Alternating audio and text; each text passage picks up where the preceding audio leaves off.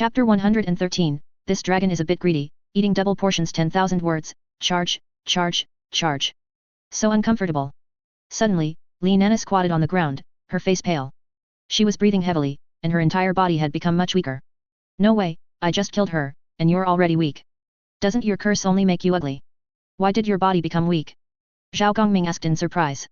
I don't know, I'm very weak and uncomfortable right now. Let me rest for a bit. Li Nana looked up, and her face was undergoing a tremendous change. Even Zhao Gongming saw it. Li Nana's face was visibly twisting at a speed perceptible to the naked eye. Her appearance, in the eyes of the natives, was already low. Now, it was even lower, even terrifying.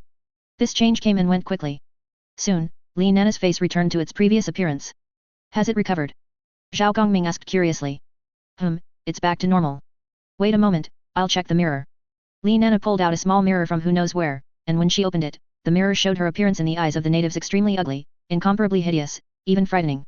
At first glance, Li Nana was startled by her current appearance. Holy crap, I thought I saw a ghost. Damn it, this dog Heavenly Dao is really a dog. Fortunately, the curse hasn't changed. It's just an intensification of the original curse. Li Nana let out a sigh of relief. This action could be considered a test of the curse. Although she didn't know the identity of this Dragon Keen woman or what role she played. However, judging by the intensification of the curse, this Dragon Keen woman might be a very important character. They had killed such an important character, and Li Nana's curse hadn't increased, it had only been strengthened on its original foundation. Her appearance had become even uglier. However, it didn't endanger her life, so it was acceptable. You need to be careful in the future. Don't always rely on the curse, it's useless. Although new curses won't appear, you can't guarantee that this Heavenly Dao won't play dirty. Do you remember this? Zhao Gongming came to the spot where the Dragon Keen woman had turned to ashes, and from the stone dust, he picked up the dragon controlling token. You became dazed and slow-witted when you first touched the dragon controlling token, you almost lost your life. It proves that the Heavenly Dao will play dirty. It won't remain indifferent. Zhao Gongming wiped the ashes from the dragon controlling token and examined it carefully. Even if it plays dirty, I can't do anything. I can only try to stay as far away as possible. If it really comes down to it, I can only run away. Old Zhao, we're so familiar, you wouldn't refuse me, would you? No way, big brother, no way. Li Nana showed a pitiful expression. Please, please. Take me in. If you say big brother one more time, do you believe I'll hit you? Sometimes, Zhao Gongming really wanted to beat up this fellow countryman. What's with the big brother mim? Couldn't she understand? Taking you in, yes, it's possible. But are you sure you can abandon your family and leave? Your feelings for them aren't shallow, are they? You were even willing to cover their retreat. Can you bear to leave them? Taking in Li Nana wasn't a problem for him. The problem was, would Li Nana truly be willing to leave? Her relatives in this life were also her relatives. Her feelings for them were no less than for her relatives in her previous life. If someone dedicates themselves to you for 10 or 20 years, would you have no feelings? Someone as timid as Li Nana was willing to cover the retreat for her relatives in this life. This clearly showed that her feelings for them were very deep. It sounds like I can't leave even if I'm reluctant.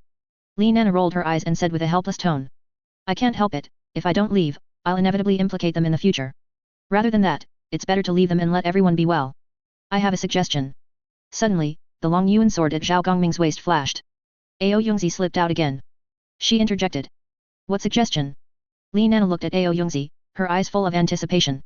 Devour this world and let me become the Heavenly Dao of this world. What do you think, Zhao Gongming? Don't you think this is a great suggestion? Ao Yongzi didn't look at Li Nana but instead turned her gaze to Zhao Gongming. She knew very well. Only Zhao Gongming could accomplish this suggestion.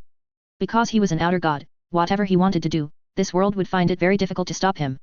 Zhao Gongming's expression was a bit speechless. Didn't we agree? I'll help you seize control of my world, allowing you to restore the dragon realm. Why have you changed your mind now? Do you want to seize this one? Why was Ao Yongzi so fickle? They had clearly agreed. Now she wanted to change her mind and switch targets. I haven't changed my mind. Seizing control of your world and seizing control of your friend's world are two different things. Do you not need to eat your next meal just because you've eaten one? Can't I seize control of two worlds? Can't I, Ao Yongzi, be a little greedy? I'm just a little greedy, what's wrong with me? Ao Yongzi immediately became unhappy. Who stipulated that the Heavenly Dao could only control one world? If the Heavenly Dao could only control one world, then what would be the point of their transmigration wars? Sending transmigrators to other worlds wasn't just for luck, they had other goals. All worlds had a common goal. That was to devour other worlds until only one remained. Seizing luck was just the beginning. If they had the opportunity to annex, they would absolutely not just seize luck. You're really not holding back. I've never seen anyone as greedy as you. Big belly girl. You're the big belly one, I'm just a glutton, not big bellied. Zhao Gongming. Don't you think my suggestion is very good? Moreover, this world has dragons. It's perfect for reviving the dragon realm, a perfect substitute. Ao Yongzi became happier as she spoke, and at this moment, Li Nana also looked at Zhao Gongming with expectant eyes, because she also thought Ao Yongzi's suggestion was very good. Once Ao Yongzi devoured the heavenly Dao and replaced it, then she would be complete. Her family would also be safe. After all, Ao Yongzi belonged to Zhao Gongming, and Zhao Gongming was one of her own, so naturally, Ao Yongzi was also one of her own. With the heavenly Dao as her backing, wouldn't she be incredibly arrogant in the future? Hehe. Her future life would be even brighter. Since you say that, why weren't you tempted by Ye Jingxuan's world back then? Why would I be tempted? Your crazy friend planted a super large bomb underground that could blow up the planet, cutting off its luck. When the outer gods descend, wouldn't I be delivering myself on a platter if I went there? Am I out of my mind? Zhao Gongming. Chapter 114, The World of Dragon Descendants, How to Awaken as a Dragon Descendant.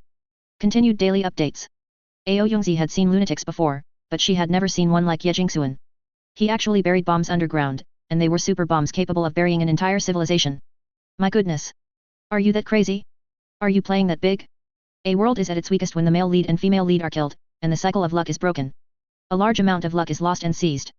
Generally speaking, as long as the luck has not reached the red line, then the world only needs a little time to renurture the next child of luck, which are the male lead and female lead. Once the plot operates normally, it will not attract outer gods. The destruction of the dragon realm was largely due to its luck being harvested too severely. The kind that was harvested to death. Uprooted, leaving no way out. You killed the protagonists, and you took their luck. But, before you left, you also annihilated the family responsible for the legacy. That was already too much. You even sent coordinates to the outer gods. You are simply worse than a beast. Even a scheme to wipe out a lineage isn't as ruthless as yours. The transmigrators from the Azure world were ruthless in their actions. But Ye Jingxuan was no less, even more vicious and crazier. He directly dragged the world to its death with him. He buried a super bomb in the world. The power of such a bomb was simply something that world's level could not withstand. The final result was the complete destruction of human civilization, leaving irreparable, fatal wounds on the world. Outer gods descended, harvested the last life of the world, and then it completely disappeared. Let's not talk about the past. If you want to devour this world, it's impossible in the short term. Unless you know the plot in advance and know who the protagonists are. Seizing control of a world is neither difficult nor easy. The method of operation is very simple. It's about killing the male lead and female lead, disrupting the world's plot operation, and as for plundering luck, they don't need to worry about it. Earth will not let go of such a once-in-a-lifetime opportunity. Once a large amount of luck is lost, the world will fall into a weakened state. At this time, it is most vulnerable to being taken advantage of. It is also Ao Yongzi's opportunity. Once she devours the heavenly Dao and replaces it, then, this world will become Zhao Gongming's private garden and entirely his. Don't think this method of operation is difficult. In reality, the hardest part is identifying the male lead and female lead. Once the male lead and female lead are identified, everything becomes very simple. Do you know what this token is for? Zhao Gongming placed the dragon controlling token in front of Ao Yongzi. Ao Yongzi flew around the token once, then shook her head, indicating she didn't know. This world was equally unfamiliar to her. The dragon controlling token, this item seemed very important to this world. But its specific effect, she didn't know. Who knows what this token is for? A dragon controlling token, could it really control a dragon? I'll look for information. I don't know if the small town can find relevant information. Li Nana sighed. Be careful, try to be as steady as possible, don't rush. If it really doesn't work, move further away, move to a big city. Anyway, you're not short on money. Big cities are safer, more secure, and offer a wider range of information. Zhao Gongming suggested. Okay. However, before I leave, I have to ask my dad. I've never left the village, and I don't know what it's like outside, but my dad has. When he was young, he was a bodyguard and traveled to many places. Later, because he got married, he returned to the village to settle down. After sending Li Nana back to the inn in town, Zhao Gongming returned with the dragon egg. At the same time, in the distant Along City, the current Along City Lord discovered her daughter's life tablet was shattered, and immediately learned of her daughter's death, raging furiously in the city lord's mansion. Many servants were affected and died on the spot. Lianer, Lianer, my Lianer. Ah ah ah. Roar roar roar. The Along City Lord roared to the sky, then her hands transformed into dragon claws, and balls of scorching flames erupted from her hands, turning into pillars of fire that killed all the servants in the mansion. Even many of her husbands, who couldn't escape in time, also died in the flames. Boom boom boom, raging flames surged towards the sky, dyeing half the city's sky red. Countless ordinary people shivered, looking at the tyrannical flames. This is a world ruled by dragon descendants. In ancient times, humans and the dragon clan formed an alliance, intermarried, and with the power of the dragon clan, eliminated countless races, becoming the dominators of this continent. And the dragon clan, due to difficulties in legacy, gradually withdrew from the stage of history with the passage of time. The retreat of the divine dragons led to the rise of the dragon descendants. Dragon descendants, possessing the power of a true dragon, wielded absolute power, thus standing above all beings. Ilong City was founded by the dragon descendants of the Red Dragon clan. All residents in the city must consider themselves citizens of Ilong City and serve Ilong City as their master. That's right, Ilong City as the master. This is a city-state world. There is no unified nation, only independent city-states. City-states ruled by dragon descendants. Due to the intermarriage between humans and the dragon clan, the humans in this world all possess some degree of dragon bloodline. Only dragon descendants with pure bloodline can awaken naturally. From birth, they display the extraordinary power of a true dragon. And humans who cannot awaken innate can also awaken as acquired dragon descendants through alternative means. This method is monopolized by dragon descendant families, and ordinary people cannot obtain it. Li Nana learned about the other side of the world from her father's mouth. She instantly became excited. Who could refuse extraordinary power? Moreover, she was transmigrated, by rights, she also possessed dragon bloodline in her body. Did this mean she could also awaken as a dragon descendant? And wield the power of a true dragon? Although after awakening as a dragon descendant, one would be subject to some negative effects of dragon blood, such as becoming tyrannical, irritable, and bloodthirsty. However, it must be said that extraordinary power always makes people ignore the price paid for it. According to her father's account, dragon descendants have extremely long lifespans. Her dad knew that the Qinglong city lord had already lived for over 1,000 years.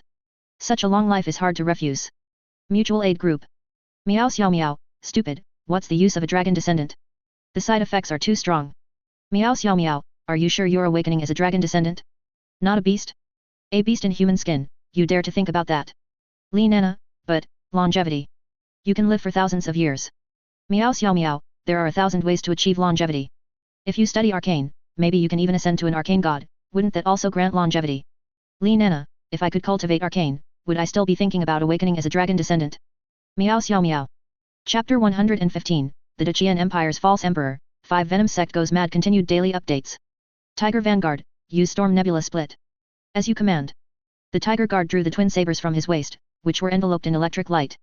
With the Tiger Guard's full power strike, the massive rock in front was instantly split into powder. The Tiger Guard's saber chi, after shattering the rock, did not dissipate. Instead, it continued to cleave forward. It created 2 ravines in the mountain path ahead, each 10 meters deep, 1 meter wide, and several hundred meters long. In terms of destructive power, the Tiger Guard was stronger than the Chicken Guardian, and even stronger than any of the Zodiac Guardians except for the Dragon.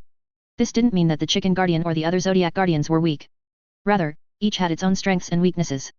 For example, the Chicken Guardian possessed the ability to fly. This was something the Tiger Guard did not have. The Ox Guardian's advantage was its great strength and thick hide, but its drawback was its slow movement. And so on. Wow, Master, this Tiger General is so strong. From now on, we won't have to fear the Imperial Court anymore. Zhao Deifu's eyes gleamed as he watched the incredibly destructive Tiger Guard. Who could possibly defeat such an amazing Tiger Guard? An innate master? Stop kidding. With one saber chi strike from this Tiger Guard, innate masters would have to discuss funeral arrangements in advance. What's more, their Zhao family still had 9 more of these amazing Tiger Guards. Besides the Tiger Guard, their Zhao family also had other Zodiac Guardians. Excluding the Dragon, there were 10 of each of the other Zodiac Guardians. A total of 110 Zodiac Guardians. In terms of combat power, they were practically invincible. What innate or not innate, it was a one-move affair. If they were to form an army, how invincible would that be? Could it be that Master was really planning to make a move? Da Fu's gaze fell upon a fiery red egg behind Zhao Gongming. Ever since Master returned home, the egg had been floating behind him. Following him closely. According to Master, this egg was a dragon egg. It would hatch in a year. By then, their Zhao family's 12 Zodiac Guardians would be complete.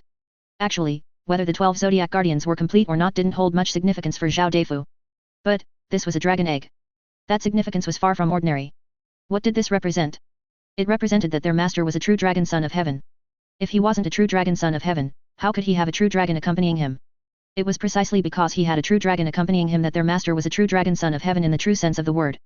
As for Emperor Kongd in the Imperial Palace, he was completely ignored by Zhao Deifu. An emperor without a true dragon accompanying him, what kind of emperor was he? At most, he was a false emperor. A fake emperor who usurped the world. Only our master is the true son of heaven, a true dragon among men. That's right, that's how it is. Our master has the demeanor of a great emperor. It seems they need to quickly prepare dragon robes, and also prepare a few fish. Stuff jade tablets into the fish, then kill a snake, and start an uprising to slay the dragon.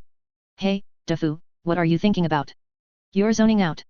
Zhao Gongming looked at the dazed Da Fu, a bit speechless. How could he zone out in broad daylight, while talking to him? I'm really impressed with you. Did you go to a brothel to look at girls again last night? When we return to Fuzhou, I'll have your uncle give you a good beating. Your uncle isn't even married yet, and you're already thinking about women, hey? It's time for a beating. Ah, master, I wasn't zoning out, I was thinking about something. With such powerful guardians, we won't have to worry about the imperial court anymore. Du Fu said with a smile. Nonsense. You make it sound like we'd be afraid of the imperial court without these guardians. Calm down, your master, am not dead yet. As long as I'm alive, they wouldn't dare to harbor ill intentions. You all just live your lives well. Your master, may not be able to protect the world, but can't I protect you all? Zhao Gongming showed a slight smile and said disdainfully. The imperial court? Heh. If they abide by the rules, they are the imperial court, and everyone lives in peace. If they don't abide by the rules, then I'm sorry, but you are a traitor who usurped the country, and everyone has the right to kill you. I'll blow up your dog emperor overnight. As for the rules, of course, they are my Zhao Gongming's rules. My rules are the rules. That's right, that's how arrogant I am. If I don't have the ability to be arrogant, I won't be arrogant. But if I have the ability to be arrogant and I'm still not arrogant, then wouldn't my ability have been in vain? Master, the world also needs you. Zhao Deifu whispered. Ah? What did you say? Zhao Gongming didn't hear clearly. I didn't say anything. On the way back, Zhao Deifu kept smiling to himself, head down, not knowing what bad idea he was cooking up. Early the next morning, Zhao Gongming got up, planning to go to the Imperial Palace to watch the finals. What he didn't expect was that before he even left, someone came to tell him that today's competition had been cancelled. What happened? Zhao Gongming looked bewildered. Why was a perfectly good competition cancelled? One must know this was the final round. For the sake of fairness, there needed to be a few days of rest before the finals, allowing the contestants to adjust their condition and give their all. Unexpectedly, on the day of the finals, the Imperial Court announced its cancellation. Good heavens, what happened? To cancel it temporarily, it must be very serious. Something big happened. Do you still remember the Five Venom sect? Zhao Lingxian snatched the tea that Qin Meng had specially poured for Zhao Gongming, making Qin Meng so angry she wanted to hit her. However, Qin Meng was held back by Zhao Gongming. Five Venom sect? I remember, what about them? Weren't they eliminated? They didn't even make it into the top 50, what trouble could they cause? Zhao Gongming was not unfamiliar with the Five Venom sect. Many of the rules for this martial arts tournament were specifically set up against the Five Venom sect. It was because their methods were too ruthless and vicious. So the Imperial Court specifically restricted the Five Venom sect. And incidentally, also affected the Tang sect. However, although the Five Venom sect came with a fierce momentum, their results were quite ordinary. They didn't even make it into the top 50. They brought shame upon themselves. There was no help for it. After all, with the restriction on their use of poison and hidden weapons, they were basically useless. The Tang sect at least still had puppets, but the Five Venom sect had nothing unrelated to poison, so restricting poison was enough to kill them. It's precisely because they were eliminated. The Dejian Empire restricted their use of poison and hidden weapons, causing them to not even make it into the top 50. Their sect master's face was incredibly ugly with rage. Then, they retaliated against the Dejian imperial family. These past few days, venomous insects have been continuously found in the imperial palace. Many palace maids and guards were bitten, and quite a few people died. Last night was even worse. Last night, people from the Eastern Depot found venomous insects in the Emperor and Empress's sleeping chambers. Emperor Kongd was nearly bitten and was greatly frightened. He didn't even show up this morning. The old eunuch from the Eastern Depot came out to announce the cancellation. Now the Eastern Depot, Western Depot, and Imperial Guards are too busy to deal with the martial arts tournament. They are busy clearing out venomous insects and hunting down the Five Venom sect. When Zhao Lingxian spoke of the Five Venom sect, her expression was calm. She did not feel anxious about the Five Venom sect poisoning the Dejian Empire's emperor. After all, their Nanzhao kingdom had long since severed ties with the Five Venom sect. This matter would not involve her Nanzhao kingdom. Let them cause as much trouble as they want. Oh, by the way, the Five Venom sect is acting a bit crazy, so be careful. These are insect repellents. Place a few in your room, and they will help drive away venomous insects. Zhao Lingxian took several gu jars from the old woman's hand and gave them to Zhao Gongming. Thank you. You also need to be careful. If it's really not possible, stay at my house, don't get ambushed by the Five Venom sect. Chapter 116, Farewell, Zhao Lingxian returns to Nanzhao. Charge. Assassinate me? Ha ha ha ha, do they dare? I am the princess of Nanzhao kingdom. My father is the Witch King, and my mother is the former saintess. If they so much as touch me, they'll be removed from Nanzhao kingdom the very next day. The Miao Witch bloodline places great importance on lineage. The bloodline of the saintess and the Witch King is even more supreme. Although the Five Venom sect has drawn a clear line with the Miao Witch bloodline, they were ultimately founded by the Miao Witch, and the Miao Witch bloodline still keeps their registry. Commonly known as a family tree. Once they dare to lay hands on the Witch King's bloodline, their names on the family tree will be erased. And they will be hunted down by all Miao Witches and armies within the Nanzhao kingdom. Cut off from their tribe, cut off from Nanzhao kingdom, cut off from the world.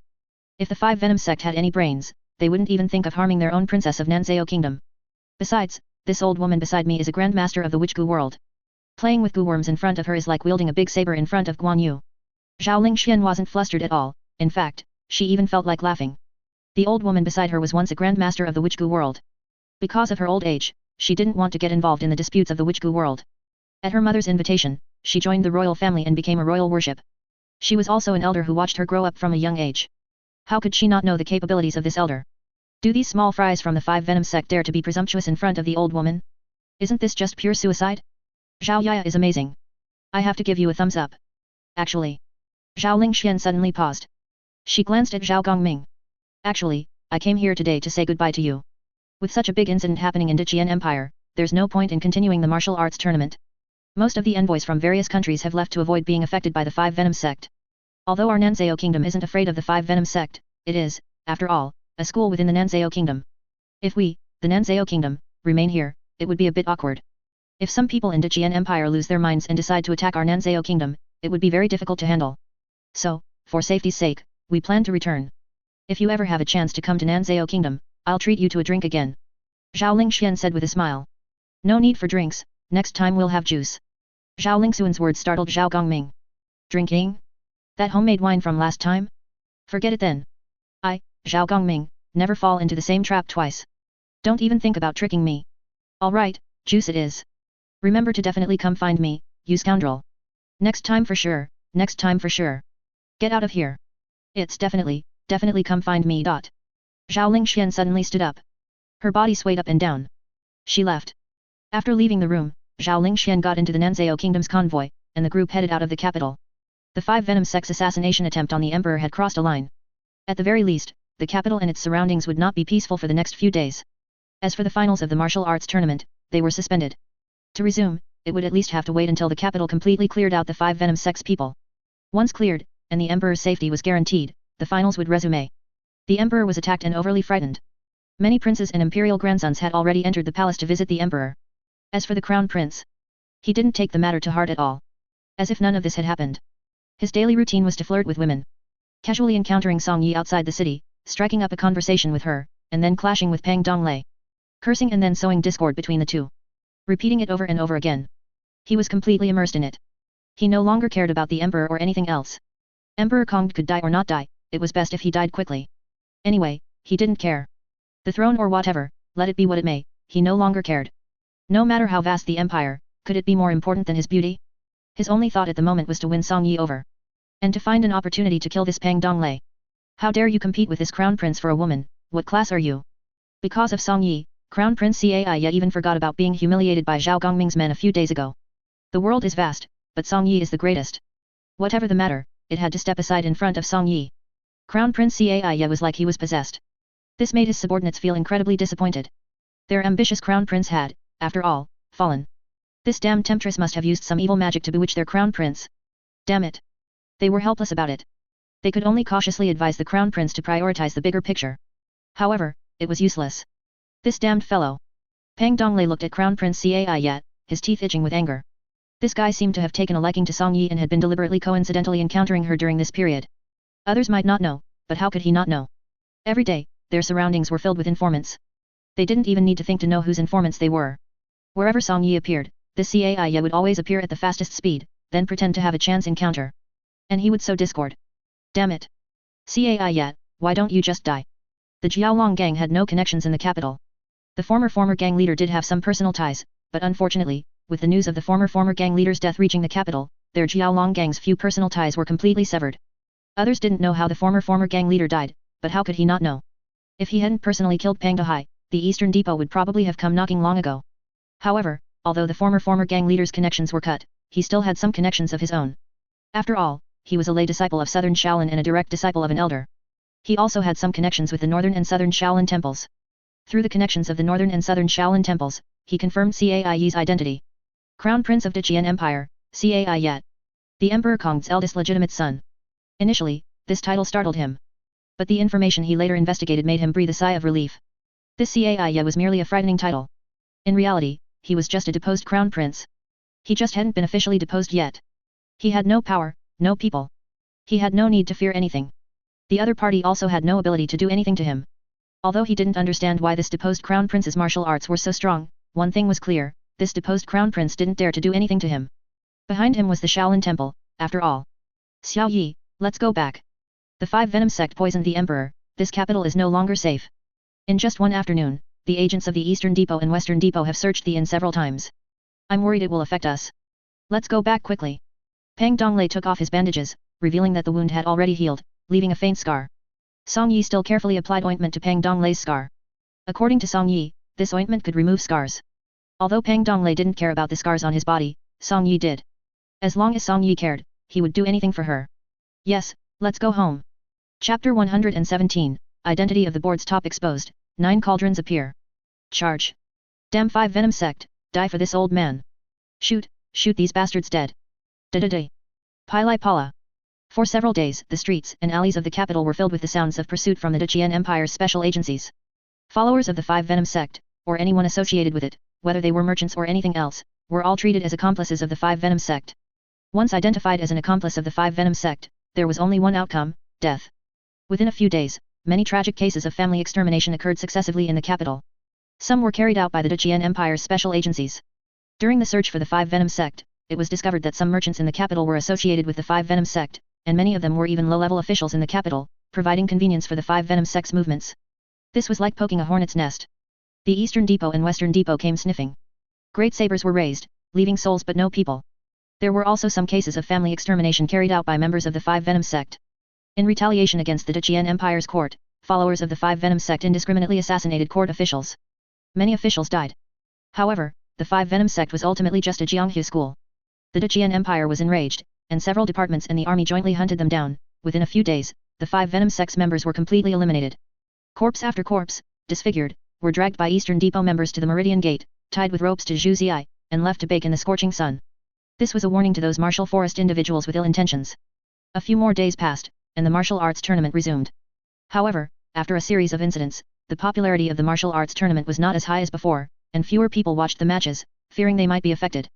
Emperor Kongd, who was overly frightened, also appeared. However, his complexion was very poor. The competition proceeded as usual. The champion of the youth group, without surprise, was precisely the mysterious top of the outstanding talent board.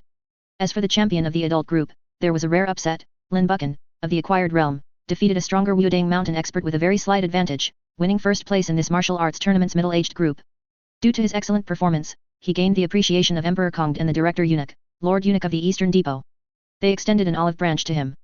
Lin Buchan accepted and was granted a noble title and an official position by the court. He instantly became a powerful figure in the Eastern Depot.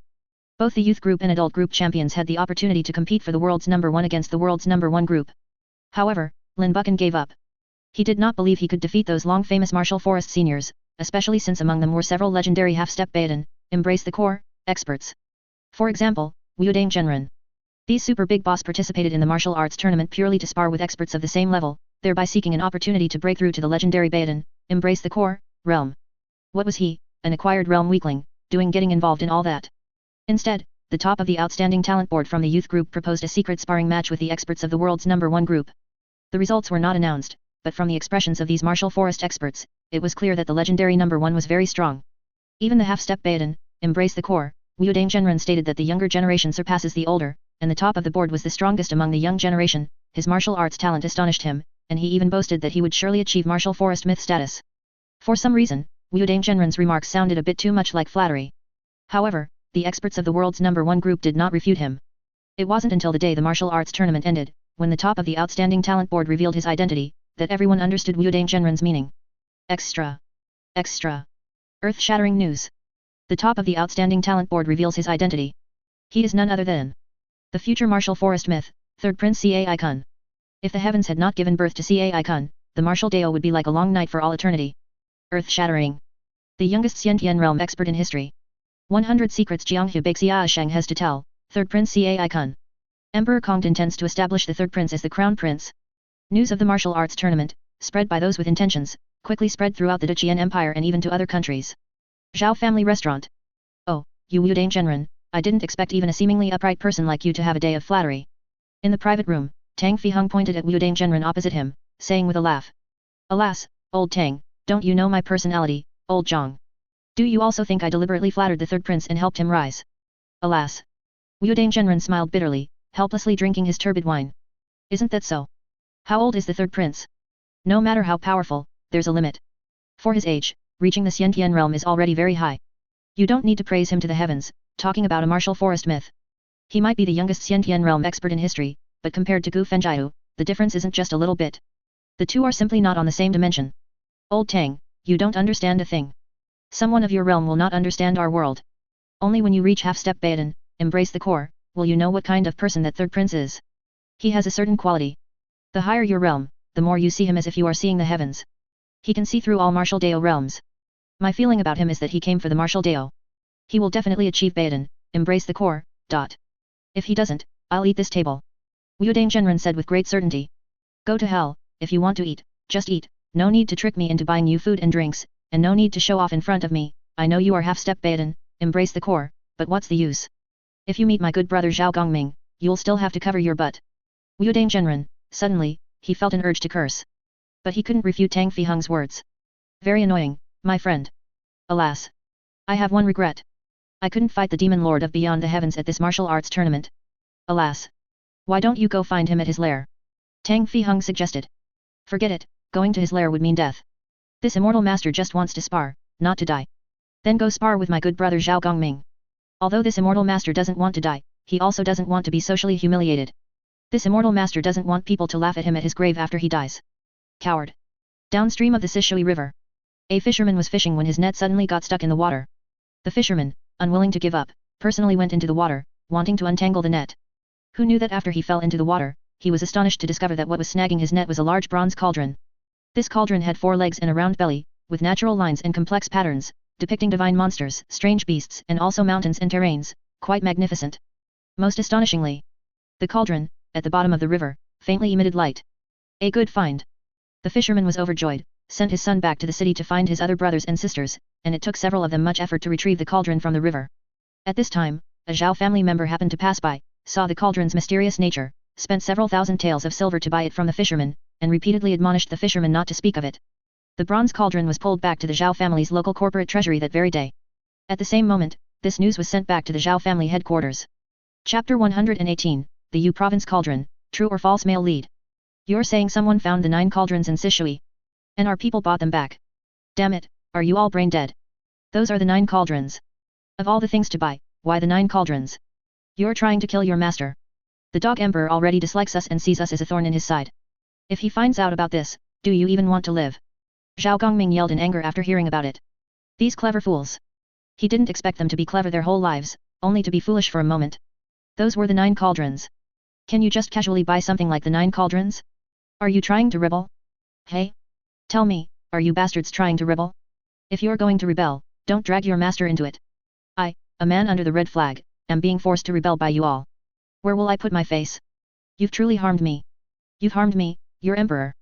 Master, that's the Yu Province Cauldron. It's the Yu Province Cauldron. The Zhao family members cautiously reminded Zhao Gongming. When you unified the world, he cast the 9 cauldrons, representing the supreme authority of the monarchy and symbolizing the nation's unity. Among them, the Yu Province Cauldron was the largest and centrally located, making it the most revered cauldron. Its implied meaning was self-evident. The Yu Province Cauldron? So what? This isn't suitable for our Zhao family. If it gets out, what will we do? Zhao Gongming said helplessly. Master, it won't be discovered. This news will never get out. His subordinate tried to persuade him. Nonsense, it won't get out. How can you guarantee that fishermen won't talk? Zhao Gongming said irritably. There's no such thing as an airtight wall in this world. Master, your subordinate guarantees with his head. That fisherman has received many favors from you, and his children even work for our Zhao family. Don't you trust him? His subordinate was 100% certain this wouldn't get out, at least not in the short term. Why? Because the fisherman himself was one of them, how could he possibly reveal it? Forget it, where is the cauldron? Zhao Gongming asked. The Yu Province Cauldron has already been secretly transported back to Fuzhou City. All right, spread the word. We'll depart for Fuzhou tomorrow. Zhao Gongming immediately gave the order, preparing to return home. Firstly, the martial arts tournament had ended, and there were no urgent matters to attend to in the capital. Secondly, Qin Meng had been acting strange again recently. She had started stealing his underwear again. He was very troubled. If he stayed any longer, he wouldn't have any underwear left to wear. These were custom-made, and it took a long time to make a batch. Yes, master. The carriages have been arranged, and we can depart at any time. Oh? So urgent. 1 week later. Zhao family warehouse in Fuzhou City. Team leader Che wrote back, saying master is already on his way back. Is the cauldron handled? Are the dragon inscriptions carved? Don't let master find any clues. The person in charge of guarding the U Province cauldron looked worriedly at the people tinkering with the U Province cauldron in front of him. Among them, an old man held ancient oracle bones, mimicking the shapes and styles of the characters recorded on them, creating their own characters. Whether the meaning of the characters was correct wasn't important. What was important was that the style and shape of the characters they carved should be similar. It needed to be easily understandable at a glance, yet also similar in style to ancient characters. This was a technical skill. You can rest assured, damn it. My ancestors, for over a dozen generations, were experts in faking artifacts. It's a family craft. Moreover, I've been faking artifacts for over 40 years, and no one has ever been able to tell if my work is real or fake. Calm down. I'm a professional, you amateur, don't you dare point fingers. If I carve something wrong, I'll hold you accountable. The 9 cauldrons of Xiaoyu, the world belongs to Zhao. Heaven grants the human emperor Zhao. Truly perfect. I've created another world-renowned antique, ha ha ha. Have you prepared the fluorescent powder I asked for? Hurry up and soak it, or it'll be too late when master returns. The old man quickly ordered people to move the large cauldron, intending to soak it well in a liquid made with fluorescent powder to allow it to settle. I don't know which idiot's brain went haywire to come up with such a terrible idea. Faking the 9 cauldrons isn't that difficult, but how did you think of making the 9 cauldrons glow? Don't you know that glowing, if not handled properly, can easily be discovered? The old man said helplessly. There's no other way. If you don't add some mythical elements, others won't believe it. What can better demonstrate the 9 cauldrons' mystical nature than making them glow? That's true. What about the dragon robe? Is the dragon robe ready? Ha ha ha, don't worry about that. The dragon robe was prepared a long time ago, we just haven't had the opportunity. Alright, calculate the time. Master will return to Fuzhou in about half a month. You all prepare. Several stewards in Fuzhou city discussed and prepared for Zhao Gongming's return. On the return carriage. Ao Yongzi, do you think that third prince might be the male lead? I always feel like he's a bit different. Inside the carriage, Zhao Gongming recounted the events he encountered in the capital to Ao Yongzi. Among them were matters concerning third prince Cai Kun. Zhao Gongming had people collect information on third prince Cai Kun, and the more he read, the more he was surprised. What a traditional template for a female-oriented male lead. Could this third prince be the male lead of this world? Highly probable. How would I know about that? The son of luck is very secretive, it's not that easy to confirm. His situation indeed resembles a male lead. However, he's most likely a decoy thrown out by this world. After all, this world is called the vicious male supporting character falls in love with me, isn't it? The male lead should be the male supporting character. Ao Yongzi lay on Zhao Gongming's head, her little dragon claws grabbing at Zhao Gongming's hair while scratching her own head. That's possible. But since the vicious male supporting character can fall madly in love with the female lead, why can't the original male lead fall madly in love with the transmigration female lead? There are many vicious male supporting characters, but you can't have all of them be the male lead, can you? Zhao Gongming did not deny the possibility that the original male lead, Cai Kun, could be the true male lead. Anything was possible. Want to try? Ao Yongzi suggested. How do we try? Zhao Gongming was curious. Kill him. If he's the true male lead, his death will inevitably lead to a disruption of luck. If he's not the true male lead, there's no loss. Even if he's the original male lead, he's an extremely important supporting character, and his luck won't be small. Ao Yongzi proposed a bold idea. Zhao Gongming was instantly speechless. Kill a prince? And the most favored third prince? You're asking me to rebel. Haven't you already rebelled? Ao Yongzi retorted. With your attitude towards the emperor, is there any difference between you and rebellion? It's just a matter of acknowledging it or not, that's all. Chapter 119, Is this cauldron genuine? Forget it, discussing such matters is meaningless. Anyway, given my situation, rebelling or not makes little difference. I've already rebelled against the heavenly Dao, so one more earthly emperor won't hurt. Zhao Gongming had come to terms with it. He no longer wished to argue about such issues. An innocent man is guilty only for possessing a treasure. His existence already threatened the rule of the great Jian dynasty. There was nothing to explain.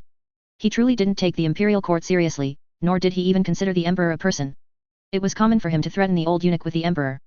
However, if you truly said he wanted to rebel, that would be a bit unfair. My patriotic heart, Zhao Gongming's, is witnessed by heaven and earth.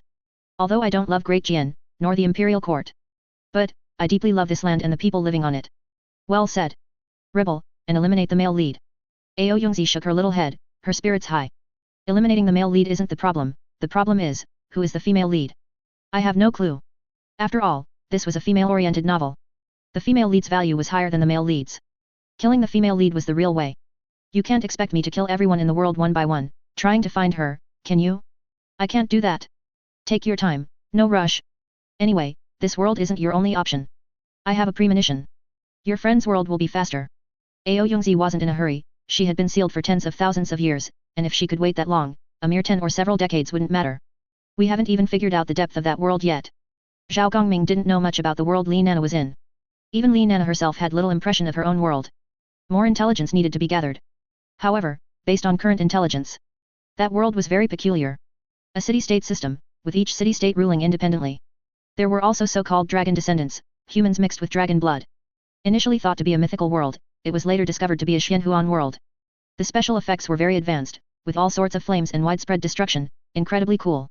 But the actual destructive power was a bit weak, inconsistent with the visual effects. The dragon descendants themselves were also relatively fragile. The imagined dragon descendants should possess some powerful attributes of the dragon clan, such as invulnerability to blades and water, imperviousness to fire, flying, and burrowing, and also master some divine abilities. In reality, the dragon descendants' physical attributes were only slightly higher than ordinary people's, not reaching the level of invulnerability to blades, water, or fire. Divine abilities were determined by their dragon descendant bloodline. For example, the Along family of Along City mastered the power of fire. The Azure Dragon family of Qinglong City mastered the ever-flowing power of wood. The Yinglong family of Yinglong City mastered the ability to fly. There were also black dragons, white dragons, and so on.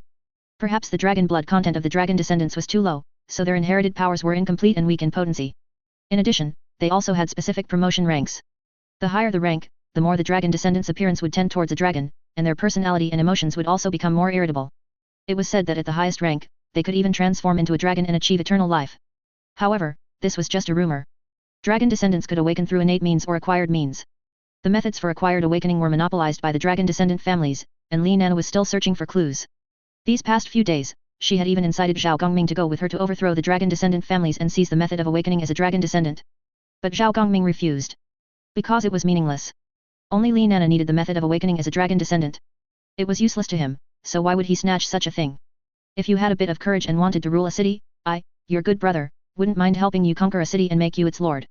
But you, darn it, only want a method to awaken as a dragon descendant. I really can't believe you. A coward is a coward. Even if he occasionally shows some backbone, he's still a coward. Moreover, does the method of awakening as a dragon descendant require attacking a city? Attacking the dragon descendant families? Can't you just buy it with money? With money, are you afraid you can't buy it? Are the internal interests of the dragon descendant families all consistent? Someone must want money, right? Just spend a little money. Just a little. That world isn't deep, that world has no high-end combat power. Even if there are a few lingering true dragons, they can't do anything to you, and besides, don't you still have me? Don't you want to get more dragon eggs? Extract their true dragon power to form an army of true dragon divine soldiers for you. How about it, are you tempted? Ao Yongzi incited him. I am tempted, but let's deal with the matter of the Yu province cauldron first. I always have a bad premonition. Do you think this Yu province cauldron is real or fake? Zhao Gongming looked at Ao Yongzi and said calmly. Does it matter if it's real or fake? The authenticity of the Yu province cauldron isn't important, but having it is very important. You only need an excuse. Does it still matter how this excuse came about? Besides, that dragon robe is still in your room. What are you pretending about? Ao Yongzi pulled open Zhao Gongming's upper garment, revealing his chest. The white jade chihu on his chest glared at Ao Yongzi, who was still tugging at his clothes. The Yu province cauldron was just an excuse. And an irrelevant one at that. Because Zhao Gongming had too many excuses. The Long Yuan sword, the imperial jade seal, the tiger tally, the dragon robe, the son of heaven's crown. Which one wasn't? Moreover, there was her. She only needed to reveal her true form, then fly around Zhao Gongming once, and all the excuses would be there. Do you understand the value of a true dragon? Who is legitimate is clear at a glance. Alas. You understand me. I don't want to be emperor. Zhao Gongming sighed. Ah, yes, yes, Zhao Kuangyan said the same thing. And Zhu Yuanzhang and Chen Yaoliang. You don't want to be emperor, but for the sake of the common people, for the sake of all the citizens, you have no choice but to wear the dragon robe and become emperor, right?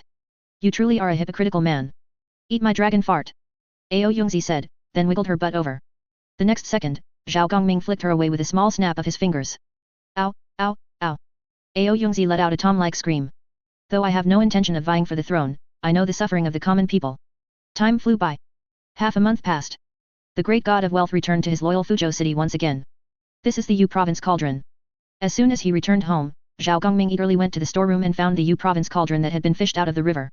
Its appearance resembled the Yu province cauldron recorded in historical materials. It's just this bronze. Isn't it a bit too new? It was a very large Yu province cauldron, but it always gave Zhao Gongming a feeling of being fake. Because it was too new. And there was a layer of unknown substance on its surface. Master, this is the Yu province cauldron. Don't worry about whether it's new or not, look at the color of the surface, these bubbles, these marks. This is real. My old man's family has been dealing in antiques for dozens of generations, wouldn't I, an old man, know if it's real or not? Such classic remarks. made Zhao Gongming fall into deep thought. I am a bit exhausted from bursting out chapters for a few days, so only 3 chapters today. Chapter 120, no need to fake it, I am destiny itself. Oh no, it seems my family has attracted a group of national treasure enthusiasts. They're even spouting classic lines like that. This is bad. Don't say any more. Look at the cauldron. I don't think this cauldron is any different. It's a very ordinary object. Zhao Gongming leaned in to examine it, finding that the cauldron was no different from the bronze cauldrons he had seen in museums in his previous life, just a bit larger. And its surface was covered with a strange substance. Indescribably strange. Could it be that it had been soaking in the river for too long? Zhao Gongming wasn't an archaeology student, nor did he understand anything about antiques or cultural relics. He just felt that this cauldron was a bit strange, but he couldn't pinpoint exactly what was off about it. Fake? He didn't know. Real? It was hard to say. Forget it, whether it was real or fake, it was just an ordinary object anyway. Far inferior to the Long Yuan sword. Forget it, you guys throw this cauldron into the storeroom. Find someone to guard it day and night, don't let anyone discover it. Zhao Gongming instructed. Master, aren't you going to look at it anymore? Look at this cauldron, its base color, its texture. Look again, there are even dragon script from the era of King Yu here. I'll read it to you. Stop talking. I'm tired. Prepare dinner. This old man, his rhetoric, the sense of déjà vu was too strong. He didn't care if this thing was real or fake. He just wanted to eat, take a bath, and sleep. Anything else could wait until he woke up tomorrow. That night, Zhao Gongming slept very soundly. He didn't even notice when someone covered him with a quilt during the night. Early the next morning. As soon as he opened his eyes, he found a yellow garment on his body. Zhao Gongming looked down. Sometime during the night, someone had draped a dragon robe over him. He pushed open the door. Sure enough. A group of his trusted subordinates, led by Zhao De, Zhao Defu, and others, all knelt on both knees, shouting to Zhao Gongming. Long live our emperor, long live, long live. Their voices were loud, but the Zhao family mansion was even larger, its area even double that of the Zhao family in the capital. Even if they shouted loudly, people outside wouldn't be able to hear their voices clearly. So they had no qualms. One by one, their gazes towards Zhao Gongming were filled with fervent heat. Suddenly, a silver light flashed from Zhao Gongming's waist. Ao Yongzi, that fellow, loved to watch a good show and wanted to add fuel to the fire, so she immediately revealed her true form in front of everyone. Silver light flickered, and a massive dragon body was surrounded by 7 stars. The proud and majestic dragon head looked down from above at the kneeling Zhao family members. Ying ying ying. The dragon's roar awakened the white jade Chihu within Zhao Gongming. 5 white jade Chihu also appeared, guarding Zhao Gongming's side. The dragon robe on Zhao Gongming suddenly burst open. Inside the room, a golden dragon and a stream of light flew out, merging with Zhao Gongming. The dragon robe he had once placed under his bed once again adhered to his entire body. He also put on the Son of Heaven's crown. An indescribable dragon aura once again manifested. And this time, the aura was more intense than any previous time. Originally, everyone was just kneeling, but with the manifestation of this dragon aura, they were directly pressed to the ground, struggling to breathe. One by one, they looked at their master in disbelief. Originally, they were just faking it, publicly declaring that their master was a true dragon reincarnation, destined by heaven. They wanted to push their master to take that step. On one hand, it was for themselves and their descendants. The Zhao family's power was too strong, touching upon the interests of the great Jian dynasty in all aspects. The great Jian dynasty would not allow a force like the Zhao family, which was beyond their control, to exist, especially one that made money so fiercely. If it weren't for their master's immense power, their Zhao family would have been devoured long ago. Once their master grew old and passed away, who would be able to protect the Zhao family? When the time came for reckoning, no one would escape. On the other hand, wasn't this also for their master? Their master was too benevolent. He couldn't bear to see the suffering in the world. Every time there was a major disaster, their master's figure was always among those providing relief, and the proportion of their master's relief supplies was constantly increasing. The fundamental reason for this was that the great Jian dynasty was too corrupt. Whenever natural or man-made disasters occurred, the great Jian dynasty would feign ignorance. The meager relief supplies allocated would be plundered by various powerful figures, leaving only a tiny bit for the disaster victims. If their master hadn't intervened, coercing those partners to provide disaster relief, this great Jian would have been riddled with rebel armies long ago. A rotten dynasty was better replaced with a new one. And this new son of heaven, only their master had the qualifications. A monarch who loved his people like his own children was the greatest fortune for the world.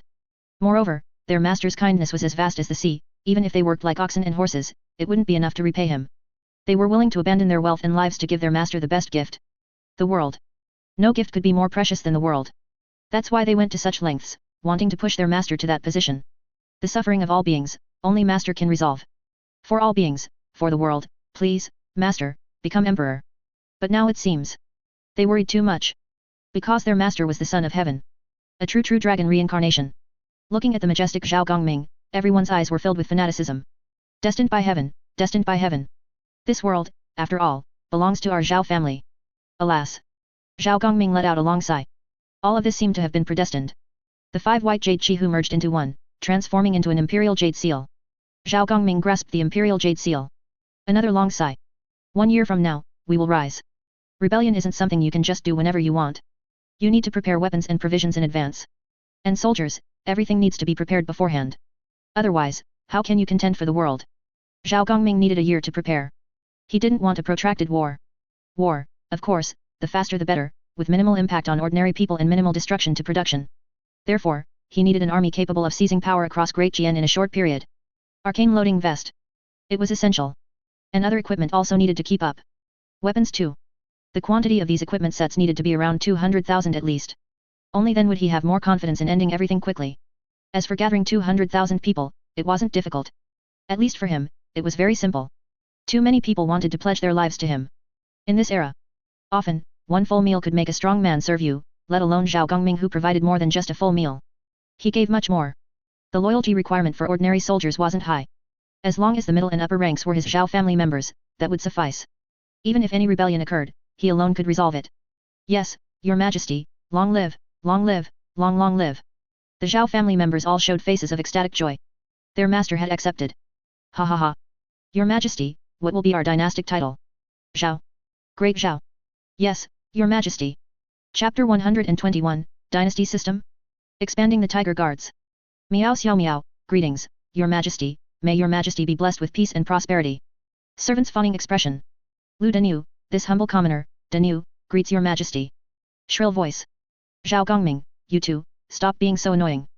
Zhao Gongming, help me think, what system should I use to govern the country? Lu Danu, what other system could there be? Of course, it's an imperial system, I am the greatest in this world. Zhao Gongming. Zhao Gongming, isn't that nonsense? Given the historical background of the world I'm in, what else could there be besides an imperial system?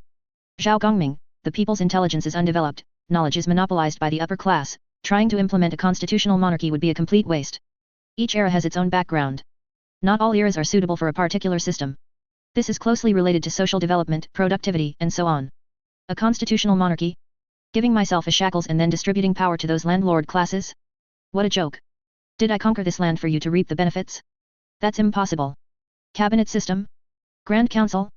The Ming and Qing dynasties were at their peak in terms of centralization in feudal society. Copying their homework is a safe bet. Li Nana, why don't you ask the amazing Ms. Li Nana? Li Nana, why think so much? Li Nana, you want the dynasty to be stable, you want centralization, and you want to guard against villains. Li Nana, I suggest adopting the dynasty model. Li Nana, establish a KPI assessment mechanism, the capable advance, the weak retreat. Li Nana, actions that harm the country will result in deductions, while actions beneficial to the country and the people will earn points. Li Nana, morality and all that messy stuff can also earn points, but not many. If you maintain this system, I guarantee your dynasty will have a large number of tireless oxen and horses. Li Nana, the dynasty has a very special mechanism. Li Nana, one prospers with it, one suffers with it. Li Nana, the higher the position, the greater the dynasty's bonus, which can improve talent, physique, intelligence, and even lifespan. Li Nana, you will gain a group of super competitive oxen and horses. Li Nana, especially the older ones, they will be more competitive than you can imagine. Li Nana, once the dynasty operates successfully, corruption and all that will simply disappear. The dynasty's built-in supervision system means there will be no secrets within the dynasty. You won't have to worry about miscarriages of justice or corruption. Li Nana, because they simply won't occur. Li Nana, their every action will have a corresponding point deduction or addition mechanism. It must be said that the dynasty mechanism described by Li Nana was quite appealing. However, how does one create a dynasty? Zhao Gongming, how does one create a dynasty? Li Nana, I have information about the dynasty. Li Nana, Xiao Ming sent it to me before. Li Nana, the dynasty has a very stringent condition, it requires a large amount of Emperor's Qi, which is Dragon Qi. Li Nana, because of this stringent condition, the dynasties in Xiao Ming's world were basically castrated versions of the dynasty, without a supervision system or a punishment mechanism. Li Nana, you don't have this problem. Li Nana, you mentioned earlier that your Dragon Qi is endless, so this stringent condition is practically non-existent for you. With that, Li Nana began searching through some ancient texts in her new house that recorded information about the dynasty. After half an hour of searching, Li Nana finally found the book, which detailed how to create a dynasty and the precautions for operating it. The core of the dynasty is Dragon Qi.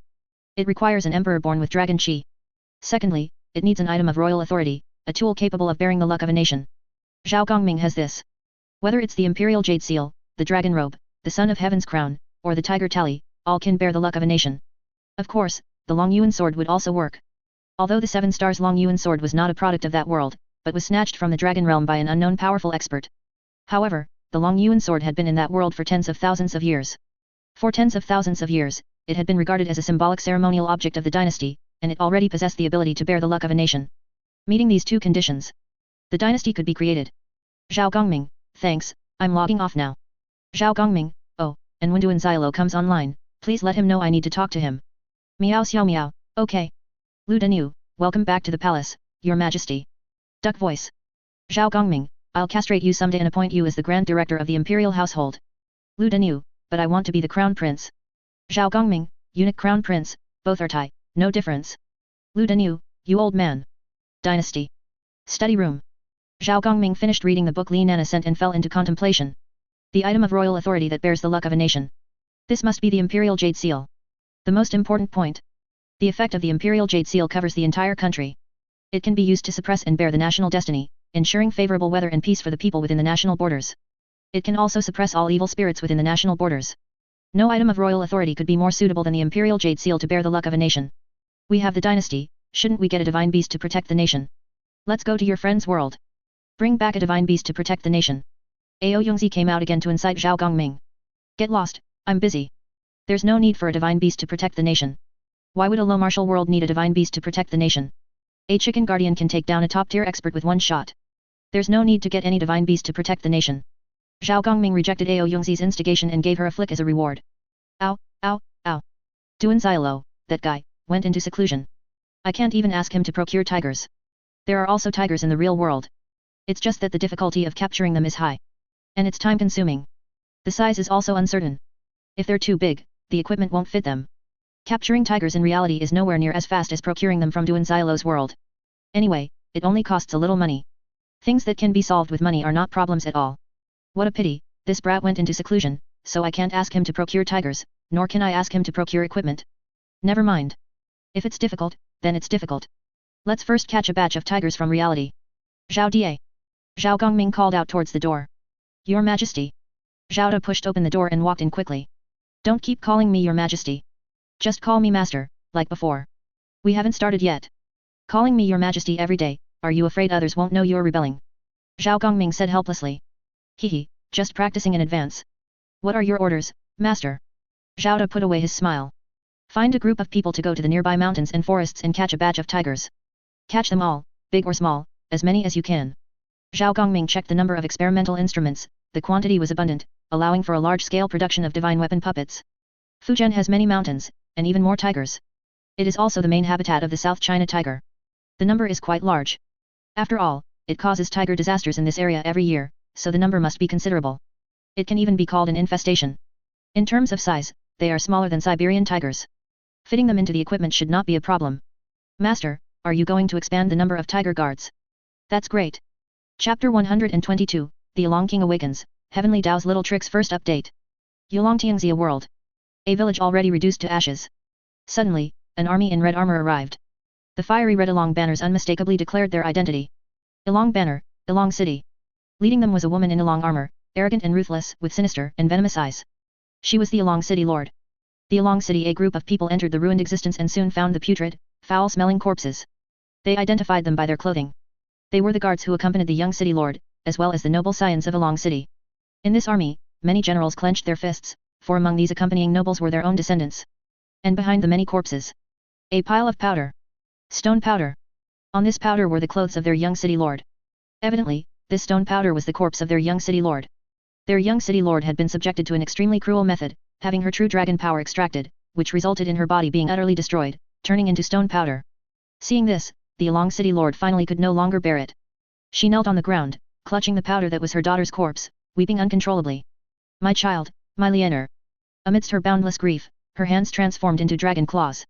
At this moment, even the soldiers behind her retreated dozens of meters, not daring to approach. Sure enough, after they retreated, boundless flames once again raged. The Yulong City Lord transformed into a monarch of flames, wantonly destroying everything her gaze fell upon. The Dragonborn's fury and brutality were now confirmed. Fortunately, they reacted quickly, otherwise they would have died as inexplicably as the City Lord's former husbands. After several hours, the Yulong City Lord had completely vented, and everything returned to normal. Only, the original corpses and remains had also completely vanished. All turned to ashes. The soldiers dared not voice any opinions, only lowering their heads and suppressing their tears. Their own descendants were gone, not only their lives but now even their remains. No bones left. However, thinking that their young city lord also met the same fate, their mood improved considerably. Investigate for me. Even if you have to dig 3 feet deep, you must find that scoundrel. That scoundrel dared to kill my Liana and steal my Along City's treasure. If he doesn't die, I cannot rest easy. The Along City lord roared. Killing her daughter was a minor matter, but stealing her dragon controlling token was another matter entirely. The dragon controlling token, that was a treasure passed down from the ancient era. In the ancient era, the human race and the dragon clan formed an alliance and forged 3 dragon controlling tokens from supreme treasures. Each dragon controlling token was forged from a dragon king's reverse scale. The wielder of a dragon controlling token could command all dragons under heaven. It was a symbol of the human king. Legend has it that whoever obtains a dragon controlling token can obtain the world. In the recent ancient era, the dragon clan gradually withdrew from the stage of history due to difficulties in legacy.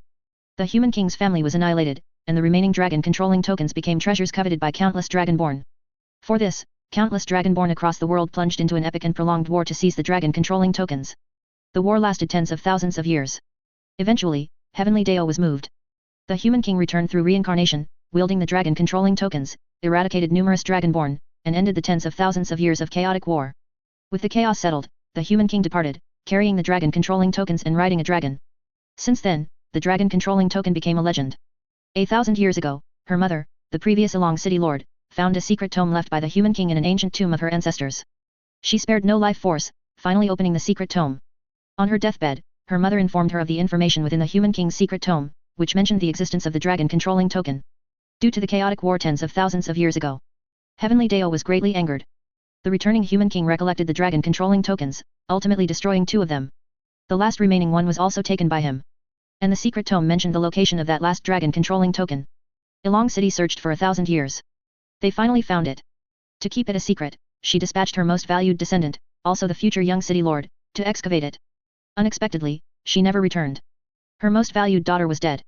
The dragon controlling token, which their family had sought for 1,000 years and her mother had sacrificed her life for, was also gone. How could this not enrage her? This was crucial to whether her Along clan could become the human king.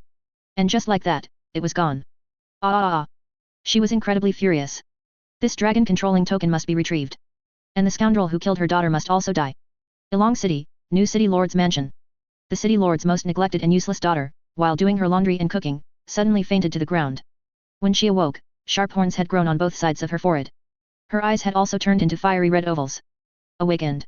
I actually awakened the power of the true dragon. The girl looked at her reflection in the water with surprise. Dragon horns emitting fire, crimson vertical pupils. Everything indicated that her bloodline had awakened. She was no longer the waste of the Along family. No longer the city lord's useless daughter who couldn't awaken her bloodline. On the contrary, her bloodline seemed to be quite extraordinary. When ordinary dragonborn awakened, they only had very subtle dragon clan features. For example, her elder sister, the former young city lord, only had a single scale on her neck when she awakened. But her eyes were a dragon's eyes, and her dragon horns were fully formed dragon horns. The scorching flames were like the most docile pets, obediently allowing her to control them. Is it a royal bloodline? The girl recalled the characteristics of the Along king's bloodline once described in her family. Along family, this world does not only have one Along family.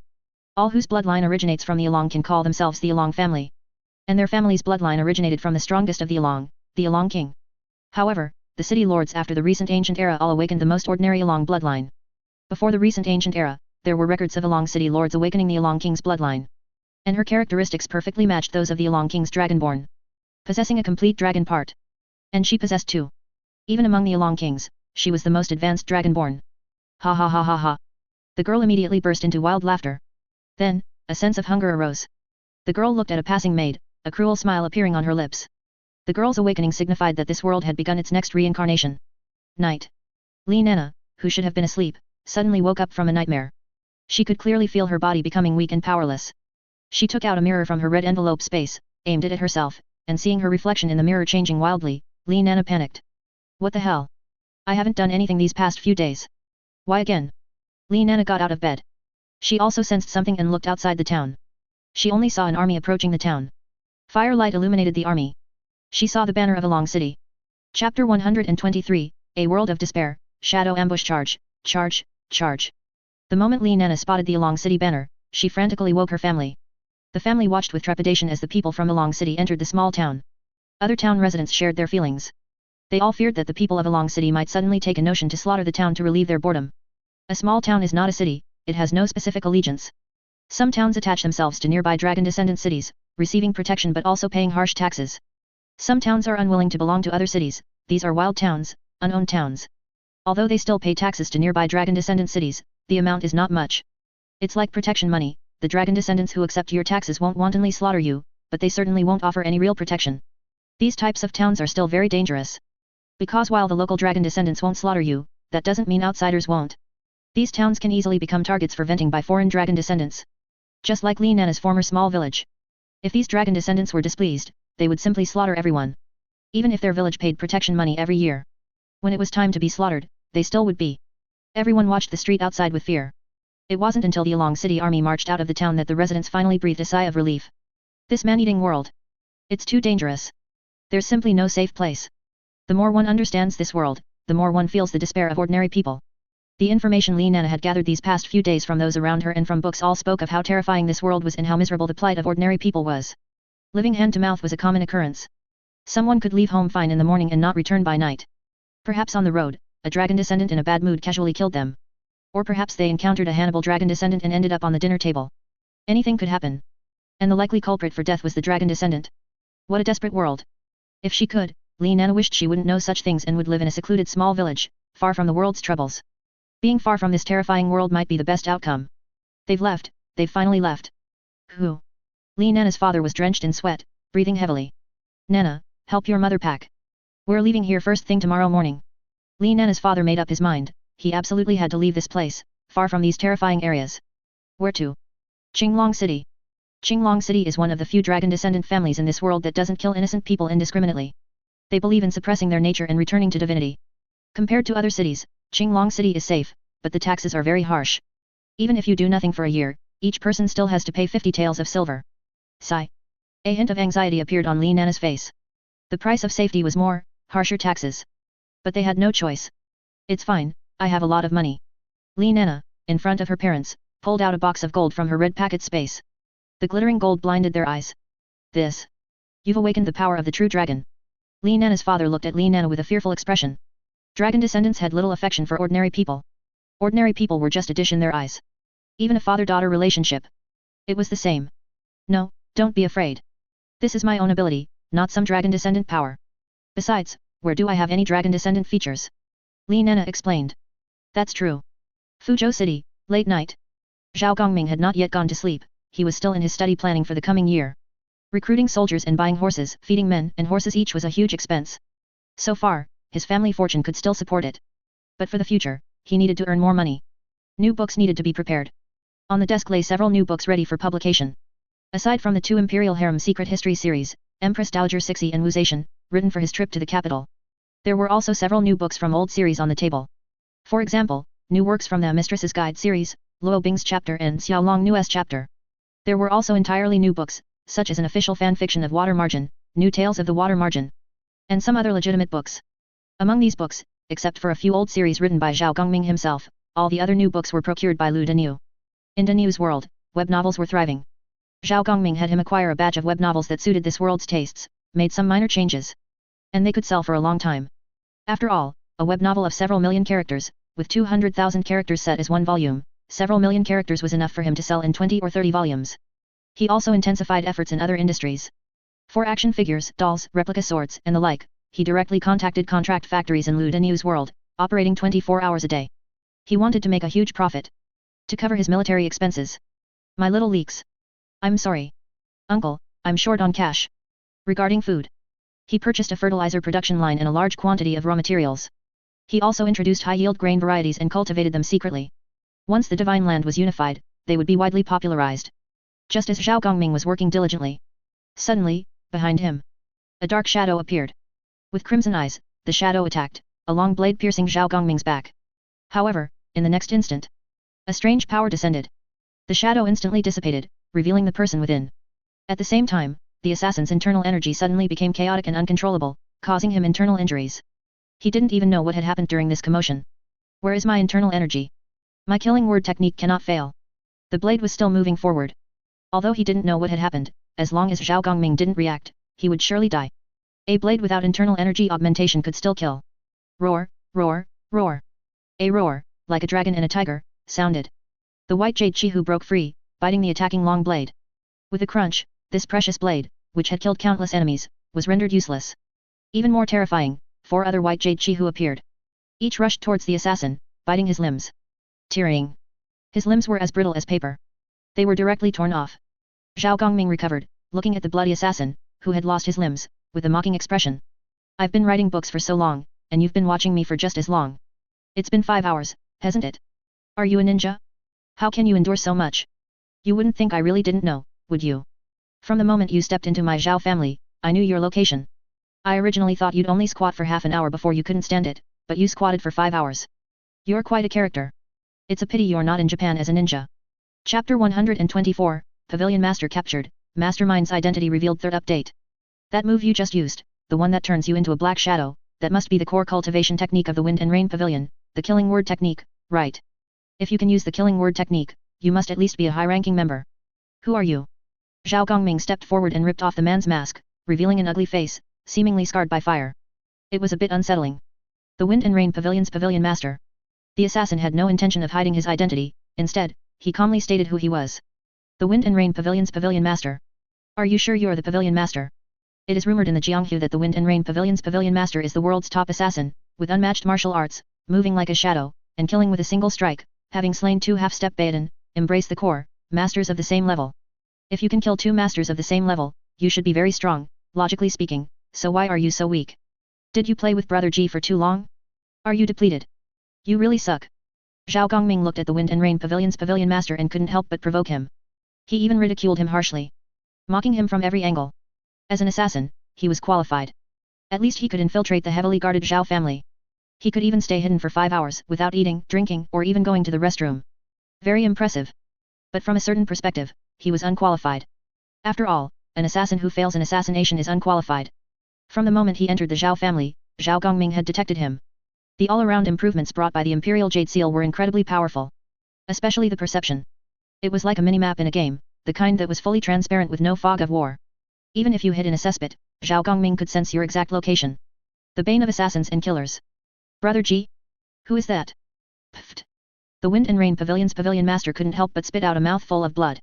His limbs had just been torn off, and his true chi had gone out of control, leading to internal injuries. He finally couldn't hold on, coughed up blood, and became much weaker. You wouldn't know him even if I told you. I have a question. If you can answer me, I'll give you a quick death. Otherwise, you know my methods. Presumably, you don't want to die as miserably as your elders, do you? Especially that elder who was disguised in the outskirts of the capital. Literally bloated to death. Aren't you curious how he was bloated to death? Zhao Gongming threatened. The Wind and Rain Pavilion's Pavilion Master lowered his head, filled with despair. Because ever since their first assassination attempt failed, the Wind and Rain Pavilion had started collecting intelligence on Zhao Gongming. After several consecutive failures, they discovered that Zhao Gongming seemed to have acquired a very strange ability. He could conjure a terrifying substance into others. After feeding it, he could completely control the other party. Even more terrifying, this ability had no limitations. He could feed you once, or he could feed you 10,000 times. Directly bloating you to death. They also knew what this terrifying thing was. They just refused to believe it. Zhao Gongming's threat instilled fear in the Wind and Rain Pavilion's Pavilion Master. He wasn't afraid of death. But he was afraid of dying in a humiliating way. And that kind of death was something he was unwilling to face. Tell me the identities and locations of the Wind and Rain Pavilion's other elders. Absolutely not. Even if I die, I will never tell you that. With that, the Wind and Rain Pavilion's Pavilion Master mobilized the true chi in his body, preparing to shatter his heart meridians and die immediately. Unfortunately, the next moment, that strange power descended once again. The true chi in his body instantly vanished. What the hell? This ability again? Did Zhao Gongming acquire a new ability again? The Pavilion Master looked at Zhao Gongming in terror. Damn it! Why are you so strange? Are you even human?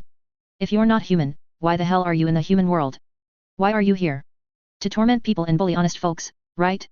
Oh, you want to commit suicide again? Since you're not behaving, I can make you behave passively. Seeing that shattering his heart meridians with true chi was impossible, the Wind and Rain Pavilion's Pavilion Master immediately tried to bite his tongue to commit suicide. Too bad, Zhao Gongming was faster. He slapped him. With a snap sound. The Wind and Rain Pavilion's Pavilion Master's face instantly swelled up. Countless teeth were instantly shattered. Lightning 5-slap combo. Snap snap snap snap. After a few more slaps, the Pavilion Master had no teeth left. With no teeth, how do you plan to bite your tongue to commit suicide? To intimidate him and intensify the threat. Zhao Gongming silently chanted a spell. The pavilion master only felt as if something had been added to his mouth. Immediately, a foul stench rushed straight to his head. Holy crap! Damn it, he actually did it. As the olige entered his stomach, the pavilion master's body was controlled. How does it taste? Want more? Or, will you tell me their identities and locations? Zhao Gongming was disdainful. This Wind and Rain Pavilion's pavilion master was just weak. He wouldn't shed tears until he saw the coffin, and he wouldn't obey unless he ate olige. I'll tell you. The Wind and Rain Pavilion's pavilion master closed his eyes in humiliation. A tear silently fell from the corner of his eye. It was a tear of humiliation. It was the last stubbornness of a half-step Baodin, embrace the core, master. Soon, the Wind and Rain Pavilion's pavilion master obediently revealed the identities and locations of the remaining elders. By the way, who is the financier?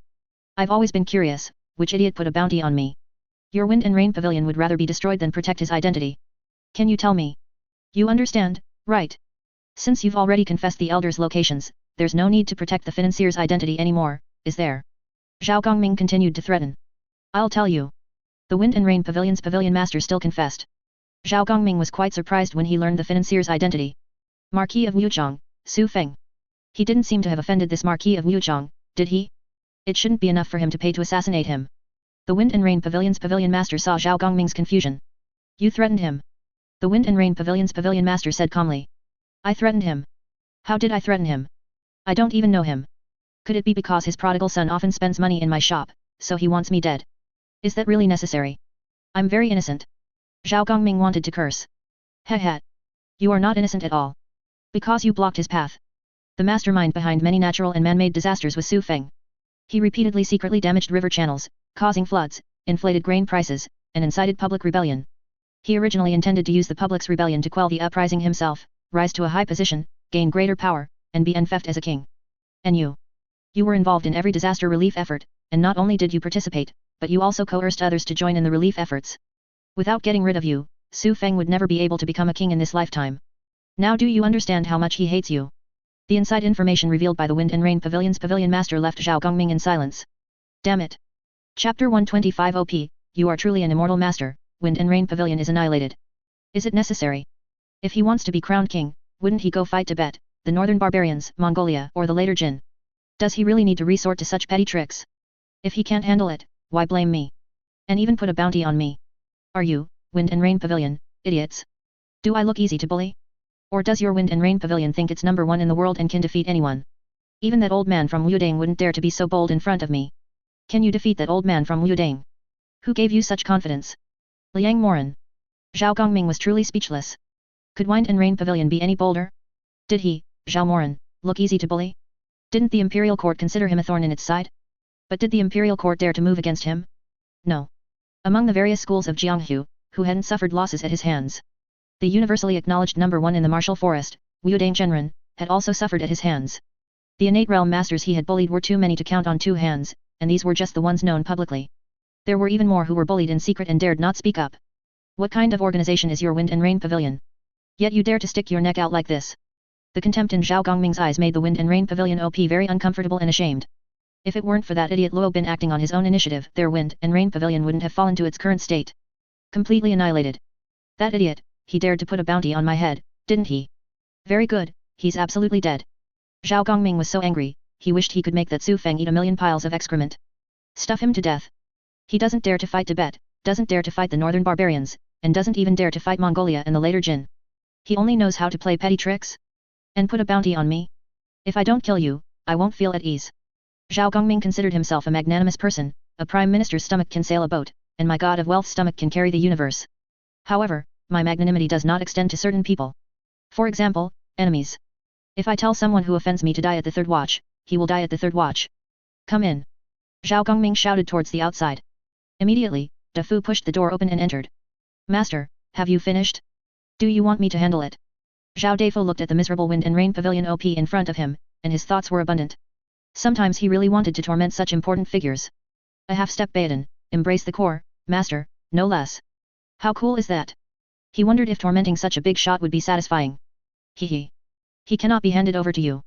I promised him I would give him a quick end. As for the people on the list, you can deal with them however you like. Remember, cut the grass and pull out the roots. Oh, and find someone to cripple Su Xiaoyang. Remember to cut off his manhood. He dared to put a bounty on me, did he? I'll make sure you have no descendants. Want to split the land and be crowned king? Dream on. I'd like to see how you, without an heir, will split the land and be crowned king. Zhao Gongming sneered. He was still aware of some of Su Feng's circumstances. In his early campaigns, he had injured his reproductive organs, leading to no further offspring. Otherwise, how could a good-for-nothing like Su Xiaoyang become the heir? It's a joke. It's just because Su Feng couldn't have children anymore. After crippling Su Xiaoyang, he would then write a letter to mock him thoroughly. Then he would find another opportunity to kill this bastard. You dog. If you cripple him, you won't get off lightly either. He commands an army of 200,000. Even the imperial court wouldn't dare to easily move against him. If something happens to Su Xiaoyang, he will go mad. When he goes mad, he won't care who you are. You can't withstand 200,000 troops. The Wind and Rain Pavilion OP said calmly. Withstand? Why should I withstand? You don't think I can't kill all 200,000 of them by myself, do you? Zhao Gongming said coldly. Speaking of which, Zhao Gongming was a very complex person. He was a saint, unable to bear the suffering of the common people, willing to spend vast sums of money to relieve distress and save lives. He was decisive in killing, cruel and ruthless. Those who offended him usually saw their entire families wiped out. In his eyes, 200,000 troops were just a group of ants that could be crushed at will, viewing human lives as mere grass, without any compassion. He was a very complex person. Sometimes, even the Zhao family couldn't understand which one was the real Zhao Gongming. As holy as a Buddha, as evil as a demon. Ha ha ha. I do know a little about the god of wealth's reputation for killing. But no matter how fast you kill, these 200,000 troops can kill the people of your Zhao family before you finish killing them. Zhao Gongming, you are too benevolent. You are too emotional. The Wind and Rain Pavilion OP once again pointed out Zhao Gongming's weakness. Emotional.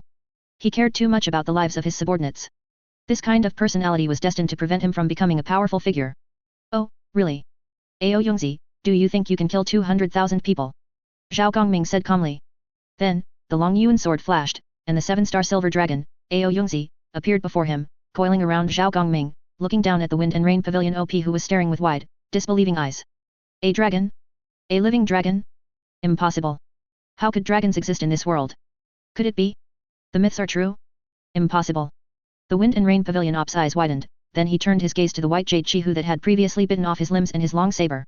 He saw the white jade Chihu reveal a look of disdain, quite spiritedly. It was then that the Wind and Rain Pavilion OP belatedly realized that this white jade Chihu was not some special effect manifested by a cultivation technique at all. Instead, it was a real, existing exotic beast. He looked at the silver dragon again. He looked at Zhao Gongming in disbelief. 200,000 people? It's a matter of a single breath. Ao Yongzi only needed to reveal her true form, and a single breath of dragon flame would be enough to incinerate these 200,000 troops into nothingness.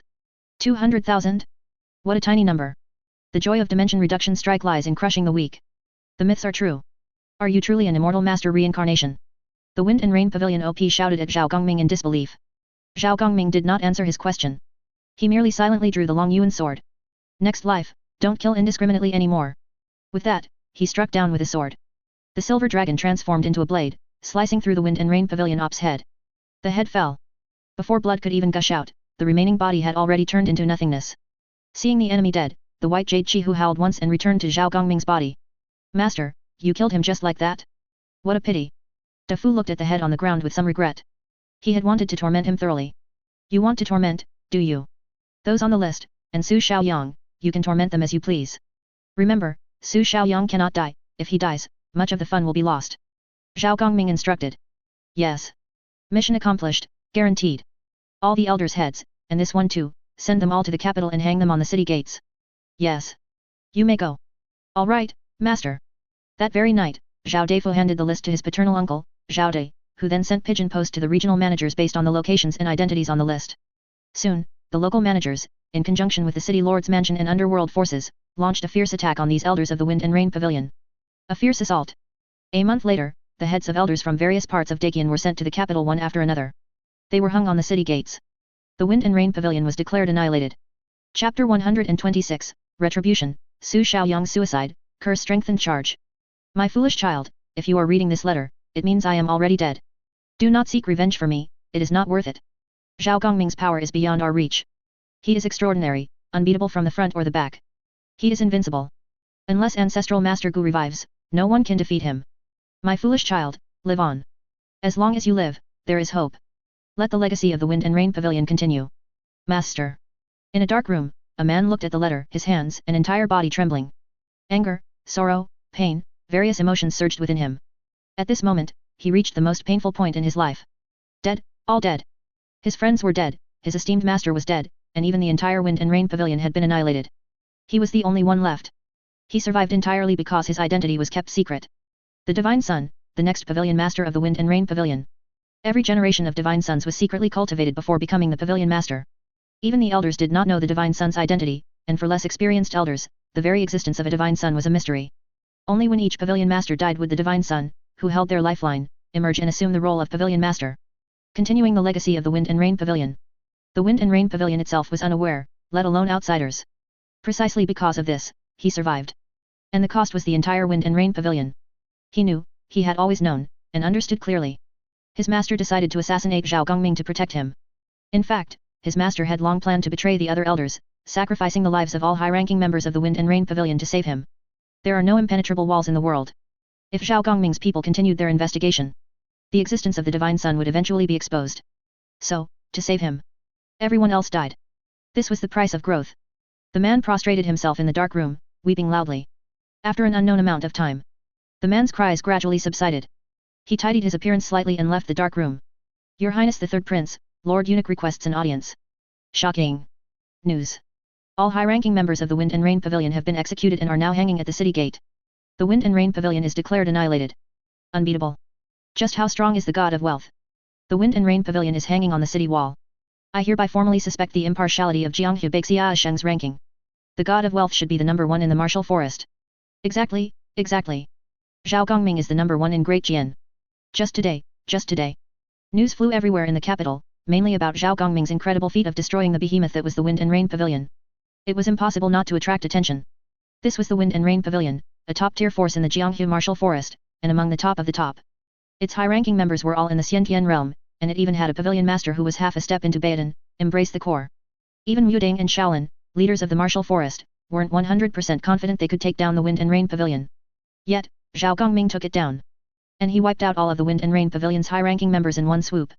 Meanwhile, Zhao family bookstores shops across Great Jian, capitalizing on their soaring fame, launched a series of new products. Various books were in hot demand for pre-orders. Countless young heroes who loved to read eagerly went to Zhao family bookstore to pay deposits, just to be among the first to read Ximenda Guanren's new works. In addition, the Zhao family bookstore also simultaneously released a large number of collaborative figurines and custom weapons. Figurines and replica weapons that were previously impossible to buy, even with desperate pleas, were now available without limits. Countless young heroes finally obtained the Huangrong figurines they had always dreamed of. It was another passionate night. Countless people suffered from insomnia. Among them was Su Xiaoyang. Half a month ago, on his way home, he was suddenly ambushed and had a sack thrown over his head. He was inexplicably beaten to within an inch of his life, screaming in agony, until he was knocked unconscious. When he regained consciousness, he found himself kidnapped. He was locked in a small, dark room. The first thing he did every morning was to be brutally beaten and tortured by a group of men in black. They subjected him to all sorts of tortures. Even tortures typically used on women were inflicted upon him several times. He was tortured to the point where he wished for death. The most terrifying part was that these people also intended to harm his lower body. Finally, one night, he also lost his own younger brother. Lost him forever. He watched with his own eyes as his brother was thrown to the dogs. The despair was so immense, he wanted to die. When he woke up again, he was already back in his own home. But at this point, he had long lost his former high spirits. Even after his return, his father didn't question him much, simply assuming that during the half-month he was missing, he had been carousing somewhere. The next day, Marquis of Wuzhong Su Feng finally noticed that his son's mood was off. After some questioning, he learned that Su Xiaoyang had been kidnapped for half a month. He had also been tortured for half a month and lost that most important part of him. At this moment, Su Feng's world collapsed. His Su family was about to have no male heirs. Soon, Marquis of Wuzhong Su Feng was furious and even dispatched the army, determined to catch the culprit. Cutting off his Su family's lineage, this matter was far from over. News of Su Xiaoyang being castrated by unknown assailants spread everywhere. Those fair-weather friends who usually hung out with Su Xiaoyang, upon learning of this, deliberately brought it up in front of Su Xiaoyang. Gradually, Su Xiaoyang stopped leaving the house. One day, the butler found Su Xiaoyang hanging himself. By the time he was rescued, his body was already stiff. Su Xiaoyang's death made Su Feng even more insane. At the same time, Zhao Gongming, who was enjoying a hot pot, felt a bit warm all over. Just as he was about to grab a soda, he noticed that the surrounding maids were all looking at him, their eyes filled with desire. A primal and pure biological desire. This made Zhao Gongming feel uneasy. What the hell? Although the maids usually looked at him with such eyes, their previous gazes always had a hint of restraint. Now, their eyes were filled with pure craving, a desire so intense they looked like they wanted to devour him. Master. The maids let out seductive sounds. Especially the quadruplets, each of them flushed, as if they had taken an aphrodisiac. Get out. All of you, get out. Zhao Gongming immediately manifested his emperor's regalia.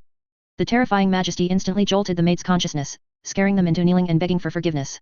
They had actually committed such an outrageous act. Although they usually thought about it, it was just thoughts. When it came to actually doing it, they were all cowards. But what just happened? They were uncontrollably wanting to go and possess their master. My heavens! They were possessed, this was definitely possession. You all should leave now. Zhao Gongming did not blame them. He knew very well that the problem was not with them, but with him. The curse has strengthened. Chapter 127, The Vicious Male Supporting Character, Su Xiaoyang? Zhao Da's aesthetics requesting monthly tickets. Who died? Who is the important supporting character? The Wind and Rain Pavilion Master. No, his importance shouldn't be that high. I killed him that very night, and the changes weren't that significant then. Who exactly is it? Someone must have been overlooked by me. Zhao Gongming frowned, deep in thought, wondering who he had missed. It was so annoying, the effect of absolute charm had suddenly strengthened. The chi bracelet, the mask. These were completely ineffective. How disgusting. Just overlook it if you overlooked it. What's the big deal? Besides, absolute charm, this is inherently your outer god characteristic. Though I don't know how you sealed this characteristic. Since the characteristic has recovered, then you should actively master it. Ao Yongzi, wrapped around Zhao Gongming's forehead, her small paws tugging at his hair, said in a calm tone. Actively master it? How could I have that ability? I didn't even know I was an outer god, you're telling me to master an outer god's power. Isn't that just nonsense? Einstein and I are both human, I have a brain, he has a brain, but does that mean I'm Einstein? You say I can control it, but you don't tell me how to control it, just keep telling me to control it. Are you crazy? Zhao Gongming was speechless. Such crazy logic. I'm an outer god, so I can naturally control my abilities. The problem is, I've even forgotten my identity as an outer god, how am I supposed to control my abilities? By talking? This. I don't know. I haven't inherited the outer god's characteristics. Maybe I have, but I don't know what I've inherited. Ao Yongzi's tone instantly deflated. She felt a bit embarrassed. It seemed she wasn't qualified to speak to Zhao Gongming like that. Because she was even worse. She was half an outer god, but she didn't seem to have the outer god's characteristics. Perhaps she did, but so far, she hadn't discovered them. Awkward. She didn't know how to control characteristics either. Then what are you talking about? Zhao Gongming was speechless. I don't have balls. Zhao Gongming. Zhao Gongming fell into contemplation. He was a little speechless. Sometimes, he really wanted to give Ao Yongzi a big slap. Fortunately, Duan Xialo had finished his seclusion. Zhao Gongming once again sought out Duan Xialo and purchased a stronger chi bracelet from his world. With a higher rank chi bracelet, the aura around Zhao Gongming significantly weakened. Although it still had a strong attraction for the maids in the house, at least they could restrain themselves. Unlike yesterday, when they couldn't control themselves. Half a month later. Master, Master, Su Xiaoyang hanged himself. That little rascal Su Xiaoyang hanged himself. Da Fu's shouts came from outside the door. Su Xiaoyang is dead. What the hell? Didn't I tell you not to kill him? If he dies, how can we watch the show? Zhao Gongming was somewhat reproachful. This Da Fu fellow had gone too far. No, Master, you're wrong, this wasn't our doing. Besides, we let him go half a month ago. I've been in Fuzhou all this time, I haven't left. It's a miscarriage of justice. Zhao Da Fu cried out, feeling wronged. Because this matter truly had no direct connection to him. Ever since they released Su Xiaoyang, they hadn't made another move, staying in Fuzhou, minding their own business. Not you? How did he die? Zhao Gongming was puzzled. He died by suicide. According to intelligence from the capital, when his butler found Su Xiaoyang, he was already dead. Stiff as a board. After investigation, it was confirmed to be suicide. Su Xiaoyang's scoundrel friends constantly mocked him about being a eunuch, and then he committed suicide. Now his father, Su Feng, has gone mad. His scoundrel friends were hunted down and killed by his father, who also murdered their parents. Now the entire capital is in an uproar. The remaining family members reported Su Feng to the emperor. The emperor and his officials are currently discussing how to deal with Su Feng. They're going to have a real headache now, ha ha ha ha. Zhao Dafu grew more animated as he spoke, wishing he could be there on the spot, pointing fingers at Su Feng. His psychological resilience is that poor. He just committed suicide like that. Zhao Gongming was a bit surprised. What exactly did this Dafu do to Su Xiaoyang? To drive Su Xiaoyang to a mental breakdown and suicide by hanging. As for those scoundrel friends, they were purely taking the fall for Dafu. After all, Su Xiaoyang endured so many tortures at Dafu's hands and still managed to return alive. His psychological resilience certainly wasn't poor. It was impossible for him to be so angered by a few words that he would commit suicide. It's very likely that their words triggered Su Xiaoyang's memories of that period of torment. That was the real reason for Su Xiaoyang's suicide. We didn't do much. We just applied all the various tortures of Great Jian to him. How many rounds? 5 rounds. Although it was a bit few, it was his limit. Any more, and he would have been gone. 5 rounds. This wasn't their limit, but Su Xiaoyang's limit. If Su Xiaoyang's body had been a bit stronger, they wouldn't have minded tormenting him a few more times. Too bad, his body was too weak. He was just inferior. 5 rounds. You still think that's too little? Zhao Gongming widened his eyes, looking at Zhao Defu as if he were a newborn. This rascal was truly vicious. His heart is even more poisonous than mine. I wonder who taught him such wickedness. Of course, it's too little, only 5 rounds. Zhao Defu looked disgusted. Forget it, let's not talk about these things. Let him be crazy if he's crazy. We'll kill him sooner or later anyway, no rush. How's your uncle's matter going? A few days ago, I heard Dong Mei say that your uncle took a liking to a woman. Have you met her? Zhao Gongming said with a smile. His calm tone carried concern for his subordinate. Zhao Da's marriage had been a long-standing worry for Zhao Da's old mother. It was uncertain if it would work out this time. The security team captain of the Zhao family, Zhao Gongming's personal bodyguard. Zhao Da's conditions were as good as could be. There were too many women who wanted to marry Zhao Da. But his standards were high, and he never found anyone suitable. So he remained single. I've met her. My uncle's taste, is a bit unusual. As soon as this topic came up, Zhao Defu looked disgusted. What's wrong? Is she a widow? No. Tell me. The woman my uncle fancies is a bit, burly. Zhao Defu searched for words, finally only able to utter burly to describe Zhao Da's intended. Burly. Zhao Gongming made the expression of an old man on the subway. Yes, burly. Her arm is thicker than my waist. Her palm is bigger than my head. She's all muscle, not a trace of femininity. Zhao Defu looked disgusted. He and his great-aunt were very dissatisfied with Zhao Da's choice. However, Zhao Da liked her, so what could they do? And Zhao Da was no longer young, so they could only tolerate it. Do you have a portrait? Let me see. Zhao Gongming requested the portrait. At first glance, Zhao Gongming's brow unconsciously furrowed. At second glance, Zhao Gongming's eyes narrowed. At third glance, hey. Zhao Da's taste? Chapter 128, Su Feng demoted, collapsed plot seeking monthly votes. Is this a woman? Can a woman look like this? What exactly did Zhao Da see in her? What kind of aesthetic does Zhao Da have? Zhao Gongming's face was full of question marks. The woman in the portrait had an ordinary appearance, but her figure was well proportioned. It wasn't the kind of well proportioned with large breasts, a thin waist, and a big butt, rather, it was well proportioned with muscles. Extreme muscle definition, full of the beauty of bodybuilding. She was tall. According to the information in the portrait, the woman Zhao Da fancied was at least 1.8 to 1.9 meters tall. Her arm was thicker than Zhao Defu's waist. It was hard to say whether Zhao Defu's head was as big as her palm. After all, the painting didn't record such data. But looking at her physique, it should be pretty close. What did your uncle see in her? Zhao Gongming looked at Defu, full of doubt. She's big, good for childbearing, and strong. My uncle said he likes strong women like her, because only by combining with such strong women can stronger offspring be born. Zhao Defu looked speechless. Zhao Gongming, after hearing Zhao Defu's words, also showed the same expression. Forget it, he chose his own wife anyway. If he likes it, he likes it. How's the progress? Zhao Gongming sighed. The betrothal gifts have been given. They plan to get married next month. Ah? So fast? Is he that impatient? Aren't they going to pick an auspicious date? Zhao Gongming was a little surprised. Was he really that impatient? They said they don't care about such formalities and want to keep everything simple. My uncle said he hopes to have his own child next year. Zhao Gongming. As long as he likes it. Someone. Zhao Gongming called out, and a maid entered. Instruct the treasury to take out 99,999 taels of silver and send it to Zhao De, wishing their marriage to last forever. Make the wedding a good one. Don't be stingy and disgrace our Zhao family. Zhao Gongming said calmly. Ah? That much? Zhao Defu was also startled by Zhao Gongming's wedding gift. 100,000 taels just like that? Loved it, loved it. As expected of the master. If you work for me, would I treat you badly? Go back. The door closed, leaving only Zhao Gongming in the study. Your subordinate's taste is quite wild. Ao Yongzi crawled out again, laughing. Apparently, she was also surprised by Zhao Da's aesthetic. Only looking at strength, not appearance.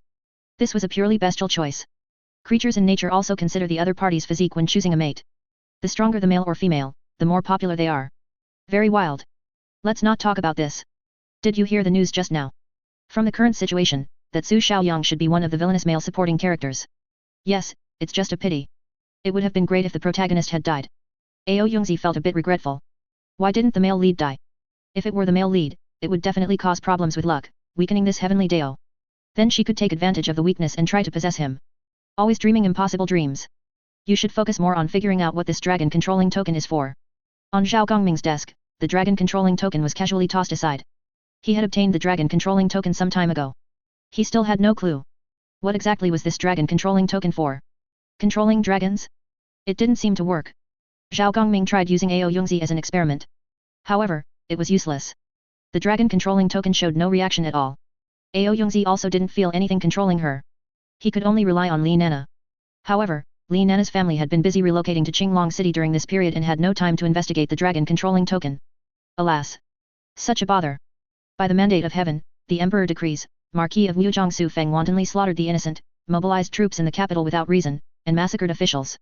His crimes are heinous, and not killing him is insufficient to appease public anger. However, the heavens have the virtue of cherishing life. Considering Marquis of Wujiang Su Feng's many years of guarding the borders of the Qian Empire and resisting foreign invasions, and in consideration of his merits, his death penalty is commuted. Though the death penalty is waived, the living punishment cannot be escaped. His title is revoked, he shall be flogged 30 times, and demoted to the frontier. He shall not return to the capital without an imperial decree. I hope my beloved minister can atone for his crimes with meritorious service. By imperial decree, the 19th year of Kongd. Su Xiaoyang's death, and Su Feng's demotion to the frontier, once this news broke, it instantly spread throughout the Qian Empire. A pillar of the nation, a future cornerstone, was abolished just like that. However, after learning the truth behind the matter, they felt that Emperor Kongd was merciful. He left him a way to live. Due to his son's death, Su Feng mobilized troops in the capital to kill people and even massacred entire families. If it were ordinary families, it might be overlooked, but the families massacred were those of imperial officials, and not just one. The officials killed were already of high rank, and behind them was a complex network of connections. Moreover, mobilizing troops without reason was already considered treason. He could still live. It must be said that Emperor Kong truly loved him. He merely revoked his title, gave him 30 lashes, and didn't even remove him from his position, retaining his original post and demoting him to the frontier. If he could perform meritorious service in the future, he could even regain his original title. True love could be nothing more than this. Su Xiaoyang is dead. Impossible, how could he die? If he dies, how will the rest of the plot unfold? In a medical clinic in Fuzhou City, Song Yi looked at the newspaper in her hand with a complicated expression. The content reported made her a bit unable to accept it. Su Xiaoyang was dead. The most charming male supporting character in the book was dead. Unbelievable.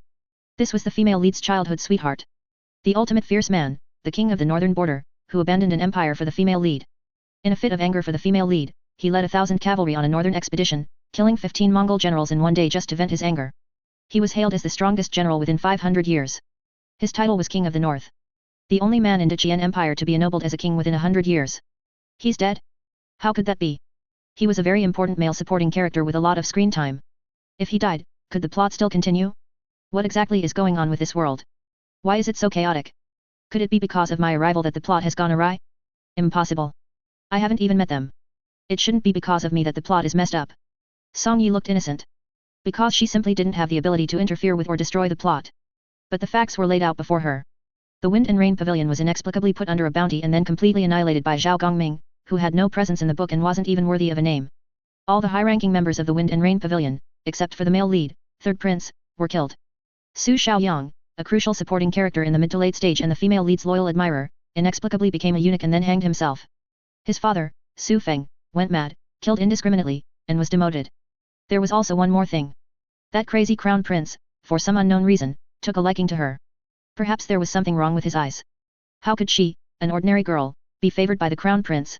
No, that's not right. This plot is becoming more and more incomprehensible. Chapter 129, Reserve Female Lead? Ghosts Unleashed seeking monthly tickets. Song Yi was well aware of her own appearance. She was ordinary, unremarkable. Her figure was also average, lacking in curves.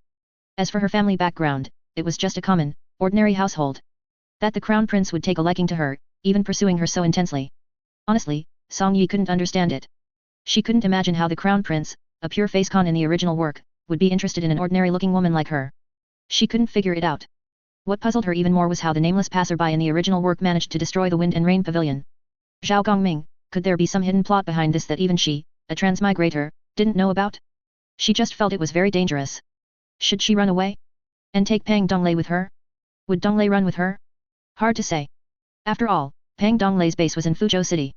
His subordinates, his businesses, his gang, all were in Fuzhou City. Leave with her and start anew? Song Yi didn't have that kind of confidence either. Sigh, I hope this god of wealth isn't a bad person. Ding, oh no, I've become the female lead has joined the chat. Ding, modern Ning Kejin has joined the chat. Lu Danu, welcome, newcomers, welcome true men to our big family. Miao Xiao Miao, welcome, welcome. Li Nana, newcomers, please introduce yourselves and change your group nicknames, thank you. Zhao Gongming, Danu, you are the true man. Lu Danu, I'm not, you are. Zhao Gongming, no, you are. Ding, modern Ning Kejin has changed his nickname to Ning Yifeng. Ding, oh no, I've become the female lead has changed his nickname to Lu Suifeng. Ning Yifeng, hello everyone, my name is Ning Yifeng. I come from the male-oriented novel Ghosts Unleashed world, which is a supernatural type. I am currently single, widowed with one child. My blessing is 5-second true man, which activates forcibly when I'm on the verge of death. For 5 seconds, I'm immune to all negative statuses, my combat power increases by 200%, and I'm immortal. The cooldown is 24 hours. Zhao Gongming, holy crap, awesome, barbarian king. Lu Danu, damn it, another tough guy. Why is my blessing delivering takeout? It's not fair, not fair. Zhao Gongming, so, what's the cost? Ning Yifeng, haha, the cost is perpetual weakness. All my attributes are reduced by 90%. Except when my blessing is active, I'm in a half-dead state all the time. Sigh, I can't even find a job. Lu Danu, Lu Danu, wait, if you're so weak, where did the child come from? Ning Yifeng, holy crap, you're making a personal attack. Zhao Gongming, stop messing around, what about the other guy? Your initial nickname is a bit ominous. What do you mean? Oh no, I've become the female lead. Buddy, you're a man. How could a man become the female lead? Unless you gender bend. Lu Suifeng, it's really not good. Lu Suifeng, I come from a female-oriented, BL novel, BL world uproar, a world full of gay men, full of handsome guys, a bizarre world where if you hit it off, you can just do it on the street. Lu Suifeng, although there are many handsome guys, it's still very terrifying. Zhao Gongming, I know it's terrifying, but why do you keep emphasizing handsome guys? Zhao Gongming, are you addicted to it or something? Lu Suifeng, no, I'm not gay, I'm straight, I'm a straight man.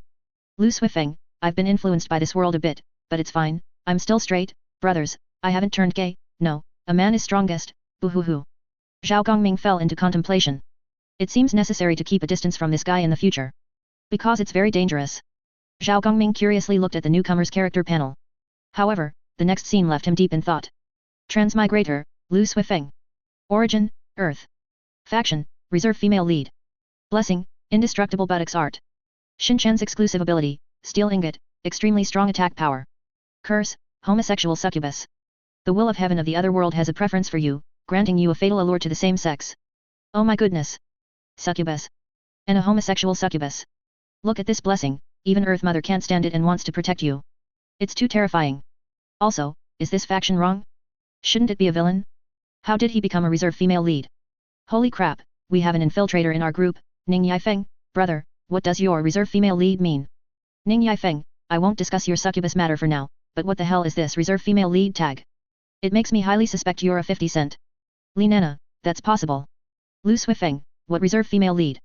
Damn it, I'm finished, save me, fellow countrymen, save me. I really don't want to turn gay. Lu Suifeng, give me a chance, I want to be a good person, I don't want to be gay. I only want it for pooping, not for other uses.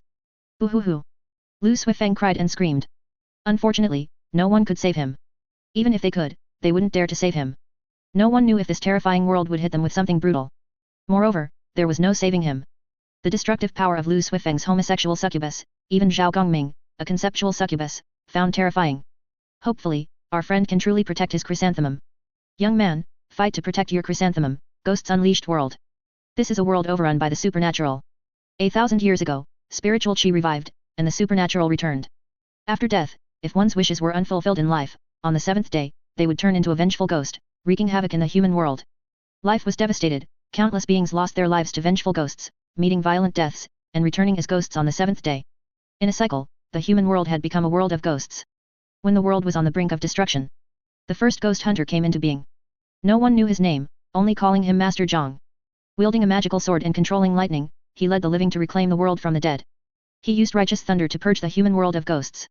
He established the underworld, suppressing all manner of evil spirits. After his death, he left behind the legacy of the ghost hunter for the human world. Generations of ghost hunters took ghost hunting as their mission. Hundreds of years ago, the underworld collapsed, and the supernatural reappeared in the human world.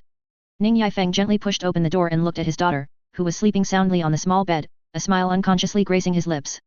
When his gaze fell on the bloodstain on his daughter's forehead, a hint of worry appeared on his face. And all of this was related to his daughter's mother. What a sin. Chapter 130, Giving birth to a daughter with a ghost, the true purpose of the dragon controlling token. Alas! Ning Yifeng was no ordinary man. He was born into a family of ghost hunters. For over a dozen generations, they had all been ghost hunters, taking ghost hunting as their responsibility. Born into such a family, he should have also been a ghost hunter, but alas, he was too frail. Although he was exceptionally talented and learned everything quickly. In just a few short years, he had mastered all the ghost hunting knowledge of his family, and his theoretical knowledge even surpassed all the elders in his family. He could even personally capture some low-rank ghosts. But, the problem remained the same. He was too frail. Even if his theoretical knowledge was unrivaled and his practical foundation was peerless, allowing him to hunt ghosts immediately and instantly kill low-rank minor ghosts. He was still frail. His physical fitness was less than half that of an ordinary person. A slight movement would leave him gasping for breath, his body exhausted, completely unable to stand. Because of his extreme physical weakness, he couldn't become a ghost hunter and had to leave his family to live as an ordinary person. That was what he intended to do. He was very intelligent, his talent wasn't limited to ghost hunting. He excelled in his studies, constantly advancing, skipping ranks, and even getting into one of the top universities in the country. After graduating, he also found a decent job. It was just that due to his physical condition, he couldn't work overtime. Later, his family arranged for him to work in one of their businesses. 7 years ago. On his way home from work, he met a woman. Seeing her pitiful state, he decided to escort her home. It was because of this act of kindness. He gained a daughter and a deceased wife. That woman was not human at all. She was a ghost. The female ghost took his pure yang body, making him, already weak, even weaker. 10 months later, his daughter was born. She was sent to his home immediately after birth. Because his daughter was born of a human and a ghost, she was naturally frail, possessed yin and yang eyes, and could directly see ghosts without any special means. What worried Ning Yifeng even more was his daughter's lifespan. The union of human and ghost was not tolerated by the heavenly Dao. The offspring of a human and a ghost were even more half human, half ghost. According to ancient records, the lifespan of human ghost offspring was no more than 10 years, and after death, they would transform into malevolent spirits. Beyond salvation. For his daughter's sake, Ning Yifeng returned to his family, pleading with the family elders to save his daughter's life. Alas, the elders refused. In fact, to prevent his daughter from potentially becoming a malevolent spirit in the future, the family elders proposed killing her, taking her soul, and sealing it beneath the 9 netherworlds. Ning Yifeng naturally refused. No matter how wicked a person might be, they wouldn't harm their own flesh and blood. Unless they were a beast. Ning Yifeng fled his family with his daughter, leaving their original city and settling in a small southern city. Consequently, he lost the job his family had arranged for him. Weak in body, no company would hire him. His financial lifeline was suddenly cut off. Fortunately, he had always been frugal and had some savings. He also often worked as a game booster online. The money wasn't much, but it was enough for him and his daughter's expenses. His daughter was also obedient and not mischievous. However, his daughter's lifespan remained a reality he couldn't escape. 7 years had passed. His daughter was also 7 years old. The blood soul mark on her forehead was becoming increasingly clear. He had 3 more years. If he couldn't find a solution within those 3 years, his daughter would also leave him. Separated by yin and yang. This was something he couldn't accept. Thinking of this, Ning Yifeng couldn't help but begin to resent that woman. For a moment of pleasure, she disregarded the consequences, and after giving birth to their daughter, she completely abandoned them. Beast. Unworthy of being a mother. No, she wasn't even a beast, she was just a ghost. Unworthy of being a ghost mother. Ning Yifeng merely grumbled for a moment, then returned to his room, beginning to ponder how he could use the chat group to obtain a method to save his daughter from another world. He would pay any price. Anything. Yulongtiangxia World. Qinglong City Library. Li Nana, wearing a mask, was enthusiastically flipping through a massive ancient book. On the table next to her, there was also a bottle of juice. This was the library of Qinglong City, a huge library personally supervised and built by the city lord of Qinglong City. It was said to be the largest library on the entire continent, with the most complete and extensive collection of books. It covered all ancient texts, biographies, epics of the continent, as well as historical records of various city-states and various races. It was very comprehensive. However, the cost of entry was not small. Qinglong City naturally didn't build this library for charity. To enter and read, you had to meet 2 conditions. Be a resident of Qinglong City, and pay 10 taels of silver for each entry. The price was steep, but it was worth it. At least, Li Nana thought so. There was too much information here that she couldn't obtain elsewhere. Although there was still no method for dragon bloodline awakening, other information was relatively complete and detailed. If one day Zhao Gongming truly conquered this world, she would definitely monopolize this library and collect more books to expand it. Finally found it. It was worth staying up for 2 days. Li Nana frantically flipped through the pages, and finally, on one page, she found the information she wanted. The record of the dragon controlling token. Legend has it that it was held by the Human King. The Human King, a title for the leader of the human race in ancient times. This world was not always in the city-state era from the beginning. Instead, it underwent a very long evolution before entering the city-state era. In ancient times, various races existed on this continent, such as the dragon clan, elf race, feathered race, human race, and so on. Among them, the human race had the lowest status and was the weakest. The dragon clan was the strongest and the most divine race. To other races, the dragon clan were gods walking on earth. The dragon clan controlled many authorities in the world, the authority of storms, the authority of the sky, the authority of thunder, and many, many more, countless. Other races survived under the protection of the dragon clan. To survive, the human race united and was governed by the human king. At some distant time, the dragon clan grew tired of worldly disputes and began to interfere in the conflicts of various races.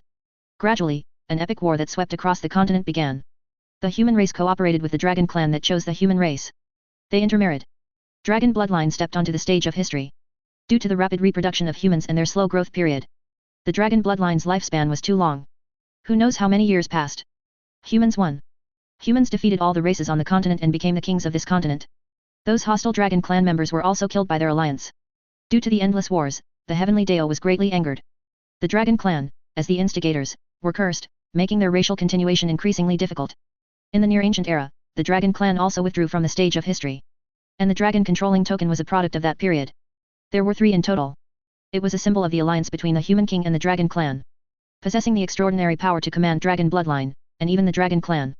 It was also a symbol of the human king. However, the human king's family was exterminated, and their legacy was severed. The human race lost its leader, leading to various chaotic wars, which eventually formed the current city-state era. Symbol of the human king. Commanding all dragons? Holy crap! Awesome, what a good item. Isn't this a treasure perfectly suited for unifying the continent? The dragon controlling token requires the dragon clan bloodline or the human king bloodline to activate. The human king bloodline should be extinct. But, the dragon clan bloodline are also dragon clan bloodline, right? Wait, Ao Yongzi and Zhao Gongming's sword also seems to be a dragon. And her bloodline purity is extremely high. Perhaps she can also activate the dragon controlling token. Finally found it. Li Nana stealthily took out a small camera from the group red packet function and began to snap pictures of the recorded information, sending them to Zhao Gongming through the group chat. Chapter 131, Activating the Dragon Controlling Token, Are Outer Gods High-Dimensional Beings? Lu Danu, just curious, what the hell is the human race bloodline? Lu Danu, is it similar to ancient royalty? Li Nana, dude, this is a Xianhuan world. Royalty is nothing.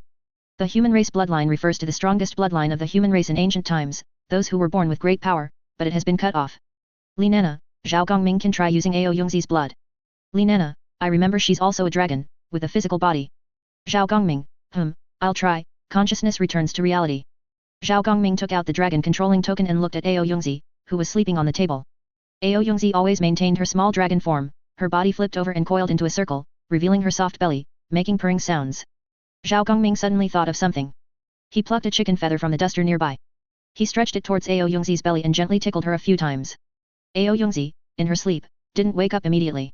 Instead, she twisted her body and coiled herself in the opposite direction. Zhao Gongming increased the intensity and tickled her a few more times. Perhaps the force was a bit strong. Ao Yongzi flicked her tail a few times and opened her eyes. Hey! Are you a child? Still playing such tricks? I was sleeping. You even tickle me when I'm sleeping. I am a dragon, not a small pet. Ao Yongzi angrily pulled off the chicken feather, broke it, and threw it aside. She glared at Zhao Gongming with wide eyes, looking very unhappy. Nothing, just seeing you sleep, only teasing you, Zhao Gongming said with a smile. Bullshit. When you fall asleep, I'll tease you too. I've remembered this grudge. Ao Yongzi's dragon body stood up, her 2 claws on her hips like a human. So angry. Wanted to hit someone. Don't hold a grudge, let's talk business. Zhao Gongming took out a few pieces of chocolate from his pocket and threw them to Ao Yongzi. Upon seeing the chocolate, Ao Yongzi's mood instantly dissipated. She happily took the chocolate, 1 piece at a time. Bitter and sweet, she liked it. Any more? Any more? No more. If you still want some, I'll ask my friend to buy another batch for me later. Now, let's get to business. Zhao Gongming informed Ao Yongzi about the situation on Li Nana's side. After listening, Ao Yongzi did not refuse. Instead, she flew onto Zhao Gongming's head and coiled herself up. Are you sure you want to use my blood? If the dragon controlling token is activated with my blood, you won't be able to use it. Why don't you try your blood? Perhaps you also have the human race bloodline, Ao Yongzi said calmly. Me? Where would I get a human race bloodline? I'm just an ordinary person, I don't have any bloodline or anything. Bullshit, you're an outer god. You also said I'm an outer god. What kind of human race bloodline would an outer god like me have? Are you crazy? You can connect 2 different worlds together. Zhao Gongming was speechless. Different worlds, but the essence of power is the same. The law and rules operating in various worlds are all from the same set. Also, who stipulated that outer gods cannot be human? Ao Yongzi said calmly. Hey! Are you dreaming? What nonsense are you talking about in broad daylight? Outer gods are outer gods, and humans are humans. Zhao Gongming was confused by Ao Yongzi's string of words. What a mess. There are outer gods, and they are also human. Before I answer you, let me ask you a question. Why did Qin unify the 6 states? What does this have to do with the state of Qin? It has a lot to do with it, because the relationship between worlds is the same as Qin's unification of the 6 states, Ao Yongzi said, startling him. What the hell? Zhao Gongming's eyes widened, looking at Ao Yongzi in disbelief. What the hell are you talking about? A long time ago, all worlds were one whole. And outer gods were the high-dimensional beings living in this whole. Due to unknown reasons, the whole fell apart, scattered into the chaos sea, each evolving into independent worlds, and the high-dimensional beings became the current outer gods. Every world, from the moment of its birth, unification became its goal. Mutual plunder is a necessary step for unification. Whether it's your Earth, or Tianlan Star, the Dragon Realm, or even this world under your feet. They are all the same. This is the reason behind world wars. For survival, and for unification. We, they, and more beings living in various worlds, their ancestors, all came from those high-dimensional beings who became outer gods. The human race bloodline, the dragon clan, and even other bloodlines, are all like this. The outer gods of the heavens, their original appearance, might just be our current appearance. Ao Yongzi's tone was somewhat agitated. Because the outer god that invaded their dragon realm back then was a dragon-shaped outer god. It was precisely because of this that she was able to be born successfully and fuse with that part of the outer god's blood. Becoming a dragon that was half outer god and half heavenly Dao. So, I might be the ancestor of the human race? Is that the idea? Zhao Gongming pointed to himself and asked. Your understanding, although a bit offensive, isn't wrong. In a sense, you are indeed very likely to be the old ancestor of the human race bloodline. Remember last time? When I summoned your outer god's true form, wasn't it human-shaped? It really seemed to be the case. Zhao Gongming recalled the figure holding the golden whip. Your knowledge base is quite extensive. Zhao Gongming rubbed his head, indicating he needed to take it easy. How extensive can it be? It's something you transmigrators will know sooner or later. Stop blabbering, hurry up and try it, Ao Yongzi urged. I always feel like you are making excuses. Zhao Gongming drew his long yuan sword and lightly slashed. A drop of blood with golden threads was forced out from his fingertip. The fresh blood dripped. The dragon controlling token absorbed the blood and then glowed with brilliant light. A dragon shadow appeared. The sound of a dragon's roar echoed in his ears. A piece of information entered Zhao Gongming's mind. A moment later, Zhao Gongming opened his eyes. At this moment, he had obtained control of the dragon controlling token. It worked. He really was the old ancestor of the human race. I guessed right. Ao Yongzi cheered. You were gambling, weren't you? You wouldn't have just not wanted to give me blood, would you? Zhao Gongming was speechless. Ao Yongzi's excitement was a bit excessive. I admit I was gambling, but I won, Ao Yongzi said proudly. Zhao Gongming, sometimes, he really wanted to hit this whining dragon with a club. Damn, I really want to beat you to death. Yulong Tiangxia world. In the distant abyss. The only remaining dragon in the world suddenly sensed the aura of the human race and let out a long roar. Roar, roar, roar. The altar of Yulong City. A golden light shot up into the sky. The city lord of Yulong City was overjoyed at this sight. The thief who stole the dragon controlling token has appeared. Chapter 132, Assault on Qinglong City, Battle of the Dragon Descendants. Since Yulong City had a way of knowing the location of the dragon controlling token, it naturally also had a way of tracking the token once it appeared. Immediately, Yulong City gathered its army, with the Yulong City Lord as the main general, and marched towards the location of the dragon controlling token. All the dragon descendants of the Yulong family were in the army, including the young girl who had recently undergone her awakening. All dragon descendants yearned for power and strength. The young girl was no exception. What's more, her awakening was that of the legendary Red Dragon King's bloodline. Her status had seen a dramatic increase. From an unknown, unvalued, useless young girl, she became the young city lord of Yulong City, second only to the city lord. She was the future master of Yulong City. Did her siblings have any objections? Yes, and quite a few. That very night, those siblings who had objections to her all died. The young girl killed them with her own hands. Even after killing them, she didn't hesitate to drag them before the city lord. The city lord was not angry. The elders of the family were also not angry. Instead, they approved of her actions. Because, in the eyes of dragon descendants, these things were normal. In the world of dragon descendants, bloodline is everything, bloodline is above all else. If your bloodline is high, whatever you say is right. As for the siblings she killed, they were merely rebels. Because a dragon king is a king. All who oppose the dragon king are rebels. Rebels are to be executed. This is the Dao of the dragon king. The young girl possessed the bloodline of a dragon king and also displayed the cruelty a dragon king should have. She was a qualified dragon king. What's more, mutual slaughter among bloodlines was common, it was no big deal. Back then, Didn't the Along City Lord become the City Lord precisely because she was cruel enough? Were the siblings who died by her hand few in number? Qinglong City. Reporting to the City Lord, a scout from Along City reports that the Along City Lord has mobilized a large army and is heading towards our Qinglong City. It's the elite of Along City, all the dragon descendants of the Along family are among them. City Lord, they come with ill intent. The City Lord of Qinglong City was an elderly man. Benevolent looking, his dragon beard covered the main hall, and as his dragon beard twitched, the City Lord of Qinglong City opened his eyes. This old man doesn't know what that girl from Along City wants to do, but my Qinglong City has never been afraid. Gather the army and prepare to face Along City. The City Lord of Qinglong City issued the order. Soon, the entire Qinglong City mobilized. Residents inside and outside the city quickly retreated to their homes. The streets were completely guarded by the Qinglong army. The dragon descendants of Qinglong City, clad in green armor and wielding weapons, stood ready. What's going on? Are they going to fight? Li Nana, you're really unlucky. You just moved to Qinglong City, and now Qinglong City is about to fight. Tisk. Zhao Gongming sat in the restaurant, watching the Qinglong army standing by outside, and unconsciously teased Li Nana, who was sitting next to him. Damn it. I'm really unlucky. Wherever I go, there's a fight, right? Is my blessing too useless? Luck +1, but I've never seen it take effect, darn it. What a disaster. Li Nana looked at the Qinglong army below, her face extremely foul. Is there a possibility that your blessing has already taken effect, but it's just not obvious? Negative luck, adding 1 or not, makes no difference. Zhao Gongming crossed his arms and smiled. You old geezer. I suspect it's your problem now. Li Nana trembled with anger. Evidence. If you don't have evidence, don't speak, otherwise I'll sue you for defamation. Clean up for the Mid-Autumn Festival and wait to go to jail, tisk. Ugh, you're so disgusting. Can you stop making those weird noises? It's really disgusting. Li Nana was disgusted by Zhao Gongming's tisk sound. Sir, would you like to check in? The Qinglong army has already sealed the city gates.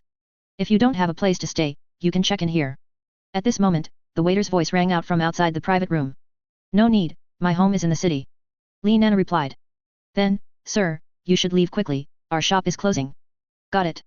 Li Nana put on her mask, threw a silver ingot on the table, and left with Zhao Gongming. Coincidentally, just as Zhao Gongming and Li Nana left, a squad of Qinglong army passed by outside the shop. The leader was a dragon descendant of the Azure Dragon clan. He happened to step into Zhao Gongming's range of disorder. The true dragon's power within him instantly became restless and then spiraled out of control, blasting the dragon descendant off his horse. The dragon descendant landed, his face pale, somewhat disoriented. His power seemed to be beyond his control. And it was draining away at an incredibly fast rate. He couldn't control it at all. The scales on the dragon descendant's face flashed continuously, then exploded one after another, making the dragon descendant even weaker. His subordinates didn't even react.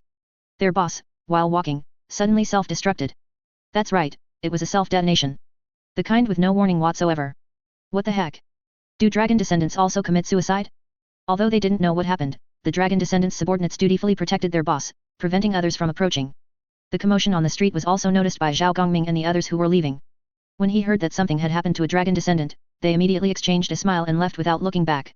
Something happening to a dragon descendant was inseparable from Zhao Gongming's disorder curse. After all, he couldn't control it. The range of disorder was very large. Currently, it was 100 meters in radius. This unlucky fellow just happened to enter this range, so how could he not be unlucky? After Zhao Gongming left, the dragon descendant's complexion recovered quite a bit. He could control his power again. Zhao Gongming arrived at Li Nana's house, and not long after, someone from Qinglong City came to inform them that Along City was going to attack Qinglong City and that residents should not wander around. Upon hearing this news, Zhao Gongming abandoned the idea of leaving. Dragon descendants are going to fight? That's perfect. He wouldn't even need to go out specifically to find test subjects. Originally, he had planned to leave Qinglong City and go to Along City or other places to find dragon descendants, experiment with the dragon controlling token, and incidentally collect a wave of true dragon's power. Unexpectedly, Along City delivered itself to his doorstep. Isn't this convenient? Since they're here, leave a few dragon descendants behind. It just so happens he can get some companions for his unhatched dragon guard. Perfect. 2 days later. 10 li outside Qinglong City, a large and imposing army appeared. The Along army had arrived. Leading them was the commander of the Along army, the Along City Lord. Her claws had already transformed into dragon claws, and endless flames enveloped her and the magnificent horse beneath her. Dragon and horse as one. Qinglong City. Good, it's really you moral hypocrites. You killed my daughter and stole my dragon controlling token. You all have chosen the path of death. The flames in the Along City Lord's eyes could no longer be controlled. And the closer the young girl beside her got to Qinglong City, the more intense the throbbing in her heart became. Her fated object was in the city. Her blood was boiling. At the same time, she also felt the aura of death. Her survival instinct was telling her to leave this place quickly. But the greed in her bloodline was constantly calling to her, urging her to quickly reclaim the dragon-controlling token. That was hers. The Red Dragon King's bloodline boiled. Chapter 133, The female lead is exposed, Zhao Gongming slays a dragon. Qinglong City, Ilong City. The city-states are adjacent. However, their approaches are completely different. Ilong City believes in unleashing their wildness and pursuing their true nature. Their philosophy is the same as most Dragon Clan members on the continent. They pursue their true nature, believing it makes them more like the Dragon Clan. Cruel, bloodthirsty, no different from beasts. Qinglong City, on the other hand, belongs to the very small portion that suppresses their nature, pursues divinity, and tries to gain more Dragon Clan divine abilities by recovering their divinity. They are relatively more peaceful, do not indiscriminately kill the innocent, and are relatively restrained. They try their best to be more divine, like normal people. With completely different styles and entirely opposite paths, conflicts naturally abound between the two. For many years, the two major city-states have frequently had friction. The Dragon Clan members of Qinglong City think the Dragon Clan members of Ilong City are a bunch of beasts, uncivilized barbarians, while the Dragon Clan members of Ilong City think the Dragon Clan members of Qinglong City are moral hypocrites, pretending to be saints all day, spouting benevolence and morality, yet doing the same things as them. One sheds blood, the other doesn't. That's all. Friction is one thing, but this is the first time they've deployed their entire army, with the momentum of a decisive battle. Even the Qinglong City Lord, a Dragon Clan member who has lived for thousands of years, has never seen such a fierce offensive. His Qinglong City and Ilong City don't have that much hatred, do they? Is it really necessary? The Ilong City Lord did not give Qinglong City a chance to negotiate and directly ordered an attack. Fireballs flew from the hands of the Dragon Clan members, smashing against the city walls of Qinglong City, creating charred indentations. The Dragon Clan members of Qinglong City also became enraged. We only restrain our nature, it doesn't mean we truly abandon it. We are all Dragon Clan members, no Dragon Clan member truly has a good temper. Immediately, the Dragon Clan members of Qinglong City also launched an attack on the Ilong City below. Boom boom boom. Kill kill kill. Smoke filled the air as both sides engaged in a series of brutal slaughters.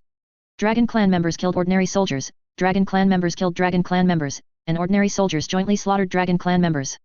Both sides were fighting like mad dogs. The city could stop ordinary people, but it couldn't stop the Dragon Clan members. The thick city walls quickly couldn't withstand the repeated bombardment of the Ilong City Dragon Clan members and a breach was blasted open. The Ilong army swarmed in, rushing towards the breach. They engaged in an even more brutal slaughter with the Qinglong army inside the city. Die, die, die. A Ilong army Dragon Clan member, eyes bloodshot, the strong smell of blood, and the brutal battlefield environment completely ignited his bloodlust as a Dragon Clan member, frantically tearing apart anyone who approached him. Even his teammates, if they got close, would be attacked by him. He had completely gone mad. Presumptuous. The Qinglong City Lord was furious.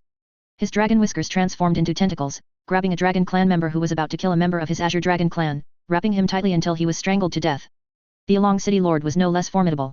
His dragon claws, enveloped in scorching flames, burned a young Dragon Clan member to charcoal. In the battlefield, the most valiant was the young girl of the Ilong City Lord. Her dragon horns evolved into a phantom of the Ilong King, constantly hunting down all Dragon Clan members who opposed her. In the time she had been fighting, she had already slain no less than 10 Dragon Clan members of a much higher rank than her. As for those Dragon Clan members far below her rank, the casualties were even greater. Without exception, the bloodline of every Dragon Clan member she slew was frantically absorbed by her, ultimately becoming a part of her power. She also grew rapidly through the war. The higher her rank, the more prominent her dragon characteristics became. Dragon claws, a dragon body, and even a dragon tail all appeared. The protagonist of this world has appeared. Such a pure Dragon Clan bloodline, I can already feel it. The heavenly Dao of this world is giving the protagonist a cheat.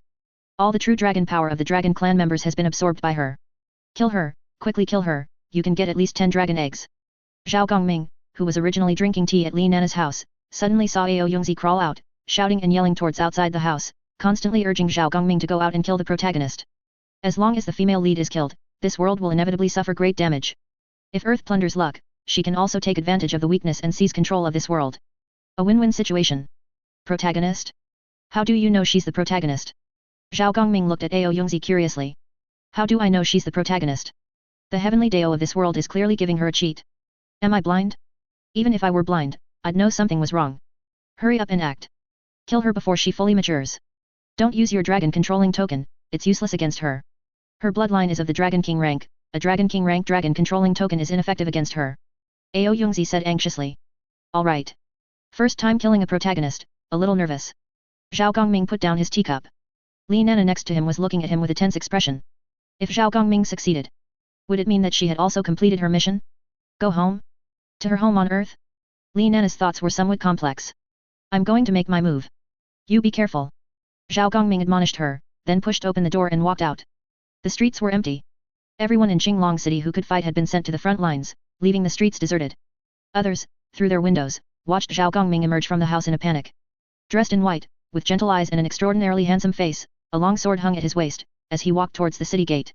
Very handsome, but he should just be an ordinary person. Because they couldn't see any Dragon Clan characteristics on Zhao Gongming. Not a Dragon Clan member, then he's human. In this kind of battle, why would an ordinary person run out? To die? When the Dragon Clan members fight, they don't care if you're a resident of Qinglong City or not. The residents on both sides of the street looked at Zhao Gongming with eyes that seemed to say he was courting death. Zhao Gongming didn't pay attention to the gazes of the ordinary people on both sides of the street. He continued walking until the figures of the Qinglong army appeared ahead, and by then, he had already walked several hundred meters. Captain, someone is approaching. Who? An ordinary person from our city. Ignore him. If he doesn't follow orders, he deserves to die. The Qinglong army saw Zhao Gongming. But they ignored him. Such a person, courting death, deserved to die. The dragon controlling token, it's the aura of the dragon controlling token. In the battlefield, the Along City Lord, who was locked in a fierce battle with the Qinglong City Lord, detected the aura of the dragon controlling token. What? The dragon controlling token? The Qinglong City Lord was greatly alarmed upon hearing this, and then his eyes filled with a greedy expression. No Dragon Clan member could refuse the temptation of becoming the orthodox human king. Even Qinglong City, which advocated divinity, could not refuse the temptation to unify the continent and become the human king. I see it. The young girl tore through the Qinglong army in front of her and saw Zhao Gongming slowly approaching in the distance. She saw the token tied to his waist. The longing in her eyes could no longer be suppressed. The young girl charged towards Zhao Gongming, completely ignoring the frantic warnings of her sixth sense. Chapter 134, The Female Lead Dies, a great calamity for heaven and earth. The heavenly Dao of this world seemed to sense the female lead losing control. It didn't care about anything else and frantically boosted the female lead's power. Her bloodline was continuously purified. The female lead, rushing towards Zhao Gongming, became increasingly blurry. Gradually, her human form completely disappeared. In its place was a dragon. A complete red dragon, charging recklessly towards Zhao Gongming. Holy crap, holy crap, holy crap. A true dragon. This heavenly Dao is so shameless, it directly elevated the female lead's bloodline to true dragon level. Quick, draw your sword and kill her. Her bloodline could create at least 20 dragon eggs. Ao Yongzi didn't appear, she was only constantly reminding Zhao Gongming. She wanted to hide herself, waiting for the heavenly Dao to weaken before striking fiercely. She planned to inject some of her dragon realm genes into the heavenly Dao of this world. Roar, roar, roar. The red dragon let out a roar. The terrifying dragon's might, like a storm, suppressed all dragon kin in both great city-states on the spot. Even the city lords of the two great city-states found it difficult to resist this terrifying pressure, which was like the might of heaven. The difference between a true dragon and dragon kin was not just species, it was more about bloodline suppression. The dragons of this world bore too much of the world's authority, their status was equivalent to a god. To a certain extent, a true dragon was a god. And dragon kin were merely an extension of a god's bloodline. Facing a true god, they could only surrender. The bloodline suppression caused them to involuntarily stop fighting, their eyes fixed on the young girl who had transformed into a dragon and was charging towards Zhao Gongming. Unlike the Along City Lord's fanaticism, the Qinglong City Lord's gaze towards the red dragon was murderous. He was not a fool. He knew very well that after today, Along City would truly flourish. A successor who had transformed into a true dragon was enough to turn the entire continent to ashes. No dragon kin could stop the footsteps of a true dragon. He couldn't, and neither could anyone else. What made him most uncomfortable was not just the true dragon, but also the dragon controlling token. From now on, the Red Dragon clan would likely become the human king. Thinking of this, his heart bled. As for Zhao Gongming's existence, he completely ignored him. Just an ordinary person. Although he was very lucky to obtain the dragon controlling token. But an ordinary person is just an ordinary person, if he can't use it, it's all for naught. Moreover, from the looks of it, he would most likely not survive. He was doomed to die. Ha ha ha ha. Go, go, my child, your mother is proud of you. Ha ha ha ha. Ilong flourishes. Ha ha ha ha. Coming for me. Since you're here, then stay. It saves me the trouble of looking for you. Zhao Gongming completely unleashed his outer god essence. Pollution activated. Disorder activated. Absolute charm activated. Almost instantly, Zhao Gongming's charm fully bloomed. Everyone on the battlefield looked at Zhao Gongming with raw desire. They rushed towards Zhao Gongming one after another. Even the dragon kin, who were suppressed by the dragon's might and couldn't move, gritted their teeth and used all their strength to resist the dragon's might's suppression, biting with their teeth and crawling on the ground with their hands, just to crawl towards Zhao Gongming. However, the closest person entered Zhao Gongming's pollution range and instantly stopped. Their eyes became dazed, then transformed into ferocity. Their body, face, various parts and organs began unknown changes. Twisted limbs, rotting bodies. Extremely disgusting. The closer a creature was to Zhao Gongming, the faster it transformed into a monster. Both factions outside the range also witnessed this scene. Their hearts were terrified, but they couldn't control their bodies and continued to rush towards Zhao Gongming's direction. There was a magic that could transcend their reason, forcibly control their desires, making them uncontrollably rush towards Zhao Gongming, and then be alienation, polluted, and turn into monsters. Even the female lead, flying towards Zhao Gongming, was affected by this power. The difference was that she was the female lead. Protected by the world's luck, she could reduce Zhao Gongming's influence on her to a certain extent. Her body's transformation was slightly weakened. But it was only slightly weaker than others. The changes that should occur still did. Her reason still hadn't regained control of her body. She continued to move towards Zhao Gongming, getting closer and closer, and the power of pollution continuously affected her. It was only a matter of time before she became a monster. Just at this critical moment, a bolt of lightning fell from the sky, precisely striking the female lead flying towards Zhao Gongming. This lightning reduced some of the influence of Zhao Gongming's outer god essence, allowing the female lead to regain control of her body and flee madly. At this moment, she finally understood why her instincts had been warning her all along. Turns out, this guy was a monster. Terrified, she fled. Damn it, this heavenly Dao has no shame left. It's interfering again, without any rules. What I hate most are those who don't follow rules. Zhao Gongming, get her. Draw your sword. Ao Yongzi yelled in anger.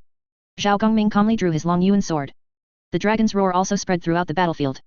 A silver dragon phantom descended as Zhao Gongming swung his sword. It struck the fleeing female lead. Come here. 100% disarmed by hand. The female lead's fleeing figure suddenly stopped, her body uncontrollably rushing towards Zhao Gongming. Even in her dragon form, she had to kneel and receive Zhao Gongming's sword strike. The silver dragon mercilessly struck down. The terrifying silver dragon sword chi pierced through her dragon body. She didn't catch the sword. Nor could she catch this sword. Pfft. Hot dragon blood flowed freely, and the female lead's red dragon state worsened. Pierced by the silver dragon sword chi, her injuries were too severe. Moreover, she was controlled, unable to move or recover. Seeing this, Zhao Gongming activated another skill. Flowers blooming everywhere. Shake it up. Within 100-meter radius, all the mutated monsters, or other creatures, instantly exploded. Their brain flowers, heart flowers, blood flowers, all sorts of messy flowers all bloomed. The scene was beautiful, just a bit bloody. Zhao Gongming withdrew his long sword. The area where he stood had become a field of flowers. The female lead was not dead yet. She still had one breath left. Zhao Gongming swung another sword.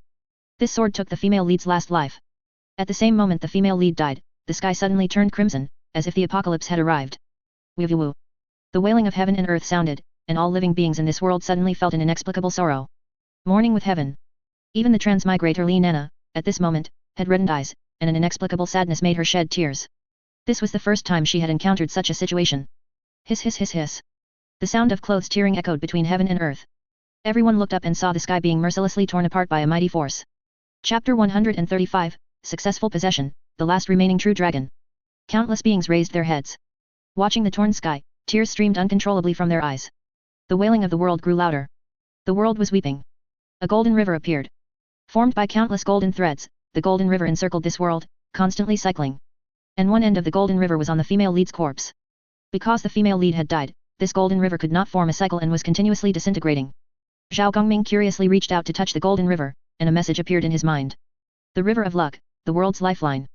Before Zhao Gongming could react, a giant golden hand reached in through the rift. The golden hand unhesitatingly gripped the flowing river of luck and yanked it hard. Rib. More than half of the river of luck was torn apart. During this time, this world tried to stop it, but alas, the female lead was dead, and no matter how the world tried to mend it, it couldn't reconnect the river of luck. It could only watch helplessly as the golden hand seized its luck. A large amount of luck flowed away. The heavenly Dao's will of this world suddenly weakened. The golden hand disappeared along with the rift. At the same time, Ao Yongzi, who had been waiting for a long time, finally made her move. A dragon's roar shattered the clouds. A colossal dragon shadow instantly covered the entire world. Ao Yongzi's true form was incredibly massive, even though Zhao Gongming was mentally prepared, he was still stunned the moment he saw Ao Yongzi's true form. It was too big, Ao Yongzi's immensely giant dragon shadow could even coil around the entire world. The 7 stars on her body appeared in the sky like suns. The massive dragon head mercilessly gnawed at the remaining river of luck that had not yet disappeared. With each bite, the souls of the beings in this world felt an inexplicable pain, as if they too were being gnawed upon. Ordinary people with weak willpower fainted completely after a few bites. And the dragon descendants continued to endure the pain brought by the gnawing of their souls. Ah ah ah! The world continuously wailed, as if it already knew its fate. This world had no power to resist Ao Yongzi's possession. If it were in its prime, it could have expelled Ao Yongzi, but alas, after being forcefully plundered by earth, the already weakened heavenly Dao was then gnawed upon by the shameless Ao Yongzi. Who could withstand that? The heavenly Dao's will giving up resistance made it easier for Ao Yongzi to possess and replace it. Gradually, the heavenly Dao's will became weaker and weaker, until it was no longer seen. At the same time, Li Nana was surprised to find that her face also seemed to be recovering. Her reflection in the mirror gradually blurred, eventually returning to its original appearance.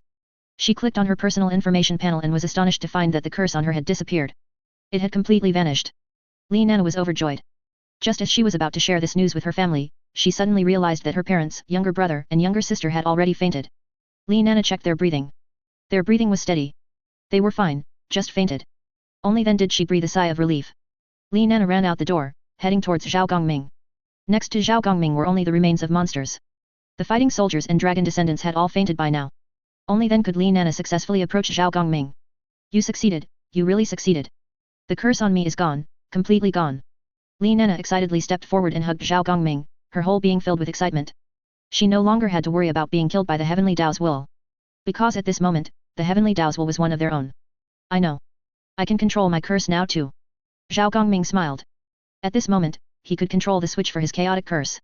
Zhao Gongming looked up at the sky, at Ao Yongzi, who was still devouring the remnants of this world's Heavenly Dao's will. Ao Yongzi was not a true Heavenly Dao's will, she had to devour all the remnants of the Heavenly Dao to completely control the various authorities of this world. Achieving the goal of possession. About half an hour passed. Ao Yongzi finally devoured the remnants of this world's Heavenly Dao and, incidentally, used these remnants to make up for the deficiencies in her own Heavenly Dao's will. Burp. Ao Yongzi let out a satisfied burp. Her body became smaller and smaller, returning to her original small dragon form. Zhao Gongming, this world has become our world.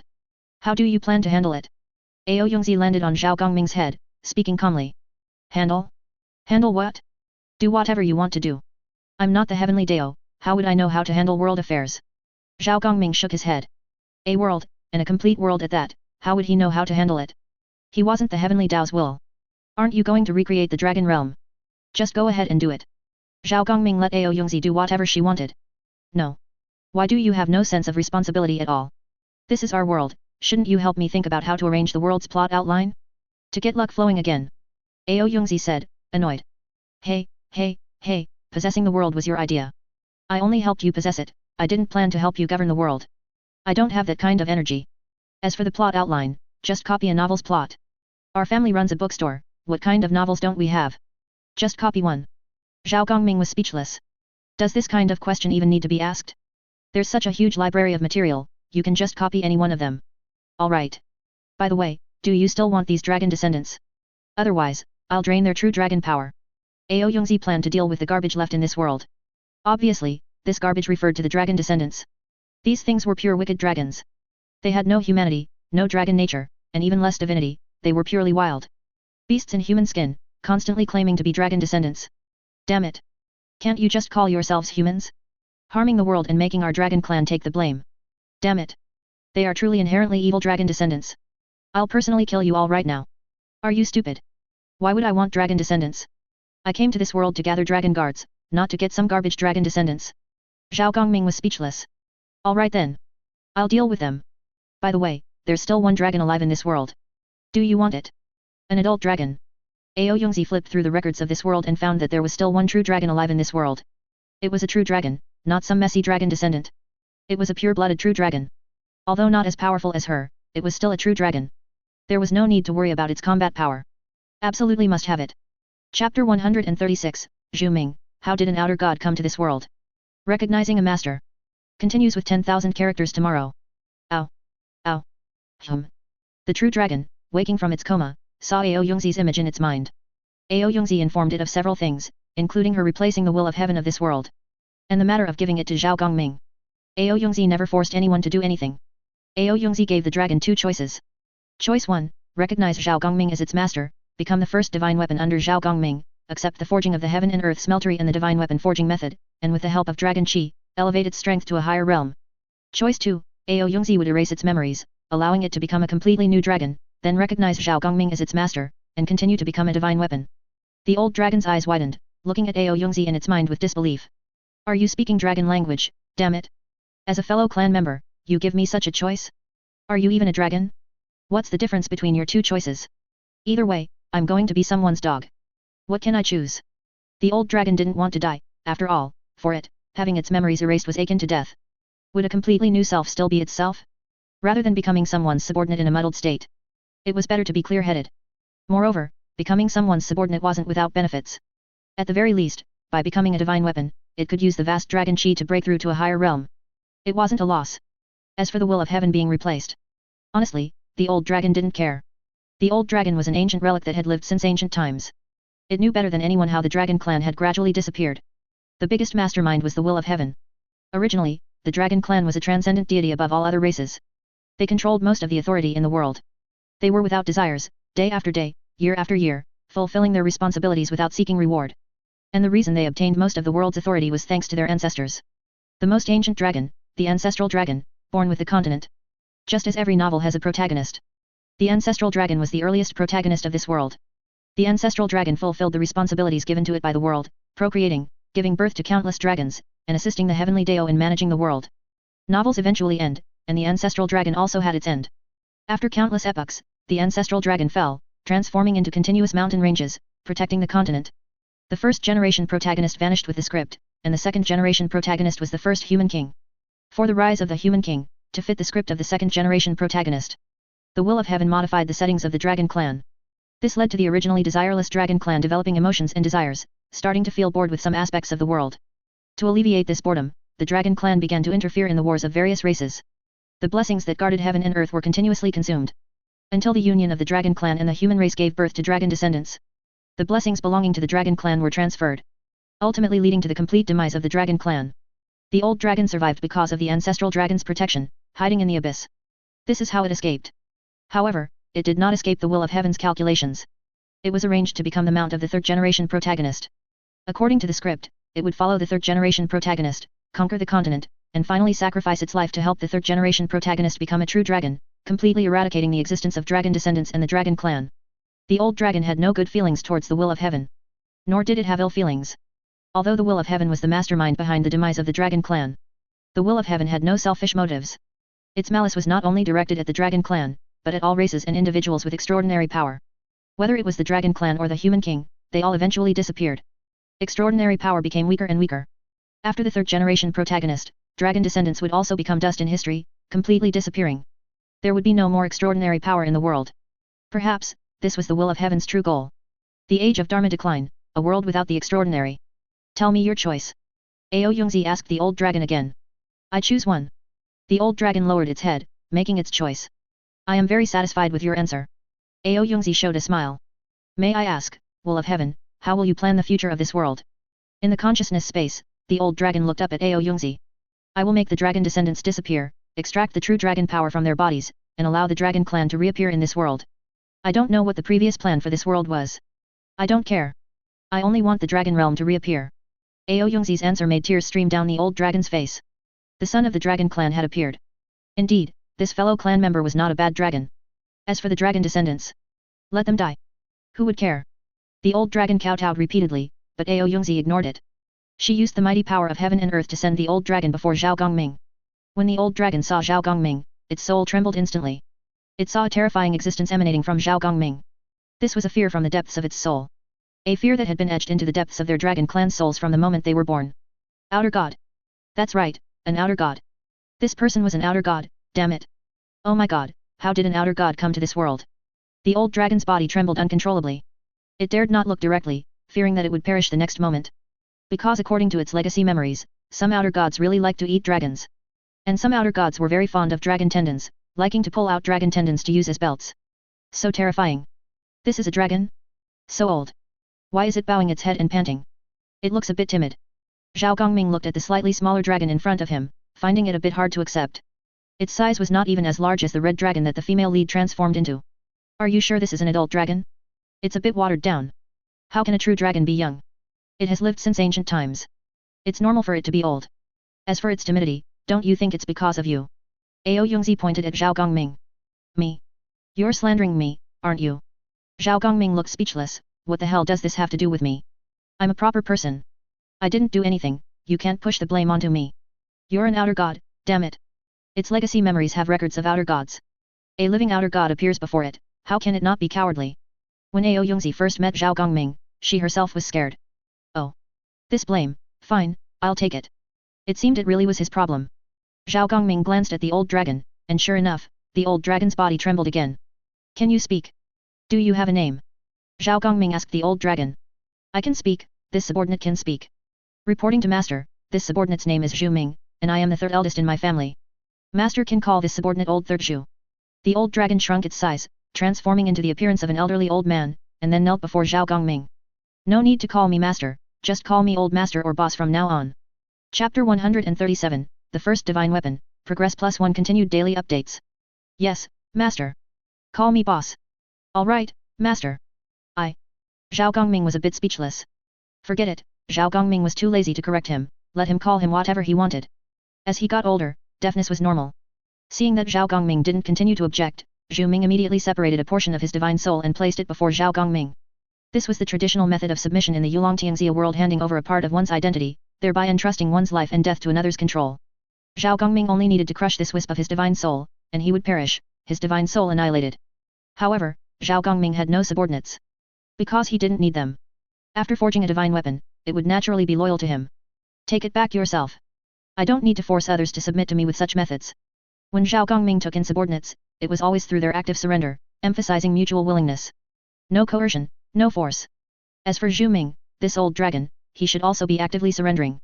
Whether it was sincere or not, he didn't know. Anyway, during the divine weapon forging later, he would know if he was truly sincere. Ah? You don't want it? The old dragon Zhu Ming looked surprised. It was the first time he had seen someone who didn't take a divine soul as a life bond. No need. I want to ask, are you afraid of pain? Zhao Gongming suddenly inquired. This subordinate is not afraid. Zhu Ming said seriously. Was he afraid of pain? Yes, but he was more afraid of loneliness. Since ancient times, Zhu Ming had been hiding alone in the abyss, not daring to venture out. Over the years, he had endured too much loneliness. Compared to that bit of pain, in the face of endless loneliness, it was a joke. Not afraid of pain, then that's good. Ao Yongzi transferred Zhao Gongming and Zhu Ming to a spacious area. She also brought Zhao Gongming a large quantity of the required metal and stone materials. Zhao Gongming's expression suddenly became serious. The dragon chi within his body began to fluctuate violently. Heaven and earth smelting furnace. Dragon chi surged into the sky, an endless supply of dragon chi, enveloping this entire world. Rise. Zhao Gongming said in a deep voice. Buzz buzz buzz. A roaring sound came from the heavens and earth. The entire world seemed to have become a giant furnace. The metal and stone materials that had been transferred also began to melt under the influence of the dragon chi. The temperature rose sharply. Zhao Gongming seemed unaffected, continuously outputting the endless dragon chi, which poured into this world. The temperature rose even higher. The metal and stone materials completely turned into a liquid puddle. Speaking of which, this was the first time Zhao Gongming had used the complete divine weapon forging method. He didn't know if this old man could withstand the pain brought by the divine weapon forging method. Are you ready? Zhao Gongming was enveloped in a thick mass of dragon chi from head to toe, revealing a hint of the aura unique to an outer god. Vaguely, Zhu Ming saw a towering phantom appearing behind Zhao Gongming. He was holding a golden whip and looking at him. Although the appearance was blurry, indistinct, and pixelated, Zhu Ming could clearly feel that it was a gaze from a distant other shore. Zhu Ming lowered his head and said in a deep voice. Master, please bestow the Dao. Upon arrival, Ao Yongzi had already informed him of the specifics of the divine weapon forging method. He already had a plan in his mind. Wasn't it just being tormented? What was there to fear? He had endured countless years of loneliness. In this world, was there anything more painful than loneliness? Zhu Ming was very confident. However, soon, he regretted it. This heaven and earth smelting furnace was truly refining him like a piece of iron. Refine. The majestic dragon chi was instantly ignited, completely engulfing Zhu Ming. Immediately, Zhu Ming felt a torment far more terrifying than loneliness. Not only was his body enduring this pain, but his soul was also undergoing the tempering of heaven and earth. The endless dragon chi drilled into every single cell in his body. Zhu Ming couldn't hold on anymore, he could no longer maintain his human form. Soon, a massive true dragon, constantly thrashing and rolling in the air, endured endless suffering. This pain suddenly made him younger. He was in so much pain that he felt like a grandson. This was just the beginning. Dragon chi continuously poured into him, and while pouring in, it also tempered Zhu Ming's body, allowing it to contain as much dragon chi as possible. Once the dragon chi reached perfection, a torrent of metal and stone swept over, enveloping him. The scorching torrent of metal and stone poured in through his 7 orifices and 9 holes, thoroughly tempering him from the inside out. The pain intensified. Even so, this divine weapon forging was not yet over. Although it was very painful, he did not give up. He was indeed willing. Otherwise, he wouldn't have been able to endure for so long. The heaven and earth smelting furnace continuously burned and tempered him. The process was long. The heaven and earth smelting furnace tempered Zhu Ming for several days. Finally, the dragon chi dissipated, and the heaven and earth smelting furnace disappeared. Zhu Ming was covered from head to toe in thick armor. His eyes became bright. Even through the thick helmet, one could still see his glowing eyes. Zhu Ming felt the majestic dragon chi within his body and was stunned. Was this power a bit too overpowered? Even the rebirth of the ancestral dragon probably wouldn't have as much dragon chi as him. The complete version of the divine weapon brought Zhu Ming a huge improvement.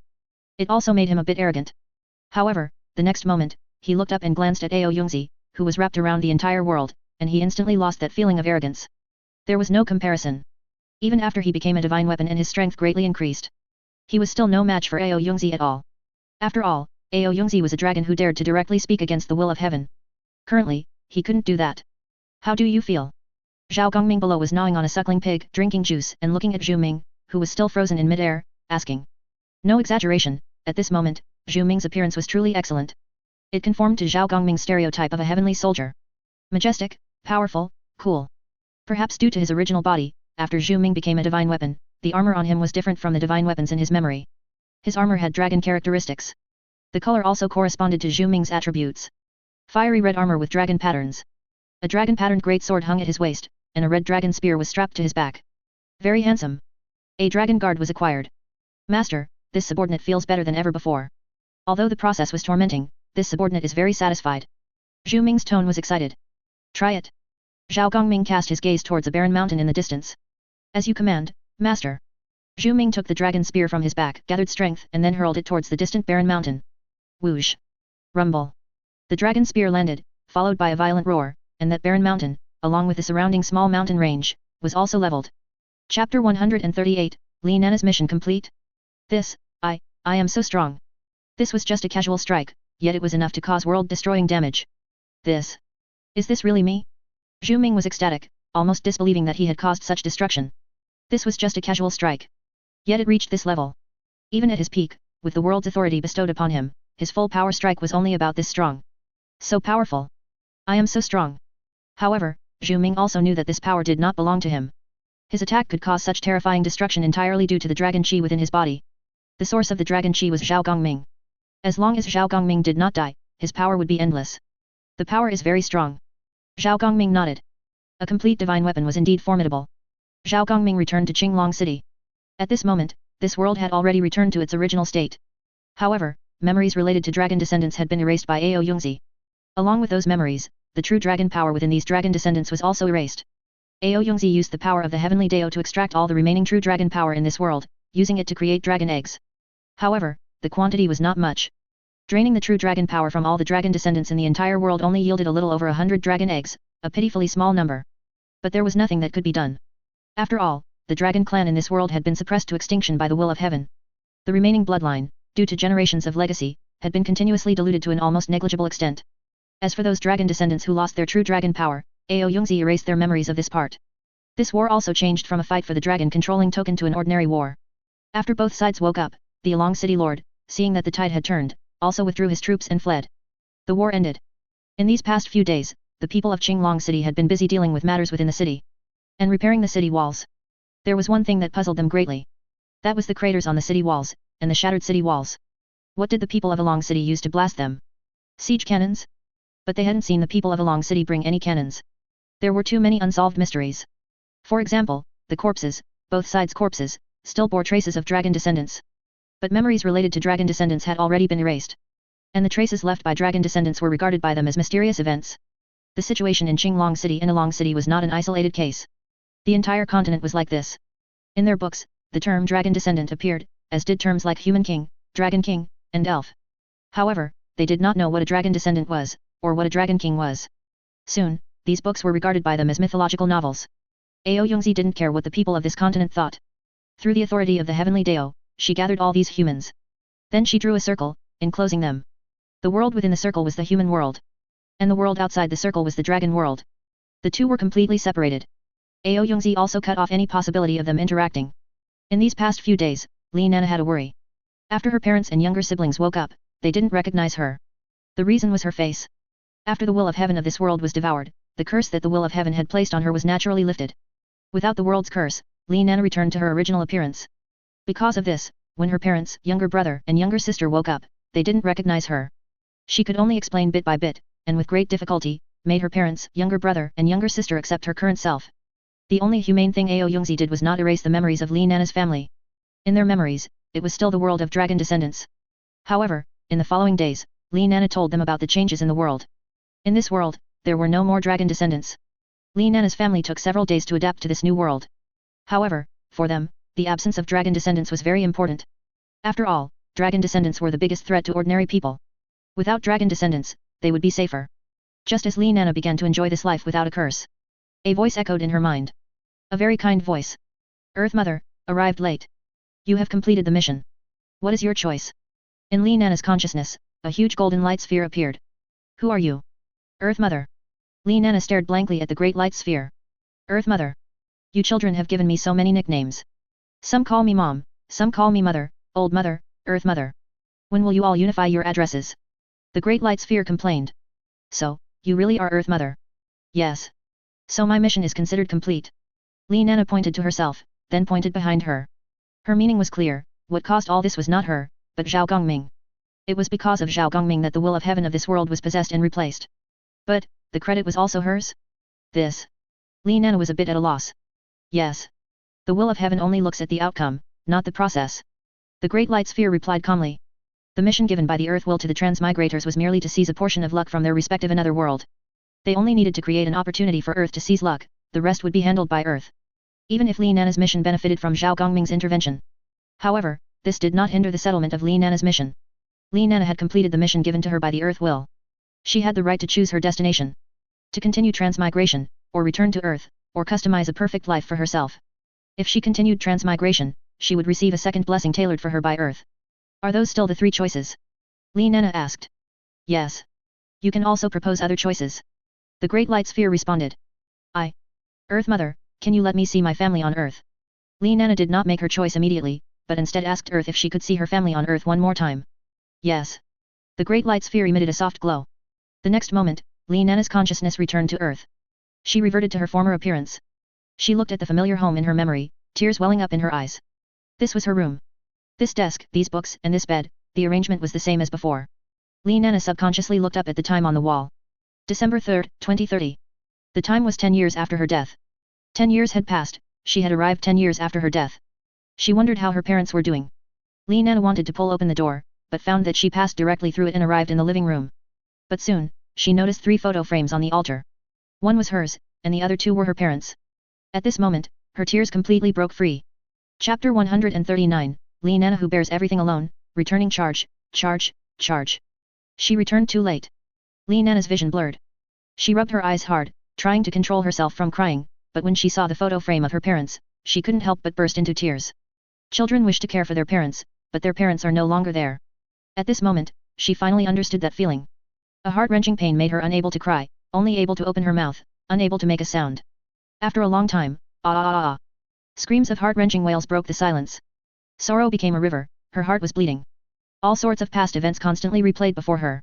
In her memories, she first called out to her parents, first walked, first was lifted high. Going to school, studying, traveling. Her parents' care. All of this was like quicksand, impossible to hold, impossible to keep, fading away with the wind. Lost, never to be found again. She thought that after transmigration for more than 20 years, she should have been able to face it calmly. However, when she truly returned to Earth and saw this scene, she completely broke down in tears. She simply couldn't control her emotions. Ultimately, she was just a child. Her parents' child. After an unknown amount of time, Li Nana's emotions were vented, and she calmed down a little. When did they leave? Li Nana asked, her voice choked with sobs. The 2nd year after you died. They passed away one after another due to excessive grief. The Great Light Sphere appeared. Is it because of me? I really am an unfilial daughter. Li Nana gave a bitter laugh. You can choose to rebirth with your memories to the day you died, and make a wish. The Great Light Sphere suggested. What about them? What about my parents in this life? They are my parents too. Are you asking me to abandon them? To make them experience what my parents in my previous life experienced? How could I bear to? With that, Li Nana's tears streamed down again. Her parents in this life, their affection was no less than in her previous life. She absolutely couldn't make her parents in this life go through the pain her parents in her previous life experienced. Earth Mother. If my wish isn't too much, can I make one more? I know this request is excessive, but Mother, I beg you. Li Nana pleaded with a hint of begging. Speak. Let them revive, and erase their memories of me. Li Nana made her choice. Rather than letting her parents be reborn and continue to live in pain, it was better to directly erase her existence from her parents' memories. To make it as if none of this ever happened. Li Nana chose to bear the pain alone. Are you sure? If their memories are erased, they will never recognize you again. Even if you return in the future, they will only treat you as a stranger. The Great Light Sphere was somewhat surprised by Li Nana's choice. Her choice was a bit selfish. It doesn't matter. Rather than everyone suffering together, it's better for me to bear it alone. Li Nana looked at the photo of her parents with tears in her eyes, full of reluctance. What about the second wish? I want to stay in the Yulongtiangxia world, to see off my parents in this life and care for them in their old age. Li Nana couldn't have the best of both worlds, this was reality. Alright. Your return date is set for when your parents in this life reach old age.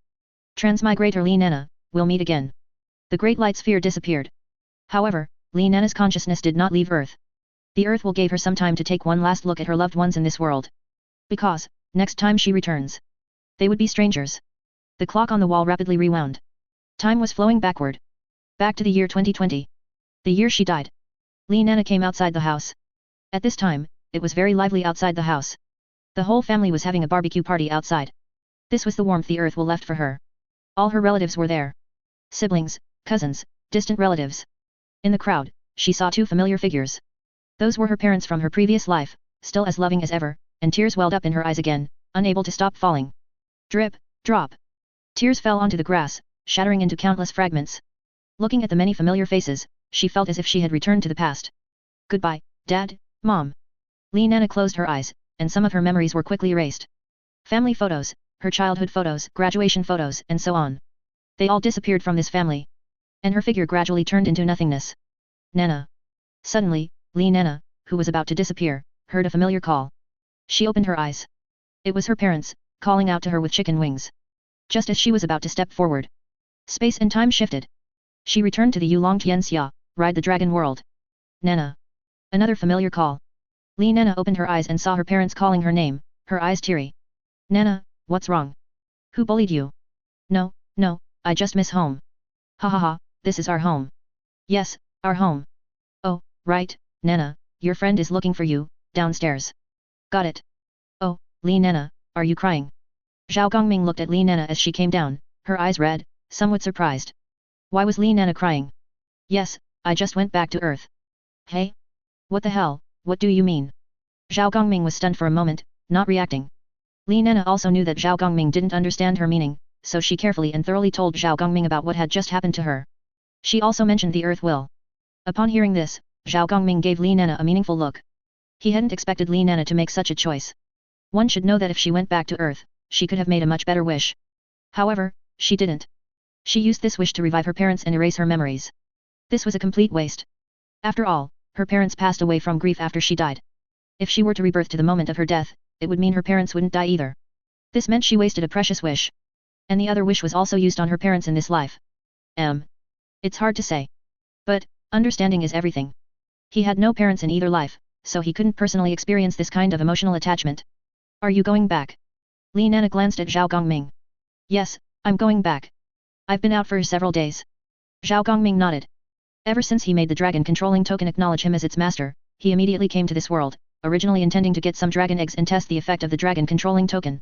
He didn't expect things to develop beyond his expectations. The dragon eggs were taken care of, and the female lead was also taken care of. It's just that the dragon controlling token was useless. From now on, it could only be a decoration. Chapter 140, Later Jin causes trouble? Get him. Charge. Most importantly, this world now belonged to him. That's right, it belonged to him. Ao Yongzi had taken control of this world. Zhao Gongming, through Ao Yongzi's connection, indirectly controlled this world.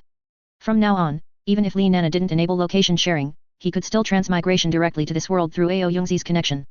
Without needing the chat group. This point alone was very important. It meant he had a place to retreat to. Even if he couldn't seize control of his own world in the future, he could still escape with his subordinates. Perfect. What about the dragon eggs? Aren't you taking them? Li Nana glanced behind Zhao Gongming, noticing that no dragon eggs were following him. It was empty. Unbelievable. Li Nana remembered that the dragon eggs were very clingy to Zhao Gongming. They basically followed him wherever he went. No, I'm not.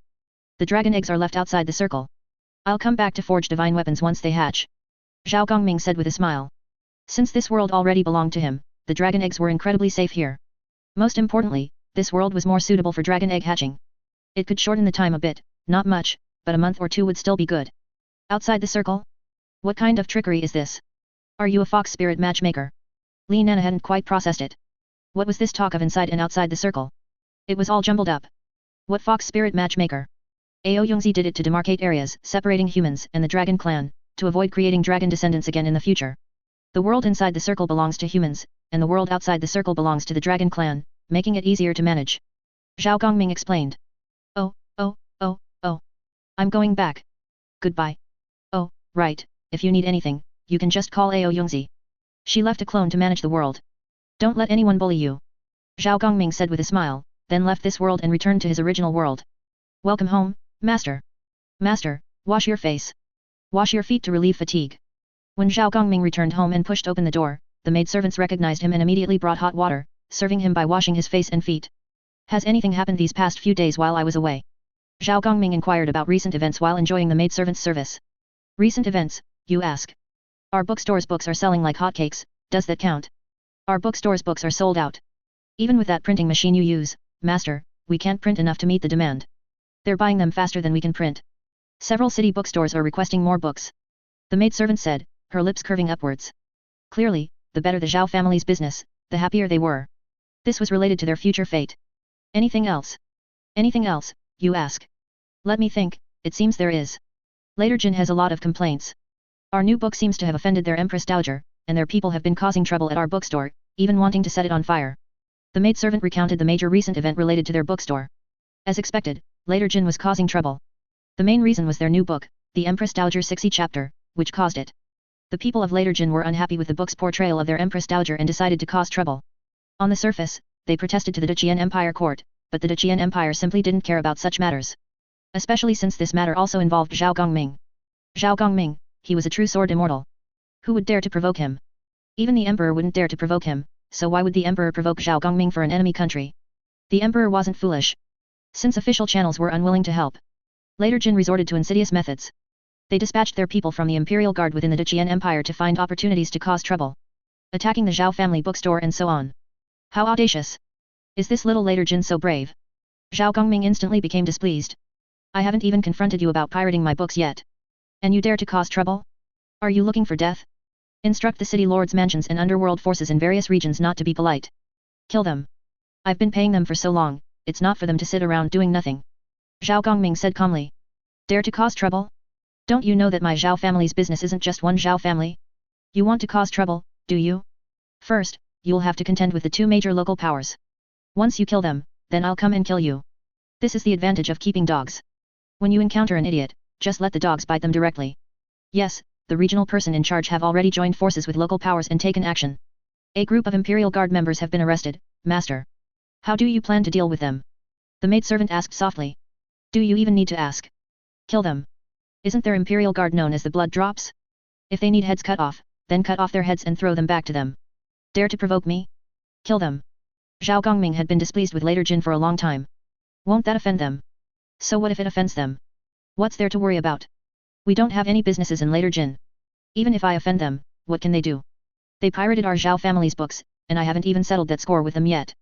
Damn it, once I've dealt with Daqian, the first one I'll take care of is Later Jin. Wild boar skin, you're asking for death. Zhao Gongming said fiercely. Yes.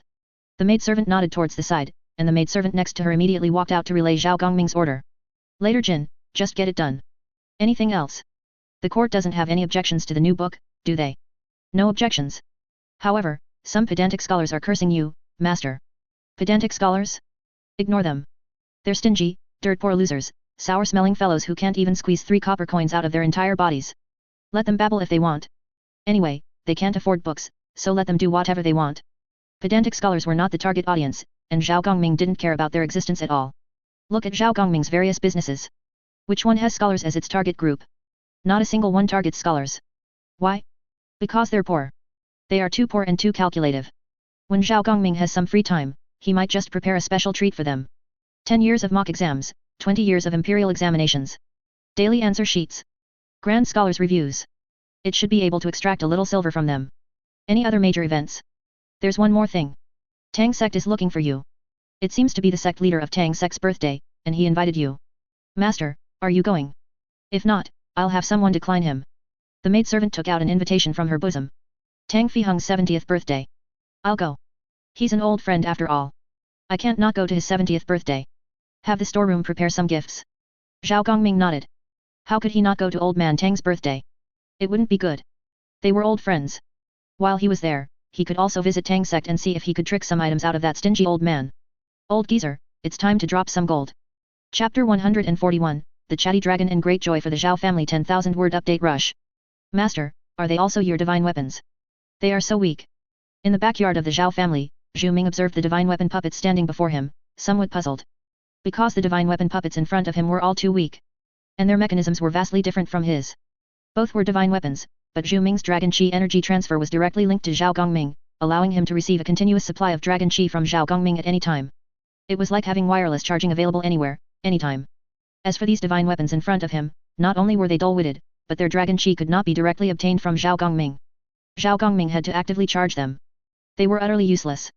Not only did they lack intelligence, but they also lacked a stable supply of dragon qi, and they were incredibly weak. These things are actually my colleagues. My heaven! This old dragon has lived for so many years and never seen such incompetent colleagues. We are all divine weapons, but what kind of treatment do I get, and what kind of treatment do you get? Are you even worthy of being compared to me? Could it be?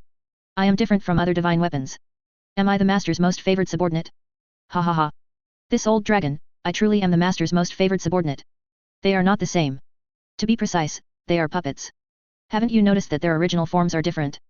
Zhao Gongming pointed to the chicken guards in front of him. Although the chicken guards looked cool and used spears, their aura was far inferior to Zhu Ming's. One reason was Zhu Ming's completeness. Zhu Ming was a true divine weapon, while the chicken guards were not. Another reason was the difference in their original forms. The chicken guards were just ordinary creatures. Before Zhu Ming was transformed into a divine weapon, he was a pure-blooded true dragon, a mythical creature in the true sense, so naturally, his transformation differed from that of ordinary divine weapon puppets. It does seem different. Ordinary creatures. Yes. This world has no extraordinary creatures, and besides, ordinary creatures cannot withstand the transformation of dragon qi. My friend has researched and developed a weakened version of the divine weapon forging method, and these are divine weapon puppets, the finished products of the weakened version. Then why doesn't Master try forging divine weapons using humans? Zhu Ming asked a crucial question. Because the information he received from Ao Yongzi indicated that the best adaptation for divine weapon forging was not the dragon clan, but humans. Even the most ordinary humans, through divine weapon forging, could become divine weapons as powerful as him, or even more powerful. Given this, why not use humans to forge divine weapons? Zhao Gongming did not answer directly. He only asked Zhu Ming one question. When you were being forged into a divine weapon, did it hurt? It hurt so much I wanted to die. This old dragon wished he could commit suicide. That kind of pain, synchronizing both body and soul, was enough to kill a dragon. Even a dragon like you couldn't bear the pain, do you think ordinary humans could? Once one becomes a divine weapon, the person and armor become one, never to be separated. It's too cruel. Zhao Gongming shook his head. Ah? Cruel? Then master, you made me endure it. Don't you think that's cruel? Zhu Ming cried bitterly. So, it wasn't cruel for me to be forged into a divine weapon. However, although being forged into a divine weapon was very painful, and he would forever be one with the armor. But he could accept all of this. Because dragons are inherently armored, it made no difference to him. Furthermore, it made him stronger. A little pain was nothing. I asked you, didn't I? You said you weren't afraid of pain. Besides, we weren't close then. One of the most core requirements for divine weapon forging is to be willing, and you truly were willing at the time, otherwise it wouldn't have succeeded. Zhao Gongming was speechless. Ah. Zhu Ming was on the verge of tears. He realized that he seemed to have been tricked. Ao Yongzi, you are truly worse than a beast. You even trick your own kind. Zhu Ming didn't want to be willing at the time, but because he wasn't willing, Ao Yongzi helped him become willing. Tears welled up. In the following time, Zhao Gongming introduced Zhu Ming's existence to his many subordinates in Fuzhou City. They were especially shocked when they learned that Zhu Ming was the mysterious dragon guard. A dragon? Their master actually managed to get another dragon. Amazing. Truly worthy of being their master. A true son of heaven. What excited them most was that this dragon guard had consciousness, was like a normal human, could communicate normally, even crack jokes, and was very easy to talk to. He was just a bit of a chatterbox. Once you got familiar with him, he seemed to have an endless stream of words, able to chat with you for an entire day without needing a single sip of water. It was incredibly outrageous. Zhu Ming being a chatterbox was normal. After all, he had been alone in the abyss for who knows how many years. After so many years without speaking, and after leaving the abyss, he hadn't encountered many living beings. He wasn't familiar with Li Nana, with whom he could communicate, and as for Ao Yongzi, although she was of the same bloodline, her bloodline was extremely high, and just being near her made him uncomfortable, so he wouldn't dare to chatter with her. As for Zhao Gongming, Zhu Ming had even less courage.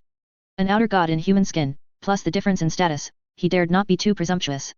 But after coming to this world, everything was completely different. The people of the Zhao family were generally very talkative, and there was no sense of status difference, making it very easy to converse. Zhu Ming was like a floodgate opening, unable to be shut. Whenever he had a chance, he would pull a few people aside to find a place to slack off and chat. He had only been in this world for a few days, and he had already blended into the street corner intelligence station. He chatted back and forth with the neighborhood aunties. He even spouted various famous sayings and aphorisms. Such as, everyone here is so talented, and their voices are so pleasant, I absolutely love this world. Zhu Ming's changes were observed by Zhao Gongming. Sometimes he really wondered if this old dragon had been cooped up for too long, the rebound was a bit strong. Zhao Gongming seriously suspected that Zhu Ming's mental state had issues. His mental state needed observation. Time passed quickly. In a blink of an eye, the end of the month passed. A new month, a new beginning. The street where the Zhao family resided was adorned with lanterns and streamers, and festive red lanterns hung on both sides of the street. A long red carpet stretched from one end of the street to the other. Today was a day of great joy for the Zhao family. Many people stood in the houses and shops along both sides of the street, enjoying the lively atmosphere. Wow, it's so lively. What day is it today? Red lanterns hanging everywhere, and a red carpet laid out for an entire street, my heaven, how much must that cost? A passerby from out of town looked at the street before him in astonishment, unable to believe it. Haha, buddy, you're not from around here, are you? A local passerby said with a laugh. How did you know? I don't have an accent. Ha ha ha, it's not about the accent. Which local wouldn't know that today is a day of great joy for the Zhao family? It would be strange if the Zhao family's day of great joy didn't have such a grand display. The local passerby explained with a smile. The Zhao family? Which Zhao family? How many Zhao families can there be in Fuzhou City? It must be the god of wealth's Zhao family.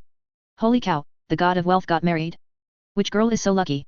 The Zhao family, perhaps outsiders might not know, but the god of wealth's Zhao family, no one in this world doesn't know. You can choose not to worship the matchmaker, but you cannot choose not to worship the god of wealth. Chapter 142, Everyone, look at me. Charge, charge, charge. It's not the god of wealth getting married, it's his Captain Zhao. Captain Zhao? A guard? Is a family servant's marriage worth such a grand affair? Family servant? Ha ha ha ha, you're clearly from out of town, you don't understand anything, you don't know anything. You outsider, you simply don't understand the true value of the god of wealth. Who told you they were family servants? Selling yourself into servitude to get into the god of wealth's household? Dream on. If that were really possible, I'd sell my entire family in right now. The number of people who wanted to be a family servant for Zhao Gongming could stretch from Fuzhou City to the capital and back again. Why? Good benefits, high salary, various guarantees, and easy work. However, it wasn't possible. Do you know how much the god of wealth gave his subordinates in red envelopes? The local passerby smiled faintly. How much? The local passerby didn't speak. He just made a gesture of 9. 9 taels. Wrong, it's 99,999 taels of silver. How much? You said how much? The person from out of town finally couldn't remain calm. His eyes widened, looking at the local old man in shock, unable to believe it, he truly couldn't believe it. He even suspected that he hadn't woken up and was hallucinating. 99,999 taels of silver? Nearly 100,000 taels of silver. Is this really a red envelope? And a red envelope for a subordinate? Where did you Fuzhou City bumpkins come from, with such wealth? Are you Fuzhou people living so well? 100,000 taels of silver is enough to make a penniless person a wealthy local. Is this the extravagance of the god of wealth? I've finally witnessed it. Brother, please help, I want to go in, I think I'm destined to serve the god of wealth, let me in. Get out of here. You're the only one who wants to go in, hey? I want to too. Master Zhao, I want to be your dog. Everyone, look at me. I'm announcing something, I am the god of wealth's dog. Clap, clap, clap, clap. Firecrackers went off. A red sedan chair was being carried over. Zhao Dai, usually expressionless, was now dressed festively, his face full of smiles, with a large red flower ball tied to his chest. Riding a fine horse, he looked radiant. Everyone was very curious. Whose daughter did this confidant of the god of wealth marry? They were also curious whose daughter could marry a subordinate of the god of wealth. However, they were soon startled by the bride's appearance. The bride who stepped out of the sedan chair was a head taller than Zhao Dai. Zhao Da's height was already considered tall. The bride was even taller, and even larger in build. Even her dress couldn't conceal her thick, strong arms. Holy cow! Tiger back, bare waist, praying mantis legs. Whose Imperial Guards recruit is that? It's hard to imagine, I actually saw a tiger back, bare waist, and praying mantis legs on a woman. The onlookers gasped in disbelief. Although they didn't know what the bride looked like, with that physique alone, they couldn't harbor any inappropriate thoughts. This was a woman who could keep a man in a state of sagehood at all times. What they found most incomprehensible was Zhao Da's expression. Joy! Good heavens, they originally thought he was forced, but it turns out he actually liked this type. A few days later. Master, everything is ready, it's time to depart. The carriages for the journey to Shu were already prepared. Zhao Gongming didn't bring many people on this trip, only 4 accompanying maidservants Chengxia Kaiyudong Lan Zhejime and a 10-person guard squad responsible for driving the carriages. As for Zhao Dai, he was left at home. In the past few days, Zhao Gongming and the other members of the Zhao family had been so fed up with their dog food that they were practically sick. They really didn't want to see this guy again. Among the accompanying people was Zhu Ming. He was curious about human birthday banquets. It was hard for an old dragon like him, who had lived for countless years, to understand why such things as birthday banquets were held. For him, countless years could pass in the blink of an eye. Was it really necessary to celebrate such a short period of time? Very curious. Let's set off. Zhao Gongming boarded the carriage. As the wheels slowly rolled, the Zhao family's convoy once again left Fuzhou City. On the surface, all was calm. Behind the scenes, the Zhao family's people were busy with various operations.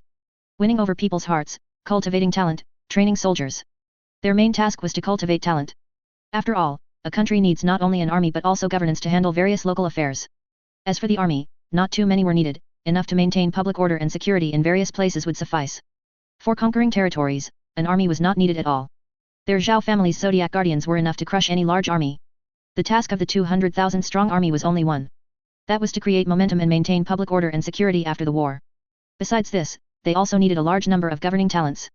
They did not trust those aristocratic families. They had cooperated with those aristocratic families for several years, didn't they understand the nature of those aristocratic families well enough? A bunch of fence-sitters, only looking for advantages. Are they even worthy of being their master's dogs? In terms of loyalty, those local aristocratic families simply couldn't pass muster. Loyalty? What loyalty do they have? That word simply didn't exist in their dictionary. Therefore, they had no intention of continuing to use this group of fence-sitters after unifying the divine land. They needed people who were truly loyal to the master. They would rather cultivate their own people than use those aristocratic families, and even less did they want those corrupt scholars who only spoke grand, empty words and governed with their mouths. They came from the bottom and had suffered greatly at the hands of those useless people. World without transmigrators. 100 years later. The world had split into two major camps. The largest camp, and also the strongest, was the Empire camp. The Emperor of the Empire was Dust Heaven Emperor, Ji Wuchen. He called himself the Second Heaven Emperor, born of the will of heaven, unifying the world in the name of heavenly mandate. His peerless divine soldiers killed gods and Buddhas they encountered, anyone who disobeyed the Heaven Emperor's command was executed without mercy. In the 90 years since his emergence, the empire he led had almost swallowed the entire continent. Countless sects and dynasties were trampled into dust. The second camp was the army of the common people, led by the third Lord of Heaven. They fought for the common people, for all beings, and for freedom. They were determined to create a world where everyone was equal, where the world belonged to all, a world without hunger, without calamities, a world of equality and beauty. They fought for a better tomorrow. The army of the common people were red specters, they would appear wherever they were needed, defending all beings against the ruthless trampling of the peerless divine soldiers. They were weak, but united. With the masses, they resisted the injustice of the heavenly Dao. Who said ants should die? Who said all beings should accept their fate? I refuse. Say no to injustice, say no to oppression.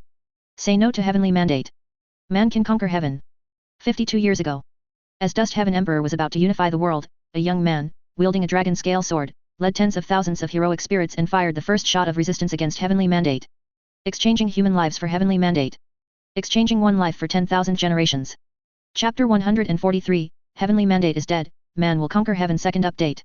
Kill, kill, kill. Brothers and sisters, follow me and charge. Though heavenly mandate is strong, it has an end. Though we are weak, we are limitless. We follow the Lord of Heaven, and we will attack heaven.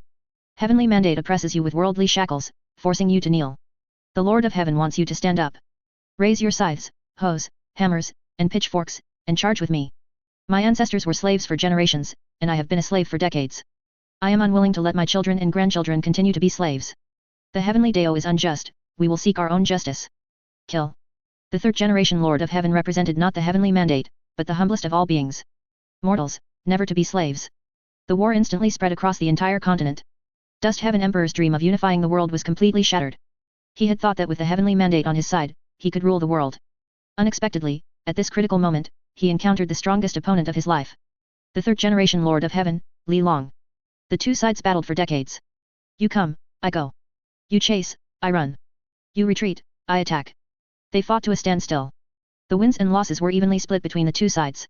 Dust Heaven Emperor was very troubled, why couldn't this army of the common people be defeated? Even with the heavenly mandate on his side, it was completely ineffective against the army of the common people. They were unaffected by the heavenly mandate. Even if they were defeated, they could quickly regroup and return. Like ghosts, they became an unremovable shadow over the empire. They could not be eradicated, nor could they be completely killed. They were endless. It was very irritating. Reporting to the Emperor, the South Mountain Camp's divine soldiers were attacked and suffered heavy casualties. 100 divine soldiers were lost. Reporting to the Emperor, the East Mountain Camp was completely annihilated. We annihilated 1,000,000 common people and lost 1,000 divine soldiers. The heavenly mandate has an end, but human life is endless. After decades of attrition, the number of divine soldiers in the empire continuously decreased. Dust Heaven Emperor, unable to bear the harassment, decided to carry out a decapitation strike. 100 years after Li Xiaoming's death, Dust Heaven Emperor used the heavenly mandate to locate the third-generation Lord of Heaven. The two sides were on the verge of battle. The battle between the Heaven Emperor and the Lord of Heaven lasted for a full 100 years. The battle shattered the heavens and earth, and the land sank. The mountains and rivers were almost reduced to ruins. Only half of the entire continent remained. In the end, the third-generation Lord of Heaven, Liao, gained a slight advantage, using the dragon scale sword to cut off Dust Heaven Emperor's head. From then on, the common people achieved a great victory. Teacher, we won. The common people will never be slaves. The heavenly mandate is dead, and the human Dao shall flourish. Ha ha ha ha. Liao, holding the dragon scale sword, looked up at the gloomy, blood-raining sky and let out a disdainful, mocking laugh. Woo-woo. Heaven and earth let out mournful wails, grieving for the death of the son of heavenly mandate, and at the same time, weeping for their own demise. The sky was torn apart. A giant golden hand grasped the river of luck and pulled it fiercely. The weak will of heaven was powerless to resist and could only allow the bandit to take everything from it. Afterward, the bandit departed. The crack overlap. A grander will was born. It devoured the weak will of heaven and took its place. The heavenly Dao is dead, and the human Dao flourishes. 300 years after Li Xiaoming's death, the third-generation Lord of Heaven, Liao, eliminated all remaining forces of the empire and fulfilled the long-cherished wish of his teacher, Grandmaster, and indeed, all living beings. He established a utopian world where everyone had food, clothes, and a home. To maintain this utopian world forever, Liao sacrificed himself, merged with the human Dao's will, and rewrote the rules of this world with his personal will. Beep beep beep, due to the transmigration of Li Xiaoming, the plotline of the High Marshal, Heavenly Mandate as Emperor world has undergone significant changes. The will of heaven has been replaced by the human Dao's will. The transmigrator Li Xiaoming has successfully completed the mission. He has successfully reincarnated back to Earth. He resurrected his beloved and lives with her in a secluded place. Beep, the following is a message from the transmigrator Li Xiaoming. This message will be permanently saved in the chat group files.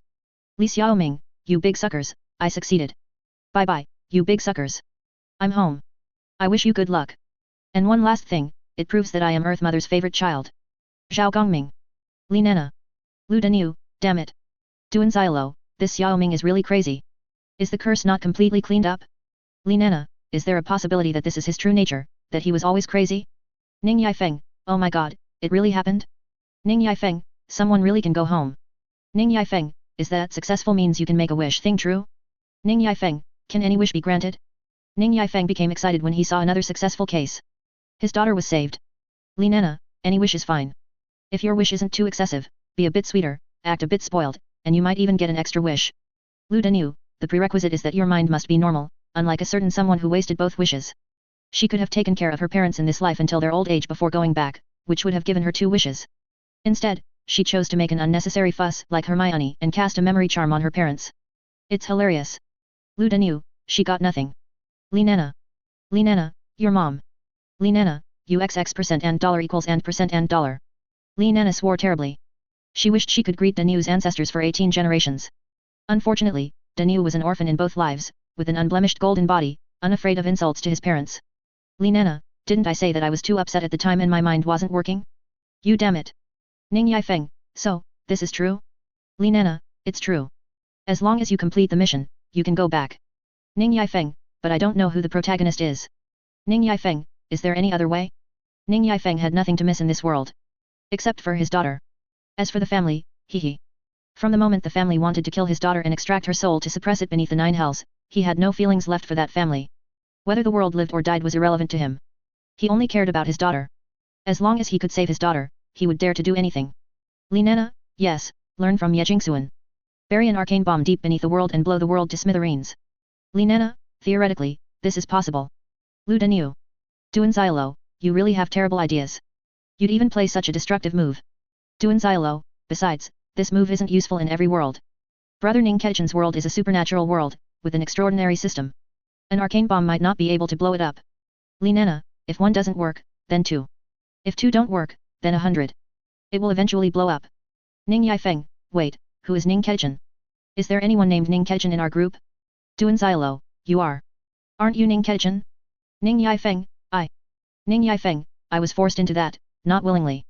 Duan Xialo, it's all the same. Ning Yifeng, it's not the same. Chapter 144, there's no most extreme, only more extreme, Transmigrators from another world charge. How could that be the same? Ning Keqian and Xiao Qian, that was an unfinished love between a human and a ghost, a happy ending for lovers, a two-way journey. And him? He was unilaterally, that. He was completely forced.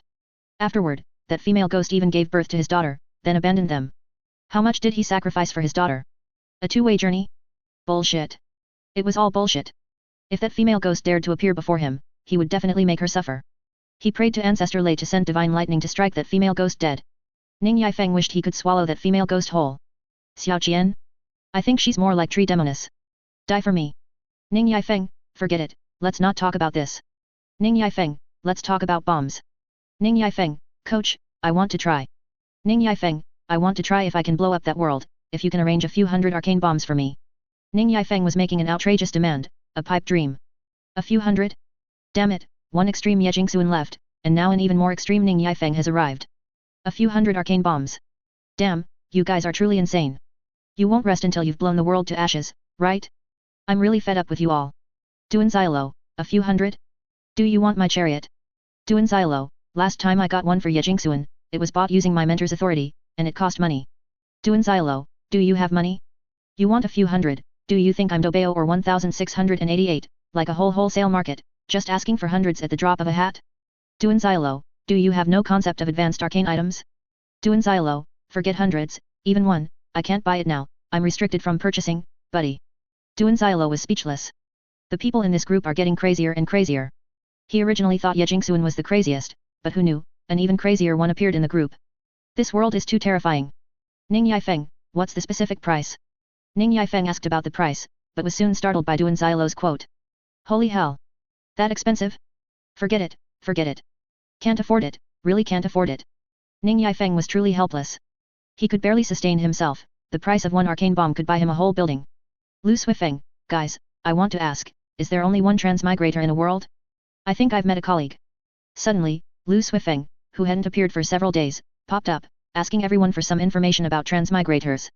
Miao Xiao Miao, that's right, theoretically, only one transmigrator from Earth will appear in a world.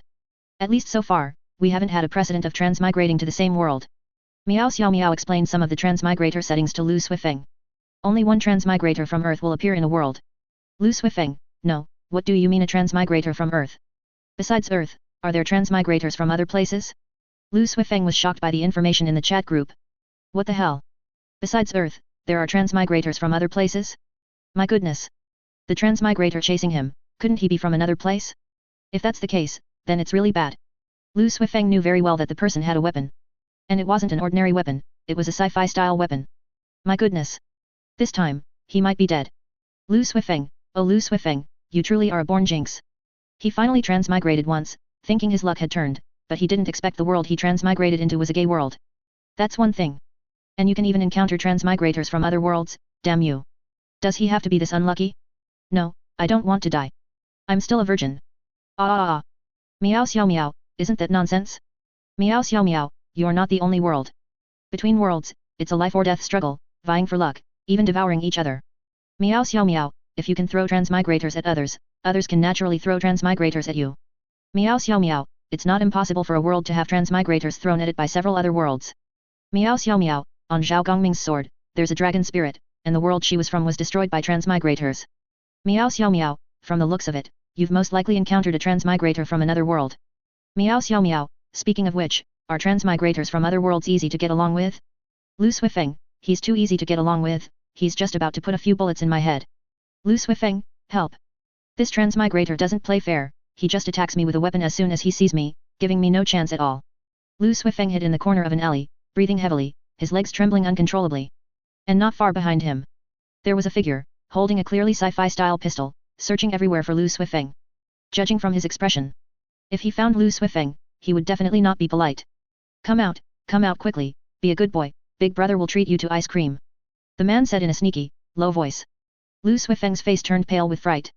Damn it, eat your grandpa's ice cream. You think I'm a 3-year-old, right? If I dared to go out, you'd probably treat me to a whole clip of bullets. I'll punch your lights out, you street punk. Miao Xiao Miao, what are you afraid of? Go out and fight him. Miao Xiao Miao, don't you have the indestructible buttocks technique? That's Shinchan's exclusive ability, what are you afraid of? Go up and clamp him. Lu Suifeng, I'll clamp your grandpa. How strong can a joke ability be? At most, it's just more elastic. Do you want me to use my butt to catch bullets? Lu Suifeng, stop joking. Lu Suifeng, I'm really going to die. From childhood to adulthood, he truly didn't know what was so amazing about his butt. Although the indestructible buttocks technique sounded impressive. But if you want him to use his butt to catch bullets, isn't that purely making fun of his life? He's just flesh and blood. Catch bullets? You think he's Yan Zhuangying, right? I bet your gun has no bullets. Zhao Gongming, fight him, don't be a coward. Zhao Gongming, lend, forget it, I'll give you a set. Zhao Gongming directly sent Lu Suifeng a set of arcane items. This was a complete set of items, including weapons and armor. Originally, Duan Xiaoluo was restricted from purchasing offensive items, but Zhao Gongming's quantity was massive. A full 200,000 sets. Enough for the arcane tower where Duan Xiaoluo was located to treat Zhao Gongming like their own father. Duan Xiaoluo unhesitatingly went to his mentor, acting as a middleman, and through his mentor's channels, equipped Zhao Gongming with 200,000 sets of gear. He took one set out to give to Lu Suifeng, to help him overcome his current crisis. Anyway, he couldn't recruit 200,000 people in the short term. Lu Suifeng, father, my dear father, your great kindness, I will never forget. Lu Suifeng, from now on, you are my real father. Zhao Gongming. Actually, Zhao Gongming could have transmigrated there, but he disdained it. A world full of gays, it was too disgusting. Even looking at it for an extra second made him feel dirty. Lu Suifeng, take care of yourself. If he couldn't even defeat the transmigrator on the other side with a full set of arcane items, then his survival would be useless. They didn't need such trash in their group. If you have 6 items and still get instantly killed by someone with 3, do you even know how to play? Miracle Walker. Chapter 145, The Transmigrator Instantly Killed, Rat King Divine Artifact Charge, Charge, Charge. My little darling, hide and seek is over, come out now. The man was still teasing Lu Suifeng, which made Lu Suifeng feel incredibly humiliated and disgusted. His tone was like he was flirting with a girl, how could Lu Suifeng possibly accept that? He was a straight man of steel. In this world, being teased by the natives for over a decade had already been incredibly stifling. He had finally managed to join the group, only to be teased by a fellow transmigrator from another world. What the heck? Did I join the group for nothing? I'll punch you in the face. Lu Suifeng quickly put on the equipment Zhao Gongming sent him, familiarizing himself with how to use these arcane tools as he did so. Fortunately, these tools weren't complicated. He could get the hang of them after just one look. There was the arcane loading vest, arcane all-round protective light armor, arcane ejection device, arcane high molecular cutting knife, and so on. Lu Suifeng drew the arcane high molecular cutting knife, cautiously hiding in a small corner, peeking his head out to observe the man's position. Then, he quietly played the role of a lurking assassin, waiting for his prey to come to him. He waited for about a few minutes. The footsteps grew closer and closer. Lu Suifeng held his breath. A moment later, the man finally appeared. The next second, the man turned around and happened to see Lu Suifeng crouching in wait. When he clearly saw the equipment on Lu Suifeng, his brain froze. What the hell?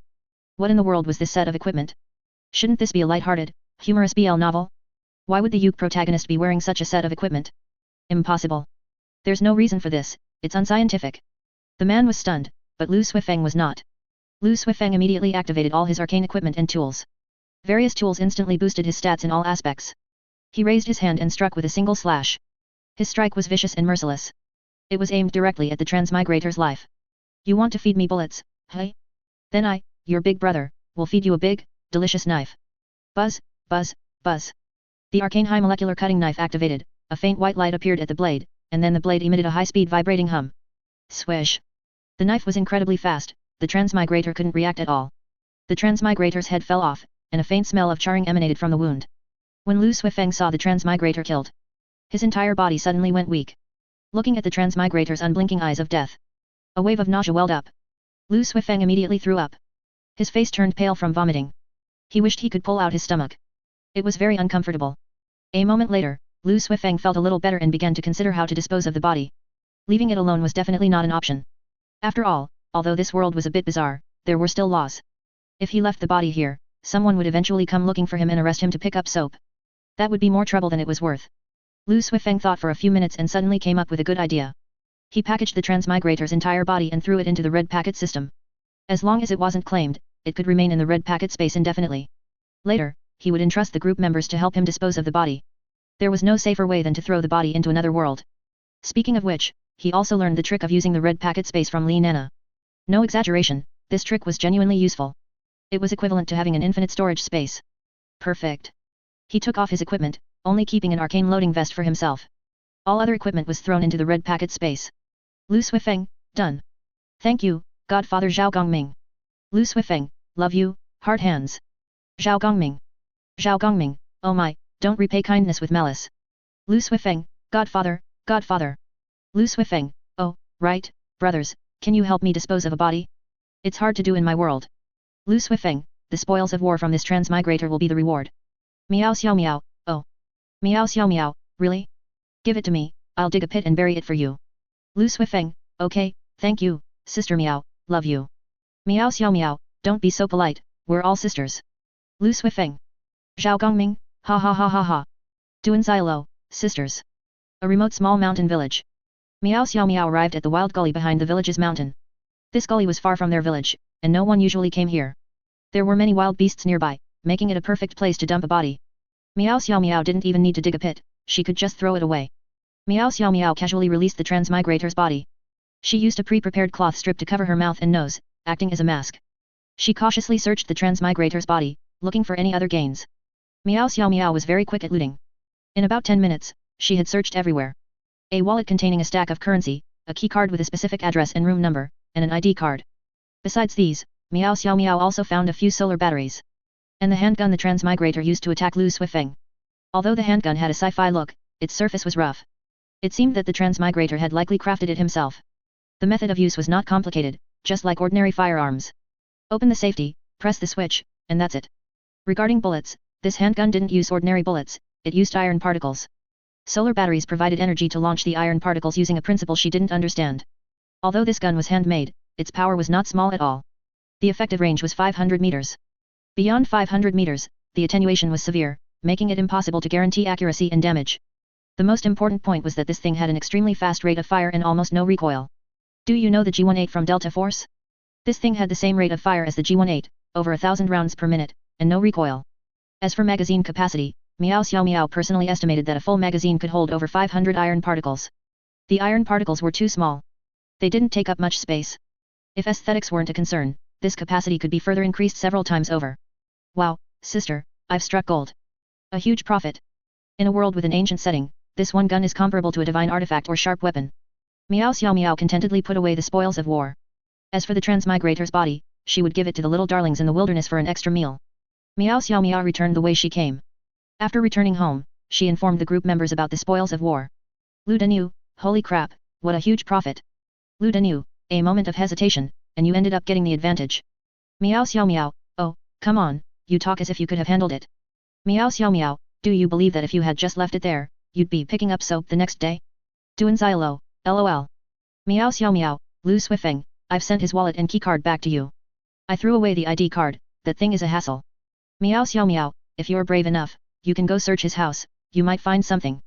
Lu Suifeng, sister, there are cameras everywhere on the street, I'd be crazy to go to his house. Just throw everything away, but you can keep the money for me. Miao Xiao Miao, okay. Great Jian border. Inside the camp tent. Great General, we found a secret letter outside. Chapter 146, Su Feng's Fury, later Jin's Honey Trap 10,000 word update, charge. Secret letter? Whose secret letter? Su Feng's face seemed to have aged decades. He looked as if he was on his last legs.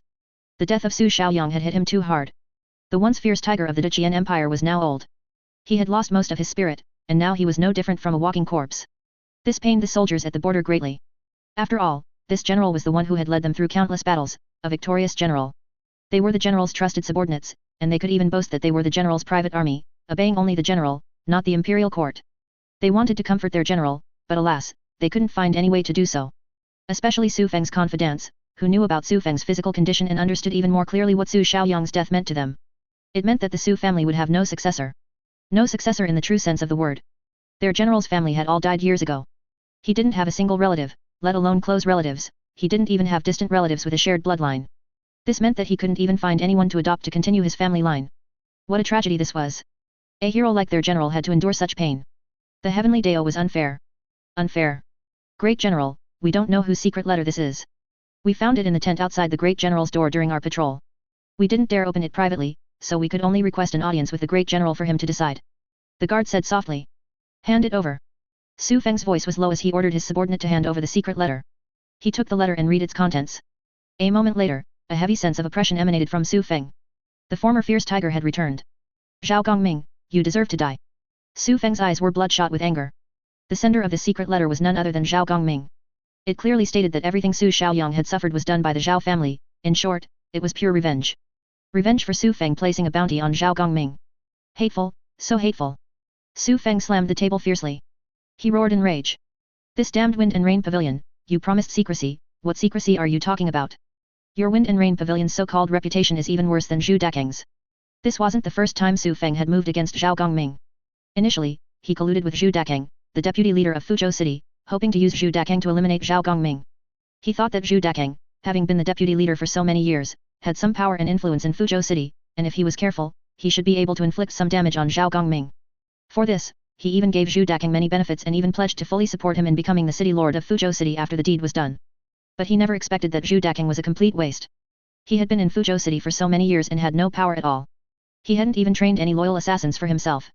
So, you've been in Fuzhou City for nothing? With the emperor far away, you didn't take the opportunity to develop your own power? You're a damn idiot, aren't you? But fortunately, although Zhu Dakang was a fool, he was tight-lipped. Zhu Dakang never revealed Su Feng, even to his death.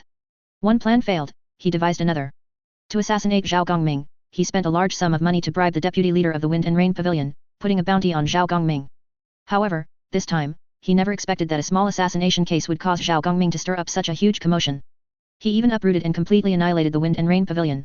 He achieved what the Deqian Empire had failed to do for hundreds of years. And his methods were clean and swift, leaving no trace. What he least expected was that this seemingly more professional assassin organization actually betrayed him. They exposed his identity as the financier. Damn it. You have no professional ethics whatsoever. Even a lowly waste like Zhu Dakang didn't betray me, but your Wind and Rain Pavilion turned around and sold me out, didn't you? This betrayal made him regret it for the rest of his life. His only son was cruelly tortured and eventually committed suicide. Now, the Zhao family even completely informed him of the developments. Damn it. Killing, and you want to attack the heart too? Zhao Gongming, Su Feng, will never rest until you are dead. Su Feng roared, tears streaming from his eyes. He regretted it. He regretted it so much. If he hadn't targeted Zhao Gongming back then, he wouldn't have ended up in this situation. My son. Hateful, so hateful. Zhao Gongming, you deserve to die. You deserve to die. Su Feng cried out hoarsely. Later Jin Imperial Palace. Arrogant, arrogant. Is this Zhao Gongming implying that there's no one in my later Jin? Arrogant, too arrogant. I will kill him, I will kill him. Exterminate his 10 clans, I must exterminate his 10 clans. The later Jin Emperor, looking at the book in his hand, was so angry that his face turned red, and the pockmarks on his skin became even more pronounced.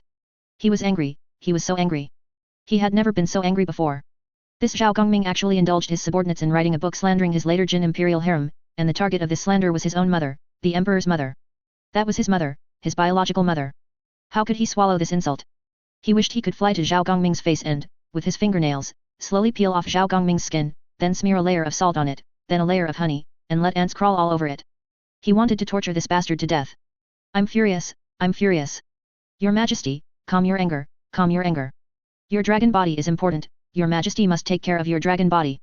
A large group of servants knelt down, their eyes brimming with tears, pleading with the later Jin Emperor not to be angry and to take care of his dragon body. Their expressions were as if they wished to shed more tears, to make themselves appear more sincere. Of course, all of this was fake. If they didn't act more genuinely, if they didn't shed more tears, the Emperor might kill them. For their lives, and for their future. They naturally had to act the part, preferably to cry until they fainted in the main hall, which would be even more convincing. Important, important. You only know how to advise me to calm down, don't you know how to think for me, how to get revenge? You pack of dog slaves, what use are you? The later Jin Emperor cried out hoarsely. Your Majesty, your servant has a plan. An old minister knelt and crawled forward. Speak, quickly speak. Princess Yanwan is 16 years old. Why doesn't your Majesty bestow her marriage upon Zhao Gongming? Lure Zhao Gongming into later Jin, then find an opportunity to kill him. Our later Jin can then rightfully obtain Zhao Gongming's wealth, killing 2 birds with 1 stone. The minister was ambitious and had many ideas. He was a dreamer, fantasizing in broad daylight. Yanwan. The later Jin Emperor fell into hesitation. There were 2 types of princesses in later Jin, Gilun princesses and Heshuo princesses. Gilun princesses were born to the empress, while Heshuo princesses were born to other concubines. A Gilun princess was a legitimate princess. Whether she had a title or not indicated whether the princess was favored. Princess Yanwan had a title, which was enough to show how much the later Jin Emperor doted on his legitimate daughter. Wan. Yan for beauty, Wan for gentle character. Princess Yanwan was his most beautiful daughter, and his most beloved darling. It wasn't that he was unwilling, he was just worried. Would Zhao Gongming fall for it? After all, other emperors had also used methods like marriage alliances on Zhao Gongming, but they had been ineffective. The Dacian Empire Emperor had thought of this trick, but he was unwilling to use a princess. Later, he looked down on Zhao Gongming's status, so it came to nothing. But other countries had tried it. For example, the Mongolia Empire of the Grasslands. The northern barbarians also thought of this trick. It was useless. They were all rejected. Your Majesty, you can't catch a wolf without sacrificing a child. My dear Minister, do you think that Zhao Gongming would agree? Your Majesty, Princess Yanwan is ranked first on our later Jin's list of peerless beauties. First. Chapter 147, Jianghu Beixiaisheng, the Martial Forest's top paparazzo. Half a month later. Zhao Gongming's caravan entered Shu. They arrived at the Tang sect's headquarters. Currently, the Tang sect's headquarters was quite lively. Many sect leaders from various martial forest schools had received invitations. This was thanks to Tang Fiheng's personal charisma and the Tang sect's improved reputation in recent years. Many invited sect leaders were friends with the old man, Tang Fiheng. How could they not attend an old friend's 70th birthday? For example, Wu Dangzhenren, who had a friendship of several decades with Tang Fiheng, had arrived early and was currently occupying Tang Fiheng's armchair, swaying leisurely and enjoying himself. The other old men were gathered together playing chess, or sitting by the side chatting and gossiping. They had no intention of discussing martial arts at all. They didn't look like sect leaders of various schools at all, they resembled old men playing chess at the village entrance. Their juniors, however, were very fond of discussing martial arts. In groups of 3 to 5, each small clique sparred with each other, in a very harmonious manner. Greetings, Tian Shan sect leader, Fixian sect leader. Wu Dangzhenren, you're here too? Hello, hello. Manor Lord Xiao, long time no see. How is your son doing lately? Has he successfully found a marriage partner? Do you want me to have my subordinates help you with the writing? Zhao Gongming greeted his acquaintances. These were all his business partners. Especially when he saw the Imperial Sword Manor, Zhao Gongming was noticeably more enthusiastic. This old fellow was a frequent customer of his Zhao family bookstore, a big patron for advertising. At least 60% of those advertorials were for the Imperial Sword Manor. Other people's advertorials aimed to promote their school, their martial arts, or their own products. The Imperial Sword Manor was different. He purely boasted about his son, creating a perfect persona for him. It was similar to the marketing accounts in the entertainment industry of his previous life, writing an article every now and then to maintain a certain celebrity's popularity. Even a trivial matter would be hyped up for days, followed by a long string of chatter. It was truly unbelievable. However, the Imperial Sword Manor had money. Zhao Gongming quite liked this kind of business. Little effort, high returns, and the patron's demands were low. The Imperial Sword Manor did this for a reason, of course. Manor Lord Xiao's goal was very pure, to arrange a marriage for his son. There was nothing he could do. Manor Lord Xiao had 11 children, 10 of whom were daughters.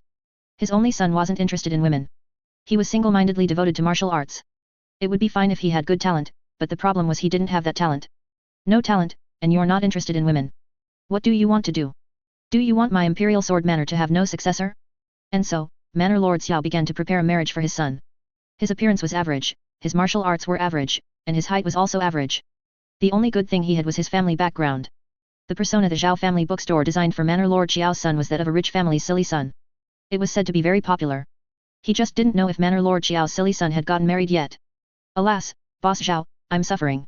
That unfilial son. Manor Lord Xiao pulled Zhao Gongming aside and complained bitterly, scolding his silly son for being completely engrossed in swordsmanship. He completely ignored women. Even the women his old father had prepared for him, he only needed to nod to get married. Who knew? That fellow turned around and ran away from home. He hadn't been home for several months. Manor Lord Xiao felt bitter in his heart. His son had been spoiled. If he were still young, he would have wanted to start a new account long ago. Alas. Manor Lord Xiao, alas, I am powerless to help with this matter. Matters of men and women, he apologized, he didn't understand much. Alas. Manor Lord Xiao sat to the side, lost in his own sorrow. Zhao Gongming, accompanied by Zhu Ming, arrived at the spot arranged for him by the Tang sect. As soon as he sat down, he heard Jianghu Beixiaisheng, who was next door, gossiping. Jianghu Beixiaisheng could be considered an eccentric figure of the Jianghu, his martial arts were not high, but he was extremely skilled at concealment. When he concealed himself, you wouldn't even feel anything, and even those in the half-step Baodan, embrace the core, realm would be completely unaware of his existence. His lightness skill was also exceptional. Leaving no trace on snow, traveling 1,000 li in a day. Logically speaking, given Jianghu Beixiaisheng's situation, he would be more suited to be an assassin, or specializing in delivering messages for others, which would also be a guaranteed profit. But, he just didn't do that. He didn't become an assassin, nor did he become a messenger. Instead, he became a paparazzo. By nature, he was very gossipy. Later, after getting married and having children, driven by the pressures of life, he founded the Jianghu Beixiaisheng newspaper, which was also the origin of his title, Jianghu Beixiaisheng. He became the source of resources for future martial forest people to boast and chat. The Jianghu Beixiaisheng newspaper published various cutting-edge news of the martial forest. Later, to increase sales, Jianghe Beixia created ranking lists. Initially, there was only one martial arts ranking. It ranked all the famous and named experts in the world. Such rankings, after all, would offend people. Later, for safety's sake, when he ranked, he would ask the person involved if they wanted to be on the list. If they agreed, they would be on it. If they didn't, he wouldn't dare to write it. Later, the list became popular. To further increase sales, he subsequently released various other rankings. The Outstanding Talent Board, the Handsome Men's Ranking, the Peerless Beauties Ranking, and so on. Even now, as he was about to retire, his gossipy heart had not diminished. Who could refuse gossip? Especially Zhu Ming, who was behind Zhao Gongming. The two quietly leaned their ears over. Have you heard about the later Jin princess's search for a husband? Jianghu Beixia, with his white hair and beard, whispered. Later Jin princess? Who? There are too many later Jin princesses, and besides, what does their later Jin's search for a husband have to do with Artichian? An invited nun asked curiously. That's right, later Jin has always been at odds with Artichian, especially their court. Artichian Empire's martial arts tournament is held with such grandeur, and Emperor Kongd invited them so earnestly, yet they only sent a few insignificant officials. The wife of the Xiaobai mountain sect leader frowned. No, you don't know, this time it's different. This time's selection of a husband includes those from Diqian. And this princess is no ordinary one. She is a Gilong princess, the later Jin Emperor's legitimate daughter, and moreover, his most beloved Princess Yanwan. You should be familiar with Princess Yanwan's beauty, right? The number 1 on the later Jin Peerless Beauties ranking. This old man admits that Princess Yanwan's ranking as number 1 on the later Jin Peerless Beauties ranking has some exaggeration, but, I must state one thing, Princess Yanwan's true ranking is solidly in the top 3. Beixiao Sheng, the old man, said with great certainty. The number 1 on the Peerless Beauties ranking was originally not Princess Yanwan. The original number 1 was the young daughter of a later Jin 5th rank official. At just 12 years old, she outshone all other beauties, possessing the beauty that could make fish sink and wild geese fall. However, upon hearing that Princess Yanwan was only 3rd, she became frightened and dared not be on the ranking. The situation of the second-ranked person was the same. Because they knew very well that being 1st or 2nd would not bring them much benefit, only lead to the embroidered uniform guard coming to their door and sending their entire family on their way. Because Princess Yanwan was the later Jin Emperor's darling, no one could steal her thunder, otherwise, they would die. Top 3, hey.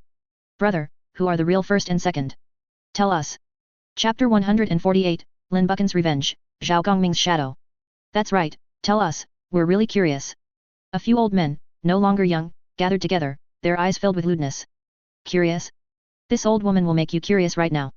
In the crowd, the sect leader's wife of White Mountain suddenly grabbed the sect leader of White Mountain's ear and twisted it forcefully, rotating it 180 degrees at high speed.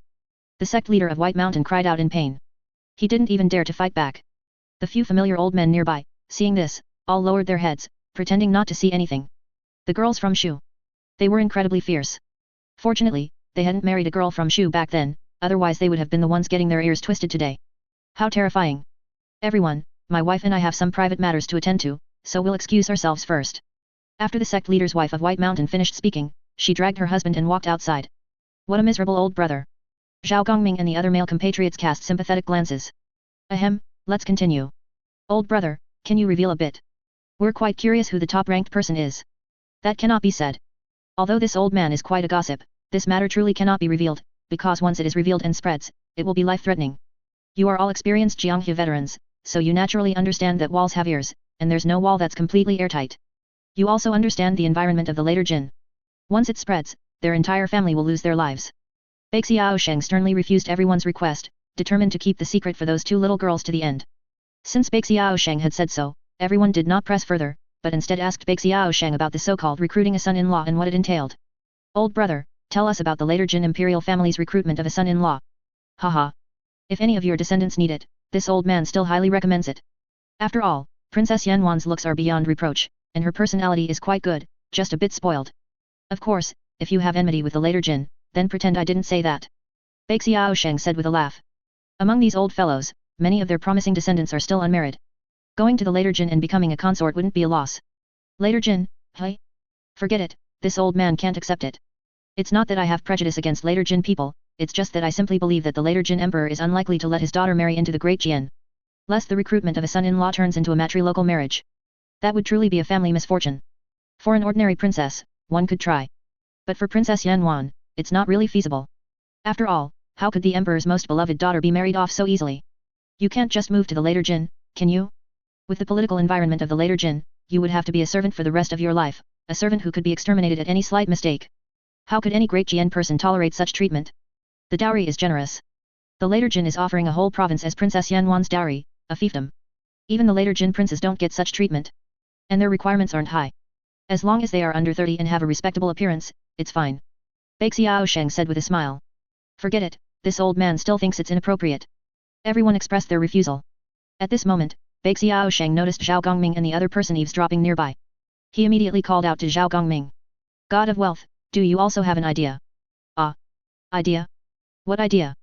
Zhao Gongming was stunned, somewhat slow to react, not understanding the meaning of Bai Xiaosheng's words. Could it be that the God of wealth is not interested in Princess Yanwan? Not interested? Zhao Gongming shook his head in disgust. The disgust in his eyes was genuine, very real. He truly had no thoughts about the so-called Princess Yanwan. As for the false reputation of being the #1 beauty, he cared even less. Anyway, no matter how beautiful you're not as beautiful as him. Rare indeed, God of wealth, a talent like you, actually doesn't love beauties. Bai Xiaosheng said in surprise. Is it very rare? Some love power, some love beauties, why can't I love money? Moreover, I don't believe you, Bai Xiaosheng, don't know about my dealings with the later Jin. What I dislike most is the later Jin. Without exception. Zhao Gongming utterly detested discussing the later Jin. He didn't want to get entangled in this topic any further. Alright. I have a piece of news here that might interest the God of wealth. What news? God of wealth, do you still remember the middle-aged group champion of the martial arts tournament? Bai Xiaosheng left them in suspense. I remember, the evil exorcising sword manual, right? What about him? He seems to have joined the Eastern Depot, and even got a noble title. Zhao Gongming hadn't paid too much attention to Lin Buchan's matter. He only knew that this old brother had been courted by the imperial court. He was given a noble title and an official position. He could be considered to have reaped abundant rewards. He did something big recently. What thing? Last week, he led the Eastern Depot's people to raid White Tiger Hall, wiping out the entire White Tiger Hall. The hall master of White Tiger Hall was even flayed, and his entire family, men, women, old and young, were all slaughtered. Did you know about this? Bai Xiaosheng suddenly released a piece of news that shocked everyone. White Tiger Hall was not a small sect. The scale of White Tiger Hall could be considered a large school, with over 3,000 disciples, and its hall master was even an expert in the Xiantian realm. Most importantly, White Tiger Hall had a good reputation and connections with the imperial court. It was hard to imagine that such a school was actually annihilated by people from the imperial court. Their entire family was executed. The hall master was even flayed. This was simply too ruthless. Really? Was White Tiger Hall truly annihilated? Annihilated overnight. I also heard something about it, but I didn't know who did it. Today, after hearing your words, old brother, I just realized that the imperial court was behind this. How ruthless. A sect leader who had some dealings with White Tiger Hall sighed with emotion. What was the reason? The imperial court couldn't possibly annihilate an entire family without reason, it wouldn't be morally justifiable. Revenge. Bai Xiaosheng said. Revenge? Whose revenge? Is there gossip? Zhu Ming, who was nearby, became curious, even bypassing Zhao Gongming to lean in. Bai Xiaosheng and the others were startled by Zhu Ming's sudden appearance. This person, how strange he was. And he was wearing armor. A full set of armor, wasn't he stuffy and hot? The most important point was that, dressed so thickly, he could still hear them whispering. Amazing. Who is this? Bai Xiaosheng and the others looked at Zhao Gongming.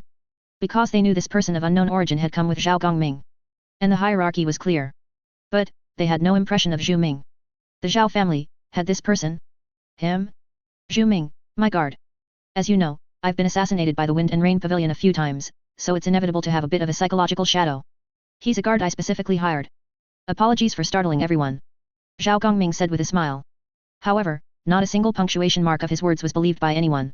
What the hell psychological shadow? The Wind and Rain Pavilion did assassinate you. But, what about the Wind and Rain Pavilion? All of its high-ranking members were slaughtered by you. The Wind and Rain Pavilion, a major power established for hundreds of years, you annihilated it just like that. Who would dare offend you? Psychological shadow?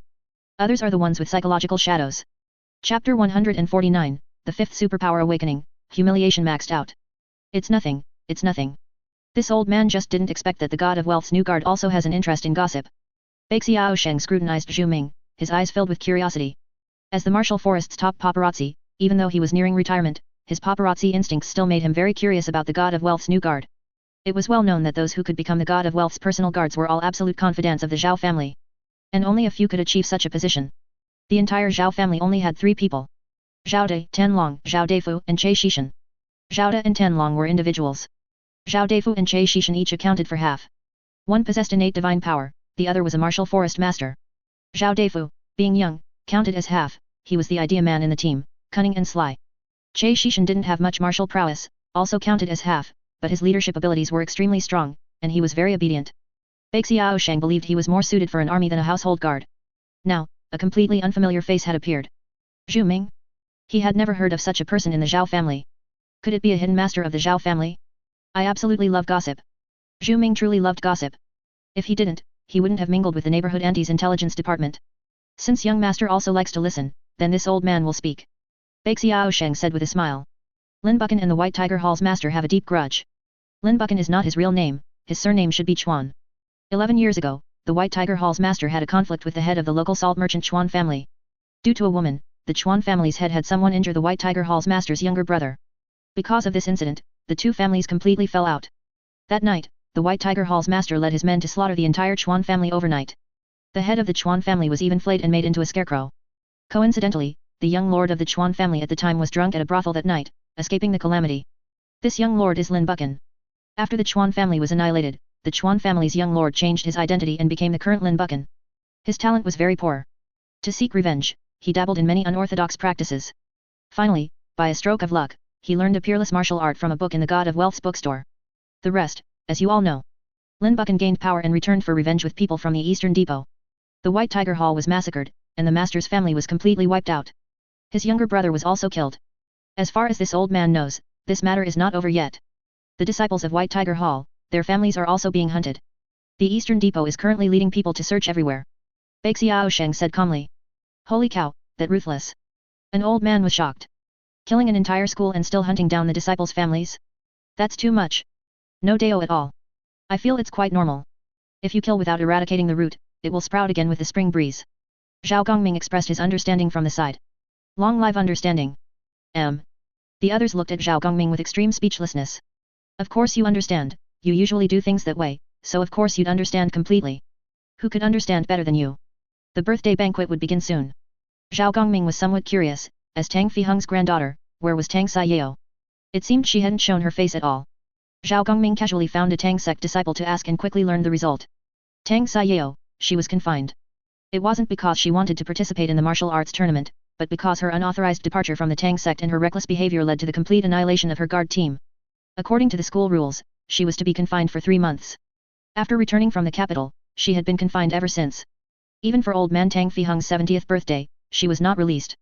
Instead, Xiahua was not punished. Zhao Gongming even saw Xiahua's busy figure in the crowd. After the birthday banquet, Zhao Gongming left with his people. Although old man Tang tried to hold Zhao Gongming back, bringing up topics about introducing girls, Zhao Gongming didn't want to stay any longer. This old geezer. Always thinking of defying the heavens. I treat you as a brother, yet you want to be my grandfather? Humph. You have chosen the path of death. Take my entanglement strike. Time flew by.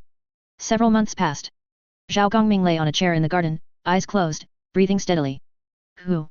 10 meters away from Zhao Gongming, Qin Meng was sprawled in the grass, peeking through a gap, her eyes gazing lustfully at Zhao Gongming, a glistening drool occasionally trickling from the corner of her mouth. Hee hee. She let out a soft, foolish chuckle. Last month, Qin Meng adjusted the capital's business, entrusting most of it to her subordinates before rushing back to Fuzhou City, publicly stating it was to celebrate Zhao Gongming's birthday. In reality, after the birthday, she never returned to the capital. Not only that, but Tan Long and a group of confidants from the capital headquarters returned with her. Celebrating Zhao Gongming's birthday was merely an excuse. More importantly, it was to return to the main base to prepare for the major rebellion several months later. In fact, people from the capital headquarters had already begun to leave in an orderly fashion, using many excuses, mostly collective industry upgrades. Since it was an internal matter of the Zhao family, they couldn't say much. Only the government departments closely cooperating with the Zhao family could sense something was amiss, the Zhao family was too abnormal. However, the Zhao family had always been this way, and delving deeper would inevitably offend them, which would be more trouble than it was worth. Therefore, they did not pursue it further. In his dream, a sudden sound woke Zhao Gongming. Ding, you have transmigrated to another world for 5 years. Your superpower has awakened again. Ding, you have awakened the superpower Big Boss Elbow Strike. Big Boss Elbow Strike, active superpower. When you shout man, a tall, black silhouette will definitely appear next to your enemy, delivering a fierce elbow strike to your enemy. This ability ignores all rank and distance. Once activated, the opponent will definitely receive an elbow strike. There is no cooldown time, as long as you shout fast enough, the big boss's elbow strike will never stop. Zhao Gongming, no, that's not right. This is not what I imagined. Stupid system, why give me this kind of ability? Is this the kind of bizarre superpower I need? Can't you give me a superpower a decent person should have? Please, I'm a decent person. If you give me this kind of superpower, how can I go out? I'm a decent person. Zhao Gongming silently roared. He really wanted to greet that useless system with no sense of presence. Why does it always give me such strange superpowers? What is a big boss elbow strike? Why didn't you give me a strawberry bear elbow strike? At least I could use it to compete with those idiots in the group for mom's love. A little bee elbow strike would also work. Why give me a big boss elbow strike? Giving someone an inexplicable elbow, although the power might be a bit weaker, the humiliation attribute is maxed out. Don't hit the face, specifically elbow your heart. Feeding you dragon fruit every day. Compared to the previous superpowers, it was slightly more decent, yet not entirely decent. Damn. Chapter 150, using a cannon to kill a mosquito, pointlessly overdoing it. Gongming, what's wrong? Did you have a nightmare? Come into my arms. You won't have nightmares in my arms. Seeing Zhao Gongming suddenly wake up, Qin Meng seemed to spot an opportunity. She immediately scrambled up from the grass and, with lightning speed, rushed to Zhao Gongming's side. She pressed Zhao Gongming onto her lap. It was soft, but it had a smell. She had been lying in the grass for too long, a faint scent of sweat. What are you doing, hey? Zhao Gongming struggled free from Qin Meng's offer of a lap pillow. I'm comforting you, coaxing you to sleep. Qin Meng's expression was that of an obsessed woman, making Zhao Gongming's scalp tingle. No need, I'm not sleepy anymore. I'm going back to the study. Prepare a pot of tea for me. You go to the armory and arrange the military supplies. Get these supplies to them as soon as possible. After Zhao Gongming finished speaking, he returned to the study, locking the door behind him. He. Man, you have successfully caught my attention. For some reason, Qin Meng suddenly had an urge to take him by force. However, after Zhao Gongming left, this feeling quickly faded. It left her a bit confused. She couldn't understand why she had suddenly become so bold. Could it be that she was infected? That's right, this was all Zhao Lingxuan's conspiracy. Zhao Lingxian infected me. Zhao Lingxian made me lose my composure. In various hidden locations across Minland, rows of strong, burly young men were bare-chested, constantly sweating as they ran with weights, climbed rocks, and navigated obstacle courses. And so on. They pushed themselves with all sorts of rigorous training demands, continuously strengthening their physiques. After training, each young man would also undergo medicinal baths and be provided with unlimited supplies of fish, meat, and other hearty foods. Clearly, this was an elite force.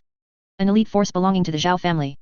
A continuous stream of food and medicinal herbs was transported from various places to their training grounds, aiming to maximize their combat power and minimize casualties when the time came to rise up. 1, 2, 1. 1, 2, 1. Run. Keep training. Don't play dead. Even if you die, your corpses better get up and run. Sweat more in peacetime, bleed less in wartime. Train until you can't train anymore. Shoulder your guns. Strap on those sandbags too. Whoever is slow will run an extra lap. Whoever dares to lighten their load, I'll make you double it. The security team members from the Zhao family had transformed into the most rigorous instructors, relentlessly pushing these young men to train. The training regimens these men were undergoing were all ones they had experienced themselves. In the past, they had been trained and pushed, little by little, under Zhao Gongming's guidance. At that time, their conditions were not as good as they were now. Of course, due to the limitations of the time, the training goals Zhao Gongming set for them were not as high either. The training difficulty for these young men was increased entirely because these security team members felt that since these people had good conditions, the standards should be raised. As a result, they ruthlessly culled 200,000 out of 400,000 men. The remaining 200,000 were subjected to various devilish training methods. They practiced with sabers, spears, and even bows. They also had to learn horsemanship. They nearly exhausted the dozens of horses in the training camp. Good heavens! Are these humans completely insane? They're training their subordinates to be all-rounders. Cavalry on horseback, archers dismounted, and infantry for close combat. All-around elites. Madmen. A 200,000 strong army, and you want to train them into all-around elites? Even the great Jian dynasty wouldn't dare to spend like this. As expected, the expenditure on military training was incredibly absurd. Like an open floodgate, silver flowed out in torrents. Although some training was later reduced, the expenditure still exceeded the Zhao family's financial limits. Because of this, Zhao Gongming could only resort to unconventional means. He began to use gold to exchange for price differences in the modern world. Then, from the modern world, he purchased large quantities of grain, medicinal herbs, and so on. The biggest beneficiaries in the chat group were Ning Yifeng, Lu Danu, and Lu Suifeng. The three of them earned a fortune just from their third-party commissions. Ning Yifeng, who had the most challenging conditions, even started buying villas, which gives an idea of how much the three of them earned during this period. Run out of gold? No problem, there's a ton of it in the Yulongtianxia world. Without affecting the world's operation, Ao Yungzi dug up as much gold as possible for Zhao Gongming. This gold was used in the modern world to purchase large amounts of grain. Anyway, the modern world's grain production was astonishing, his purchases wouldn't affect the world's fundamental structure at all. Lu Danu, holy cow, brother Gongming, you bought another 10,000 tons of rice from my world. Tens of millions just went down the drain like that. Lu Suifeng, mine was also 10,000 tons, but it was chicken, duck, fish, and meat, which is even more expensive. Hundreds of millions just vanished. Ning Yifeng, same here, but it's medicinal herbs. Hehe, the variety is a bit much. I've been running all over the country and I'm exhausted, but the commission is really good. Besides the commission brother Zhao Gongming gave, those factories and contractors also gave a lot. Just a small profit. Li Nana, no, you guys are suddenly rich. Meow xiao meow, I hate it. If only I were in the modern world. Lu Danu, honestly, this gold is a bit much. It's been several months, and it's still not spent. Compared to Zhao Gongming's extravagance, Lu Danu was more curious about where Zhao Gongming got so much gold. At this rate, the gold in the treasuries of several dynasties wouldn't be enough for him to burn through. Duan Xialo, lol, what's he afraid of? Don't forget, the other world where Li Nana is his now. He can have as much gold as he wants. The heavenly Dao is even his person. Duan Xialo, he has ownership of an entire world. Li Nana, ha ha ha, that's true. Ning Yifeng, holy moly, big boss is awesome. Ning Yifeng, everyone, look, this is what a true man is. Li Nana, little hater, shut up. Ning Yifeng, I'm starting to look forward to it now. In a few months, how much psychological trauma will this army inflict on the natives of that world? Ning Yifeng, 200,000 elites, plus 200,000 sets of cheat equipment. It's truly like using a cannon to kill a mosquito, a proper dimensional strike. Lu Danu, speaking of which, does he really need to train such a large army? Lu Danu, I feel it's completely unnecessary, it's like the absurdity of taking off your pants to fart. Lu Danu, a low martial world, does it require such an elaborate effort? Lu Danu, Ao Yongzi could just reveal her true form and sweep through everything. And in another half a year, when his dragon guards hatch, the natives of his world will have even less hope. No one in the group was unaware of the destructive power of the dragon guards. A single dragon guard would be enough to sweep through a world. The kind that grinds it back and forth. 200,000 troops, truly unnecessary. Chapter 151, Removing the Mountain from the People, Tang Sec's Demand. Meow xiao meow, he seems to have mentioned this. These 200,000 troops aren't for conquering cities. Meow xiao meow, it seems they're for guarding the home, for maintaining order after a city is taken, and for suppressing those unruly aristocratic families. Lu Danu. Lu Danu, that's even more outrageous.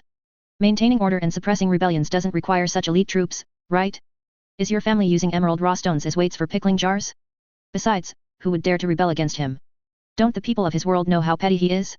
Rebelling against him would lead to a 9 clans elimination game. Zhao Gongming's name was infamous.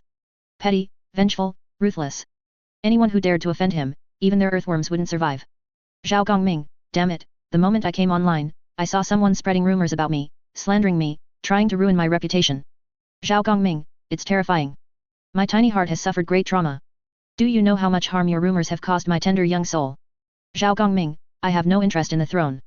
Whether I'm emperor or not, I don't care. Zhao Gongming, all I want is peace for the world. Zhao Gongming, these 200,000 elite troops are very important. Zhao Gongming, I know you all think I'm sick, that I like to take off my pants to fart, do unnecessary things, Zhao Gongming, what I want to say is, yes, I am sick. Zhao Gongming, the world is too bitter, the common people are too bitter. They cannot endure any potential events. Zhao Gongming, to rule a place, what's needed most is stability.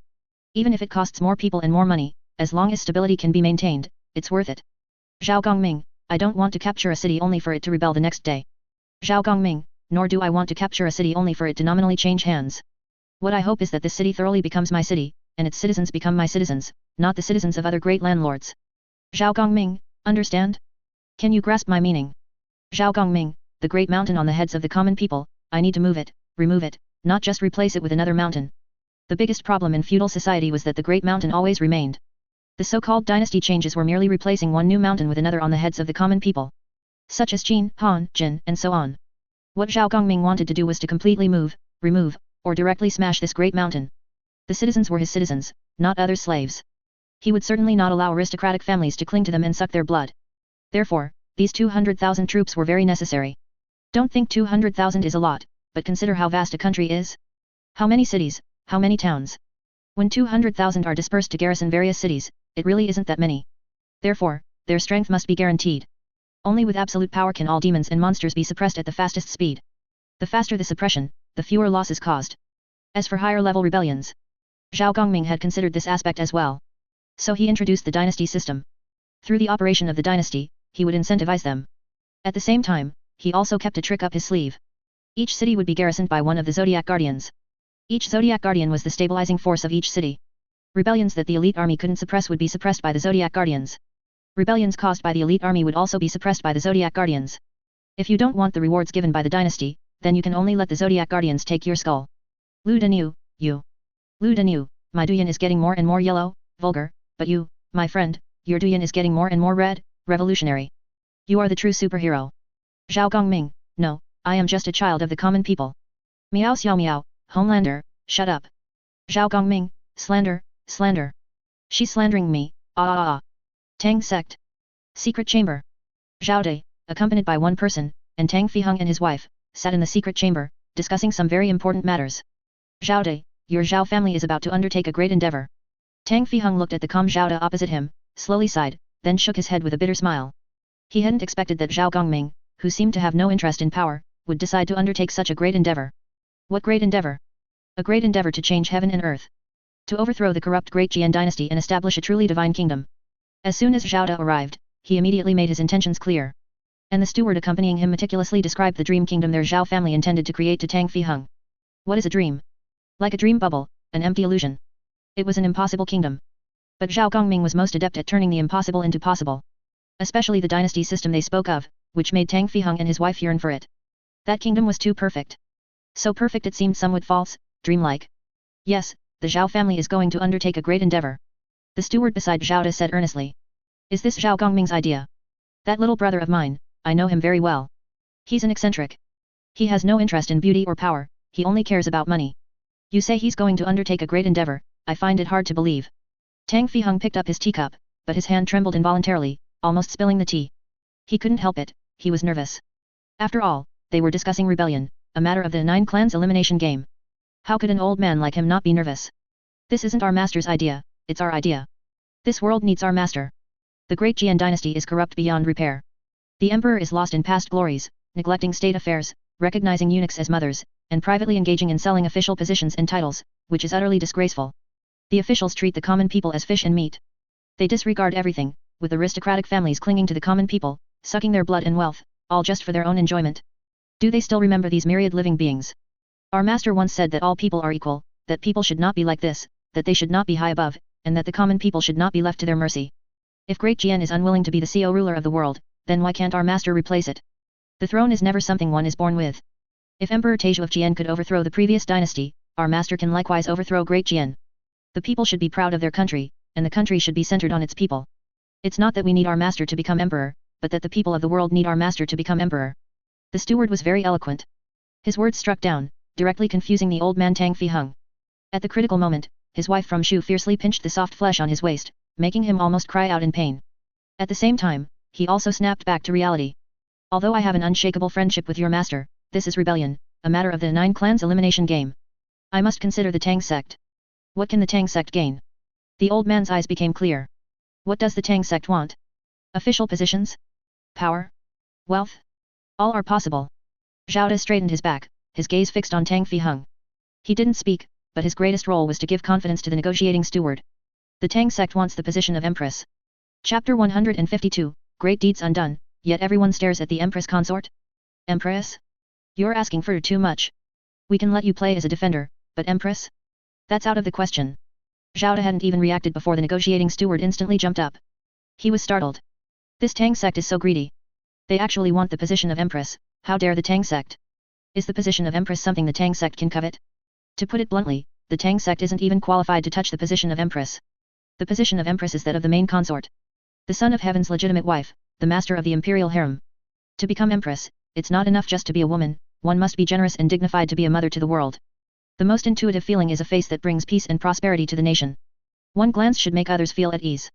Secondly, there's family background and reputation. For example, the current Empress of Great Jian comes from an illustrious family, with 6 generations of hereditary dukes and marquises. If you come from a small family, without the appropriate destiny and reputation, you won't be able to hold this position firmly. Clearly, the Tang sect does not meet these conditions. The Tang sect's family background cannot support it. Their foundation cannot support it either. The Tang sect's reputation is even worse, making it even more impossible. Of course, the most important criterion is the emperor's liking. As long as their master likes her, even an ordinary person can become empress. Because their master likes her. The master comes first. Whatever the master says, goes. But before the master expresses his attitude, no one can seize or take the position of empress. At most, they can offer an opportunity to enter the imperial harem. Those who want concubine ranks or the empress's position must fight for it themselves. Don't get excited, don't get excited. Don't your Zhao family often say, ask for the sky, settle for the ground. I'm just naming a price, there's no need to make a fuss. If empress isn't possible, then a concubine rank isn't bad either. Tang Fiheng said calmly. He suddenly realized that he had indeed been a bit greedy just now. He actually coveted the position of empress. Honestly, we can't even give a concubine rank. The biggest bargaining chip we can offer is to arrange for a female disciple from your Tang sect to enter the imperial harem. As for whether she can rise in rank, that depends on the strength of your Tang sect disciple. The positions of empress and concubine can only be decided by the master. It's not for us subordinates to interfere, we shouldn't overstep our bounds. The negotiating steward said seriously. Arranging beauties for the emperor is a subordinate's duty. Because the emperor's descendants are a matter of state. But the promotion of beauties, concubine ranks, and even the empress's position are the emperor's private affairs, not for subordinates to meddle in. To interfere, or even to point fingers, is rebellion. It shows rebellious tendencies. A path to death. There's also another reason. They simply don't dare. Truly, genuinely don't dare. Big sister would kill them. The position of empress is big sister's prize, whoever dares to reach for it will die. The consequences of daring to snatch big sister's things are severe. So, in this regard, they genuinely don't dare. Of course, they also have their own ideas. From a personal interest perspective, big sister ascending to power is the best outcome for their Zhao family, bar none. Big sister aligns with the core interests of their Zhao family. However, in all fairness, from a rational perspective, their big sister is not suitable to be empress. Because she is jealous and abnormal. An empress mothers the world, a jealous one cannot manage the imperial harem well. As for abnormal, does that still need explaining? It's fine when the master isn't around. But if the master is by her side, their big sister cannot control herself. Just this point alone makes her unsuitable to be empress. She's likely to embarrass the nation in matters of state. They prefer Princess Zhao Lingxian of the Nanzhao kingdom. Her personality is highly similar to their masters, generous, bold, and magnanimous. She also has a very broad mind, full of maternal warmth. This is very important. To mother the world, how can one mother the world without maternal warmth? Their big sister, on the other hand, falls short in this aspect. She always wears a sour face, as if everyone owes her millions, looking utterly disdainful. Maternal warmth? They want a birth mother, not a stepmother. Aside from certain masochists who prefer that type. Everyone else unanimously agrees that big sister is not suitable to be empress. Is it that difficult? However, old man, I still want to ask, can only one be arranged to enter? The Tang sect has quite a few outstanding female disciples. Although he didn't achieve his desired goal, Tang Fiheng trusted his granddaughter. Only one can be arranged. If sect leader Tang is confident enough in his disciples, they can be sent to the palace selection later. There are no restrictions on the number for imperial harem selections. Good, how should my Tang sect cooperate with you moving forward? Like this, and then like that. Meanwhile, Tianlong, currently in the Nanzhao kingdom, encountered the same problem. Unlike Tang Fiheng's easygoing nature, the Witch King here exuded immense pressure. This made even the usually steady Tianlong involuntarily wipe away cold sweat. Indeed, few emperors are easy to get along with. The pressure was overwhelming. Inside the Nanzhao kingdom's imperial palace, Tianlong and Zhu Ming stood in the grand hall. And above the hall, stood several figures. The crown prince, the saintess, the second prince, the second princess consort. As well as the Witch King and Witch Queen seated to the left and right of the dragon throne. The pressure was immense. Below them, Tianlong was drenched in cold sweat. Trembling hands, shaking legs, a soaked back. And Zhu Ming, looking around inquisitively. At this moment, Tianlong was shattered. If he had known this, he shouldn't have taken this job. Zhao De should have come to the Nanzhao kingdom instead. Brother Zhu Ming, stop looking. Tianlong whispered. Ah. Is something wrong with you? You look so uncomfortable. Is the pressure very high? Zhu Ming didn't quite understand why Tianlong was acting this way. High pressure? Zhu Ming glanced at the Nanzhao kingdom's Witch King and Witch Queen above. He felt nothing. They were just a group of ordinary mortals, what was there to be afraid of? Mr. Tan, why don't we have a chat? Years ago, I also met your master a few times. At that time, I told my wife that your master possessed the aura of an emperor. I never expected that in less than 2 years, your master would be vying for supremacy over the divine land, ha ha ha. The Witch King did not refer to himself as I, Imperial I, but as I. It was clear that he wanted to make their statuses as equal as possible, to facilitate communication. Additionally, the Witch King himself was not one to put on airs. The Nanzhao kingdom's imperial family was famously approachable and close to the people. Ah, this, hee. Tianlong was a bit unsure how to respond, still feeling quite nervous. What about the Nanzhao kingdom's side? Tianlong hesitated. If Zhao Lingxian were present, he might not be so nervous. After all, Zhao Lingxian had intricate ties with his master and would help their side. But the problem was that the Nanzhao kingdom had anticipated his intentions and did not arrange for Zhao Lingxian to come, which put him in a very passive position. Rest assured, the Nanzhao kingdom has no intention of setting foot in the divine land. The Nanzhao kingdom has always favored peace. I greatly admire your master. Therefore, I, and indeed the entire Nanzhao kingdom, fully support your master. In fact, the Nanzhao kingdom can send troops to assist you. Chapter 153, Witch King, others boast, but you're serious. So, what's the price? Although my master and your princess have a close relationship, it's not to the extent that your Nanzhao kingdom would send troops to help. What does your Nanzhao kingdom want? Tan Long took a deep breath, his expression serious as he looked up at the Witch King of the Nanzhao kingdom. As an adult, he knew very well that there was no such thing as a free lunch in this world. Even his master had never given anyone a free lunch, unless the other party was old, weak, sick, or disabled. Otherwise, they all had to work for food. The Zhao family did not raise idlers. Your unconditional kindness would only make the other party feel that these things were their due. A small favor brings gratitude, a big favor brings resentment, that is the meaning of this saying. Never test human nature. Because human nature cannot withstand a test. The Zhao family understood this principle well. The generosity of the Nanzhao kingdom made Tan Long instinctively vigilant. Surely the Nanzhao kingdom isn't trying to get a piece of the pie. Ha ha ha, you Zhao family people are always so realistic and rational. I admire your style. My Nanzhao kingdom certainly has something to gain. It's just, pity my daughter. In my entire life, I only have 3 children.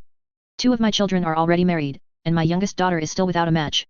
As you all know, my cherished daughter is the most lovable, and I have never forced her in matters of life. I hope that one day, she will meet a husband she truly loves. Coincidentally, this daughter of mine, she has fallen for your master. As an old father, I have limited abilities, so I can only help her this way. My Nanzhao kingdom needs an empress position. My daughter has that qualification. The Witch King of the Nanzhao kingdom suddenly said seriously. The dagger was revealed at the end of the scroll. The Witch King of the Nanzhao kingdom had no designs on the divine land, but he had very strong ideas about his daughter's happiness, and they were big. His daughter liked Zhao Gongming. This was something known within the Nanzhao kingdom's royal family. Given such a rare opportunity, how could he, as an old father, not lend a hand? Zhao Gongming wanted to ascend to the great throne and needed soldiers, provisions, and public support. The Witch King of the Nanzhao kingdom could not help with public support. But with soldiers, and even provisions, the Nanzhao kingdom could fully support Zhao Gongming. The Nanzhao kingdom had 600,000 soldiers, and countless provisions, enough to support Zhao Gongming in overthrowing the great Jian dynasty. The Nanzhao kingdom asked for nothing else. Only for his daughter to have the position of empress. If someone else said this, Tan Long might not believe it, but if the Nanzhao kingdom said it, he couldn't help but believe it. Because the Nanzhao kingdom's royal family was famously uninterested in power and fond of a carefree life, famously neglecting their proper duties. And this was a bloodline legacy. Several generations of crown princes, counting back, had almost all experienced running away because they didn't want to be the Witch King. Especially the current Witch King. When he was young, he had 2 experiences of running away from marriage. However, both times his younger brother exposed him. The Witch King deeply hated and resented his younger brother. He had more than once used his position to get back at his younger brother, making things difficult for him. This generation's crown prince had not yet shown any signs of running away from marriage. However, compared to his predecessors, he might be a bit more extreme. He had proposed in court more than once to abolish the binding relationship between the throne and the Saintess, and to give other princes the opportunity to inherit the throne. However, as soon as this proposal was made, it would immediately be opposed by the second prince, who would even angrily reprimand his elder brother for violating ancestral laws, loudly proclaiming that the ancestral laws could not be changed, making the crown prince want to hit him. I apologize, Witch King, but I cannot comply. The positions of empress, and even the concubines in the imperial harem, are all decided by master. This subordinate does not have the authority to make such decisions, nor do I dare to interfere in this matter.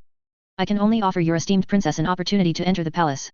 As for the positions of concubine or empress, those depend on her own abilities. Tan Long immediately rejected the Witch King's condition. Although the Witch King's condition was very tempting. However, these were the rules. He could not make decisions on behalf of master. The Zhao family were the most law-abiding people. Are you Zhao family people not tempted at all? Although the Great Jian dynasty is corrupt, a rotten ship still has 3 pounds of nails. Great Jian has at least 800,000 troops, and these are truly 800,000. I admit the Zhao family is good at making money, but in just 5 years, how much wealth can your Zhao family accumulate? And how many people and how much military strength can you rally to oppose Great Jian? Without the winds of natural and man-made disasters, how can you stir up the winds and clouds of this divine land? Even if there are natural and man-made disasters, based on my understanding of your master, would he really use natural and man-made disasters to rebel? He is not that kind of person. Throughout history, the greatest aid to rebellion has always been natural and man-made disasters. Riding the wave of peasant uprisings to gain momentum. Often, natural disasters are the best way to recruit soldiers. Those refugees, needing only a bite to eat, would fight to the death for you. They wouldn't even need weapons. You would only need to tell them that there was food in the city ahead. They would charge in fearlessly, filling the gaps for you, capturing cities and territories, without you having to pay any price in power. You would only need to leverage their momentum, and that would be enough. Sometimes, human lives are like that, worthless. Even less valuable than livestock. Throughout history, among the many powerful figures who contended for supremacy in chaotic times, how many truly rose from humble peasants? Peasant uprisings, in the end, are most likely not led by peasants who seize power, but by powerful figures who rise by leveraging the situation. Would Zhao Gongming leverage the situation? Would he really? Most likely not. Because he is kind. Too soft-hearted, lacking the demeanor of a hero. My Zhao family disdains such methods. As for the army issue, Your Majesty the Witch King need not worry. My Zhao family dares to seize the great throne. Naturally, there is a reason for my Zhao family. My master is a born divine being, a true dragon son of heaven. With the appearance of a sacred dragon, the world is within his grasp. He has the mandate of heaven, and no one can stop him. Even without a single soldier, he can still seize this great throne of the world. Tianlong was very confident, even to the point of being arrogant and presumptuous. Even in front of the Witch King, the pride in his tone was undeniable. Why? Because everything he said was true. Proof? The proof was behind him. That Zhu Ming, looking around, was the source of his pride. Because Zhu Ming was a dragon. A true dragon. Zhu Ming was a dragon, one of many dragons under his master. Guess if his master is a true dragon son of heaven? If even this doesn't make him a true dragon son of heaven, then in this world, who can be? Who will be? Who dares to be? Only one person can sit on this throne. That is my master. No one else matters. Even in front of heaven, I would say the same. Ha ha ha. Interesting. The mandate of heaven, such words cannot be spoken lightly. Do you have proof? The Witch King smiled as he looked at Tianlong. Tianlong turned around and looked directly at Zhu Ming. Zhu Ming blinked, not quite understanding Tianlong's meaning, but after Tianlong gave him a few more glances, he finally understood. Immediately, he released his true form, transforming into a true dragon, circling above the eaves of the main hall. Because he had been refined into a divine weapon, even when he revealed his true form, his entire body was covered in thick golden stone armor. As he moved, the armor clashed against each other, producing a series of clanging sounds. His enormous dragon eyes, peering through the thick armor, quietly watched the astonished Witch King and his wife, as well as the Crown Prince and others. Dragon. Dragon. He's actually a dragon. Heaven, I'm not seeing things, am I? Your master really has a dragon under his command. Ah Zhen, you're actually serious. Chapter 154, Su Feng betrays, Zhao family army exposed. Tianlong's trip to Nanzhao Kingdom was very smooth. After Zhu Ming revealed his true form, all doubts vanished into thin air. No one dared to question Zhu Ming's authenticity. And no one would question Zhu Ming's authenticity. Thus, Nanzhao Kingdom expressed its full support for Zhao Gongming to become the Lord of Shenzhou. Unconditional support. However, Tianlong refused this aspect. When he came, the superiors did not ask him to accept any support from Nanzhao Kingdom. For them, Nanzhao Kingdom not interfering in the struggle for Shenzhou was the best option. Support or no support. Honestly, the Zhao family was not lacking. Whether in terms of food or soldiers. After reaching an oral agreement with Nanzhao Kingdom, Tianlong and Zhu Ming immediately rode back. They needed to inform the many stewards of the Zhao family of this news as soon as possible. Across the Deqian Empire, some forces with very good relations with the Zhao family also received visits from the Zhao family. These forces all had two characteristics. Their relationship with the Zhao family was very good. This relationship was not based on profit, but on personal connections that transcended profit, pure friendship. Similar to the relationship between the Tang sect and the Zhao family. They were all friends with each other. They had very good personal ties. Characteristic 2. They were like the Zhao family. They still retained a sense of compassion for the common people of this world. When natural disasters occurred, they would actively join the disaster relief efforts without needing threats from the Zhao family. Precisely because of this, the Zhao family received the support of all of them. And there was one more crucial point. They did not need to pay any price. They didn't even need to openly stand against the great Jian dynasty. They only needed to appease the common people and maintain order when the Zhao family broke through a city, nothing more. Even if the Zhao family ultimately failed, they would not be subjected to any purge by the great Jian dynasty. Furthermore, they also disliked this great Jian dynasty. Occupying the latrine without defecating. Now that someone was willing to stand up, they didn't mind contributing their meager strength for the myriad people of this world. Just as Tianlong rushed back to the Zhao family. Before he could even sit down and catch his breath. Soon, news about Su Feng's betrayal reached the Zhao family. Marquis of Wuchang, Su Feng, had betrayed. Ever since Su Xiaoyang committed suicide, Su Feng's mental state had been very poor. He caused a huge ruckus in the capital, killing many officials. Therefore, Emperor Kong stripped him of his title and banished him to the border. Emperor Kong did not deliver a fatal blow because Su Feng was one of the few generals loyal to him, and he was also a great general personally promoted by him. Emperor Kong had feelings for Su Feng. So his punishment for Su Feng was not too severe. He still left some leeway. After a year or two, or if Su Feng performed a meritorious deed, he would be able to revoke Su Feng's punishment. However, what he never expected was that, after Su Feng arrived at the border, he became even crazier. As if he had been stimulated even more. Su Feng completely ignored the great Jian dynasty's decrees. Initially, Emperor Kong didn't mind, thinking it was just some of Su Feng's minor temper. Emperor Kong naturally had to properly appease his beloved's minor temper. However, this situation did not last long. The Imperial Guards noticed that Su Feng had established contact with Tubo. Their correspondence became increasingly frequent, and the Imperial Guards even intercepted a letter from Su Feng to Tubo. The content of the letter was shocking. Su Feng had betrayed. Tubo took advantage of the situation, promising Su Feng a kingship, and the Tubo Tsenpo even intended to marry his daughter to Su Feng. In the past, Tubo had also made similar promises, but at that time, Su Feng looked down on Tubo and preferred to stay in Diqian. Now, however, Su Feng had fully committed to Tubo. The news of Su Feng's betrayal was the biggest blow to Emperor Kong. He hadn't fully recovered from the previous shock. When this news reached the palace, Emperor Kong immediately coughed up blood and fainted from anger. In an instant, the entire Great Jian dynasty fell into chaos. Just at this critical moment, Third Prince Cai Kun stood up. As a prince, he stabilized the situation of the Great Jian dynasty, and immediately sent a decree to Su Feng at the border, intending to hold him accountable. A normal person's thinking would be that at this moment, the Great Jian dynasty should try to win Su Feng back, leaving some room for negotiation, and at the same time, prepare for Su Feng's rebellion. However, the third prince's actions somewhat shocked Zhao Gongming. Hold Su Feng accountable? And demand Su Feng obediently return to the capital to face death? Hey? Ah? When I type question marks, it's not because I have a problem, but because I think you have a problem. Why do you demand Su Feng return to face death? And why should Su Feng return? Zhao Gongming was speechless. What kind of bizarre operation is this? Is this the third prince who possessed the style of the Grand Ancestor? This operation, how is it like those idiotic female characters promoted on Douyin? Why should he return? And why do you make others return to face death? Where does your confidence come from? Who gave you that confidence? Liang? Although Su Feng had no title, he had an army. His 200,000 strong army was cultivated by him soldier by soldier, and the generals in the army were all his confidants. The Su family army only knew their general, not the emperor. Furthermore, Su Xiaoyang was already dead. Su Feng no longer had any leverage in the Great Jian dynasty's hands, so why did the Great Jian dynasty still think it could command Su Feng to return to face death? Lunatic. Those with strong armies can be kings, don't you even understand such a simple truth? Is this third prince an idiot? Indeed, Su Feng completely ignored the third prince's decree, and even mocked the third prince in return, calling him a fool. Ha ha ha. Zhao Gongming laughed himself to death. However, Su Feng really did rebel. Tubo formally conferred the title of East King upon Su Feng. This East referred to Diqian. The day after he was made king, Su Feng led his own army, along with Tubo's army, to jointly raid the border cities. Those cities simply could not withstand Su Feng's attack and surrendered one after another. The Diqian Empire's reaction was also swift. The Diqian Empire immediately dispatched a large army to suppress the rebellion and fought a major battle with Su Feng's army. They suffered a crushing defeat, being beaten back repeatedly by Su Feng's army. They were no match at all. The Diqian Empire could only retreat and defend the passes, and all the territory outside the passes fell.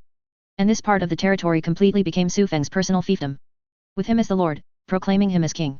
What Zhao Gongming never expected was that, after Su Feng repelled the Diqian Empire's army, he began to move against him.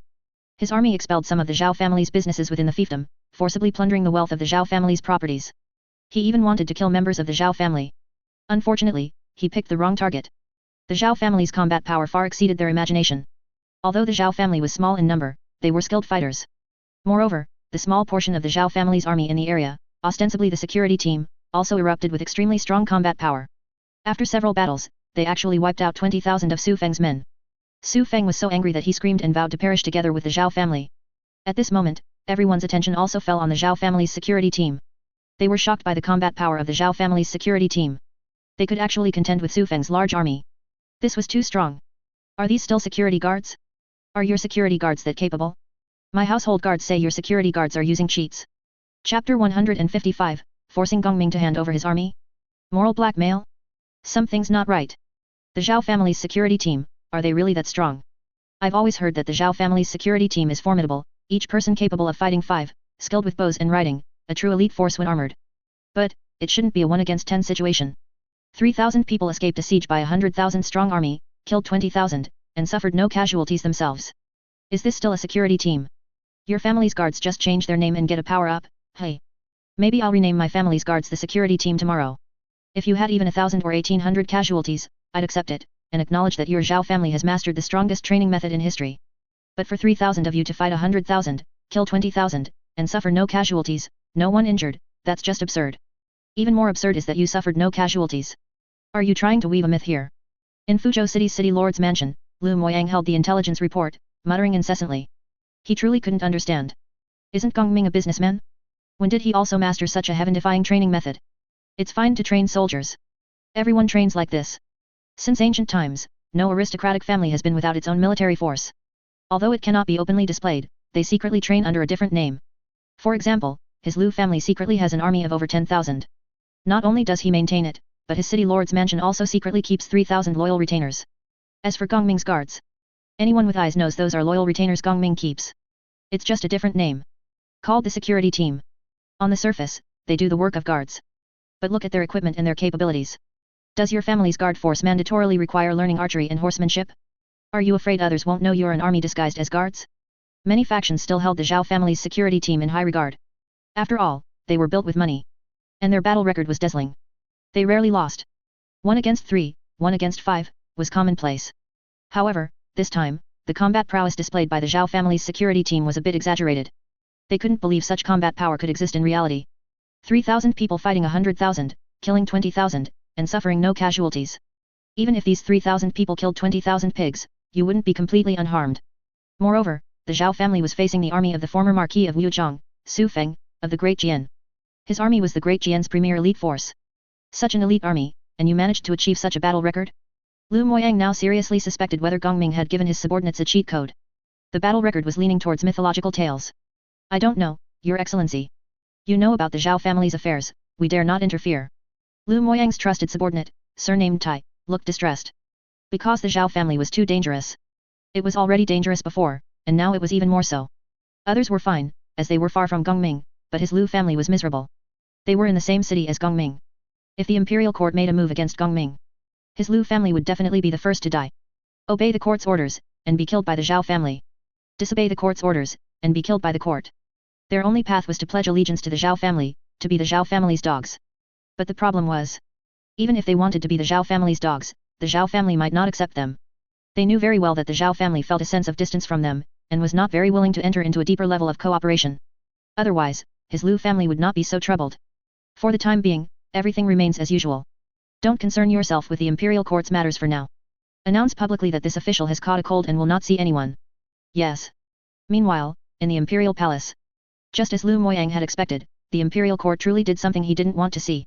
Third prince, along with several other princes, and the civil and military officials, gathered in a hall to discuss the battle between the Zhao family's security team and Su Feng's army. The imperial court was discussing how to respond. There were 3 viewpoints. One faction believed that in times of national crisis, every man has a duty.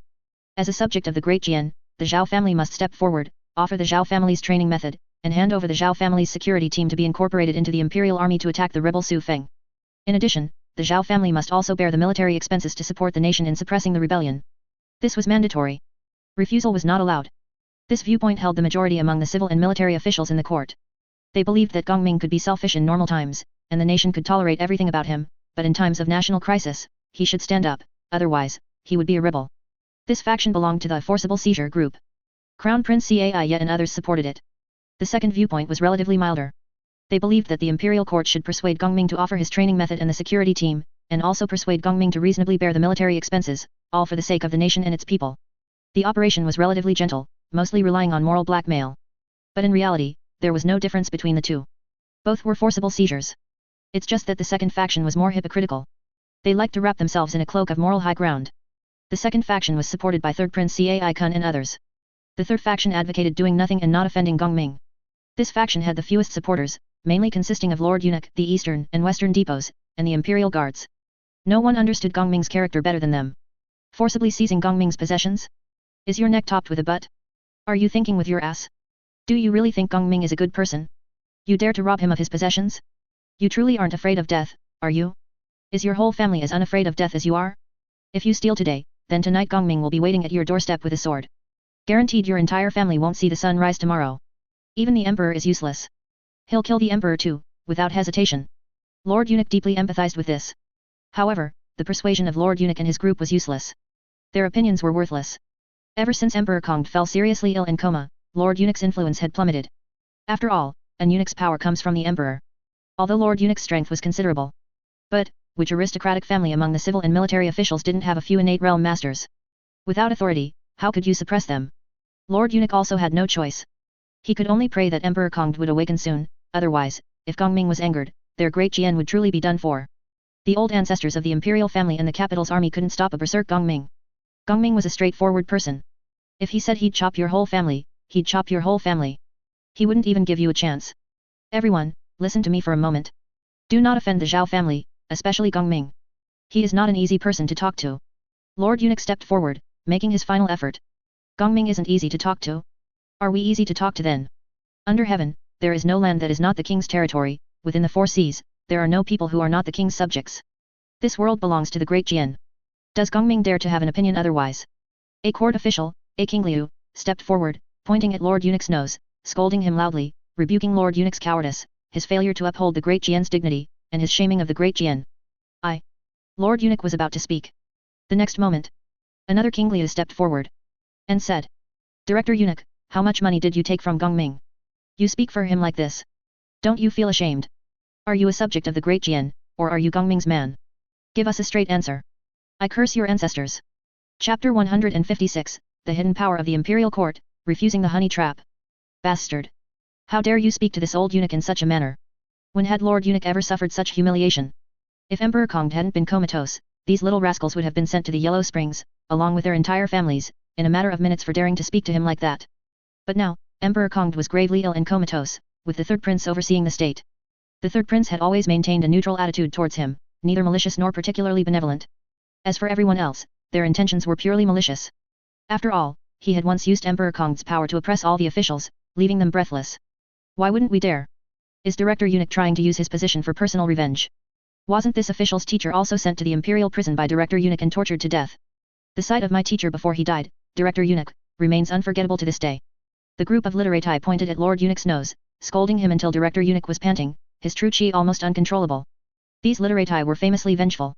Many of their friends and teachers had merely spoken ill of Lord Eunuch and were then framed with trumped-up charges, thrown into the imperial prison, and tortured to death. One of the literati had personally witnessed how his teacher was tormented to death.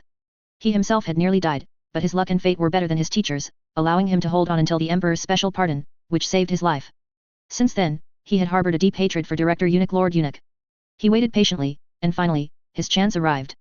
The Emperor was gravely ill and comatose, there was no one left to support this despicable eunuch. Would he let such a golden opportunity slip by? If he let this once-in-a-lifetime opportunity pass, could he face his wrongfully deceased teacher and friends in the Yellow Springs? No, he absolutely would not allow it. Just as he was about to continue provoking Lord Eunuch. At this very moment, the third prince spoke up. Silence. Such bickering and noise in the imperial court, what kind of decorum is this? Say no more, or you will all be severely punished. The words of the third prince Cai Kun brought silence to the imperial court. Afterward, the third prince made his final decision. He chose the second option. The great Jian dynasty would send a high-ranking official to use reason and emotion to persuade Zhao Gongming to hand over the security team and his training methods. As for the military expenses, the third prince felt it was inappropriate for the great Jian dynasty to bear them and decided that the imperial family's private treasury would cover the costs. After all, with the martial arts tournament and their cooperation with Zhao Gongming over the past few years, the imperial family's private treasury was quite abundant, allowing them to contribute some funds. They couldn't pressure Zhao Gongming too much. In the imperial court, Crown Prince Cai looked at the third prince with eyes full of resentment. He resented the third prince for taking what rightfully belonged to him. The power to oversee the state should have been his. The right to make decisions should also have been his. All of these things were his. Damn it. The crown prince secretly gritted his teeth and swore that he would reclaim what belonged to him. Soon, 5 words involuntarily appeared in his mind. Sunmu Gate Incident. It seemed his opportunity had also arrived. The emperor was gravely ill and comatose, wasn't this precisely his chance? Ha ha ha. Heaven's will is with me, heaven's will is with me. The third prince made his decision, and at this moment, Lord Eunuch's face instantly turned pale. Ha! In the end, he couldn't stop it. After the court session, Lord Eunuch returned to his room, his face pale, and gazed blankly at the eaves. A wave of despair washed over him. The Western Depot, Eastern Depot, and Imperial Guards felt the same. They all knew what kind of person Zhao Gongming was. For the Great Jian dynasty to become his enemy meant the inevitable demise of Great Jian. Alas! This is fate, oh, fate! Your Majesty, if you don't wake up soon, this Great Jian will truly be gone. This servant has done his best. Lord Eunuch suddenly wailed and cried. That very day, the Great Jian dynasty dispatched an official to Fuzhou City. Accompanying him, besides a group of relevant officials, was an army of about 10,000 soldiers. This army was no ordinary force. It was the foundation of the Jian Empire, an elite martial artist army cultivated over hundreds of years, built upon centuries of resources. 10,000 soldiers, each at the acquired realm. Trained day and night, with exceptional tacit agreement among them, such an army, even in the Jian Empire with its most fertile lands, could only maintain about 20,000 soldiers over hundreds of years. In order to persuade Zhao Gongming, the third prince even used the emperor's authority to mobilize 10,000 soldiers from the imperial clan to accompany the official to Fuzhou city. It was clear how confident they were. Zhao family's security team was strong, but were their imperial martial artist armies inferior? Perhaps, from a battle record perspective. Zhao family's security team was stronger, and the imperial martial artist army was slightly inferior. But in terms of numbers, the imperial martial artist army had the advantage. They believed they wouldn't lose to Zhao family's security team in a fight. Although the Zhao family was strong, their foundation was insufficient, so how many security teams could they cultivate? Meanwhile, in Fuzhou city, Zhao Gongming received an invitation from Later Jin. A marriage proposal? A marriage proposal directed at him, Zhao Gongming?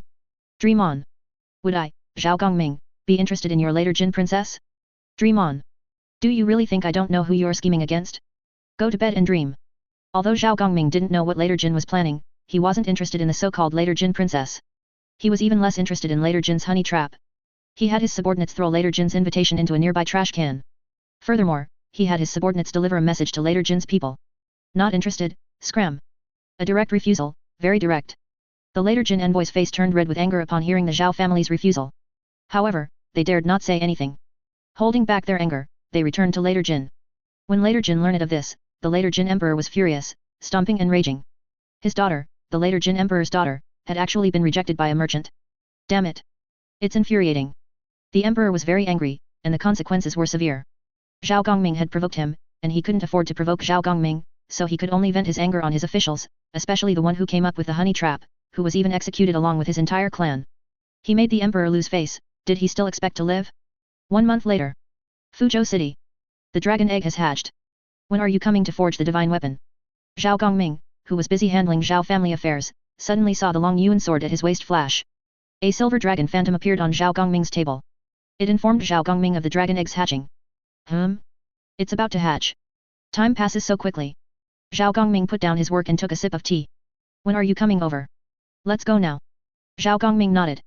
Immediately, a rift quietly appeared before him. This time, for the transmigration, he didn't rely on the power of the chat group, but rather used his own power and Ao Yongzi's power to open a passage to the Yulongtiangxia world. Zhao Gongming stepped into the rift, and the next moment, his head felt a dizzying sensation, a completely different yet very familiar feeling, but he couldn't recall when he had felt it before. Anyway, it felt very familiar. The time required for autonomous transmigration was slightly longer. He felt it took a few minutes. After leaving the rift, he arrived in a deep valley.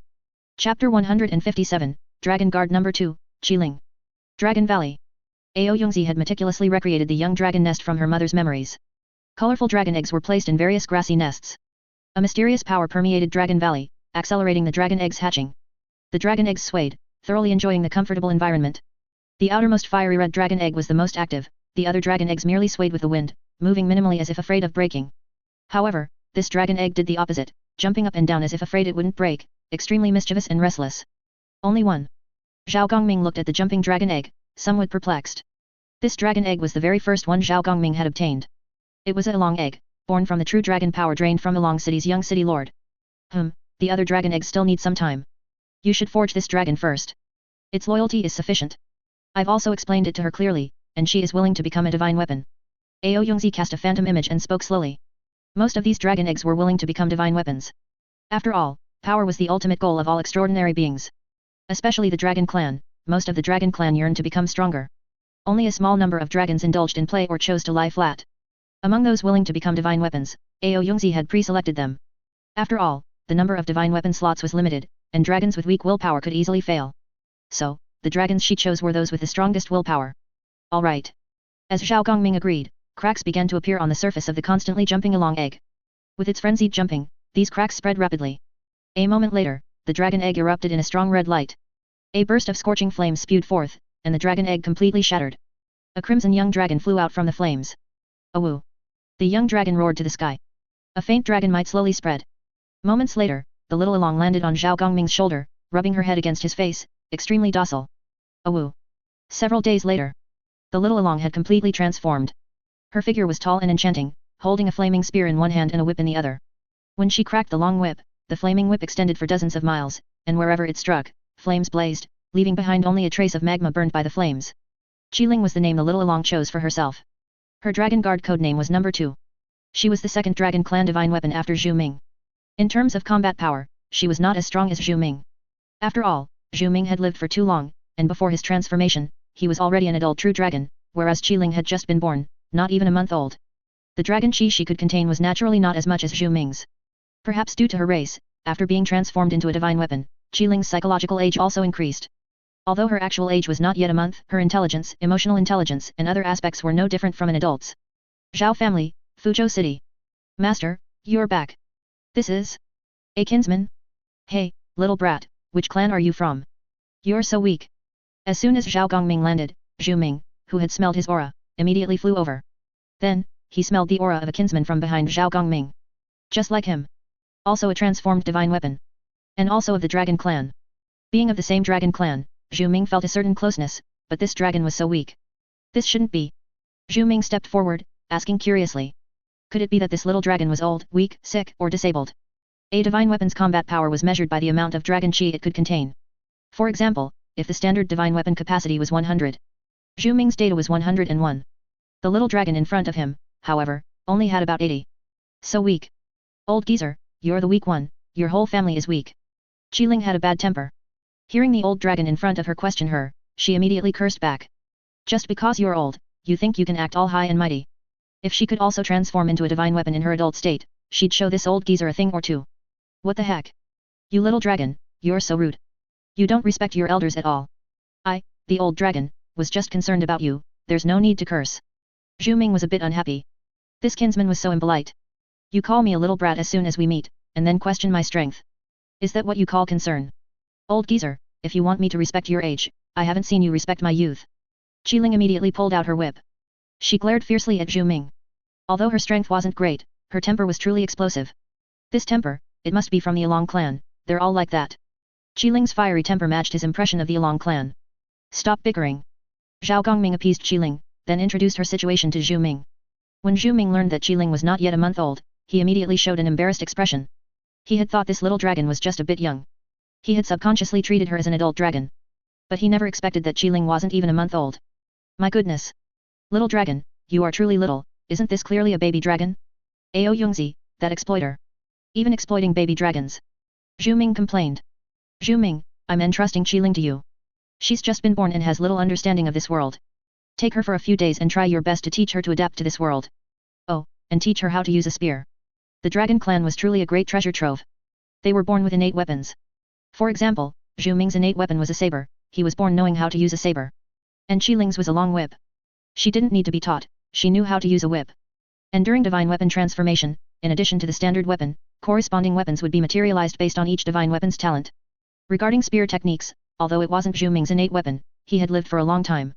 As an ancient relic from ancient times, he had mastered most weapons. Teaching Qiling to use a spear was a piece of cake. Yes, master. Understood, master. Zhao Gongming arranged for Qiling, but before he could catch his breath, he received news from his spies in the capital. He learned that the imperial court was dispatching ministers and an elite unit towards Fuzhou City. Their purpose was to persuade him to hand over the security team and the method of military training. Persuade? It should be threaten, right? According to the intelligence from the capital spies, this elite unit was the Deqian Empire's imperial family's private army, a super elite force nurtured by the nation's foundation. They were very strong, but exactly how strong, Zhao Gongming didn't know. He only knew that this army was very strong. Good, good, good. I'll see how you, Deqian, persuade me. What will you use to persuade me, fists, or reason? Or perhaps, both. Zhao Gongming's face was cold as he casually tossed the intelligence aside. Threatening, are we? Good, good, good, I'll wait for you to threaten me. Let's see whose fist is harder, or whose sword is faster. Chapter 158, Emperor Kong awakens, Sunwu Gate Incident. Xiao Yi, how about we leave this place? The situation in Fuzhou City is getting more and more chaotic. Inside the medical clinic, Pang Donglei held Song Yi's hands, his expression tense as he spoke. These past few days, rumors about the Great Jian dynasty and the Zhao family had already started spreading in the city. Due to the astonishing achievements of the Zhao family's security team, the Great Jian dynasty planned to conscript this security team from the Zhao family, sending them to the front lines to fight the rebel Su Feng. They also demanded that the Zhao family hand over their training methods. The Great Jian dynasty's actions were nothing short of blatant extortion. Why should others hand over their security team? And why should others be sent to fight the rebel Su Feng? Why? Just because you're thick-skinned? Moreover, the Great Jian dynasty wanted to gain everything for free, a complete takeover, without offering any compensation. What the hell? Who could tolerate such an insult? If it were an ordinary aristocratic family, they would probably have bowed their heads due to the Great Jian dynasty's power. But, Was Zhao Gongming an ordinary person? You dare to snatch his things? You must be looking for death. Who in Fuzhou City didn't know Zhao Gongming's character? No one in Fuzhou City understood Zhao Gongming's way of doing things better. He was typically soft to those who were gentle, and hard to those who were tough. You dare to forcibly snatch his things? You'll see what he does. The Great Jian Dynasty? What good was the Great Jian Dynasty? When did Master Zhao ever take the Great Jian Dynasty seriously? Others might not know. How could the people of Fuzhou City not know? Didn't they see that the city lord himself was playing dead? Before the news even spread, the two city lords of Fuzhou City, on the same day, publicly announced they were ill, closed their doors, and refused to see anyone. Wasn't that obvious enough? Both city lords thought the Great Jian Dynasty was stupid. Did you think others didn't think the same? Indeed. After the news spread, many officials in the Fuzhou City Yamen directly chose to submit their resignations and quit. They didn't want to become cannon fodder caught between two major powers. They knew very well that in Fuzhou City, the Zhao family was king. The Great Jian Dynasty and everything else had to step aside. Zhao Gongming would never swallow this insult. There would definitely be a major battle between the Great Jian Dynasty and the Zhao family. If not now, when would they flee? Could it be that you really wanted to be cannon fodder? Sometimes, being cleaved to death by a single sword was something to celebrate. After all, death was swift, and one departed cleanly without suffering other torments, let alone social death. But if you were an enemy of the Zhao family, you would most likely not depart cleanly. Pang Donglei sensed that something was wrong. He wanted to leave, taking Song Yi with him first. He came to ask for Song Yi's opinion. Donglei. My lord, I can't continue, I really don't want to die. Me too, I have an 80-year-old child above me, and a 3-year-old mother below me, I can't die. My lord, take care. The official in charge of civil administration in the city lord's residence received various resignations from the yamen below, his face mournful. They also wanted to run. Damn it. Was the Great Jian Dynasty full of useless idiots? Why pick on anyone else? You pick on Master Zhao. You can die yourself, don't drag us down with you. The capital, late at night. A group from the Crown Prince's residence, personally led by Crown Prince Cai Yat, quietly infiltrated the imperial palace. Due to the emperor's serious illness, the Eastern Depot had lost power. The Western Depot, which usually had close ties with the Eastern Depot, as well as the Imperial Guards, were also implicated. Their leaders were collectively reported by all the officials and were suspended for investigation. And others were also investigated to varying degrees. This caused the palace's defensive strength to drop by more than one level. Many security loopholes appeared. Crown Prince Cai seized this opportunity, secretly leading his men into the Imperial Palace, and casually killed the guards responsible for guarding the Suanwu Gate. They immediately took control of the Suanwu Gate. Crown Prince Cai Yat, dressed in a dragon robe and holding a sharp sword, rushed into the Emperor's bedchamber. At this moment, in the Emperor's bedchamber, everyone was celebrating Emperor Kong's awakening, completely unaware of what was happening outside. Your Majesty, you've finally woken up. If you didn't wake up soon, my Great Jian Dynasty would be in peril. Lord Eunuch threw himself onto the edge of the bed, wailing. This left Emperor Kong, who had just woken up, bewildered. Had anything happened during his coma? Why would his mother say such treasonous words? If it were an ordinary person, he would have ordered them to be dragged out and beheaded long ago. But, this was his mother. His mother would never speak nonsense, something major must have happened during his coma. Mother, speak quickly. Emperor Kong said anxiously. Lord Eunuch slowly recounted what had happened after he fell into a coma. Upon hearing this, Emperor Kong's face immediately flushed with anger. This rebellious son. What on earth was this rebellious son thinking? Pressuring Zhao Gongming? You must be insane. Although Emperor Kong, after hearing about the Zhao family's security team's achievements, also had ideas about Zhao Gongming's security team. But he would never dare to forcibly seize them. Especially when the target was Zhao Gongming. He was the emperor, he knew very well how untouchable Zhao Gongming was. Both he and Lord Eunuch were aware of this. But what he didn't expect was that this foolish child was actually misled by those useless officials of the Great Jian Dynasty to snatch Zhao Gongming's things. What the hell?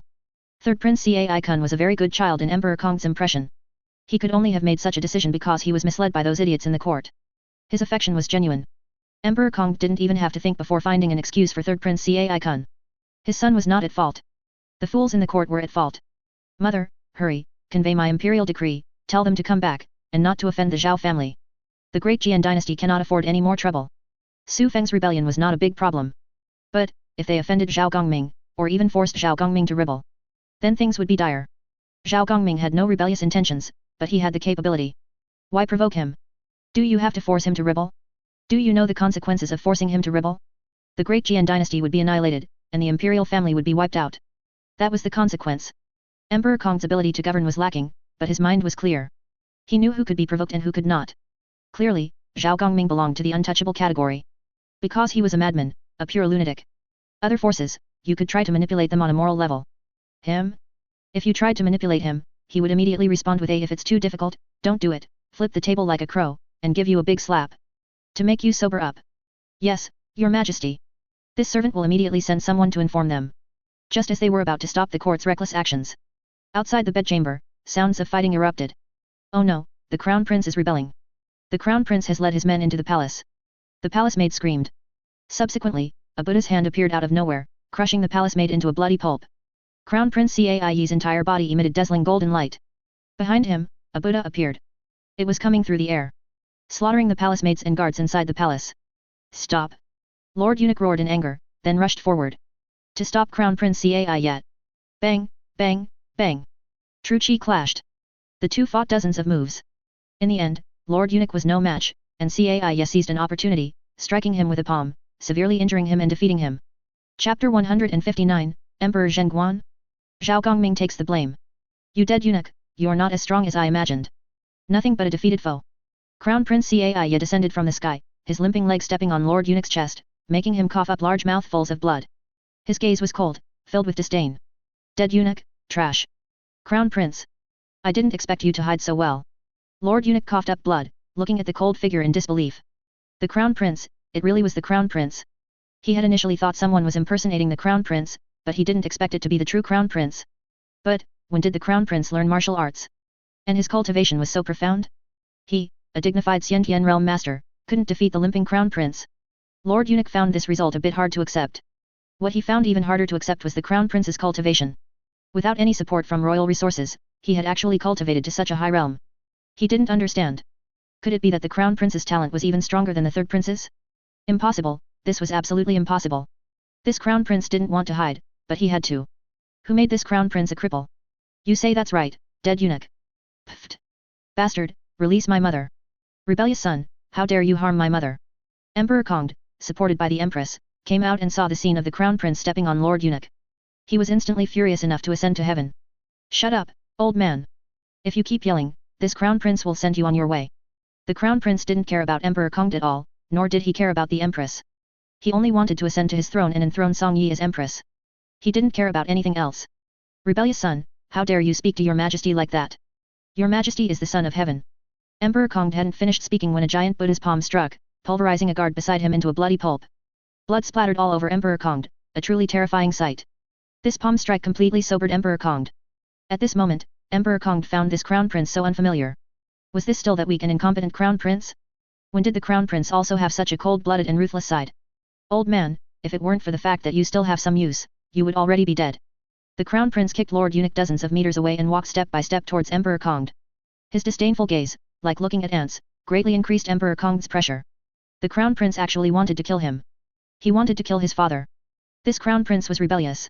You. As the Empress spoke, the Crown Prince casually slapped her, and the Empress's face instantly swelled up. You too, if you keep babbling, you'll also go down. His birth mother? She could die just the same. In this world, only Song Yi was different. Everyone else was dispensable, including his birth mother. You, boo-hoo-hoo. The Empress covered her face and immediately burst into tears.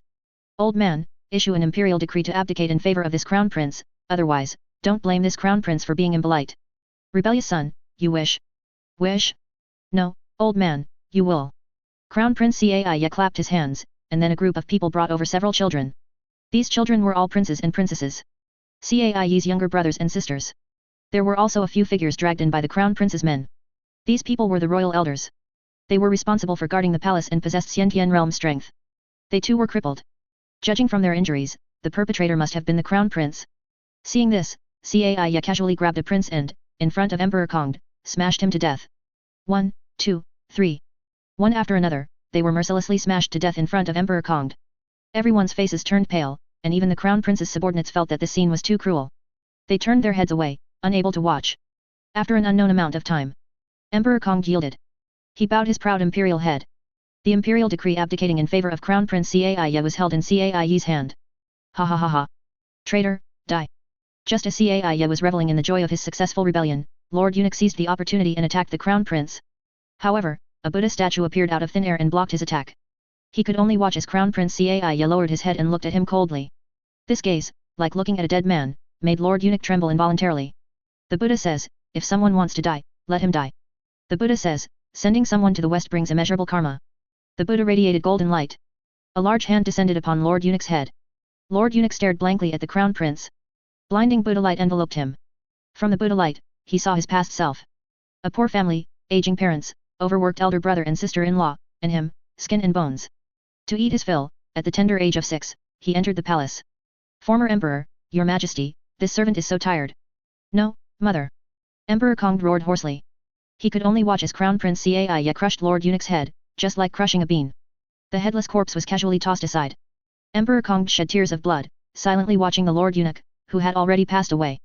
Someone, send the retired Emperor and Empress Dowager back to the palace. The Crown Prince ordered them to be placed under house arrest. The next morning, the news of Emperor Kong abdicating in favor of the Crown Prince spread throughout the capital. Many ministers questioned it, demanding to see the retired emperor. However, Crown Prince Cai didn't care whether they approved or not. He immediately mobilized the imperial clan's army and ruthlessly slaughtered all resistors. As for the third prince, he was charged with fabricated crimes and imprisoned in the heavenly prison. However, that very night, he was rescued by unknown black-clad figures and escaped the capital. After several days of bloody suppression, the imperial court underwent a major reshuffle. Important departments and official positions were all filled by Crown Prince Cai's own people. There was also a very important matter. Last night, the Crown Princess, suffering from a sudden cold, passed away despite treatment. A week later, Cai, dressed in dragon robes, ascended the throne and proclaimed himself emperor. His reign title was Zhenguan. He was known as Emperor Zhenguan. Fuzhou City. Emperor Zhenguan? What the hell, this guy is plagiarizing my copyright. And he didn't pay, not a single penny, he's a beast, a beast. Zhao Gongming pointed at the content in the newspaper, fuming and slamming the table. That bastard Cai. Stealing my idea. Emperor Zhenguan reign title? Isn't this Li Shimon's reign title? Cai, you're slandering my second phoenix, aren't you? Emulating second phoenix's Suanwu Gate incident, slaughtering brothers, imprisoning his own father, those things are one thing, but you even have to use the exact same reign title. You damn it. The most important point is, you didn't pay. Using my idea without paying a single penny, is that it? You're going too far. Too much bullying. Gongming, why bother with his messed up business? If he doesn't pay, then he doesn't pay. Anyway, in a while, this country will all be yours. Just let him have a little advantage. Qin Meng pushed the door open and entered. She looked at the cursing Zhao Gongming with some helplessness. Zhao Gongming was good in every way, except he loved money a bit too much. I just can't get over it. I've been in business for so long, and this is the first time I've been taken advantage of. Out there, they're still spreading rumors about me, saying I instigated him to rebel. Damn it. Chapter 160, Intelligent Modules, Divine Weapon Puppets that can upgrade and evolve? Cai, that idiot, rebelled. What does that have to do with me? Do they have any evidence? They have no evidence at all, they're just spreading rumors that I incited him to rebel. I'll punch him in the lung. I don't even know him. How can they pin this on me? That bastard clearly imitated the content from my book. I haven't even asked him for money yet, and he's making me take the blame. How despicable. Zhao Gongming was filled with chi. Being wronged was a minor issue. But not getting paid? That was unacceptable. Gongming, don't be upset. Let me massage you. Qin Meng stepped forward, gently pushing Zhao Gongming onto a reclining chair. Her slender fingers softly massaged the acupoints on the back of Gongming's neck. As she reached for Gongming's mask, intending to remove it, Gongming held her hand. No need. Are you sure you don't need it? No need. All right, if you don't need it, then don't. Oh, right, there's something I need to tell you. Speak. The people from the imperial court have arrived, but as soon as they did, their accompanying officials were imprisoned. Qin Meng informed Zhao Gongming of the news from yesterday. The officials originally responsible for persuading Zhao Gongming were arrested as soon as they landed. The reason was that something had gone wrong on the imperial court's side. The officials in charge of this matter were originally Third Prince's people. After Cai ascended the throne, he would certainly settle accounts with them. As expected, as soon as they arrived in Fuzhou City, they were imprisoned. The task of persuasion would be handled by new officials dispatched by the imperial court. Of course, the new officials were not coming to persuade. The new ministers represented the extreme right-wing forces of the imperial court, and they were also supporters of the first viewpoint. Persuasion turned into threats. On top of the original demands, they added that the Zhao family must donate half of their family assets to support the imperial court in suppressing the rebellious general. Refuse to donate? Under the imperial cavalry, all sorts of chaotic elements would die. They believed they had Zhao Gongming cornered. It must be said that the people on the imperial court's side were quite foolish. From Zhao Gongming's perspective, they were all a bunch of idiots. They were self-important and had no concept of Zhao Gongming's power. They naively believed that the imperial court was invincible. It's laughable. If the imperial court were invincible, Emperor Kong's attitude towards Zhao Gongming would not have been so weak and ineffective. A bunch of idiots. They were even worse than Emperor Kong. Going back and forth, it can at least buy us another month. Don't bother with them. A bunch of clowns who just like to jump around. Once they arrive, we'll just eliminate them. Zhao Gongming did not take the imperial court's threats seriously. The threats of the weak were laughable in the eyes of the strong. Especially this imperial court. They were still living in a dream. The Zhao family's preparations were nearing completion. Grain, weapons, and everything else was ready. They were just waiting for the Dragon Guard to be ready. Once the Dragon Guard was ready, they could begin their uprising. After the uprising, with the absolute combat power of the Dragon Guard, they would occupy the major cities of Great Jian at the fastest speed. Completely dismantle the rule of Great Jian. By then, Great Jian would be surprised to find that it only had the capital city left. Oh, right, there's one more thing. The old eunuch is dead. Qin Meng suddenly said. Hey. He's dead? Wasn't he in the Xiantian realm?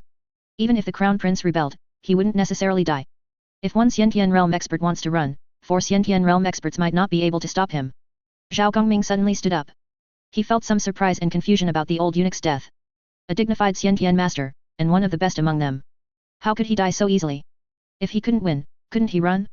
The old eunuch's escapability had been acknowledged by Zhao Gongming. Back then, during their first encounter, the old eunuch endured over 100 of Zhao Gongming's explosive attacks and still managed to escape. His escape speed was extremely fast. Ordinary Xiantian masters wouldn't be able to escape so easily, they would at least have to endure 300 or 400 of Zhao Gongming's explosive attacks to escape. The old eunuch only endured over 100 and successfully escaped. This was enough to show that the old eunuch's movement technique was very strong. The old eunuch, with his profound movement technique, died so inexplicably in the palace coup. Was his death a bit too perfunctory? He volunteered.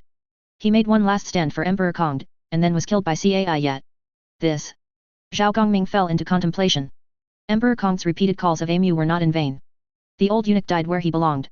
Earth Transmigrator Mutual Aid Group. Duan Xilo, I made it. Daoist Priest, I made it. Duan Xilo, my level 7 thesis passed, ha ha ha ha, I'm a level 7 arcane researcher now, buddies. Duan Xilo, on the intelligent research and application of divine weapon puppets. Duan Xilo, guys, come and take a look, observe my level 7 thesis achievement. Meow xiao meow, what are you looking at, you idiot? Can I understand it? Do you think I can understand it? Duan Xilo, you don't need to understand it, you just need to know that this is my achievement, and that I'm awesome, that's all. Duan Xilo at Zhao Gongming, come out, do you want intelligent modules? Cost price. Zhao Gongming, yes, give me 1100 sets first. If I need more later, I'll find you again. Duan Xilo, okay, I've sent it to you via private message. Zhao Gongming's consciousness returned to reality. He immediately left the study and went to the backyard. Looking at the rows of zodiac guardians of various shapes in the backyard, Zhao Gongming ordered them to come forward one by one to install the intelligent modules for them. Although the consciousness of the zodiac guardians could be generated through the subsequent increase in dragon chi. However, the time required was too long. And it was also uncertain when autonomous consciousness would be generated. Intelligent modules were very important. Intelligent modules could endow the zodiac guardians with the most basic artificial intelligence. This artificial intelligence could be upgraded little by little through acquired learning, becoming smarter and more flexible, until it became a truly artificial life-form consciousness. This module was custom-made for divine weapon puppets. It took Duan Xilo almost a year. But the gains were huge. He passed the level 7 assessment and also obtained the qualification for the level 6 assessment, saving him 3 years of time. And his next thesis was also on divine weapon puppets, but an upgraded version of divine weapon puppets. He planned to let the divine weapon puppets gain the ability of active evolution on their original foundation. Duan Xilo was still planning this point. Divine weapon puppets that could evolve were very promising. Chicken Guardian number 1, greets Master. Pig Guardian number 6, greets Master. It's done. After a brief period of familiarizing themselves with their bodies, the Zodiac Guardians equipped with intelligent modules immediately knelt before Zhao Gongming, their eyes gleaming with wisdom. Zhao Gongming's Zodiac Guardians were officially formed. For a long time in the future, Zhao Gongming was engrossed in manufacturing divine weapon puppets and expanding the scale of the Zodiac Guardians. Chapter 161, The Imperial Court enters with its left foot first, disrespecting me, rebellion. Dragon Guard 3, Han Zhuang, greetings, Master. Dragon Guard 4, Shan Wu, greetings, Master. Dragon Guard 5, Qing Yuan, greetings, Master. Dragon Guard 6, Yuan Bassian, greetings, Master. Dragon Guard 7, Long Qi, greetings, Master. Dragon Guard 8, Ping Bo, greetings, Master. Dragon Guard 9, Huju, greetings, Master. Dragon Guard 10, Ao Dong, greetings, Master. Accompanied by colorful golden lights descending from the sky. The rest of the Dragon Guards had finally appeared. Just enough to form a complete unit of Dragon Guards. From Long Yi to Long Shi, they encompassed various attributes and branches of the Dragon clan bloodline. Their innate weapons each had their own unique strengths and characteristics, ranging from swords, sabers, bows, and so on. However, they all had a long spear equipped on their backs. It seemed the Dragon clan was more suited to be spearmen. At least, the dragon divine weapons forged by the divine weapon forging method came with long spears as standard equipment. From now on, the Zodiac Guardians will be under your command. Each of you will command 110 Zodiac Guardians. Zhao Gongming handed over all of his Zodiac Guardians to the Dragon Guards. Excluding the 10 Dragon Guards, there were a total of 1,100 other Zodiac Guardians. Each Zodiac had 100 Guardians. Even for the Tiger Guard, Zhao Gongming had gathered 100 of them. For this, he had to thank Duan Xiaolo for his procurement services. Without Duan Xiaolo's help, it would have been truly difficult for him to gather 100 Tiger Guards. The rebellion was fully prepared. 200,000 troops, along with the Zodiac Guardians, had dispersed and infiltrated various major cities of the Deqian Empire. They were just waiting for Zhao Gongming's command. These dispersed 200,000 troops, in conjunction with the Zodiac Guardians, would be able to quickly capture cities and eliminate local government forces and local tyrants. Now, all that was missing was an excuse. An excuse for rebellion. And just like that, an excuse arrived. Noon. A group of people entered Fuzhou City's city gate. The banners on the convoy clearly indicated that it was an imperial court convoy. The moment the new imperial court officials arrived in Fuzhou City, Zhao Gongming received the news. Everyone in the Zhao family, from top to bottom, became invigorated the instant they heard the news. Each of them suppressed the impulse within their hearts. Their eyes turned red. Are kings, marquises, generals, and prime ministers born into their positions? Their master was finally about to rise. The merit of supporting a new emperor was secured. Uncle, how do I look in this gear? Am I handsome? Inside the room, Zhao Deifu, dressed in a custom-made armor, posed and preened in front of Zhao Dei. He had a smug look on his face. It's all right, but what does the master's business have to do with you? Children shouldn't get involved. Zhao De unbuckled the sword from Zhao Deifu's waist. He casually handed Zhao Deifu's sword to his wife for safekeeping. Tonight might be the night of the uprising. This was the master's business, and Zhao Deifu, being a child, should stay out of the way. He couldn't let him get involved. Uncle, what are you doing? What child? I'm an adult, I'm already a grown-up. Zhao Deifu was anxious and wanted to go up and snatch his sword back. Who knew he had overestimated his own strength? His aunt held him down with just one hand. Zhao Deifu felt as if a mountain was pressing down on him, making it difficult to move. Aunt? You really are a monster. Zhao Deifu was desperate. His aunt was too strong. Her strength was excessively great. Even his uncle, Zhao Dei, who possessed natural divine power, sometimes struggled to contend with his aunt's brute force. Let alone him. Adult? That's hilarious. You still have half a year until you're an adult. I promised your father I would protect you. Moreover, on the battlefield, swords and blades have no eyes. You are unlearned and untalented, you don't practice martial arts, you don't hone your strength, you've neglected the family's archery, and you spend all day with those people studying and pondering moves. With your shoddy skills, how could I possibly feel at ease letting you go to the battlefield? You're the only remaining descendant of my uncle's line. Do you really want my uncle's lineage to end? Zhao De had an opinion about Zhao Deifu neglecting the family's inherited archery. You can be proficient in divination, you can be proficient in traps, and you can even ponder methods of interrogation. But you cannot neglect martial arts. You cannot fail to hone your strength. Because these are your means of self-preservation. Only fists can better protect oneself. Especially on the battlefield. With swords and spears having no eyes, it's even more crucial to practice martial arts, hone your strength, and improve your martial skills. Zhao Deifu had no martial arts talent, and Zhao Gongming had intentionally groomed Zhao Deifu to be a strategist and an imperial guard. Zhao De later gave up and let him develop as he wished. Now, Zhao Deifu's restless heart returned. He wanted to go to the battlefield? Are you out of your mind? What kind of battlefield can a rookie like you go to? You just hide behind and interrogate enemies, gathering intelligence, that's enough. Don't get involved unnecessarily. Uncle. Defu, stop messing around. I want to show off too. Just let me show off once. From now on, I'll be good, uncle, please give me a chance. Zhao Dei. Zhao Dei, you'll die if you don't show off, won't you? Evening. The imperial court made a move. The street leading to the Zhao family was empty. The imperial court's martial artist army escorted the imperial court officials to the Zhao family. Along the way, killing intent was heavy. They walked with their heads held high and chests puffed out, showing no regard for the Zhao family. Soon, the imperial court's convoy arrived in front of the Zhao family's gate. The Zhao family's gate was wide open. A group of security team members, simply dressed and holding weapons, stood on both sides. The imperial court side laughed at this sight. They all unanimously believed that the Zhao family had caved in. Sure enough, spineless people like the Zhao family needed a scare. However, why were these security team members dressed so bulky? The general of the martial artist army looked at the security team members standing on both sides of the Zhao family with confusion. Each of them was dressed extremely bulky. It was as if they had draped a layer of cloth over their armor. It was very bulky and very strange. Could this be the Zhao family's style of dress? The general of the martial artist army was a member of the imperial family. In terms of seniority, he was also Cai's granduncle. However, he had resided in the imperial city for many years and was not well informed about outside information. Nor was he aware of any peculiarities in the Zhao family's attire. On the high building of the Zhao family, Zhao Gongming, Qin Ming, and Zhu Ming watched the convoy below. Which foot do you think this imperial court official will step into the Zhao family with later? Zhao Gongming pointed at the imperial court official below and said with a smile. I bet on the left foot. Zhu Ming, this old dragon, didn't understand the meaning in Zhao Gongming's words and instinctively blurted out his answer. Qin Ming, on the other hand, gave Zhao Gongming a deep look. She felt like laughing a little. When did this guy develop such a taste? Does it make a difference? Qin Ming chuckled. It makes a difference. If he steps into my Zhao family's gate with his left foot, that is disrespect. Since ancient times, the left has been considered superior. Stepping in with the left foot is a show of force towards my Zhao family. My Zhao family cannot endure such humiliation, so this is a path to death. And the right foot? If it's the right foot, it's as I just said. Since ancient times, the left has been considered superior. If he uses his right foot to enter, it means he looks down on my Zhao family, and my Zhao family's threshold is not worthy of his left foot. My Zhao family cannot endure such humiliation, so this is a path to death. No, master, you're just being unreasonable. If you want to kill someone, just say so, why go through all this?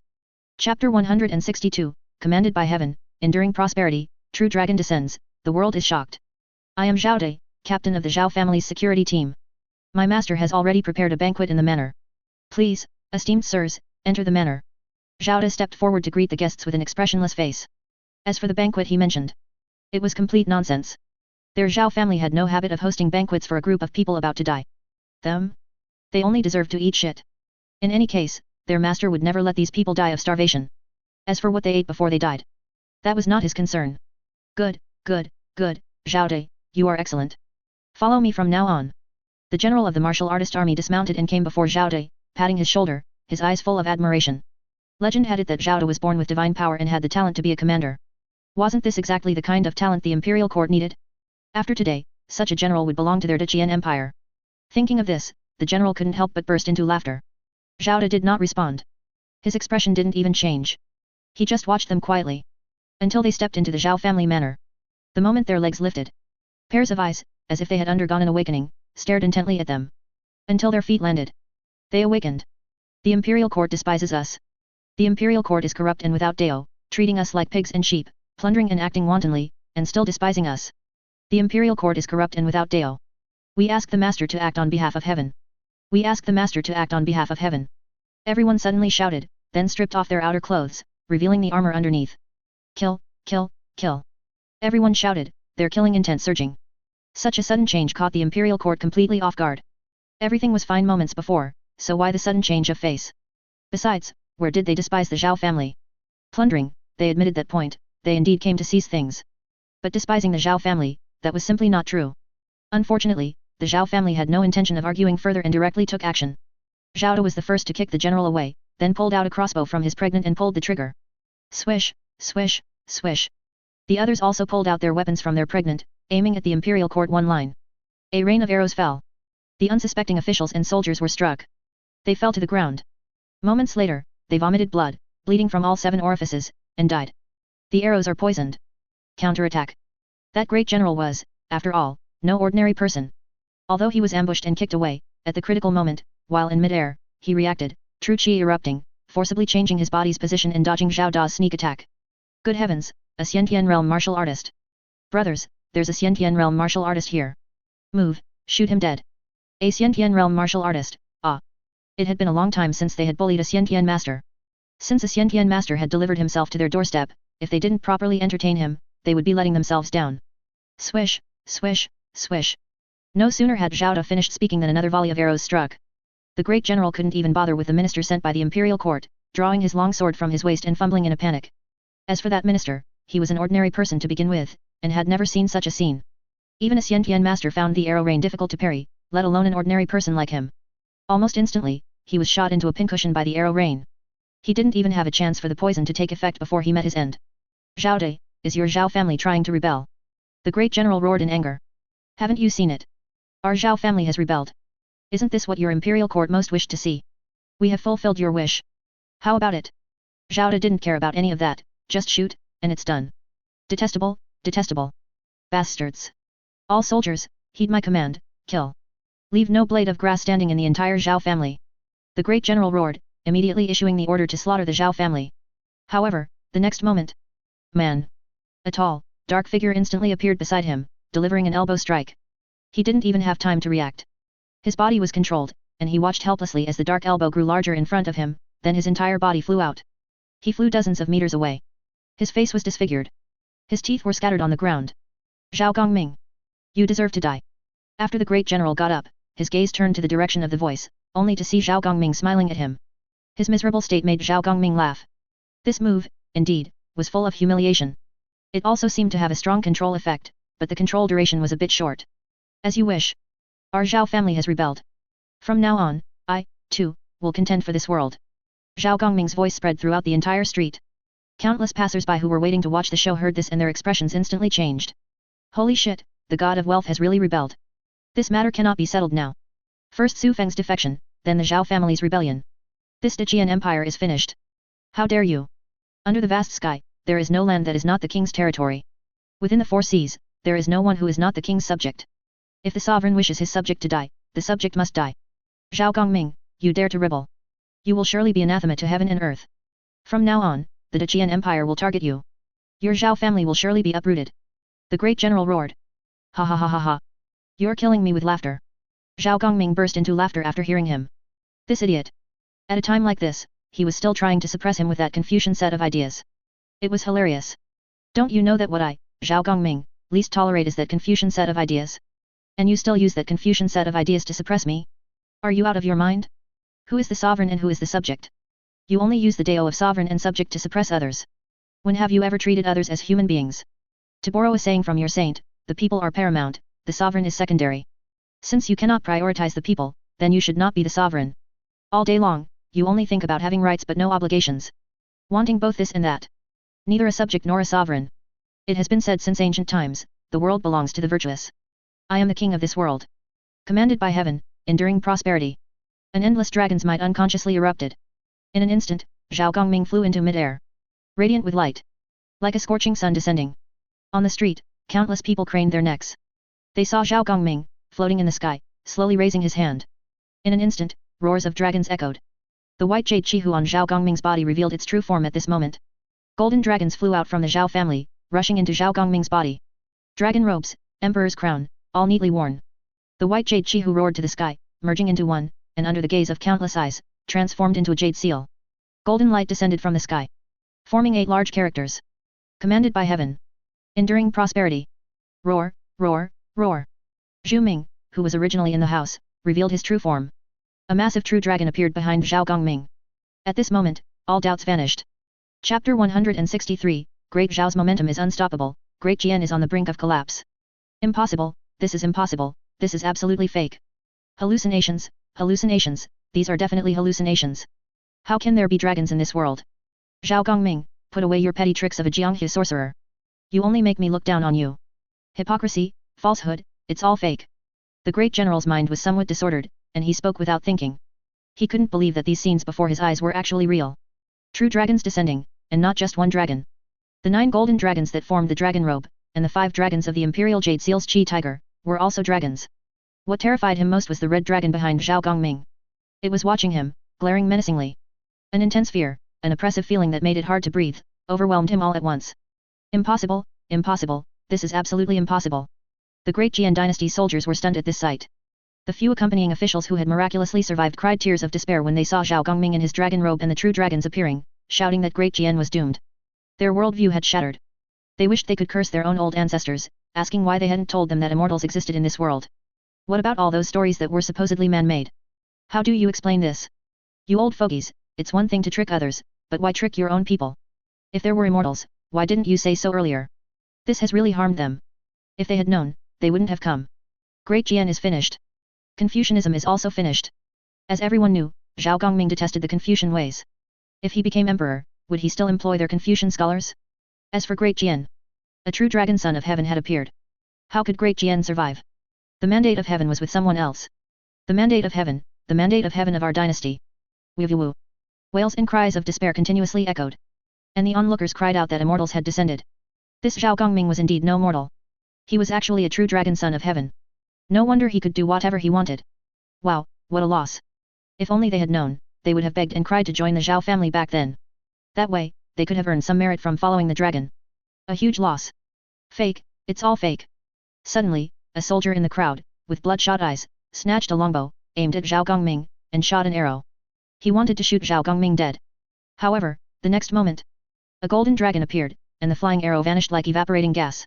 The next moment, Zhu Ming, behind Zhao Gongming, exhaled a ball of flame that landed on the attacking soldier. The entire person was instantly vaporized without even a scream. I originally intended to spare those who surrendered. Now it seems, you have given up. Zhao Gongming shook his head, then activated his skill, targeting all of the great Jian dynasty troops, and silently thought, let's do it, brothers.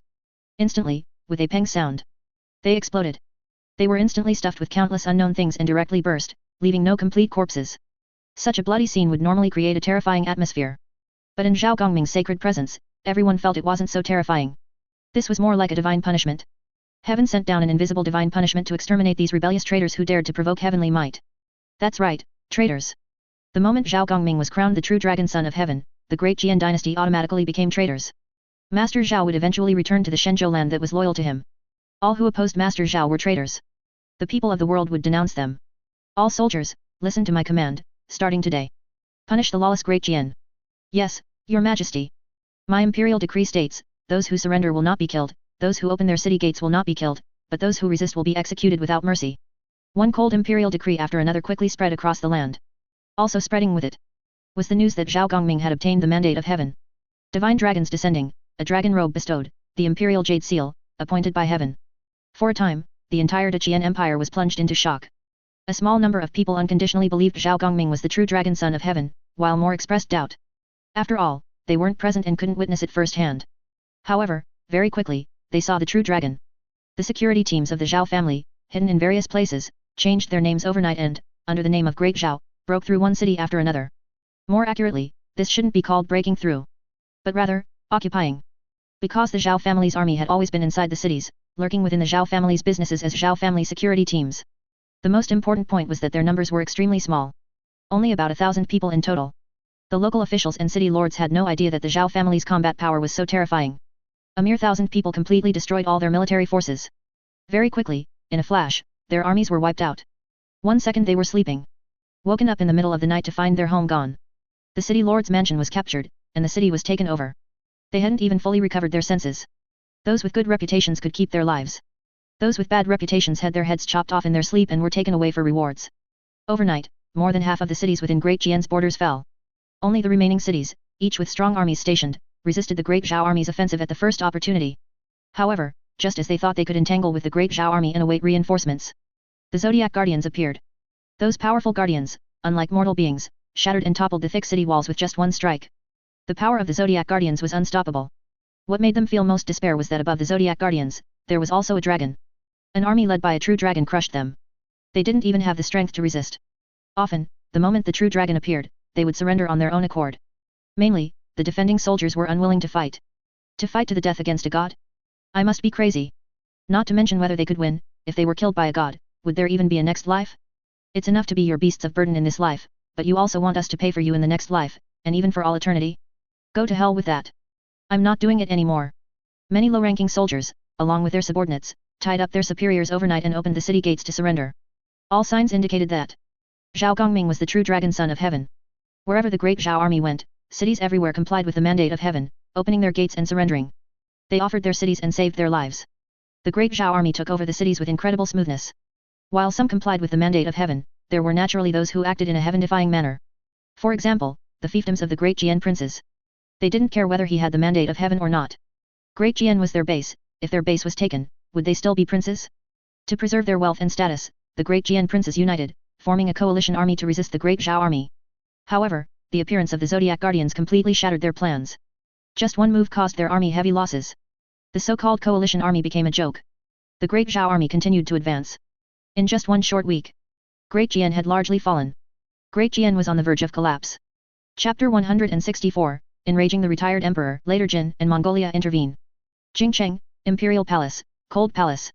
The former emperor of Great Zhao, Emperor Kongd, once full of ambition, now sat slumped on the ground, his face haggard, his expression dazed, and his eyes filled with pain. This sight deeply saddened the Empress Dowager. Empress. Your Majesty. My empire is about to fall. Although Emperor Kongd was imprisoned deep within the palace, information from the outside world was not cut off. On one hand, there was the lingering influence of the Lord Eunuch. Even though the Lord Eunuch was dead, his confidants had not been removed from their official posts and remained in the palace. While eunuchs generally tended to be opportunistic, it must be said that some eunuchs were different, they still remembered the favors he, the retired emperor, had bestowed upon them. The Lord Eunuch's confidants remained loyal to the retired emperor. On the other hand, the current emperor Cai did not take the retired emperor seriously. Therefore, even deep within the palace, he was still aware of outside information. Among the many pieces of information from the outside, what made him feel most despair was not who Emperor Cai had killed, but rather that Zhao Gongming had rebelled. In just 1 week, various regions of Great Zhao fell one after another. Currently, the land belonging to Great Zhao was less than 1% of its peak size. Only a few cities remained. This was only 1 week. In just 1 week, a powerful dynasty had fallen like this. Zhao Gongming, you hid deeper than anyone. I always knew, that a person like you was indifferent to power, but the people behind you would constantly push you upwards. I always knew.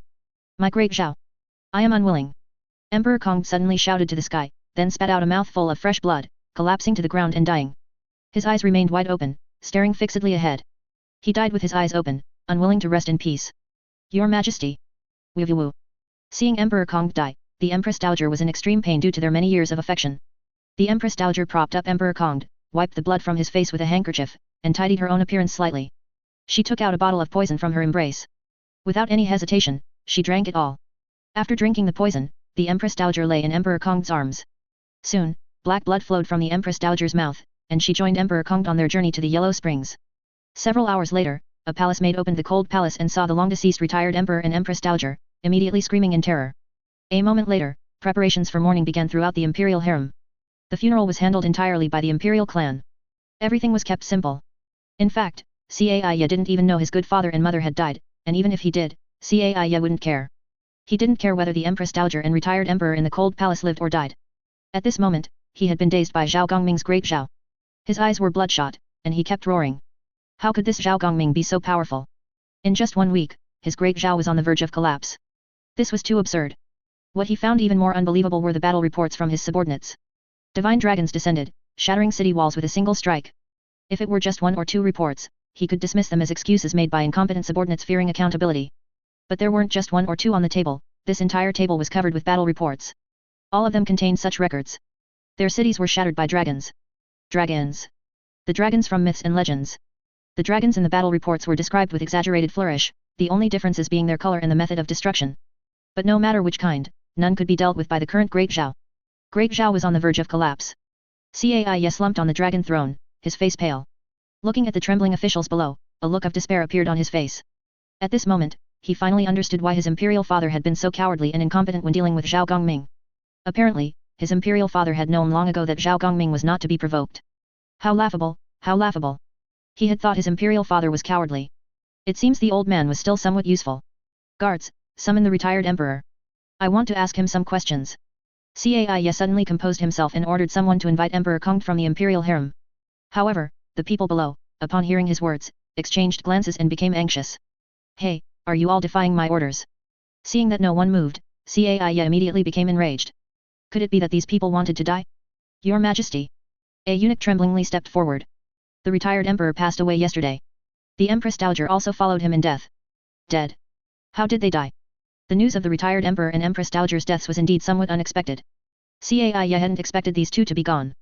The imperial physician diagnosed that the retired emperor died of anger, and the Empress Dowager committed suicide by poison.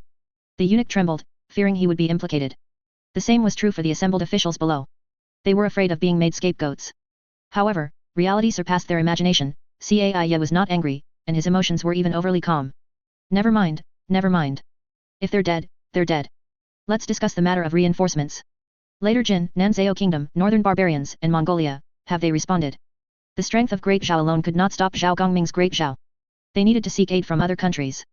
And Mongolia, later Jin, Nanzhao Kingdom, and even the Northern Barbarians became the objects of Great Zhao's plea for help. As for Tibet, it was ignored, as this fire was, after all, started by Tibet. Great Zhao could not possibly seek help from Tibet. Reporting to Your Majesty, the Nanzhao Kingdom has publicly announced its support for Zhao Gongming. The Empress of the Northern Barbarians said she would not interfere in the internal affairs of other countries.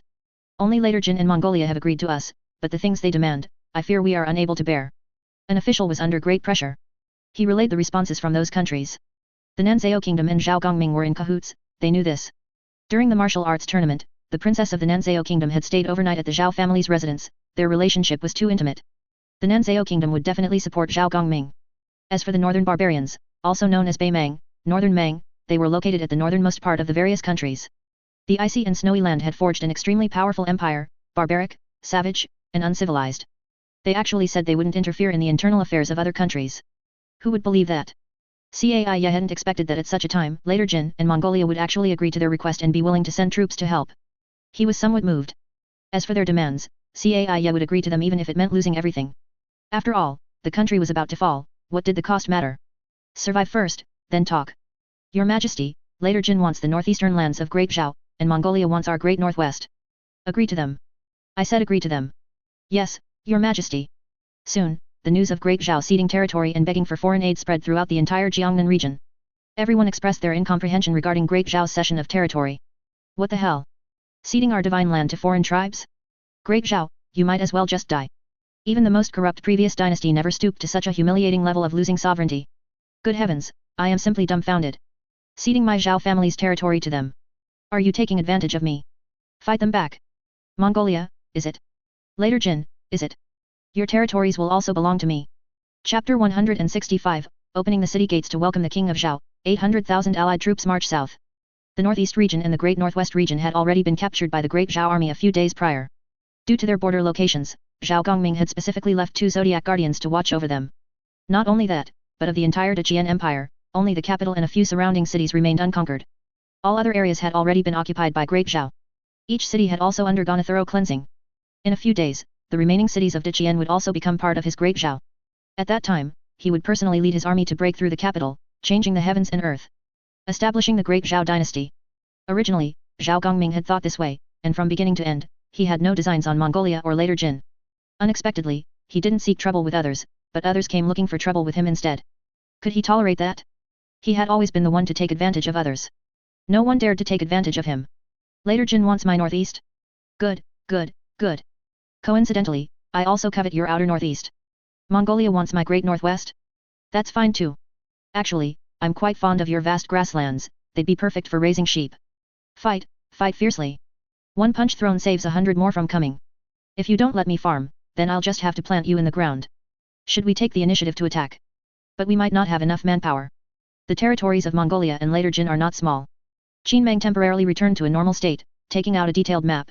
The map clearly depicted the various countries surrounding the Deqian Empire. Among them, the northern barbarians' territory was the largest, occupying the entire extreme north. Mongolia's territory was also not small. Although later Jin only had the outer northeast, don't forget that later Jin had once crossed the straits, extending its sphere of influence to a dynasty on another continent. Its total land area, compared to Mongolia, wouldn't be much smaller. Individually, their territories might not be as large as Deqian's, but combined, their land area was larger than Deqian's, not smaller. If they were to conquer both, with their current manpower, it would be a bit stretched and unmanageable. Furthermore, there were issues with different languages and cultures of the foreign races, greatly increasing the difficulty of management and governance. Unless they could cultivate a group of local confidants, or subordinates proficient in local languages and cultures. When one is a person, one cannot be too greedy. If there's too much to consume, we can eat a part of it first. Let's conquer a portion first, slowly, no rush. Zhao Gongming didn't have the idea of devouring them all just yet. That would easily lead to indigestion. First, occupy some cities, and once enough people are trained, then proceed to the next step, annexing them bit by bit. Mongolia and later Jin, although their countries have harsh environments, they are still habitable. Unlike the northern barbarians, where it's nothing but ice, and the permafrost mud is harder than city walls, a truly desolate land. All right. Zhao Gongming's orders quickly reached the border. The Zodiac Guardians, who were originally only preventing the invasion of Mongolia and later Jin, upon receiving the order, were led by the Dragon Guard and a portion of the Zodiac Guardians to attack later Jin's territory. Within a single day, they broke through several cities. The officials and government agencies in the cities were uprooted, and the Zodiac Guardians didn't even leave anyone to manage them, continuing on to the next city. The common people of the conquered cities dared not resist. Nor could they muster the will to resist. In these times, who would dare to oppose a deity? Moreover, why would these ordinary people need to risk their lives against a deity? For what? To protect their few steamed buns? Nonsense. Deities wouldn't steal your steamed buns. Nor would they deign to steal your steamed buns. They might even pity you and give you a few plots of land. This wasn't hearsay. It was true. It was said that in the Deqian Empire cities conquered by the Great Zhao army, the Great Zhao army would remeasure the land and distribute it according to population. As for where this land came from, no one cared. After all, it wasn't these ordinary people whose land was taken away. They were the beneficiaries, why would they object? The landlords had their land seized, what did that have to do with them? The landlords didn't provide for their food and drink anyway. On the contrary, King Zhao distributed fields and land, and even provided food. From today onwards, we are all citizens of Great Zhao. The Great Zhao army conquering cities was a good thing for them, a great good thing. For a time, many people in the border cities near the Great Zhao army raised slogans, welcoming the Great Zhao army's presence. Slaughter cattle and sheep, prepare wine, open the city gates to welcome King Zhao. King Zhao comes and levies no grain, there are fields, land, and food to eat. Originally, the Zodiac Guardians only intended to conquer about 10 cities in Later Jin, as manpower was limited, but what they never expected was how cooperative the people of Later Jin were. Often, as soon as they showed up, Later Jin's city gates would open on their own. The city lords and a host of high-ranking officials of Later Jin were tied up like Zongzi by the city's common people and actively handed over. Every household hung the banners of the Zhao family. This utterly confused the Dragon Guard. What the hell? I show my face and you surrender? It's truly inexplicable. Due to Later Jin's excessive cooperation, Great Zhao easily occupied over 30 border cities of Later Jin. On Mongolia's side, the situation was largely similar. Without any effort, they took over more than a dozen Mongolian cities, infuriating the Great Khan of the Mongols, who raged and vowed to personally lead troops to reclaim his cities. Mongolia was not Later Jin. The situations of the two countries were different. The Mongolian nation was originally nomadic, their herding lifestyle meant their movements were unfixed, constantly migrating, with scattered people and population. With already few cities, you suddenly swallowed up more than a dozen of them. It would be strange if the Great Khan of the Mongols didn't get angry. You've already put your hand in his money bag, how could he not be angry? Immediately, the Great Khan of the Mongols ordered the deployment of 400,000 troops to march south and capture the dragon. At the same time, Later Jin also mobilized 400,000 troops, intending to unite with Mongolia and fight Great Zhao together. They refused to believe it. Would their massive 800,000 strong army be unable to defeat Zhao Gongming's mere 200,000? No, Zhao Gongming couldn't even muster 200,000. Zhao Gongming had a total of 200,000 troops, with forces scattered across various Daqian cities. On the borders of the two countries, let alone 200,000, they couldn't even gather 100,000, there were only a little over 20,000 people in total. 800,000 versus 20,000, the advantage is with us. This time, they not only wanted to reclaim their own cities, but they also wanted Zhao Gongming to return everything to them, principal and interest included. The Great Northwest and the Northeast were their definite targets. The 800,000 strong allied army of Mongolia and Later Jin marched south. At this moment, Zhao Gongming's attention was not on this. Even the Zhao family didn't take the 800,000 strong army of Mongolia and Later Jin seriously. All their attention was currently focused on Su Feng. Revenge for grudges, repayment for grievances. They had drawn over 20,000 people from the rear. They were planning to capture Su Feng, skin him alive, flay his tendons, slice him into sashimi, and feed him to dogs. The vendetta for the bounty on their lord should also be avenged. All troops, heed my command, kill. Chapter 166, City Walls? Where are the city walls? Oh no, the Great Zhao army is attacking. Damn it, their armor is so hard, we can't even scratch it, General. They are too fast, my brother was killed. Everyone, fire arrows. Retreat, let's go back to the city. In a confrontation between the two armies, in just one round, Su Feng's army suffered heavy losses, leaving thousands of bodies behind as they fled back into the city. Too strong. Equipment, combat power, a complete all-around crush. This was not an equal duel at all, but an overwhelming slaughter. It was like one side was unarmed, old, weak, sick, and disabled, while the other side was super heavy cavalry armed to the teeth. Su Feng's army was already elite enough, but in front of the Great Zhao army, they were unarmed, old, weak, sick, and disabled, fighting to the death with the opponent's super heavy cavalry with bare hands. How could they fight? After one encounter, thousands of his own men died, while the enemy didn't even have a single injured person, not even a sprained ankle. What the hell am I playing? What kind of fight is this? No wonder Great Jian had 90% of its cities taken within a week. It turns out the other side was cheating. Defensive battle. We have plenty of food and military supplies in the city, enough for us to fight a protracted war. We have 100,000 defenders, I don't believe that Zhao Gongming's 20,000 men can take a city defended by 100,000 of us. The defending general was very arrogant. Even though they lost miserably in the first battle. However, they were sure to win a defensive battle. After all, they had 100,000 defenders, and behind them, there were another 100,000 reinforcements personally led by Prince Su Feng, as well as 50,000 reinforcements from Tubo. A total of 150,000, plus the original 100,000 defenders. 250,000 defenders against an attacking force of only 20,000. If you can break the city, I'll stand on my head and poop. Casualties in ancient sieges were very high. Generally reaching more than 6 times. Even higher. Historical records show that in the Battle of Hengdu in the previous dynasty, an army of 600,000 could not break through a defending force of 20,000. A troop disparity of 30 times, yet they couldn't break through. How can your 20,000 men break my city? Are you really taking me for Chen Yaoliang? Captain, the enemy has retreated. They plan to play a siege battle with us. The general on the front line, covered in blood, returned to the camp with his saber and reported the situation to Zhao Dai. Siege battle. A joke. The premise of a siege battle is having a city. Without a city, what siege battle are we fighting? Everyone, call for backup. Call the Zodiac Guardians, blow up their city walls. Zhao De sneered. He looked disdainful. Siege battle? Dream on. Once the Zodiac Guardians come and flatten the city walls, let's see how they can fight a siege battle. Then, with a wave of his hand, the soldiers behind him immediately went to call for backup. A signal arrow piercing the clouds, and thousands of troops will come to meet. Bang! A huge signal flare exploded in mid-air. Immediately, the sky instantly grew dim. An indescribable sense of oppression filled the entire battlefield. Even friendly forces, Zhao De and the others, couldn't help but show uncomfortable expressions when facing the Dragon Guard's dragon might. Dragon might was indiscriminate.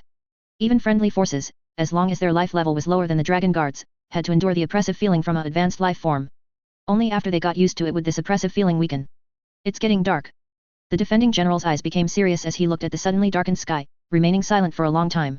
Suddenly, there was movement in the dark clouds. The defending soldiers all looked up at the sky. Then, a dragon shadow appeared from the clouds. A huge dragon head emerged from the clouds, its gaze coldly fixed on the defending soldiers. At this moment, the defending soldiers fell into endless panic. Dragon! Is this a dragon? The other side really has a dragon. During this time, there had always been rumors that Zhao Gongming was a true dragon emperor who had descended, assisted by a true dragon and heavenly soldiers, and would surely unify Shenzhou. But they hadn't taken these rumors seriously. They even mocked the Zhao family for bragging. After all, if others didn't know, didn't they, the authorities, know? There was no such thing as a true dragon emperor in this world, it was all just a pretext for ambitious people to claim divine right to rule. Things like slaying white snakes, or the purple star descending, all sorts of strange and messy claims. Purely to build momentum for themselves. Deceiving those ignorant common people was one thing. Deceiving them? Not a bit. They didn't believe such things. But, at this very moment, with the true dragon appearing, they believed it. Damn Zhao Gongming! You really are a reincarnation of an immortal. And you even called upon a true dragon. You have no martial ethics. Dragon Guard Han Zhuang, I have been ordered to come and eliminate you. A deep blue dragon body writhed in the clouds, and then an extremely cold chill descended, the temperature instantly dropping by more than 10 degrees. The temperature a second ago was warm and pleasant, but the next second it was ice and snow. The cold made everyone shiver. Not only that, as the dragon's roar echoed through heaven and earth, a huge ice pillar descended from the sky, instantly landing on the city wall, like a piece of paper being pierced, and a large section of the city wall instantly collapsed. The ice pillar shattered. Countless fragments swept through the surroundings. The defending side suffered countless casualties in an instant. Many soldiers, in a chorus of wails, were frozen into ice sculptures. Then they shattered into pieces on the ground, leaving no complete corpses. Tragic, tragic, tragic. Seeing that the city wall was broken, Han Zhuang did not directly interfere in the battle, only a few golden lights fell from the clouds, which were the Zodiac Guardians. The Zodiac Guardians entered the city and began a frenzied slaughter. In an instant, the defenders in the city continuously died. The army outside the city, seeing this, also rushed into the city and launched round after round of slaughter. Those who surrender will not be killed, those who offer the city will not be killed. Innocent civilians will not be killed, all others will be executed without mercy. To survive, they had to lay down their weapons and surrender, otherwise, their blades would not hesitate. The great Zhao army, having entered the city, shouted those who surrender will not be killed while mercilessly cutting down the soldiers holding weapons. The slaughter continued.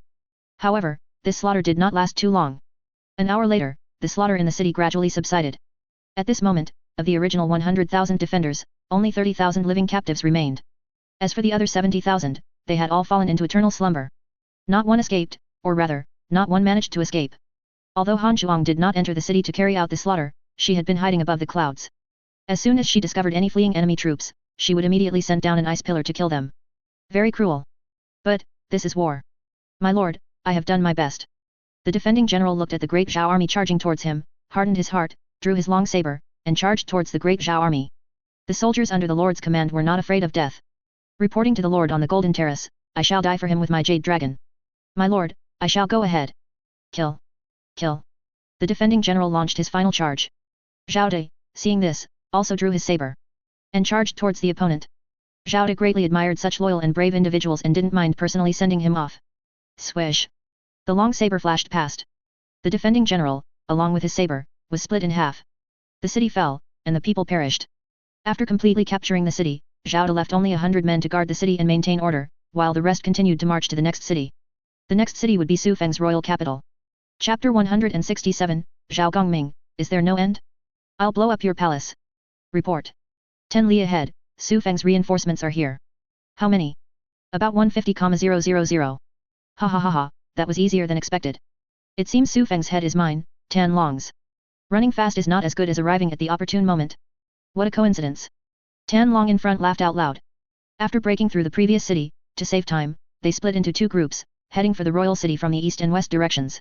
Unexpectedly, less than half an hour after separating, Tan Long's scouts discovered Su Feng himself leading reinforcements ahead. How amusing.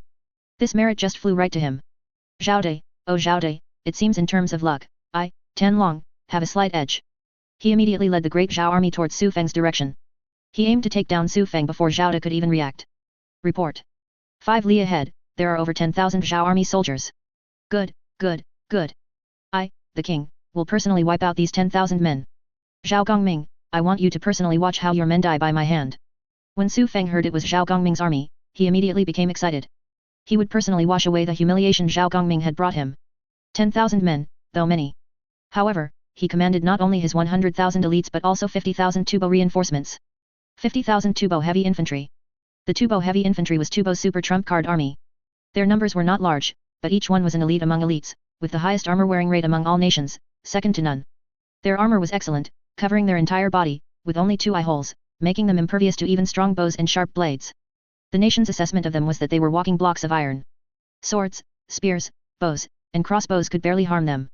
That Tubo could provide Su Feng with 50,000 heavy infantry showed how much Tubo valued Su Feng. Leading the troops was Tubo's famous general, Su Feng's former old rival, now his drinking buddy, Garkhan Tsenpo. The Zhao army was very strong, they once massacred 20,000 of his men with 3,000 soldiers. This humiliation would be completely avenged today. Less than half an hour later, the two armies finally met. Neither side hesitated, nor did they intend to stop for verbal sparring, they engaged immediately upon meeting. Various artillery fire flew, and bows and crossbows shot at each other. Swish, swish, swish. Both sides fought fiercely. The Zhao army's speed was extremely fast, but Su Feng learned from this lesson and found a way to counter it, by overwhelming numbers. Cannons were pushed out, aimed at the direction of the ongoing battle. Boom, boom, boom. Many people were directly blown away by the cannon fire. This scene stunned Tan Long as well. Holy cow! This Su Feng is a real beast. Other people's cannons usually bombarded the enemy's rear. This guy directly bombarded the frontline combat zone. You really don't treat your own soldiers as human beings. He completely disregarded friend and foe. However, Su Feng's tactic of sacrificing 3,000 to kill 1,000 was indeed effective. After a round of indiscriminate bombardment, his own side lost thousands of lives, in exchange for hundreds of Zhao army soldiers retreating from the battlefield. After being hit by several cannon shells, the armor's energy bar was directly cleared, triggering the life-saving mechanism, and automatically retreating to the rear for recharging. For the Zhao army, this was not a loss. For Su Feng himself, it was a gain. Thousands of men for hundreds of men, 10 for 1, they were still profiting. He immediately ordered to continue the bombardment. Tan Long also sensed something was wrong and immediately started calling for reinforcements. One arrow through the clouds, 1,000 troops and 10,000 horses come to meet. The Dragon Guard Han Zhuang once again led the Zodiac Guardians to the battlefield. And this time, Han Zhuang personally entered the fray. No need to worry about collateral damage, she could use her skills freely. It was indeed exhilarating. After several rounds of bombardment, the great Zhao army led by Su Feng was already dwindling. The 50,000 heavy infantry personally led by the Tubo famous general also turned into a pile of ice shards. They died too miserably. They hadn't even officially entered the battle when Han Zhuang froze them, armor and all, into ice sculptures, then blasted them into dust. From Tan Long calling for reinforcements to Su Feng's army being completely annihilated, only 10 minutes passed. A generation's hero was defeated just like that. Half of Su Feng's body was frozen solid. His eyes were filled with death chi. He was not dead yet, but his heart already was. Tan Long stepped forward and spat at Su Feng. He said disdainfully. Take him back and hand him over to that kid Defu to deal with. Tell Defu, he can do whatever he wants, don't hold back, just bring back a head for the master. Tan Long was not good at torturing people. But Zhao Defu was good at it. He was a professional. Handing it over to them to deal with, Tan Long felt at ease. As for Su Feng's life or death, no one cared. Anyway, leaving his head to prove his identity was enough. Other aspects, whatever. Zhao Gongming only needed Su Feng to die. As for how Su Feng died, Zhao Gongming didn't care. A day later, Su Feng's royal city fell. After the Zhao army cleared out Su Feng's old subordinates and remnants in the city, they continued westward. The great Zhao army invaded Tubo's territory. After successively capturing more than a dozen Tubo cities and plundering a wave of Tubo nobles, they withdrew. Tubo's high-altitude sickness was too severe. Most of the army could not withstand it. For safety's sake, Zhao De immediately ordered the army to withdraw. There was no intention of occupying it for the time being. This operation by the great Zhao army made the Tubo Tsenpo so angry that he couldn't eat for days. Damn it! This great Zhao is too petty. They killed their foreign king, killed 50,000 of Tubo's elites, and even invaded their country, capturing their cities. And that wasn't all. Before leaving, they even robbed a wave of Tubo nobles. Is this even human? You didn't steal or rob in later Jin, or Mongolia. You come to Tubo, burning, killing, and looting? What do you mean? Do their Tubo nobles deserve to be robbed? Do their Tubo cities not deserve to be occupied? Damn it. I can't swallow this insult. The Tubo Tsenpo convinced the domestic nobles to organize an army of 200,000, intending to unite with Mongolia and later Jin to fight Great Zhao. Revenge. First 800,000, now another 200,000. Are they never going to stop? Are they all rushing to bully me, Zhao? Is it that I can't lift a knife anymore, or have they become overconfident? I've taken a few of their cities, and they still haven't learned their lesson, still want to come and die. Damn it. Zhu Ming. Zhao Gongming was very annoyed. He slammed the table fiercely. He shouted towards outside the room. Zhu Ming immediately rushed in from outside the door. Master, please command as you wish. Zhu Ming looked at Zhao Gongming with some anticipation. Zhu Ming, go and kill them. Blow up their palaces for me. Damn it, it's endless, always bothering me. Go and send them on their way. So they stop nagging and annoying me to death. Zhao Gongming's emotions inexplicably became violent. During this period, as his interference in this world increased, the curse on him also continuously strengthened. Currently, the effect of absolute charm had reached a very terrifying degree. Simple chi bracelets and masks could no longer suppress his charm. The intense effect caused all living creatures within 100 meters to fall in love with him indiscriminately, madly in love with him, unable to resist pouncing on him as soon as they saw him. The effect was too strong. Among the people around him, only the divine weapons were immune to this effect. According to Ao Yungzi's explanation, the divine weapons were deeply bound to him. To some extent, they were part of his main body. Therefore, they could be immune to the curse's influence. Blow it up. Blow it up. As you command, Master. Chapter 168, Heavenly Dao appears, hunting down the male lead. Pingbo. Not long after Zhu Ming left, Zhao Gongming called out again. Pingbo pushed the door open and entered. Pingbo, Dragon Guard number 8, from the Yinglong clan, also known as the Yellow Dragon clan. His true form is golden yellow with 2 wings, resembling an alligator more than other Dragon clan members. He commands the power of the 4 seasons and can summon wind and rain. After transforming into a divine weapon, Pingbo's ability to summon wind and rain was further enhanced. His strength was formidable. He was an outstanding individual, second only to Zhu Ming. Master. Have you found Cai-kun? Zhao Gongming asked in a deep voice. The effect of his curse was growing stronger, which made him very agitated. With his current strength, this curse could not pose a life threat to him. However, this curse was annoying. It was already affecting his daily life.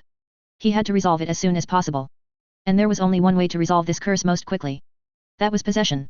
Ao Yungzi would possess the will of heaven of this world, making this world his own. This way, the matter of the curse would naturally be resolved. How to draw out the will of heaven? Very simple, kill the protagonist. Zhao Gongming did not know who the female lead was. But he could roughly guess the male lead's identity. Although he wasn't sure if this third prince was the true male lead, it didn't matter. Kill him, and he would know if he was the true male lead. Previously, with no grievances, Zhao Gongming found it difficult to act against him. But now, Great Jian was his enemy. As long as they were his enemies, they had to die. Third prince, sorry, but you need to die. Thank you. However, ever since the third prince was rescued from the imperial prison by a mysterious man in black, he had vanished without a trace. No one knew his whereabouts. During this time, Zhao Gongming specifically dispatched an entire squad of Zodiac Guardians to search for third prince Cai-kun's whereabouts worldwide. And Pingbo was the leader in charge of this Zodiac Guardians squad. Reporting to Master, Cai-kun has not yet been found. However, we have found clues. According to intelligence from the Zhao family in Guanzhong, they once discovered Cai-kun's traces in Guanzhong. Guanzhong is the stronghold of another branch of the Cai family imperial clan. We deduce that Cai-kun was most likely rescued by this other branch, and they intend to use the third prince's name to contend for the succession and seize power. However, before they could raise an army, they were wiped out by our people. That's when we discovered Cai-kun's whereabouts. Currently, we are still searching for him. After Pingbo finished his report, he stood aside, awaiting Zhao Gongming's command. As soon as possible. Find him and execute him directly. Burn the body on the spot, there's no need to bring it back. Remember, you must personally witness his body being burned, don't let him resurrect. The will of heaven of this world, just like your world, doesn't play by the rules. Don't let me end up with some fake death resurrection plot. I don't want fake death, I want him truly dead. The kind where he's reduced to ashes. Zhao Gongming issued the kill order, leaving no possibility for the male lead to resurrect. Yes, Master. Pingbo nodded, then departed, transforming into his true form as an Yinglong and flying towards Guanzhong. He would personally carry out his master's orders. Find Cai-kun and kill him. Ao Yungzi. Do you think Pingbo can succeed? Zhao Gongming said indifferently. A white light landed on Zhao Gongming's shoulder, and Ao Yungzi tugged at Zhao Gongming's hair, playing with it wantonly. Why not? The power system of this world is very weak. Even if the will of heaven acts dishonorably and forcibly gives the male lead a boost, the male lead won't be that strong. According to your world's martial artist ranks, the limit of the will of heaven's boost for the male lead is Baodin, embrace the core.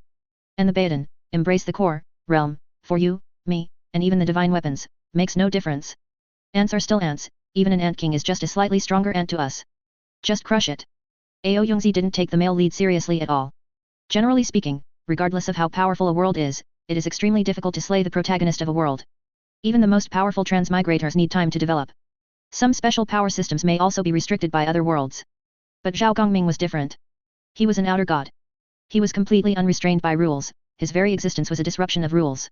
His power was uncontrolled, and he didn't need any so-called development time, he was invincible as soon as he activated it. Killing the protagonist was no difficulty for him at all. The will of heaven also had no way to deal with him. After all, what kind of proper world would throw an outer god into someone else's world? That was too despicable. Zhao Gongming's despicable ability was truly in the same vein as this earth will. Hopefully so. Zhao Gongming sighed. Suddenly, Ao Yongzi stopped her movements. The will of heaven of your world is stirring. Sure enough, that Cai-kun really is the male lead. Such a powerful fluctuation. The will of heaven of your world is giving him a boost. It has manifested. Should we strike it? Ao Yongzi suddenly began to stir. She really wanted to make a move and ambush the will of heaven of this world. Beings against beings. Heavenly Dao against heavenly Dao. Although Ao Yongzi was only half a heavenly Dao, she still possessed means to directly attack the heavenly Dao. It was just that the power wasn't as strong. Opportunities to trip up other heavenly Daos don't come often. Not to ambush it. Can you sense the location of the heavenly Dao? Yes. Can you directly attack it? Yes, actually you can too, but you haven't awakened your outer god memories yet, so you won't for now. Report the location, and I'll have Ping Bo go kill the male lead. Since she could sense the location of the heavenly Dao, it meant the male lead was also nearby. Find the male lead, kill him. Not going after the heavenly Dao. I think we can go after it a bit. Anyway, after I ambush it, I'll hide back inside your body, and it won't be able to find me. Hehe. Zhao Gongming. You sly one. The feeling is mutual. If you want to do it, then do it, just remember to give Ping Bo the address. It would be a waste if it shows its head and isn't instantly killed. No problem, buddy. In a hidden underground chamber in Guangzhou, the former third prince Cai-kun lay on the ground, severely wounded and with a weak aura. Beside him lay many of his clansmen, with injuries similar to his, or even worse. These people were all his kinsmen. However, they came from different branches of the imperial clan. Cai-kun came from the Cai family imperial clan of Great Jian, while the others in the chamber were from the Cai family imperial clan of Guangzhou, which was also the Great Kun imperial clan from centuries ago, before merging with Great Jian. After Great Jian unified Shenzhou, through generations of emperors, the Great Kun imperial clan, which had once shared power with the Great Jian imperial clan, was slowly stripped of its rights, like a frog being boiled alive. The Great Kun imperial clan had long anticipated this, some voluntarily left the capital and returned to their ancestral lands, becoming the Guangzhou lineage. The remaining Great Kun imperial clan members who did not leave the capital were gradually assimilated into the Great Jian imperial clan. For many years, the Great Kun imperial clan had been seeking an opportunity to return to the capital and reclaim their rights. They had secretly plotted much, until Crown Prince Cai Yisun Gate incident, where he seized the throne and imprisoned third prince Cai-kun. They found an opportunity to reclaim their rights, they raided the imperial prison, rescued the third prince, and intended to use his name to reclaim the throne. However, plans couldn't keep up with changes. Zhao Gongming rebelled. In just 1 week, he wiped out more than half of Great Jian. Great Jian was on the verge of collapse. Just as they were about to resist, they were conveniently eliminated by a passing Zhao army. The remaining few fled in all directions, hiding in this underground chamber to prolong their existence. How unlucky! Chapter 169, Cai-kun, I am already a martial forest myth, Zhao Gongming, prepare to die. To think that my Great Jian, established for 500 years, would end up in such a state. Ha ha ha ha ha. 10 days. That Zhao bandit only took 10 days to destroy my Great Jian's 500-year legacy. What an immense disgrace. Our ancestors took decades to pacify the various feudal lords of the Divine Land and establish the Great Jian, a legacy of over 400 years. The Zhao bandit only took 10 days. Heaven, open your eyes. Ancestors, open your eyes too, and look at our Great Jian. Heaven wants to destroy my Great Jian. The Cai family elders in Guangzhou wailed, tears streaming down their faces. Of a clan of thousands, only these few dozen remained. In a way, their lineage was finished. Once the Zhao bandit pacified the 4 directions, marched north, broke through the capital, and the Great Jian fell, how could they, the remnants of the former dynasty, survive? Others might not understand Zhao Gongming. But how could they not understand him? He was vengeful, cutting off grass by the roots. Those who offended him or stood against him never came to a good end. It was not hard to imagine that the Cai family's future would be one of extermination. The 2 Cai families, great aristocratic families with a legacy of over 1,000 years, would thus be cut off. Whenever he thought of this, the elder couldn't help but weep bitterly. He cursed heaven for its injustice. For sending a bandit leader like Zhao Gongming to destroy his Cai family's empire. The elder's wailing also made the surviving Cai family disciples in the underground chamber feel an inexplicable sadness. In that catastrophe, what died was not only the fate of the Cai family's 1,000-year aristocratic family, but also their closest relatives, lovers, children, brothers, and sisters. How could they not be sad? Among the crowd, the only one whose emotions were still relatively stable was Cai Kun. Although the destroyed Guanzhong Cai family were kinsmen, their feelings were very distant. Cai Kun had only visited Guanzhong a few times. There was some sadness, but not much. Ever since he was rescued from the celestial prison, Cai Kun had discovered something. His cultivation was increasing. At first, the speed of increase was relatively slow, only about 30 to 40% faster than when he cultivated normally. But the further he went, the more terrifying the speed of his true qi growth became. Before escaping the celestial prison, he was only at the early stage of innate, but now, his cultivation had reached half-step Baodan, embrace the core. His master's realm. He was only a step away from the legendary Baodan, embrace the core, stage. He found it hard to imagine how he had leaped from the early stage of innate to half-step Baodan, embrace the core, in such a short time. Could it be that he had some fortuitous encounter? Cai Kun fell into deep thought. Suddenly, the scene of his master taking him as a disciple flashed in his mind. At that time, the first moment his master saw him, he immediately recognized him as Gu Fenjiahu's reincarnation. According to his master, his appearance was exactly the same as Gu Fenjiahu, who founded the Wind and Rain Pavilion over 500 years ago. Later, Cai Kun saw a portrait of Gu Fenjiahu and only then understood his master's meaning. From the portrait, he and Gu Fenjiahu had at least 70% similarity. And as he grew, the similarity between his appearance and Gu Fenjiahu's continuously increased, until they were exactly the same. His master once said that hundreds of years ago, when Gu Fenjiahu broke through the Void Realm, he left a prophecy that hundreds of years later, he would return to the human world and rewalk the martial Dao. The Wind and Rain Pavilion also treated it as a minor matter. After all, if he had already broken through the Void Realm, why would he return to the human world? Until Cai Kun's appearance. His master was absolutely certain of this. For this, the Pavilion Master of the Wind and Rain Pavilion took Cai Kun as his disciple and imparted to him the Wind and Rain Pavilion's supreme martial arts. As expected, as long as it was a martial art left behind by Gu Fenjiahu, he understood it with one glance and mastered it with one study, and his martial Dao cultivation progressed rapidly. In just a few short years, he reached a level that ordinary people could not achieve in a lifetime. The innate realm. In the future, he would surely be able to break through Baodan, embrace the core. Becoming a new martial forest myth. Could it be that I am truly Gu Fenjiahu's reincarnation? Cai Kun fell into deep thought. Suddenly, a flash of inspiration struck him. He had an epiphany. Endless dark figures continuously surged out from Cai Kun's body. Shadows appeared behind him, one after another. Crimson eyes, independently existing shadows. Like assassins. This was the complete killing word technique. Drawing killing intent to nourish the soul. It was also the supreme realm that only he could cultivate. The shadowless realm. He could summon countless shadows to attack the opponent together. Terrifying killing intent filled the entire underground chamber. Instantly, the survivors in the underground chamber noticed Cai Kun's anomaly. Someone was about to step forward to investigate the situation but was held back by the elder. Don't disturb him, he's having an epiphany. This is. He's about to break through. Ha ha ha ha ha.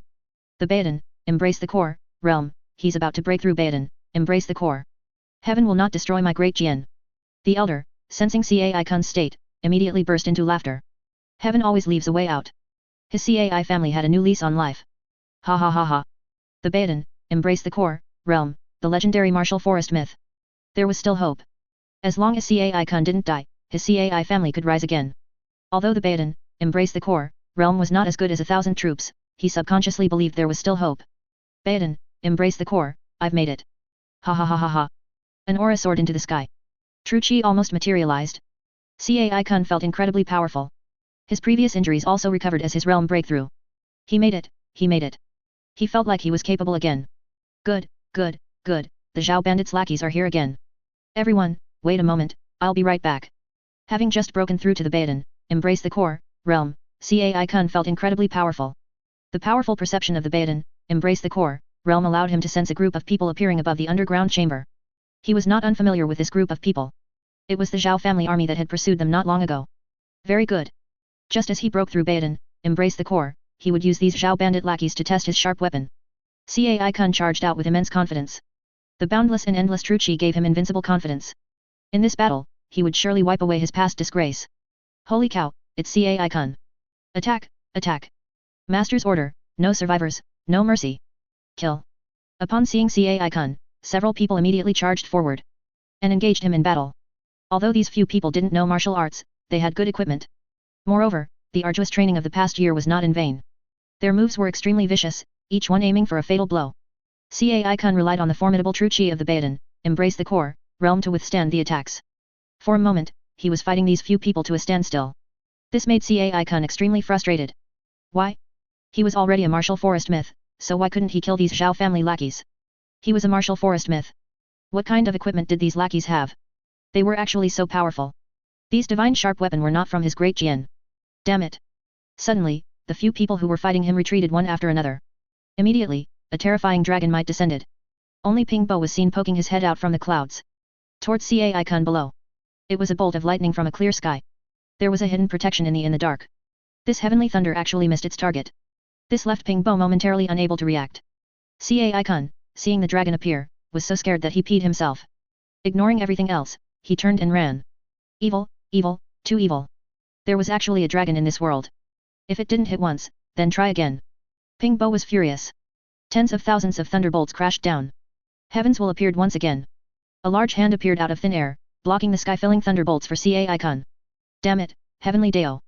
Chapter 170, the male lead dies, possession successful. Continue. Ao Yungzi's voice appeared in Ping Bo's mind. Ping Bo immediately circled in the clouds, and streaks of flashing lightning appeared around him, coalescing, and finally transforming into bolts of thunder that struck downwards. The will of heaven manifested, attempting once more to shield Cai Kun from the relentless onslaught of thunder. It was at this moment that Ao Yungzi made her move. A silver dragon shadow enveloped the entire sky and earth. A star appeared out of thin air, smashing the enveloping giant hand to pieces. The giant hand reappeared, only to be shattered again. The two continuously tangled and clashed, causing the sky to collapse and the earth to crack. The heavens and earth rumbled. With Ao Yungzi diverting the will of heaven, Cai Kun was left without the protection of the giant hand, and the sky full of thunder roared down, transforming the Cai Kun below, who faced the thunder without a sound, completely into nothingness. The thunder mercilessly bombarded the area. The underground chamber below was reduced to ruins, and even the surviving members of the Cai family of Guanzhong were annihilated along with it. Woo. The moment Cai Kun died, the heavens and earth wailed, and blood rained down in torrents. The living beings of this world felt an emptiness in their hearts, as if they had lost something important. The river of luck manifested, a third of it. The source of this one-third of luck was Cai Kun. Because Cai Kun was killed, this portion of luck was severed and began to dissipate. At this moment, the great hand of the earth appeared. A rift tore open in the sky, and a golden hand reached in through the crack. It came as soon as it smelled it. Ao Yungzi, who was entangled with the heavenly Dao of this world, was speechless. Its nose was even keener than a dog's. What made her even more speechless was the earth will's next move. It actually bypassed them directly. It grabbed the collapsing one-third of the river of luck and tried to pull it out of the rift. Good heavens! Sometimes, Ao Yungzi really wanted to curse. The heavenly Dao of this earth was so greedy. Couldn't it lend a hand? Wouldn't it be better if we all beat up the heavenly Dao of this world together? No one is fighting you for luck, what are you rushing for? Buzz buzz buzz. The heavens and earth vibrated. Although this world had suffered some damage, it was not yet so weak as to be unable to resist. A giant eye appeared in the sky. The heavenly eye opened, just as it was about to charge up and unleash a skill. A golden light shot out from the rift, instantly blasting the heavenly eye apart. The heavenly eye exploded. All living beings let out cries of agony. The heavenly Dao's aura of this world instantly weakened. Good opportunity. Ao Yungzi revealed her true form and swallowed the shattered heavenly eye whole. The possession technique was activated. Buzz buzz buzz. The heavens and earth rumbled. This world was resisting. Without the heavenly Dao's obstruction, the earth will easily pulled away the one-third of the luck belonging to this world. Before leaving, the golden hand hesitated for a moment. Just before the rift healed, a brilliant golden light shot out from the closing rift. The golden light pierced through the heavens and earth. In an instant, the heavens and earth wailed, and the living beings of this world, especially those female leads, supporting female characters, and supporting male characters who bore the luck of the heavens and earth. At this moment, they felt their souls being brutally smashed and then ground down. Endless pain quickly engulfed their will, and they eventually succumbed to the immense suffering and fainted. The more luck they carried, the greater the backlash they received, and the more painful it was. As for ordinary beings, they were also significantly affected, becoming weak and pale, kneeling on the ground, enduring an unending sense of weakness. It's so uncomfortable, I feel drained. Outside the city, in the great Zhao encampment, Zhao De and his group suddenly knelt weakly on the ground, their faces as pale as paper. Zhao De looked up and saw that not only the soldiers in their camp had knelt, but the common people in the city were in a similar state. They too were greatly affected. In the army, the only ones unaffected were the Zodiac Guardians. Miss Han Chuang, what's wrong with us? Are we poisoned? Or are we affected by this celestial phenomenon? Is this blood water poisonous? Zhao De asked, looking up at the true dragon circling above the camp. No. It's a normal phenomenon, you don't need to worry. It will be fine in a moment. The Dragon Lord is currently vying for control of this world. When it's over, you'll recover. Han Zhuang transformed into human form and landed in front of Zhao De and the others, speaking calmly. Dragon Lord? I know, it's that Ao Yongzi, Master's dragon spirit, the dragon that often perches on Master's shoulder. But what do you mean by that? Contending with whom? They were not unfamiliar with Ao Yongzi's existence. Zhao De had even personally witnessed Ao Yongzi reveal her true form several times. Her appearance was exactly the same as the silver dragon that had previously covered the sky and earth. However, he was a little confused. What did Miss Han Zhuang mean by that? Contending for control of this world? Contending with whom? Heaven? Who else could she be contending with? Of course, it's your heaven. If there are no surprises, the Dragon Lord will be your heaven from now on. Han Zhuang looked at Zhao De with the gaze one would give an idiot. Ah! Is my master going to become the master of heaven? Han Zhuang, is that your focus? But there's nothing wrong with that either. Woo. Accompanied by the final wail of the heavens and earth, the celestial phenomena gradually dissipated. The silver dragon disappeared, the heavenly eye disappeared, and the river of luck disappeared. Zhao De and the others' condition also gradually recovered. I did it. Ha ha ha. I did it, I actually swallowed the heavenly Dao of this world. The heavenly Dao of earth finally did something decent. In Zhao Gongming's consciousness, Ao Yongzi was wagging her little tail, hands on her hips, looking very pleased. Originally, she didn't have the possibility of possessing this world. It was just that a male lead had died, and only a third of the luck was lost. This heavenly Dao was not yet so weak as to be susceptible to possession. Ao Yongzi swallowing the will of heaven was actually just a gamble. Even if she lost, she wouldn't lose anything. And then, she won the gamble. The key to winning was that Earth made a move. A golden light from Earth hit the core of this will of heaven, and with its core damaged, this will of heaven directly entered a weakened state, allowing Ao Yongzi to refine it. It died too unjustly. I understand. In Zhao Gongming's personal information list, the previously uncontrollable absolute charm, with the demise of this will of heaven, also became a controllable ability. Like his other abilities, Zhao Gongming immediately turned off the effect of absolute charm. This mask. It could finally be removed. Zhao Gongming raised his hand and took off the mask, revealing a face even more captivating than before. His good looks remained, but the effects of bewitching people's hearts had disappeared. By the way, who is the female lead? Female lead? Let me see, let me check. Ao Yongzi searched through the heavenly Dao's information, and a moment later. Song Yi, the daughter of a physician in Fuzhou City's medical hall. Oh, and the leader of the Jiaolong gang, he's one of the supporting male characters, with a lot of screen time. Too bad, he's a loser. How pathetic.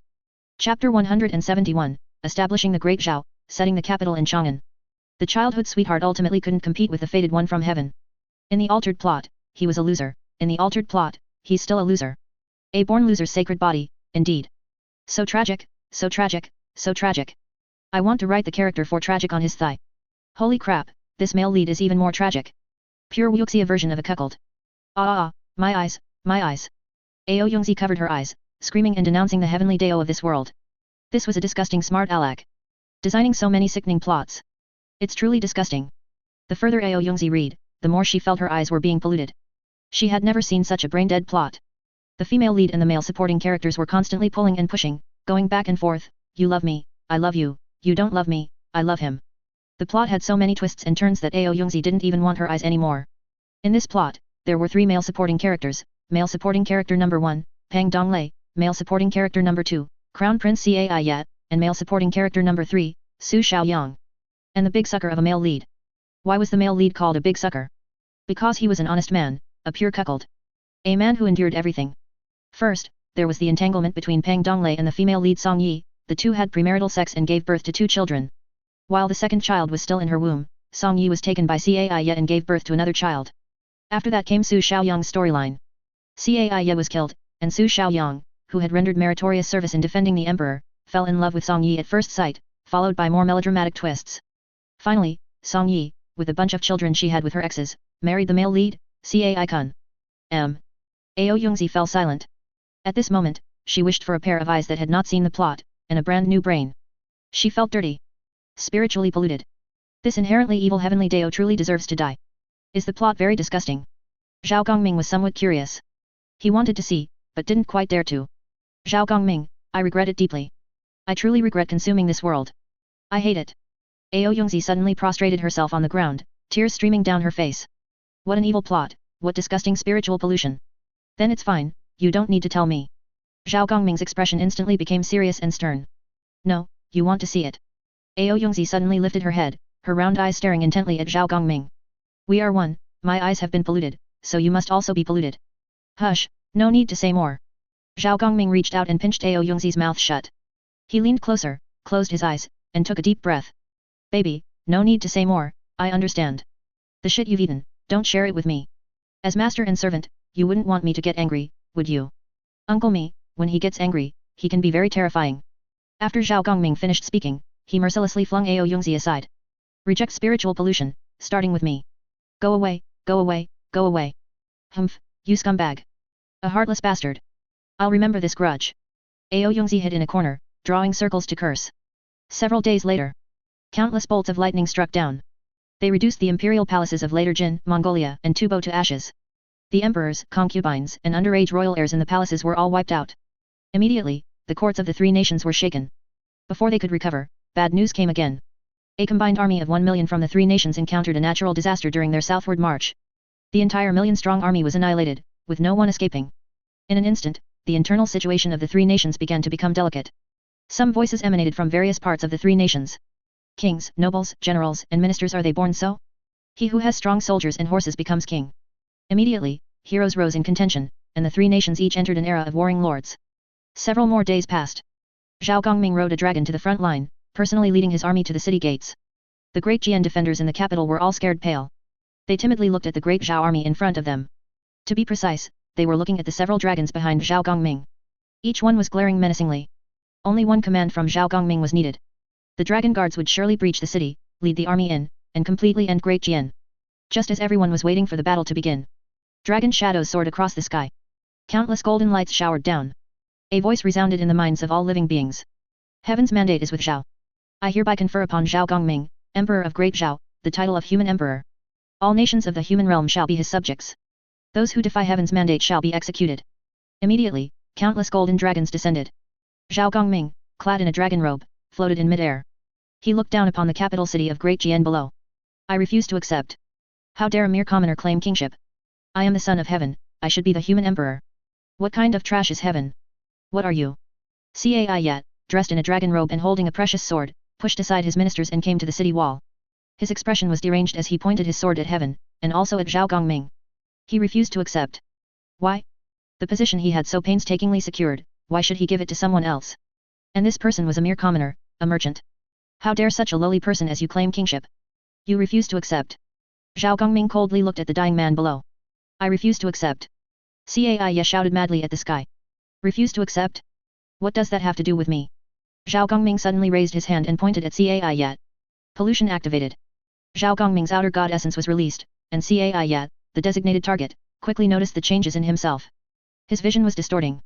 His body was visibly becoming twisted, grotesque, and evil at a speed visible to the naked eye. Against this, he was completely powerless to resist, he didn't even have the ability to escape.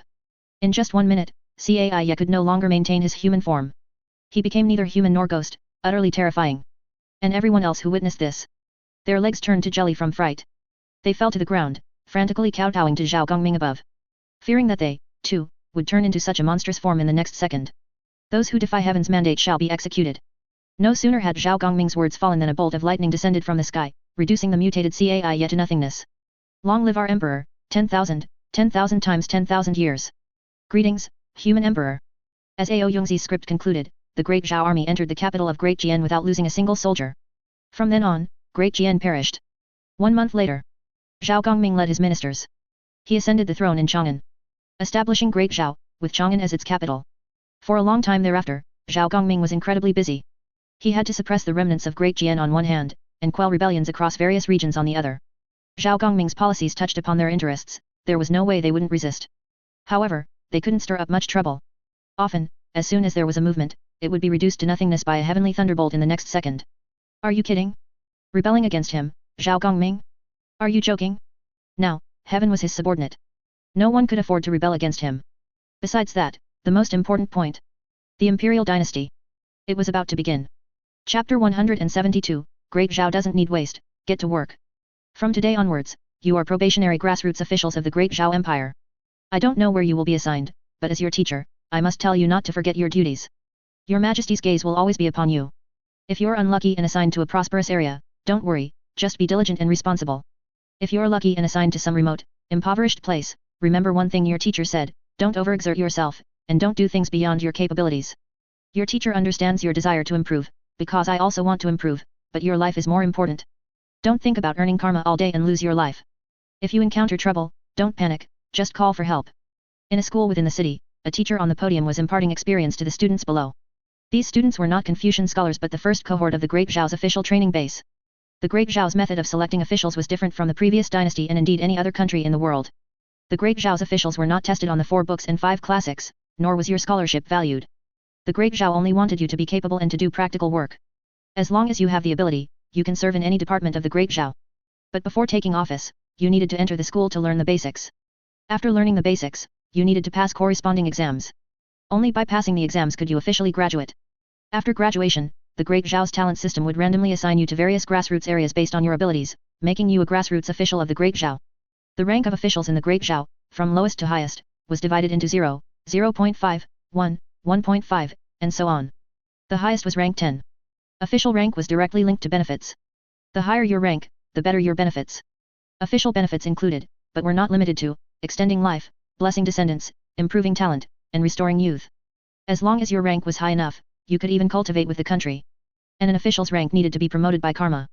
The Great Zhao's imperial court mechanism had a very complete supervisory system. The supervisory system would give you a certain score based on your work. The higher the score, the higher the karma points you would receive.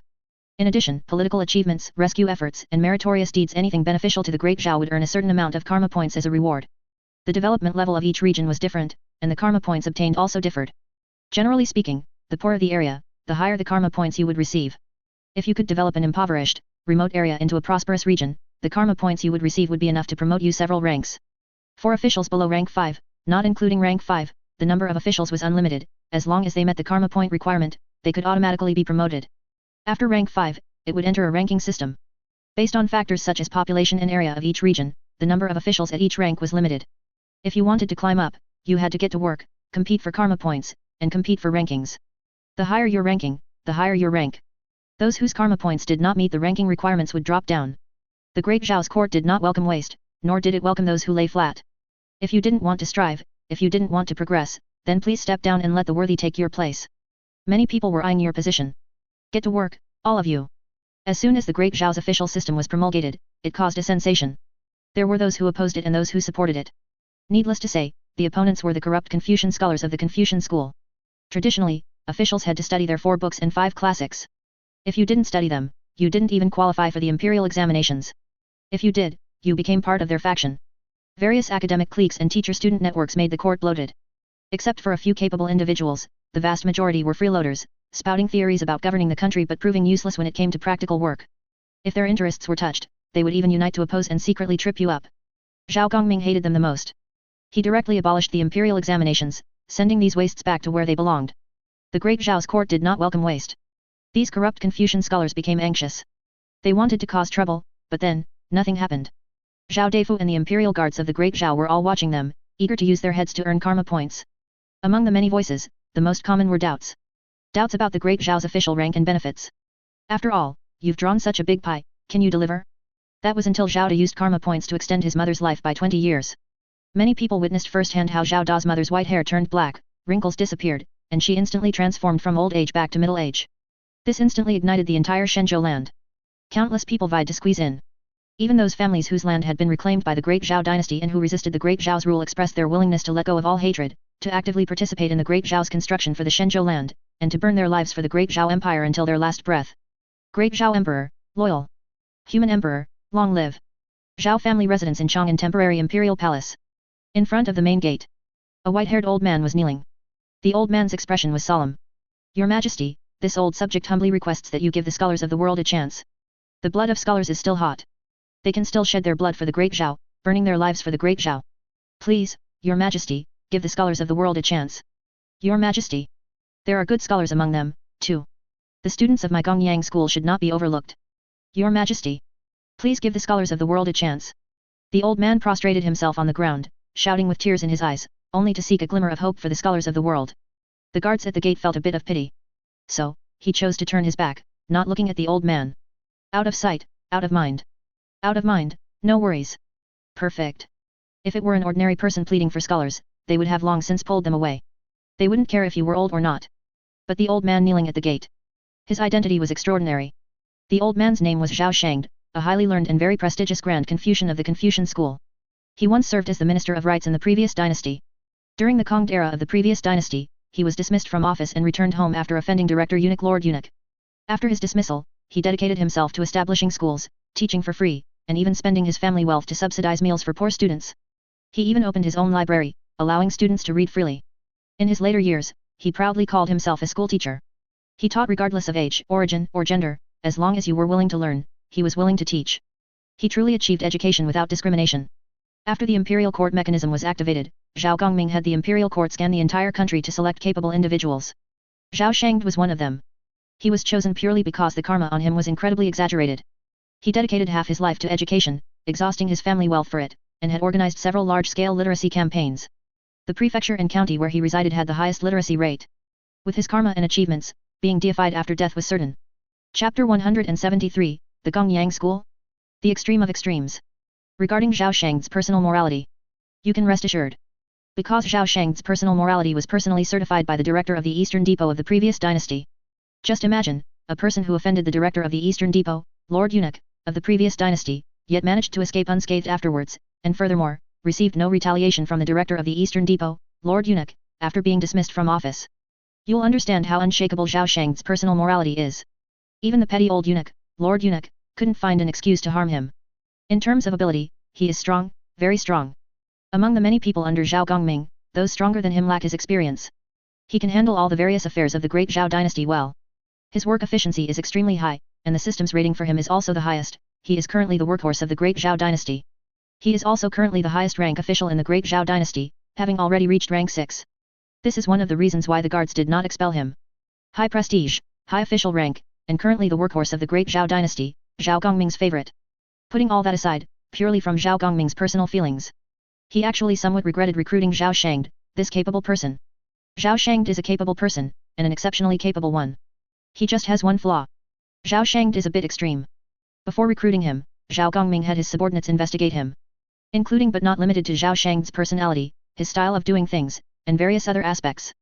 Because Zhao Shangde had a relatively good personality, and after being dismissed from office, he dedicated himself to education, his image had always been relatively gentle and benevolent. Zhao Gongming subconsciously believed he was a relatively traditional great Confucian. It wasn't until after recruiting him that he realized. He was wrong, terribly wrong.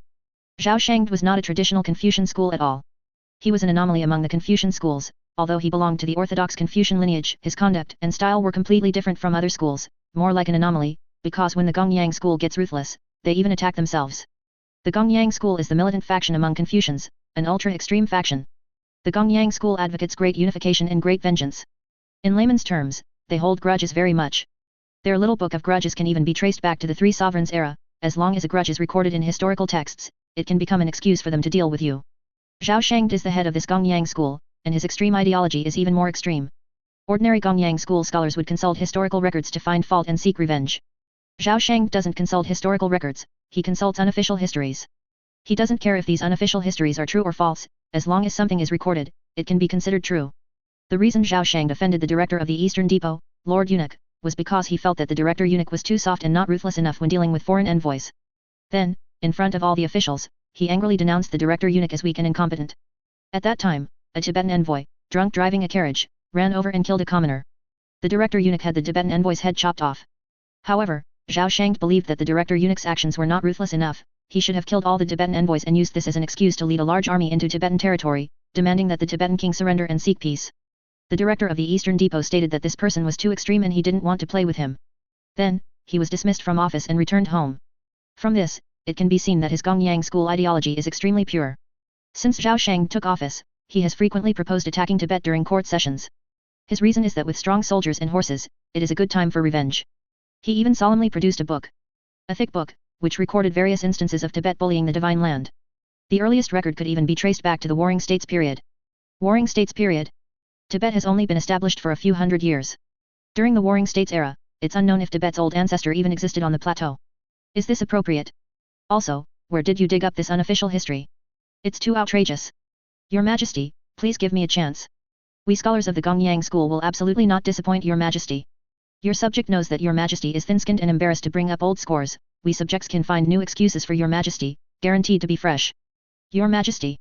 Zhao Shangde had not given up, he was still shouting. Because the Great Zhao Empire is definitely the most suitable country for their Gongyang school in history, and it is absolutely a great nation where they can realize their ambitions. Abundant military might, revenge for every grievance. Isn't this precisely the dream country for the Gongyang school? What's more, the greatest way to earn merit is through expanding territory. Expanding territory requires excuses. And when it comes to finding excuses, no one is more professional than their Gongyang school. Their methods of dying will absolutely exceed your imagination. Wow, that old man is shouting again. Isn't he annoying? Ao Yongzi was counting on her little fingers, and suddenly hearing the shouting outside, she began to get irritated. Her mood instantly soured. Isn't this your problem? I asked you to find me a few reliable workhorses, and you brought me this great treasure. Every day, he incites me to expand territory. Is he crazy? Doesn't he know we're short-handed? Nearly 50% of the official positions nationwide are still vacant. Tibet's territory isn't small, is it? If we conquer it, we'll need people to govern it, but where would we find them? Zhao Gongming was very annoyed.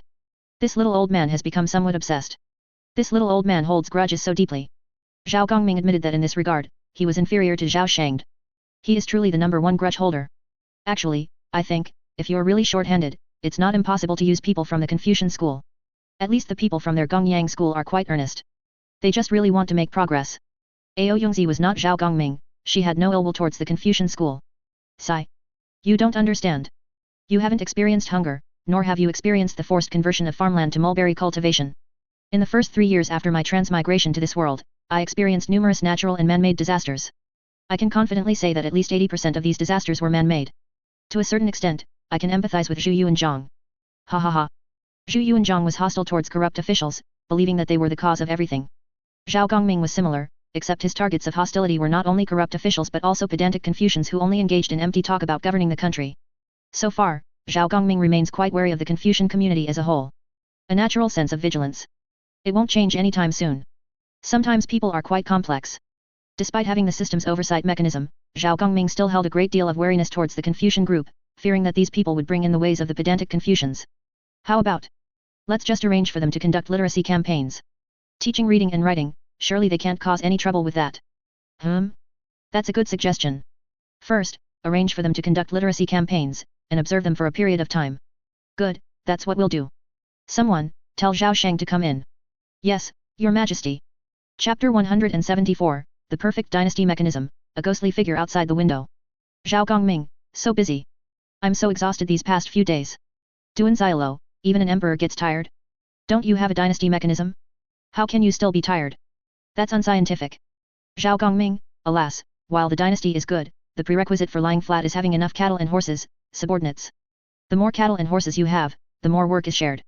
Zhao Gongming, the problem is, I don't have many cattle and horses under me. I'm short on people.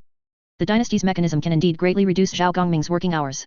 However, there's a prerequisite, Zhao Gongming needs enough people under him to share his workload. Duan Xiaolo, didn't a bunch of students graduate from the officials' academy? Is that not enough? Zhao Gongming, can you compete on a Kina pass right after getting your driver's license? Zhao Gongming, besides, they haven't even started competing yet. Zhao Gongming, there's still a 50% personnel gap. Zhao Gongming, it will take several more batches of students to meet the requirements. I'm so tired. Zhao Gongming, I hate myself. Why did I rebel? Wouldn't it have been better to just rot away as a good for nothing? Duan Xiaolo. Lu Danu, stop showing off. You're always showing off. When I see you, I just want to stab you, you dog. Lu Danu, we both wear yellow robes, but I deliver takeout while you're an emperor. It's infuriating. Danu was envious to death. An emperor has 3,000 imperial concubines. How wonderful must that be? Even if you had a different one every day, it would still take 10 years. After one round, the maidens would become mature ladies, and after another round, he could even try the taste of light maturity. After that, he'd just replace them with a new batch. What if there were no imperial concubines chosen for 20 years? Everyone in the world would think the emperor was impotent. What's wrong with His Majesty sacrificing a little personal time for the sake of the world? Whenever he thought of this, Danu wished he could switch places with Zhao Gongming and enjoy it for him. Woo, I hate it. Why am I not Zhao Gongming? If I were Zhao Gongming, even if I ate lavish meals and lived in the imperial palace every day, and my kidneys were drained, I'd still be willing. Meow xiao meow, let's not talk about all that nonsense. Meow xiao meow, I remember you really disliked Confucianism. How did you suddenly loosen up? And you even sent those Confucian scholars to the grassroots level for literacy programs. Meow xiao meow, aren't you really afraid that those Confucian guys will brainwash ordinary people and insert their own agendas? Meow xiao meow remembered Zhao Gongming being quite extreme. Especially when it came to Confucianism, he was very extreme. He would avoid using them if possible. However, a few days ago, he suddenly lifted the restrictions on Confucianism, and the officials' academy even started accepting Confucian students.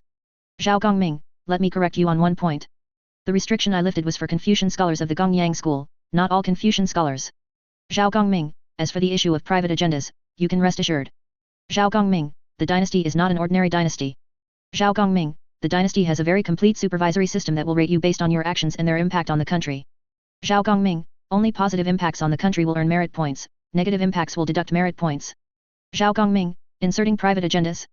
Zhao Gongming, insert whatever you want. As long as your private agenda can bring positive benefits to the country, I don't care. Miao Xiao Miao's concerns were not unfounded. However, Zhao Gongming's Great Zhao was not an ordinary dynasty. It was a dynasty. It was a Xianhuan dynasty with a transcendent system. A complete supervisory system would intelligently determine whether your actions brought positive effects.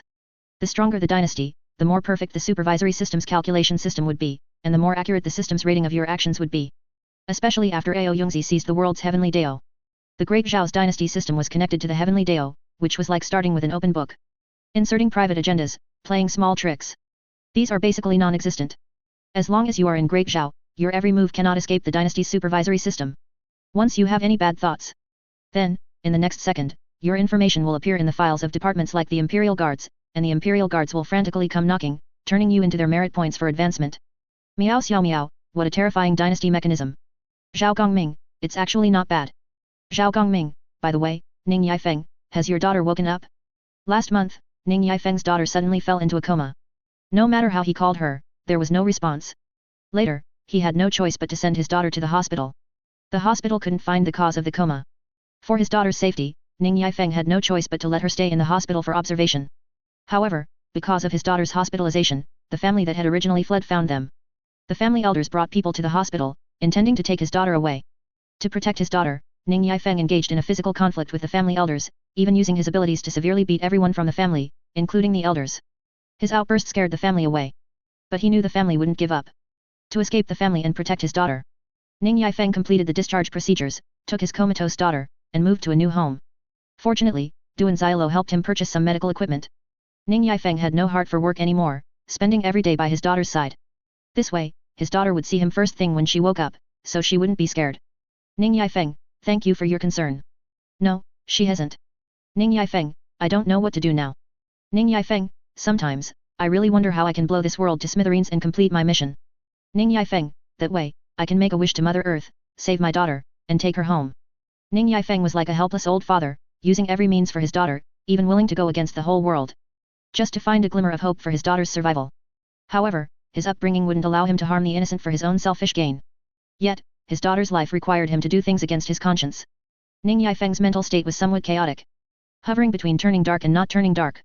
Miao Xiao Miao, speaking of which, what exactly is going on? Miao Xiao Miao, do human ghost hybrids really have to die? Is there really no precedent of one living past 10 years old? Ning Yifeng, no, not a single case. Ning Yifeng, I've scoured all the family's ancient texts. The union of human and ghost is intolerable to heaven and earth. A half-human, half-ghost is destined to suffer heavenly retribution, and their lifespan will not exceed 10 years at most. Li Nena, intolerable to heaven and earth? How about you change heaven and earth? Zhao Gongming, that's an option. Zhao Gongming, do you want to try? Zhao Gongming, my home is quite big. Zhao Gongming, don't worry, I won't do anything inappropriate. Witty. Ning Yifeng, should I try? Ning Yifeng raised his head and looked at his daughter, who was still in a coma. Li Nena's suggestion gave Ning Yifeng some ideas. Try it? Ning Yifeng immediately nodded. Take a gamble. What if it works? Just as he stood up, intending to pick up his daughter. Suddenly, a red-clad figure appeared outside the window. Ning Lang. Chapter 175, The Ghost King Pearl, the only chance of survival for a ghost-born child. You beast, you still dare to return. This familiar voice instantly ignited the towering rage Ning Yifeng had accumulated over the years. He immediately pointed a sword finger towards the window, and a talisman quietly appeared. Accompanied by his furious roar. The talisman spontaneously combusted, and a golden light shot out from the flames of the burning talisman, aiming at the red shadow outside the window. Only a loud bang was heard. The glass shattered. The red shadow had already vanished. However, Ning Yifeng's expression did not change, instead, he took out another talisman, ready to attack at any moment. The ghostly chi was still there. The female ghost was still there. Ning Lang is truly heartless. One night as husband and wife brings 100 nights of kindness. Is this how Ning Lang treats me? By the bed, a female ghost in red revealed her true form. She had a very recognizable appearance. She didn't possess the breathtaking beauty of traditional female ghosts at first glance, she was neither beautiful nor ugly, exuding a certain gentle, motherly aura that made her unforgettable once seen. The female ghost's face was pale, and her entire body emanated a deathly stillness, like rotting wood. Are you heartless? You abandoned our daughter and didn't care. How many times have you seen our daughter? Have you ever fed her a single drop of milk? Where were you when she called for mama? You gave birth but didn't raise her, and you even let her suffer endlessly. You are not fit to be a mother, and you are not fit to call me heartless. Ning Yifeng roared and bellowed. Pointing at the female ghost, he angrily denounced her heartlessness and cold-bloodedness. Yes. I truly am an unqualified mother. The female ghost's voice carried a hint of weakness. Suddenly, a few crystal-clear tears slid down the female ghost's face. She hastily reached out her hand, catching the falling tears, not allowing them to fall onto her daughter's body. Hey, is something wrong with you? You seem like you're about to die. At this moment, Ning Yifeng noticed something amiss. What on earth was wrong with this female ghost? Why was she so weak? She looked as if her soul flying away and spirit scattering. Something was wrong. Yes, I am going to die. The female ghost looked at Ning Yifeng, revealing a tragic smile. Immediately, she pulled out a pearl from her embrace, a blood-red, translucent pearl, within which countless dark shadows floated. As the female ghost held this pearl, a look of extreme pain appeared on her face. What is this thing? The Ghost King Pearl. What? The Ghost King Pearl. Ning Yifeng's face showed a look of horror. He stared in disbelief at the Ghost King Pearl in the female ghost's hand. Ning Lang, you humans also know about the Ghost King Pearl. The female ghost seemed somewhat surprised. How did Ning Yifeng know about the Ghost King Pearl? I know a little, but not much. Ning Yifeng took a deep breath. Living people did not know of the Ghost King Pearl's existence. His source of information was the chat group. The chat group had some descriptions of his world. This description mentioned the Ghost King Pearl. The world of rampaging ghosts. It told the story of a corpse-born child's rise, a very traditional supernatural novel, a first-person horror story. The early plot was thrilling, while the later plot was like a powerful expert leveling up a new account. And the male lead's golden finger was the Ghost King Pearl. That was all he knew, he wasn't clear about anything else. The Ghost King Pearl is the greatest treasure of the ghost race.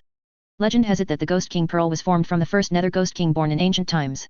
1,000 years ago, the eerie resurgence began. The Ghost King Pearl appeared and was obtained by the first Nether Ghost King of 1,000 years ago. Later, the first Nether Ghost King of 1,000 years ago was killed by your human realm's Celestial Master Zhang. Celestial Master Zhang used the Ghost King Pearl to establish the underworld, suppressing the ghost race beneath the 9 nethers and creating the reincarnation platform to balance yin and yang. Hundreds of years ago, the Ghost King Pearl was stolen, the underworld collapsed, and the reincarnation platform toppled. We reappeared in the human realm. And the culprit who stole the Ghost King Pearl was the Nether Ghost King. The Nether Ghost King managed to break the underworld and steal the Ghost King Pearl. Because the Ghost King Pearl contains the profound mystery of reincarnation. Only through the coexistence of humans and ghosts can one comprehend the reincarnation mystery of the Ghost King Pearl, thereby avoiding reincarnation, transcending the 3 realms, and gathering the power of the human realm and the ghost realm to knock open the heavenly gate and achieve godhood. After the Nether Ghost King obtained the Ghost King Pearl, he disintegrated and went into reincarnation. The female ghost said calmly. So. Does this have anything to do with my daughter? If he reincarnated, let him go and reincarnate. Ning Yifeng said with a cold face. The prerequisite for comprehending the Ghost King Pearl is the coexistence of humans and ghosts. The Nether Ghost King needs a reincarnated body. Therefore, I, along with a group of other female ghosts, were forced to go to the human realm, combine with humans, and bear offspring to create ghost-born children for the Nether Ghost King's reincarnation. A mournful expression appeared on the female ghost's face. So, you're telling me you want our daughter to become that so-called Ghost King's reincarnated body? Do you really think I wouldn't dare to kill you? Upon hearing this, Ning Yifeng instantly exploded. His entire aura shifted in an instant. He was ready to activate his skills and slay the female ghost at any moment. No, she was born half an hour too late stage. The Ghost King reincarnated into another child.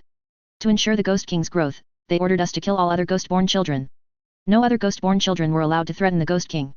So I could only entrust our daughter to you. The female ghost's voice was filled with tears. The pain of flesh and blood separation. Even a female ghost felt the same way. Humans and ghosts are fundamentally one soul. They are merely different facets of human life. Humans die and become ghosts. Ghosts reincarnate and become humans. They share the same emotions. They cry, they make a fuss, they are happy, they share joy. As a mother, how could she be an exception? For her daughter's safety, after entrusting her to Ning Yifeng, she had spent these years attracting the subordinates of other ghost kings. On the other hand, she was also thinking about her daughter. Seizing the Ghost King Pearl. Because only the Ghost King Pearl could allow her daughter to live as a normal person. She didn't hope that her daughter could comprehend the profound mystery of the Ghost King Pearl. She only hoped that her daughter could live. The Ghost King Pearl is the only way for a ghost-born child to survive. You must protect the Ghost King Pearl. Promise me. The female ghost suddenly embraced Ning Yifeng, handing him the Ghost King Pearl. With each sob, the female ghost's soul body grew weaker. I promise you. Thank you, Ning Lang. The female ghost showed a radiant smile, then turned to ash in front of Ning Yifeng, completely gone. There was no possibility of reincarnation anymore. Ning Yifeng took a deep breath. He looked up, forcing back his tears. A moment later, Ning Yifeng placed the Ghost King Pearl into his daughter's hand. The Ghost King Pearl melted into his daughter's body. A moment later, his daughter opened her eyes. Papa, I think I dreamed of Mama. Mama kept hugging me and crying. His daughter's first words upon waking left Ning Yifeng's heart unable to calm down for a long time. He could only smile and pat his daughter's head. That was Mama. Did you call her Mama? Yes, I called her many, many times. Chapter 176 School of the Military. Oh no, a Confucian disciple stole my account. Zhao Shangde, you truly deserve to die. You only care about your own disciples, don't you? Confucian disciples, is only your Gongyang school considered human? A dignified great Confucian, yet his vision is so short-sighted, only caring for the disciples of his own faction and ignoring us. He is unworthy of being a great Confucian. In the taverns of Chang'an, Confucian disciples who had lost their chance to become officials drowned their sorrows in alcohol, numbing their lives with spirits. Being collectively blacklisted by the great Zhao dynasty, how could they, who prided themselves as disciples of the saints, accept this? But to resist great Zhao, they lacked the ability. And even more so, the courage. Such a powerful great Jian, with nearly 1 million soldiers, was annihilated by great Zhao as soon as it was mentioned, not even lasting a month. Great Zhao was a dynasty that emerged from myths. Invincible armies, zodiac guardians like gods. And it possessed the mandate of heaven. The human emperor personally appointed by heaven. Its legitimacy was unparalleled. No one in history could question it. Even the 3 sovereigns of ancient times had far less legitimacy than the current great Zhao. It was the only dynasty in history personally appointed by heaven. More importantly, it was the mechanism of the great Zhao dynasty's operation. Those heaven-defying rewards, let alone them, even if their Confucian saints were to experience rebirth, they would want to join great Zhao. However, for some unknown reason, Emperor Zhao Gongming of Great Zhao seemed to have a deep misunderstanding of their Confucianism. In the imperial court, there were only a few who originated from Confucianism. Although these few Confucian individuals came from Confucianism, they were not interested in Confucian scholarship. They were purely practical. For them, Confucianism was merely a tool for officialdom. If it was useful, they were Confucian disciples; if not, they cast it aside. They could only place their hopes on Zhao Shangde. After all, he was a great Confucian of Confucianism, a bearer of the legacy of Confucian scholarship. However, reality dealt them a harsh blow. This Zhao Shangde actually ignored them, only caring for the disciples of his Gongyang school. What did that mean? Zhao Shangde, what exactly did you mean by that? Did you want to split Confucianism? Only caring for his own faction, with no intention of promoting other schools of Confucianism. Were you worthy of Confucianism? Unfortunately, they had grievances but dared not voice them. They could only hide in a small corner, drinking wine and venting their frustrations. Watching the former disciples of the Gongyang school, one by one, enter the official academy, their dream, with smiles on their faces and bags slung over their shoulders. Their hearts were shattered. The Gongyang school could serve the country. Our other schools of Confucianism can also serve the country. Suddenly, one of the drunken Confucian disciples jolted awake. He asked his companions, "Gentlemen, may I ask, when did Great Zhao explicitly forbid our Confucian disciples from enrolling in the official academy? Was there any official notice?" This disciple remembered something. It seemed that Great Zhao had never said they would reject Confucian disciples, had they? They had all heard the news from their teachers. But was there any evidence? It seems there was no official notice. I heard it from my teacher. The Zhao family never explicitly said they didn't want us Confucian disciples. They only said they didn't welcome useless people, those who merely talked on paper, and those who only talked about governing the country. When we went to register and stated our identity as Confucian disciples, they wouldn't let us in. The few people at the table slowly spoke. With each word they spoke, the eyes of the Confucian disciple who had reacted first brightened. He seemed to have discovered something extraordinary. This Great Zhao, it seemed, had not truly rejected their Confucian disciples. Great Zhao merely rejected factionalism and those who only talked about governing the country. Were those few former Confucian individuals in the court ever ostracized? It seems not. But they don't care about us either. Alas. The eyes of this Confucian disciple completely lit up. He finally understood. Great Zhao did not discriminate against Confucianism, it only discriminated against those corrupt Confucians who did not do proper work.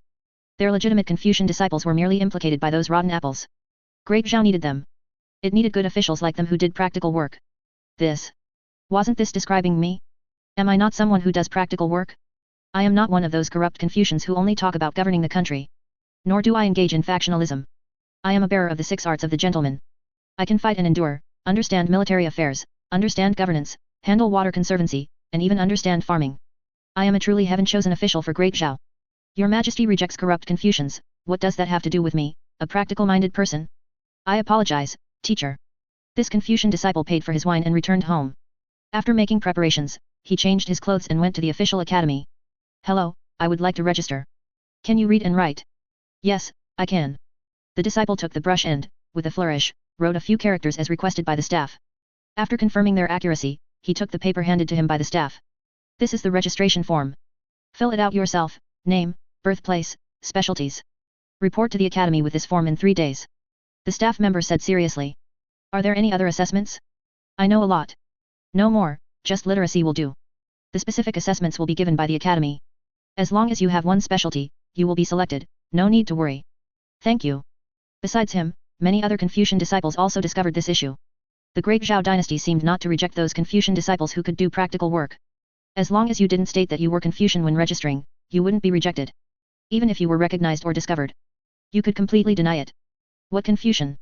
Nonsense, actually, I am a Mahist disciple, sent by my master to infiltrate Confucianism as an undercover agent. Now I'm not pretending anymore, I'm revealing my hand, I'm a Mahist disciple. I'm not pretending anymore either, I'm revealing my hand, I'm from the school of agrarianism. To become an official, for the rewards. They could be from any of the 100 schools of thought, but they would never be Confucian. There are so many of the 100 schools of thought, what evidence do you have to prove I'm not from their school? Suddenly, across the land of Shenzhou, the 100 schools of thought, which had been dormant, suddenly came back to life. A large number of inexplicable disciples appeared. Especially the sect leader of the school of the military, who was utterly bewildered. What's going on? Has my school of the military been taken over by possession? When did my school of the military have so many disciples? Why don't you impersonate those dead schools? Why are you stealing my school of the military's account? My school of the military isn't dead yet. Nonsense, how can you prove I'm not from the school of the military? I've read military treatises thoroughly, I understand military affairs, strategy, city defense, troop deployment, I can ride and use a bow and spear, I can go to the battlefield. How am I not a disciple of the school of the military? Nonsense, sect leader, I want to challenge you to a duel. Sect leader of the school of the military, is anyone in charge? Someone is stealing accounts, openly stealing accounts. Confucian disciples, how shameless. Confucian disciples are bullying honest people. The great Zhao dynasty stated, I don't understand schools, you may continue. Emperor Zhao Gongming of Great Zhao, upon learning of this, expressed his support. The more cattle and horses, the better. I don't care about your background, as long as you can do practical work, you are a good subject of my great Zhao. Poor subjects, rich subjects, as long as they can do practical work, they are good subjects. Damn it, those lunatics from the school of Confucianism all ran to my school of agrarianism to fill the spots. Waking up this morning, I didn't even realize my school of agrarianism had so many people.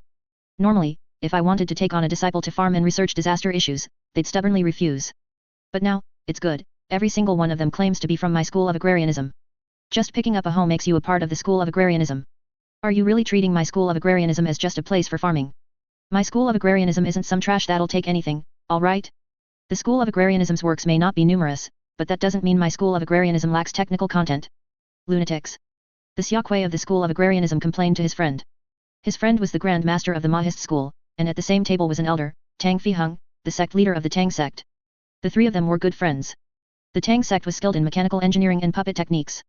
Their ancestors had deep ties with the Mahist school, and the two schools had a profound friendship. When the Mahist school was squeezed by the school of Confucianism, the Tang sect even provided assistance, allowing its legacy to continue smoothly to this day. Alas, my Mahist school isn't doing well either. Suddenly, there's a whole bunch of disciples claiming to be from the Mahist school. The Mahist legacy, passed down to my lineage, only has 200 people in total, but those claiming the Mahist name are more than 200. The Grand Master of the Mahist school was also speechless. The disciples of the school of Confucianism were truly shameless. Don't even mention it. Your two schools each have a legacy, so you can still resist when you're impersonated. Look at the school of the military and the school of names next door. They don't even have the ability to refute.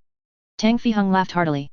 Unlike the Mahist school and the school of agrarianism, which had their own legacies, they could be traced back to any lineage. The legacy of the school of the military was decentralized. Anyone who was well versed in military strategy and troop deployment was a disciple of the school of the military. There was no need to formally apprentice or join any school or group. There was no fixed leader, nor did they need to report to anyone. The publicly recognized sect leader of the school of the military in Great Zhao was merely self-proclaimed. After all, he held no actual official position and didn't lead troops, so what kind of leader of the school of the military was he? The school of the military recognized a leader in only one way, war. If you were awesome at war, you were the leader of the school of the military. Old man Tang, when is Great Zhao holding the imperial concubine selection? I remember you and your majesty are friends despite the age gap, right? Do you have any inside information? My granddaughter is also 16 now, in the prime of her beauty. I want her to participate in the selection.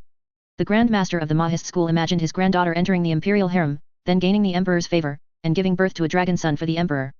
Through the mechanism of the imperial court, giving birth to a dragon son for the country would allow his granddaughter and her maternal family to receive the protection of the national luck. With continuous luck, the Mahist school would flourish. The most important point. His granddaughter wouldn't lose out. Given Zhao Gongming's age, appearance, and achievements, it was definitely a huge win. This was also his granddaughter's idea. There were countless women in this world who wanted to marry Zhao Gongming. Eligible maidens from all over Great Zhao were all waiting to enter the palace for the selection. Imperial concubine? Probably next year. The reign title hasn't even been decided yet, what are you rushing for? At the earliest, it'll be next year. What's more, your granddaughter hasn't reached the age yet. The Great Zhao law stipulates that males and females of Great Zhao are considered adults only when they reach 18. The Great Zhao law stipulates that the marriage age for males in Great Zhao is no lower than 22, and for females, no lower than 20. One of the standards for an imperial concubine is that she must meet the marriageable age, which is 20. Your granddaughter is only 16, no rush. Tang Fiheng said with a laugh. Ah? How come the imperial court also stipulated a marriage age? In the past, the imperial court never bothered with it, you could participate in the selection at 16. The Grand Master of the Mahist school was dumbfounded. It shouldn't be like this. Past imperial courts never cared when you got married, they wished they could make the age even younger so they could have more people to provide them with more taxes, soldiers, and labor. But, this Great Zhao. Why isn't it following the usual pattern? I don't know, but this is what the Great Zhao law stipulates. You guys pay attention. Don't break the law. Tang Fiheng said with a laugh. He wasn't flustered at all. Because his granddaughter met the age requirement. And with the previous agreement, his granddaughter could enter the imperial harem without going through the selection process. For him, whether the imperial concubine selection happened or not made no difference. As for the time of the imperial concubine selection, he estimated it would be next year's spring festival. It would coincide with the first year of the new reign title, a good opportunity for selection. To fill the imperial harem and stabilize the people's hearts. 20 years old, hey. Let me think, my junior disciple's sister, she just turned 20, I think. What a pity, she's already married. Picking such an old age, isn't that a waste? At 20, those who were meant to marry would have already married. The fast ones might even be on their second marriage. Can you even gather 3,000 beauties? You can't possibly put second married women into the emperor's imperial harem, can you? The Grand Master of the Mahist school said, troubled. If there aren't enough, then there aren't enough. 3,000 beauties, do you really want to put 3,000 beauties in there? Are your kidneys wholesale? What kind of kidneys can withstand such abuse? The Xiaoquei of the school of agrarianism looked at his friend with some exasperation. What was this old man thinking? 3,000 beauties, it was just a saying. Did he really want to literally gather 3,000 beauties to put in there? Was he really tired of living? That's hard to say, after all, your majesty is not immortal. Maybe your majesty really has an indestructible kidney. The Grand Master of the Mahist school showed a knowing look that all men understood, temporary imperial palace. Zhao Shangde and the others, while flipping through books, were arguing noisily below. You had your reasons, I had mine. From time to time, they would also rope in surrounding ministers to attack the other party together. It was a mess. Zhao Gongming, on the dragon throne, had a helpless expression. The point of their argument was actually about the reign title. Currently, they had found 3 reign titles. They were Tianming, Heavenly Mandate, Yongnian, Eternal Year, and Renhuang, Human Emperor. The 3 argued incessantly. Each had their own reasons. Zhao Shangde and others advocated for the use of the Tianming reign title, reasoning that Zhao Gongming was the Heavenly Mandate, personally chosen by heaven. Using Tianming as the reign title was perfectly acceptable. However, there were also dissenting voices. That was because Tianming had been used before. The founding emperor of the later Jin used Tianming as his reign title. If a reign title of a fallen country was used, repetition was repetition, it didn't matter. But the problem was, the later Jin had not yet fallen, and they were still very close. Using their used reign title, wouldn't that mean being inferior to them? This kind of rebuttal directly angered Zhao Shangde to the point of wanting to hit someone. He had scoured through books and finally found a perfectly suitable reign title, only for the neighboring later Jin to have already used it. The later Jin truly deserved to die. Your Majesty, the later Jin harbors rebellious intentions. I propose we eliminate the later Jin. The other 2 reign titles had not been used by anyone. However, the Yongnian reign title was not imposing enough, it was a bit unremarkable. And the Renhuang reign title was overly imposing. They feared it couldn't be suppressed. The 3 sides bickered back and forth. Ultimately, they handed the decision-making power to Zhao Gongming. Zhao Gongming thought for a moment and ultimately chose Renhuang as the new reign title. Couldn't suppress it. That was non-existent. Even heaven is my little brother, let alone a human emperor, even the heavenly emperor, I can suppress him. I've already activated my cheat, so why can't I be arrogant? Wouldn't my cheat have been activated for nothing? Chapter 178, Internal Strife in the 3 Kingdoms, Zhao Shangde presents the classic of mountains and seas. Later Jin. Ever since the imperial palace was engulfed by a true dragon's dragon flame, the emperor of the later Jin and many of the imperial heirs suffered heavy casualties. Only a few adult princes, being elsewhere, escaped the calamity. The emperor died. But the great Zhao dynasty remained. The surviving ministers and imperial clansmen re-elected an emperor, allowing the later Jin to continue. However, as if adding insult to injury, the 400,000 strong army the later Jin sent south to conquer Great Zhao was annihilated overnight, leaving the already leaderless later Jin in a precarious state. That was 400,000 troops. Half of their later Jin army. Losing half of an army in one fell swoop would be a devastating blow to any country. Moreover, the later Jin was currently without a leader. As expected, chaos erupted. The 8 banners' disciples, various princes, various Baal, and even their household slaves, all harbored ambitions of vying for that position. Excuse? No excuse was needed. He who is strong in arms and horses becomes king. Indeed, before the ministers and imperial clansmen could even elect a new emperor, various rebel armies, both large and small, emerged within the later Jin's borders. All of a sudden, the later Jin disintegrated. Tibet and Mongolia shared a similar plight. Their situations were identical, their frontline allied armies were wiped out, and their rear imperial palaces and emperors were completely eradicated. All sorts of ambitious individuals began to emerge. The great Khan of the Mongols angered the Eternal Heaven and was destroyed by an envoy of the Eternal Heaven. For the people of the grassland, this Khan is willing to act on behalf of the Eternal Heaven. Everyone, support me to become the new great Khan of the Mongols, and I promise you, everyone will have food, everyone will have meat. The former great general of Mongolia raised the banner of rebellion and began to attack surrounding tribes, recruiting soldiers and horses, frantically expanding his power. The Prime Minister of Mongolia looked at the battle report and fell into deep thought. Much later, in the middle of the night, the Prime Minister led his confidants into the palace. Looking at the new great Khan of the Mongols, a child no more than 5 or 6 years old, still sound asleep, could he truly shoulder the position of the great Khan of the Mongols? The Prime Minister pondered for a moment, and eventually, he acted. As a member of the Golden Family, he had to do something for the family. Mongolia could not be destroyed. The Golden Family must rule the grassland. The 5-year-old little Khan was drowned in a water vat that very night. The former Prime Minister of Mongolia ascended the throne and claimed the title of Khan. And he quickly gained recognition from other Golden Family forces, consolidating his power and preparing to quell the rebellion. The Great Zhao Dynasty's temporary imperial palace. Early in the morning, Zhao Shangde, dragging Zhao Dai, knocked on the temporary imperial palace's gate. Your Majesty, good news. Mongolia is in chaos, the later Jin is in chaos, and Tibet is also in chaos. Your Majesty, what a great opportunity. A once-in-a-lifetime opportunity. We only need to send troops to reclaim the lands of these 3 kingdoms. Zhao Shangde's face was flushed, and he was filled with excitement. He wished he could immediately muster troops and march to seize the land. As for Zhao Dai, he hadn't fully woken up yet. He was squinting and dozing off. To be fair, he was quite unlucky. He had been on duty for most of the night, and had just managed to go home and get some sleep. Halfway through his sleep, he was groggily pulled up by that old man, Zhao Shangde. And he wanted to drag him into the palace to see His Majesty. Are you out of your mind? Couldn't he see His Majesty during the morning court session? Moreover, if you're going to see him, just go. What do you mean by dragging me along? Did I provoke you? Couldn't even get a peaceful sleep. No, something's not right. Did I mishear? Did you just use reclaim? Zhao Dai, who was still groggy, instantly woke up upon hearing Zhao Shangde's words. His eyes widened, somewhat disbelieving his own ears. Was that old man's choice of words wrong? Reclaim? To reclaim means to take back lost territory. It refers to lost territory, not entirely new territory. Tibet, later Jin, Mongolia. When did the areas where these 3 kingdoms are located ever belong to them? Could those 3 areas be described as reclaimed? Shouldn't it be conquered? That's right, General Zhao. You didn't mishear, this old man did use the word reclaim, and this old man is not wrong. Since ancient times, the plateau of Tibet, the grassland of Mongolia, and the outer northeast of the later Jin have always been the lands left by the ancestors of the divine land to us, their descendants. Under the vast sky, there is no land that is not the king's. Throughout the world, there are no subjects who are not the king's. Wherever the sun and moon shine, it is the dominion of our great Zhao. Your Majesty is the only human emperor recognized by the Eternal Heaven.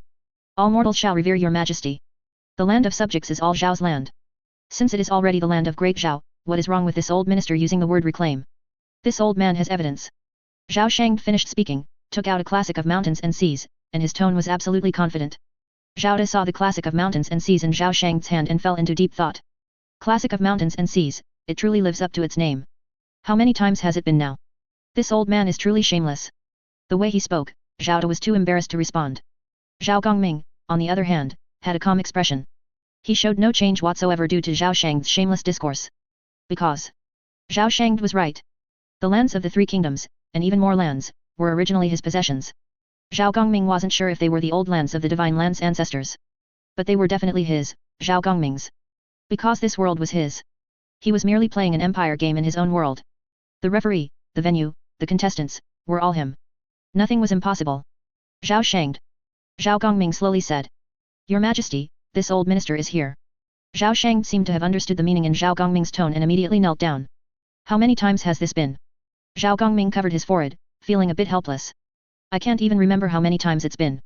Ever since I recruited you into Great Zhao, you've been coming to persuade me every now and then, wanting to expand our territory. I don't know how many times I've replied to you. Expanding territory, no problem. But, there's no one in the court. Do you understand? Great Zhao doesn't have enough manpower to manage it. One eats bite by bite, and one walks step by step. Zhao Gongming said in a deep voice. His policy for national development had only one word. Stability. Steady and solid.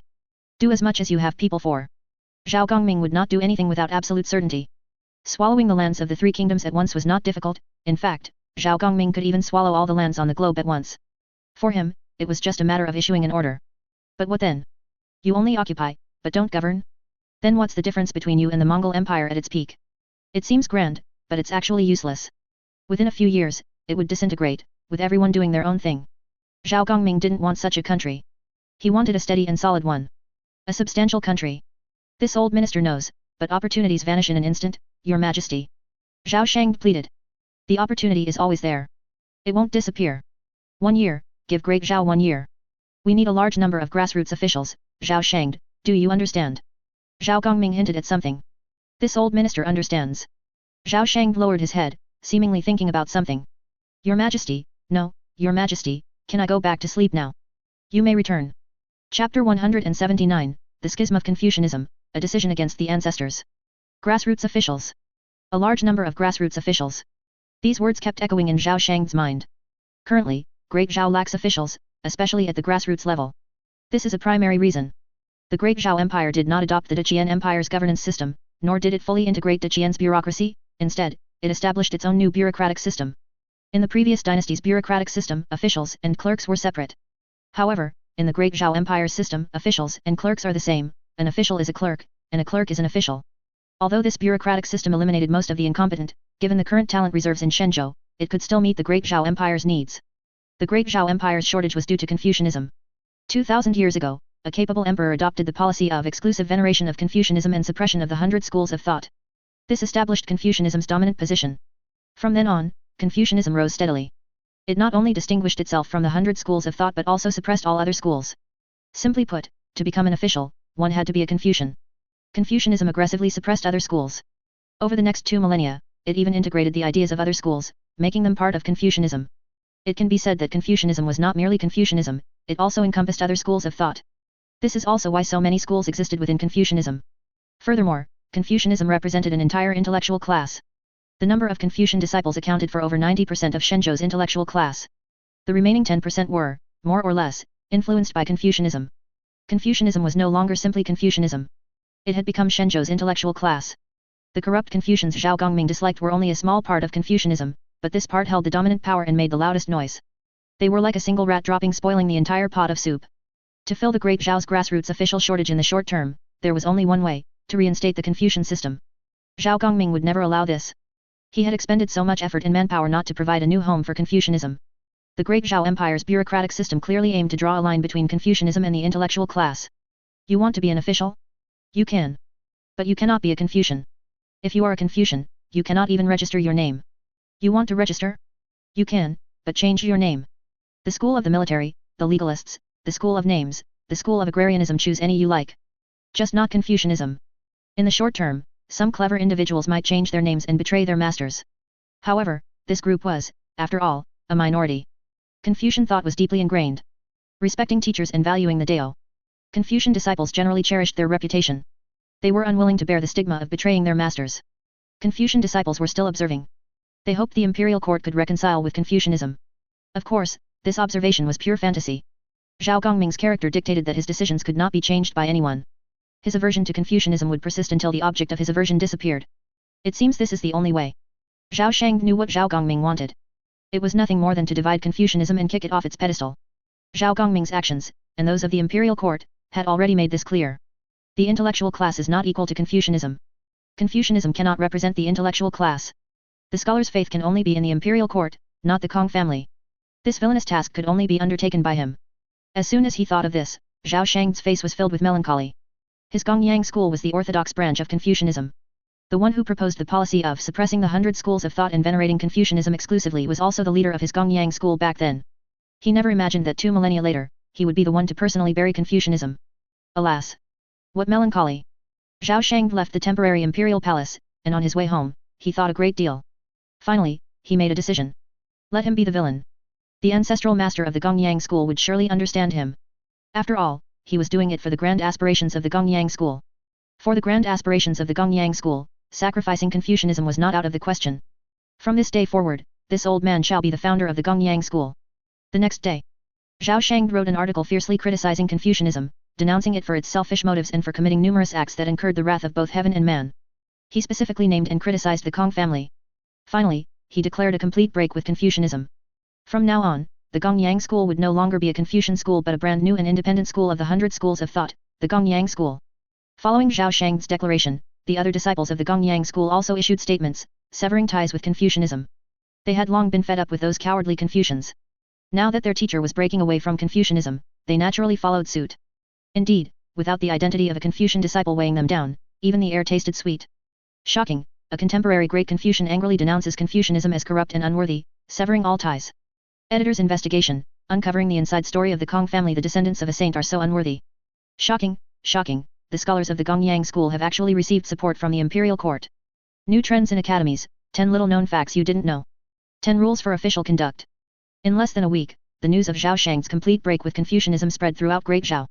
The Great Zhao Daily, which had spun off from the Zhao family bookstore's newspaper, extensively covered the story, hiring a large number of writers to capitalize on it with various marketing articles. This news was thoroughly disseminated. All sorts of rumors digging deep into Confucianism were swirling. Even the martial forest was engrossed in the gossip at this moment. It was a delightful spectacle. A massive public feud among scholars. This gossip was a once-in-a-millennium event. If you didn't partake, you would surely regret it for a lifetime.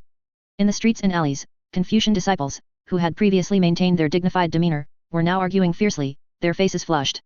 The Confucian scholars who had been observing also became completely disillusioned. They finally understood that Emperor Zhao Gongming was absolutely determined to see their Confucianism perish. The various schools within Confucianism now faced their own choices. Were they to die with Confucianism, or, like Zhao Shang, quickly sever ties with Confucianism? Each going their separate ways. For this, the various factions argued endlessly. The more pragmatic factions declared that they would emulate Zhao Shang and sever ties with Confucianism. These types of factions had originally integrated from other 100 schools of thought and did not have a strong sense of belonging to Confucianism. Moreover, if the orthodox school of Confucianism led the way in fleeing, why shouldn't these minor schools also run? They weren't foolish. Over the next month, one after another, numerous Confucian schools changed their allegiances. They established their own schools of the 100 schools of thought or joined other 100 schools. One could also say they returned to their original doctrines. The Kong family. The contemporary family head. The Yanzheng Duke of the previous dynasty. At this moment, he stood in the ancestral hall, gazing at the ancestral tablets, remaining silent for a long time. After an unknown period, the Yanzheng Duke of the previous dynasty made a decision. A decision that went against his ancestors. Pass on my command, from this day forward, the Kong family is disbanded. Each branch and bloodline, take your travel money, change your names, and do not claim to be members of the Kong family. Confucianism is finished, but the Kong family must not perish. You shall continue as the bloodline of the saint. However, come with me to seek an audience with the city lord. My Kong family is willing to donate all the books in our clan's collection. We unconditionally support the imperial court. Chapter 180, The Kong family disbands, mass conscription. Brothers, have you heard? The Kong family has disbanded. The Kong family? Which Kong family? How many Kong families can there be in the world? Naturally, it's the Kong family of Confucius, descendants of the saint. Oh, disbanded? If they disbanded, then so be it. Whether the Kong family disbanded or not, it's all the same. There's no Yanzheng Duke position in this dynasty, His Majesty doesn't favor Confucianism, and the various branches of Confucianism have already changed their allegiance. The current Kong family is no longer the Kong family of the past. The passers-by chatting didn't take the Kong family's matter to heart. Ever since the Great Jian fell and the Great Zhao Empire was established, the situation in the world changed. Land was nationalized, and those large families were left with only their residences and money. All their land was confiscated by the court and distributed to ordinary people. This also included the Kong family. The Great Zhao showed no mercy to the Kong family, treating everyone equally and confiscating everything. In addition, the Yanzheng Duke title, which had existed for successive dynasties, was also abolished. Because the Great Zhao Empire had no Yanzheng Duke. Nor did it exclusively revere Confucianism. Naturally, there was no longer any place for the Kong family. Not only that, the court further suppressed Confucianism, causing the Confucianism that had flourished for over 2,000 years to fall apart. The Kong family, naturally, lost its influence. So, it disbanded. It was only a matter of time. That's not it. The Kong family truly disbanded, in the real sense of the word. The Kong family had dismissed his family members. Each branch and lineage went their separate ways, changing their names. Now, only the old Kong family head remains in the old Kong family residence, guarding the ancestral hall. Holy cow, are you serious? They really disbanded. Yes, the Kong family donated its own library to the court. It is said that the old Kong family residence was also donated, and the court will convert it into a library later. This old Kong family head is also a shrewd person. He plans to use the Kong family's 2,000-year legacy to secure a future for his descendants. Indeed. By gaining favor with the court, those Kong family members who changed their names might very well be able to enroll in schools in the future and enjoy the protection of the Great Zhao's national fortune. Old foxes are old foxes, they think of everything so thoroughly. However, he's quite generous, he donated a 2,000-year family fortune just like that. If it were me, I'd rather die clutching the family fortune than give it up. The disbandment of the Kong family only provided some gossip for the people of the world and didn't last long before being replaced by new news. Conscription. The news of the Great Zhao Empire's conscription swept across the entire Great Zhao Empire at the fastest speed. Countless young people finally got their chance. They lacked the talent for governance, were not very literate, and had no patience. They had only brute strength with nowhere to vent it. Especially those young heroes of the martial forest. They once scoffed at becoming the court's lackeys, but now they wished they could sharpen their heads and squeeze into the Imperial Guards department. However, the Imperial Guards were not open to outsiders. And the quotas were pitifully small. They simply couldn't compete with those martial forest schools that had connections with the Zhao family. Besides the Imperial Guards, local Yamen runners were also suitable for them. However, even Yamen runners were competitive. The requirements for Yamen runners were not high, not only martial forest masters, but even slightly stronger ordinary people could compete for a Yamen runner position. With more people, competition naturally increased. The number of positions wouldn't be very large either. With many monks and little porridge, they even had to compete with the elders of their own schools. Ultimately, the only thing that could satisfy their demands was becoming a soldier. Finally, after a long wait, the court was finally going to open up conscription. And this time, the number of conscripts was enormous.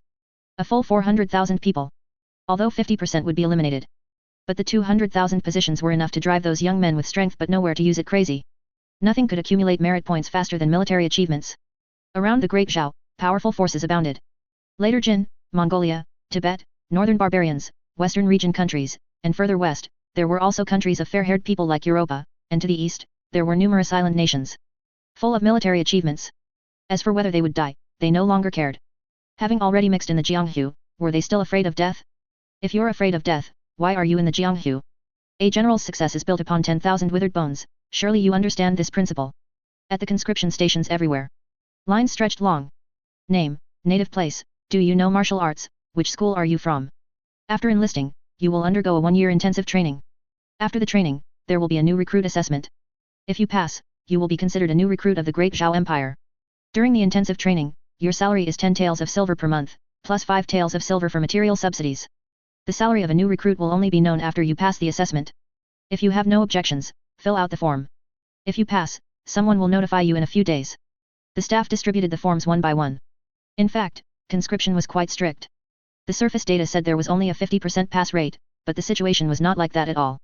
Because they were recruiting 400,000 people and then eliminating 200,000 of them. In reality, the number of actual applicants far exceeded this figure. So far, over 600,000 people have already applied. It is estimated that this number will increase in the future, with at least over 1 million people applying. Before the official intensive training, 600,000 people would be weeded out. In the final assessment, another 200,000 would be eliminated. Looking at the data, it would only be 20%. 1 million people vying for 200,000 spots. The competition was too fierce. What? There's also a salary for intensive training? And 15 taels. Is the court that generous? Sign up, must sign up. They originally thought they would have to pay the court during intensive training, but to their surprise, the court was giving money, and it was 15 taels. This salary was incredibly high. Indeed, the god of wealth soldiers would not go hungry. By the way, those who are eliminated from the intensive training will be registered in the militia roster. Although there is no salary, you will have priority in the next conscription or when hiring Yamen runners. Ah! Thank you, thank you. The Great Zhao's conscription went smoothly. Half a month later, conscription closed. A total of 1.15 million people applied. After half a month of screening, 400,000 were finally selected, dispersed to various places, and their intensive training was overseen by the local garrisons. Over several months, the shortage of grassroots officials in the Great Zhao Empire was alleviated. Especially after the second and third batches of school students graduated, the vacancies in various regions were filled. The workload of local officials plummeted. It was shared. The original officials looked at the new interns with complex expressions. Their emotions were complicated. Both love and hate.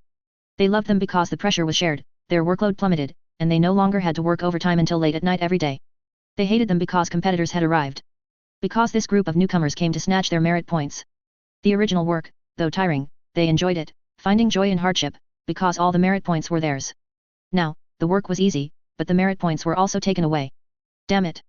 Why can't there be 24 hours in a day? Why do people have to sleep, eat, drink, and relieve themselves?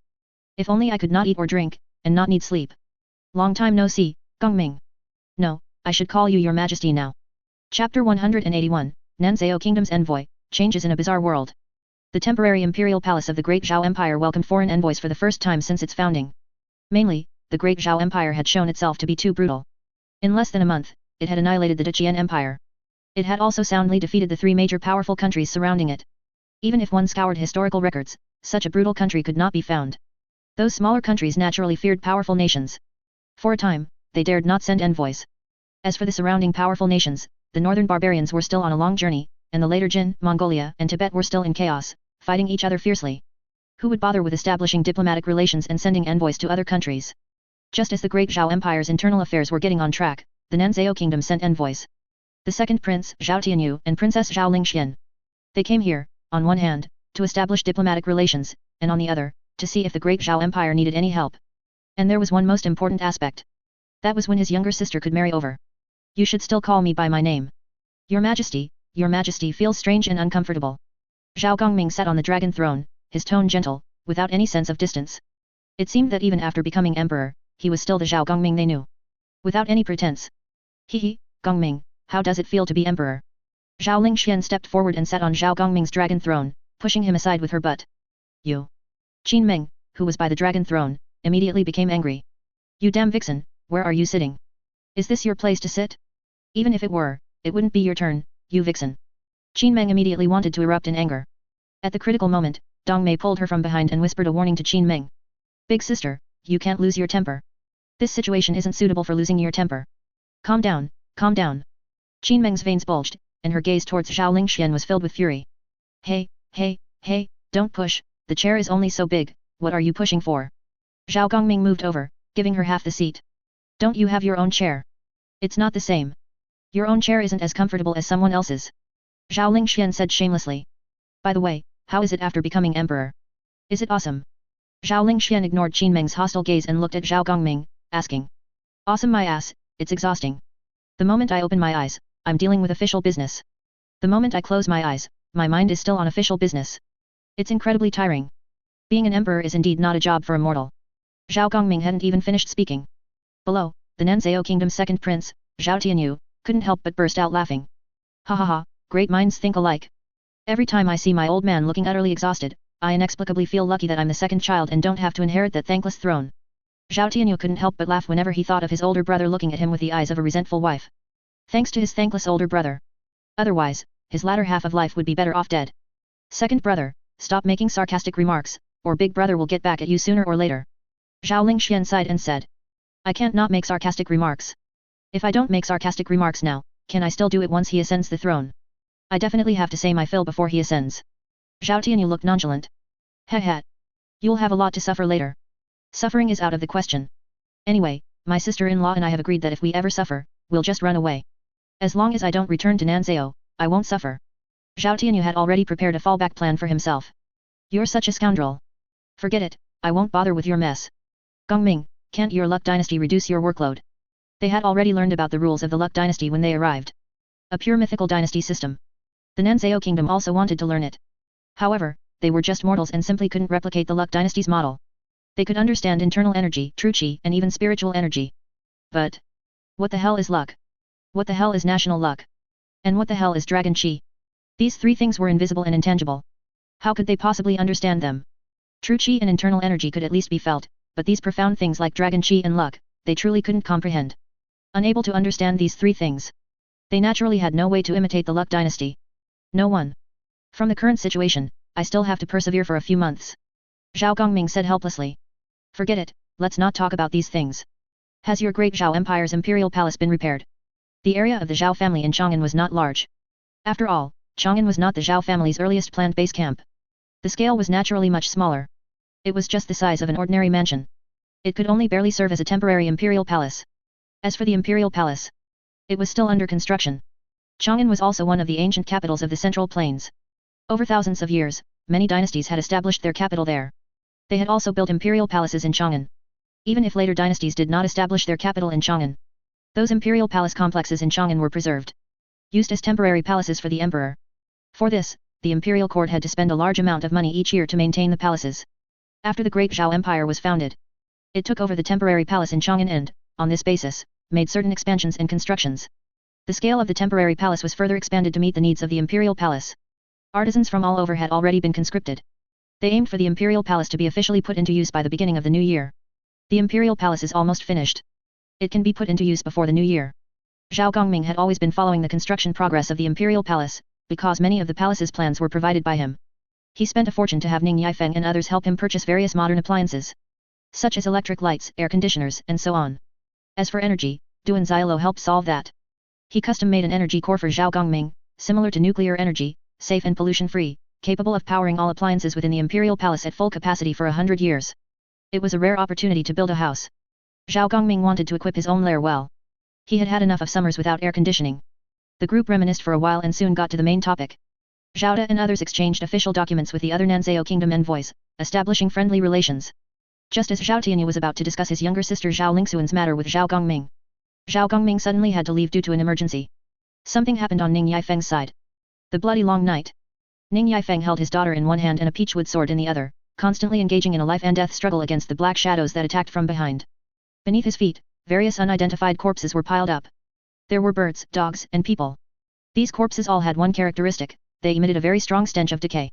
The heads of the corpses were severed by an unknown sharp weapon, and even left scorching marks at the wounds. Woo, Papa, I'm scared. Don't be afraid, Papa is here. With Papa here, no one can hurt you. Close your eyes, it'll be over soon. Trust Papa. Ning Yifeng endured with his weakened body, constantly dodging the attacks of the pursuers behind him. His body was reaching its limit. If it really came down to it, he would have to activate his skill. Chapter 182, Arrival in a world where fierce ghosts are unleashed, a new curse. Ghost Hunter, hand over the Ghost King Pearl, hand over that girl, and we will spare your life. Hissing roars came from behind. Those monsters hidden in the darkness continuously roared and threatened Ning Yifeng. This group of monsters were subordinates of the Nether Ghost King. They were ordered by the Ghost King to retrieve the Ghost King Pearl. The Ghost King Pearl concerned the future of the Ghost Realm and absolutely could not be lost to the mortal world. As for the female ghost who stole the Ghost King Pearl, she had long since turned into soul flying away and spirit scattering, so they could only come knocking. Retrieve the Ghost King Pearl, kill the ghost-born child who was like the Ghost King, and return everything to normal. Make me hand over my daughter? You are dreaming. Ning Yifeng took a deep breath, swung his peachwood sword to the side, and it erupted with a brilliant red light, splitting a black shadow into two. It fell to the ground, and a putrid smell assaulted his nostrils. Ning Yifeng's face visibly paled a few shades. His situation was becoming increasingly perilous. However, he would not hand over either the Ghost King Pearl or his daughter.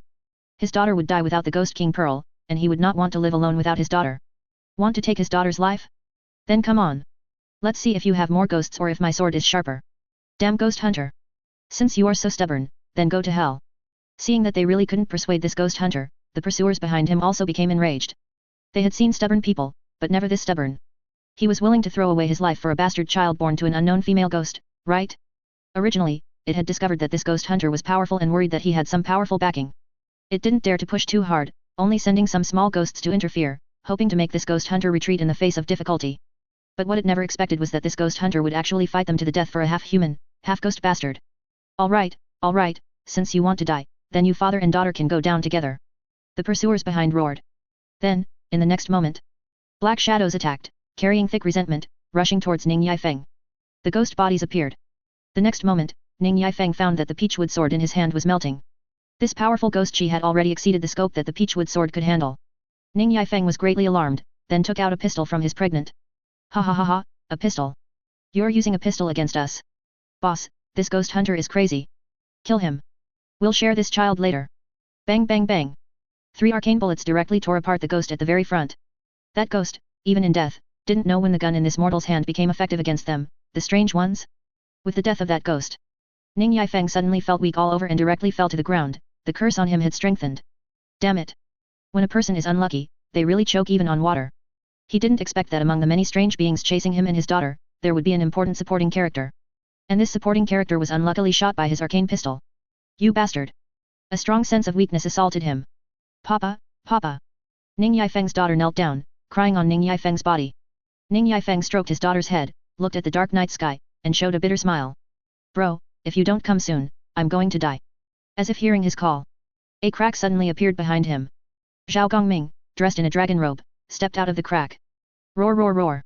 As if sensing the evil chi in the air, the golden dragon on Zhao Gongming's dragon robe opened its eyes, then rushed out of the dragon robe and attacked the many strange beings that were assaulting them. Oh no, it's a dragon. Ah! A crushing massacre.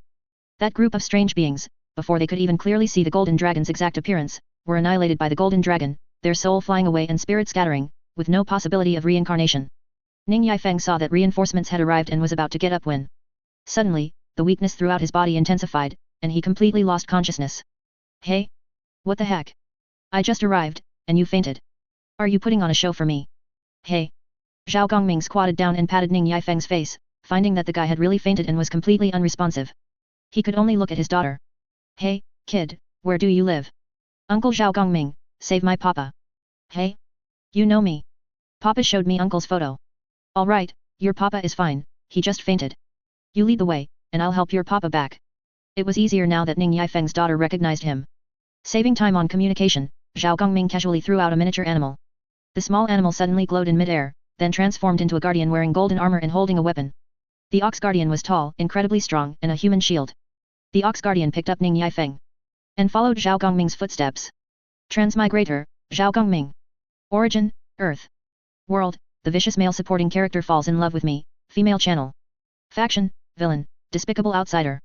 Blessing, annual random superpower system. Curse, absolute charm controllable. Curse, pollution controllable. Curse, disorder controllable. Curse, chaos uncontrollable new.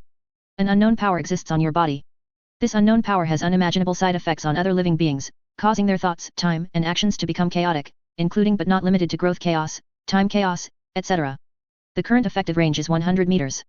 While Zhao Gongming was checking his personal information, the little girl leading the way suddenly fluctuated in height, walking with a limp. Her hair went from black to white, then back from white to black. Her skin was smooth one moment, then covered in wrinkles like an old person the next. Zhao Gongming immediately retreated, and only after he was more than 100 meters away did all the strange phenomena on the little girl disappear, and Zhao Gongming finally let out a sigh of relief. That was close. He almost sent Ning Yifeng's obedient daughter away. Zhao Gongming threw out another zodiac guardian, instructing it to follow Ning Yifeng's daughter and protect her. Fortunately, it was late at night, and Ning Yifeng lived in a remote area, so there were no people on the road, saving them from causing any strange impressions. After about half an hour of walking, they finally arrived at Ning Yifeng's home. An abandoned unfinished building.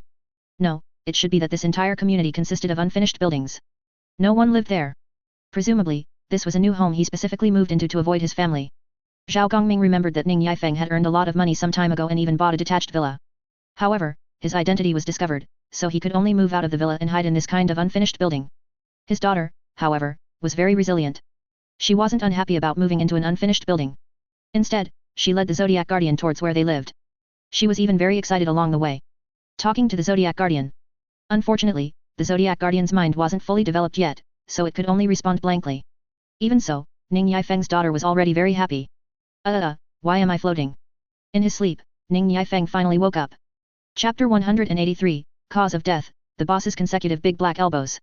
You're not floating, you're just weak. Zhao Gongming's voice came from behind. It was then that Ning Yifeng realized he was being carried by a burly Zodiac Guardian, with his daughter leading the way. Perhaps she heard his voice. His daughter excitedly ran towards him. Her eyes were teary, truly breaking his old father's heart. He was too unlucky. He originally thought the strange entity he killed was an important supporting character, but unexpectedly, after Zhao Gongming appeared, the group of strange entities annihilated by the Golden Dragon's physical attacks were all important supporting characters. The curse on him instantly intensified. It completely crippled him. Even now that he was awake, his body was still weak. And even weaker than before. Damn it! Could that Nether Ghost King be the protagonist? Why are all the entities connected to him important supporting characters? How disgusting! Damn it, my daughter is here, don't make dirty jokes. But why are you hiding behind? Ning Yifeng was groggy, his mind not yet fully processing things. What do you think? If I get a little closer, you'll lose your daughter. Zhao Gongming said, exasperated. Oh, damn, I remember now, did you activate another cheat? Ning Yifeng clutched his head, still a bit confused. He almost forgot Zhao Gongming's identity as an outer god. Fortunately, Zhao Gongming was an outer god, otherwise, if others came over and the curse on him intensified further, he would probably be finished. Chaos. It can plunge all living beings within a 100-meter radius into chaos, including but not limited to their thoughts, growth, time, a whole bunch of chaotic things. I can't quite explain it. When chaos occurs, living beings themselves don't perceive the change, but it's hard to say if it lasts too long. Living beings will return to normal once they leave the range, so you don't have to worry about your daughter. Zhao Gongming saw the look in Ning Yifeng's eyes and knew he was worried about his daughter. Hearing Zhao Gongming's words, Ning Yifeng finally breathed a sigh of relief. A doting father. Beyond saving. Does it involve the time dimension? Ning Yifeng asked. It involves time, and space too. Damn it, another conceptual ability. I think you're truly despicable. You're always using cheats. Ning Yifeng's tone was envious, tinged with sourness. Don't be envious, you can't achieve it. Wait, there are more ghosts. Just as he was about to chat a bit more, Zhao Gongming suddenly caught a strong stench of decay. Sure enough, a zombie appeared around the corner ahead. It hopped towards Ning Yifeng's daughter. The guardian in front drew his long saber and casually swung it, splitting the zombie in half instantly. Dragon Qi poured out, purifying the corpse Qi immediately. Such powerful Dragon Qi. Even the rebirth of the human emperor wouldn't be much more. Good, good, good, I didn't expect you in the human realm to get involved. Although I don't know which faction you belong to, hand over the Ghost King Pearl, and we will spare your lives. A female ghost walked out from around the corner. Her long hair flowed, and her alluring face made people's hearts flutter involuntarily. A very seductive female ghost. Blah blah blah, and spare your lives. So much nonsense. Man. Zhao Gongming murmured. He absolutely would not allow anyone to show off in front of him. This was disrespect to the king of show-offs. A black shadow appeared. It delivered a fierce big black elbow to the female ghost in front. It showed no mercy, completely devoid of any desire to cherish and protect a beauty. Ha ha ha. Using physical means to strike a soul body, you're truly a big genius. Pfft. Ah ah ah. Before the female ghost could finish speaking, the big black elbow savagely smashed into her face.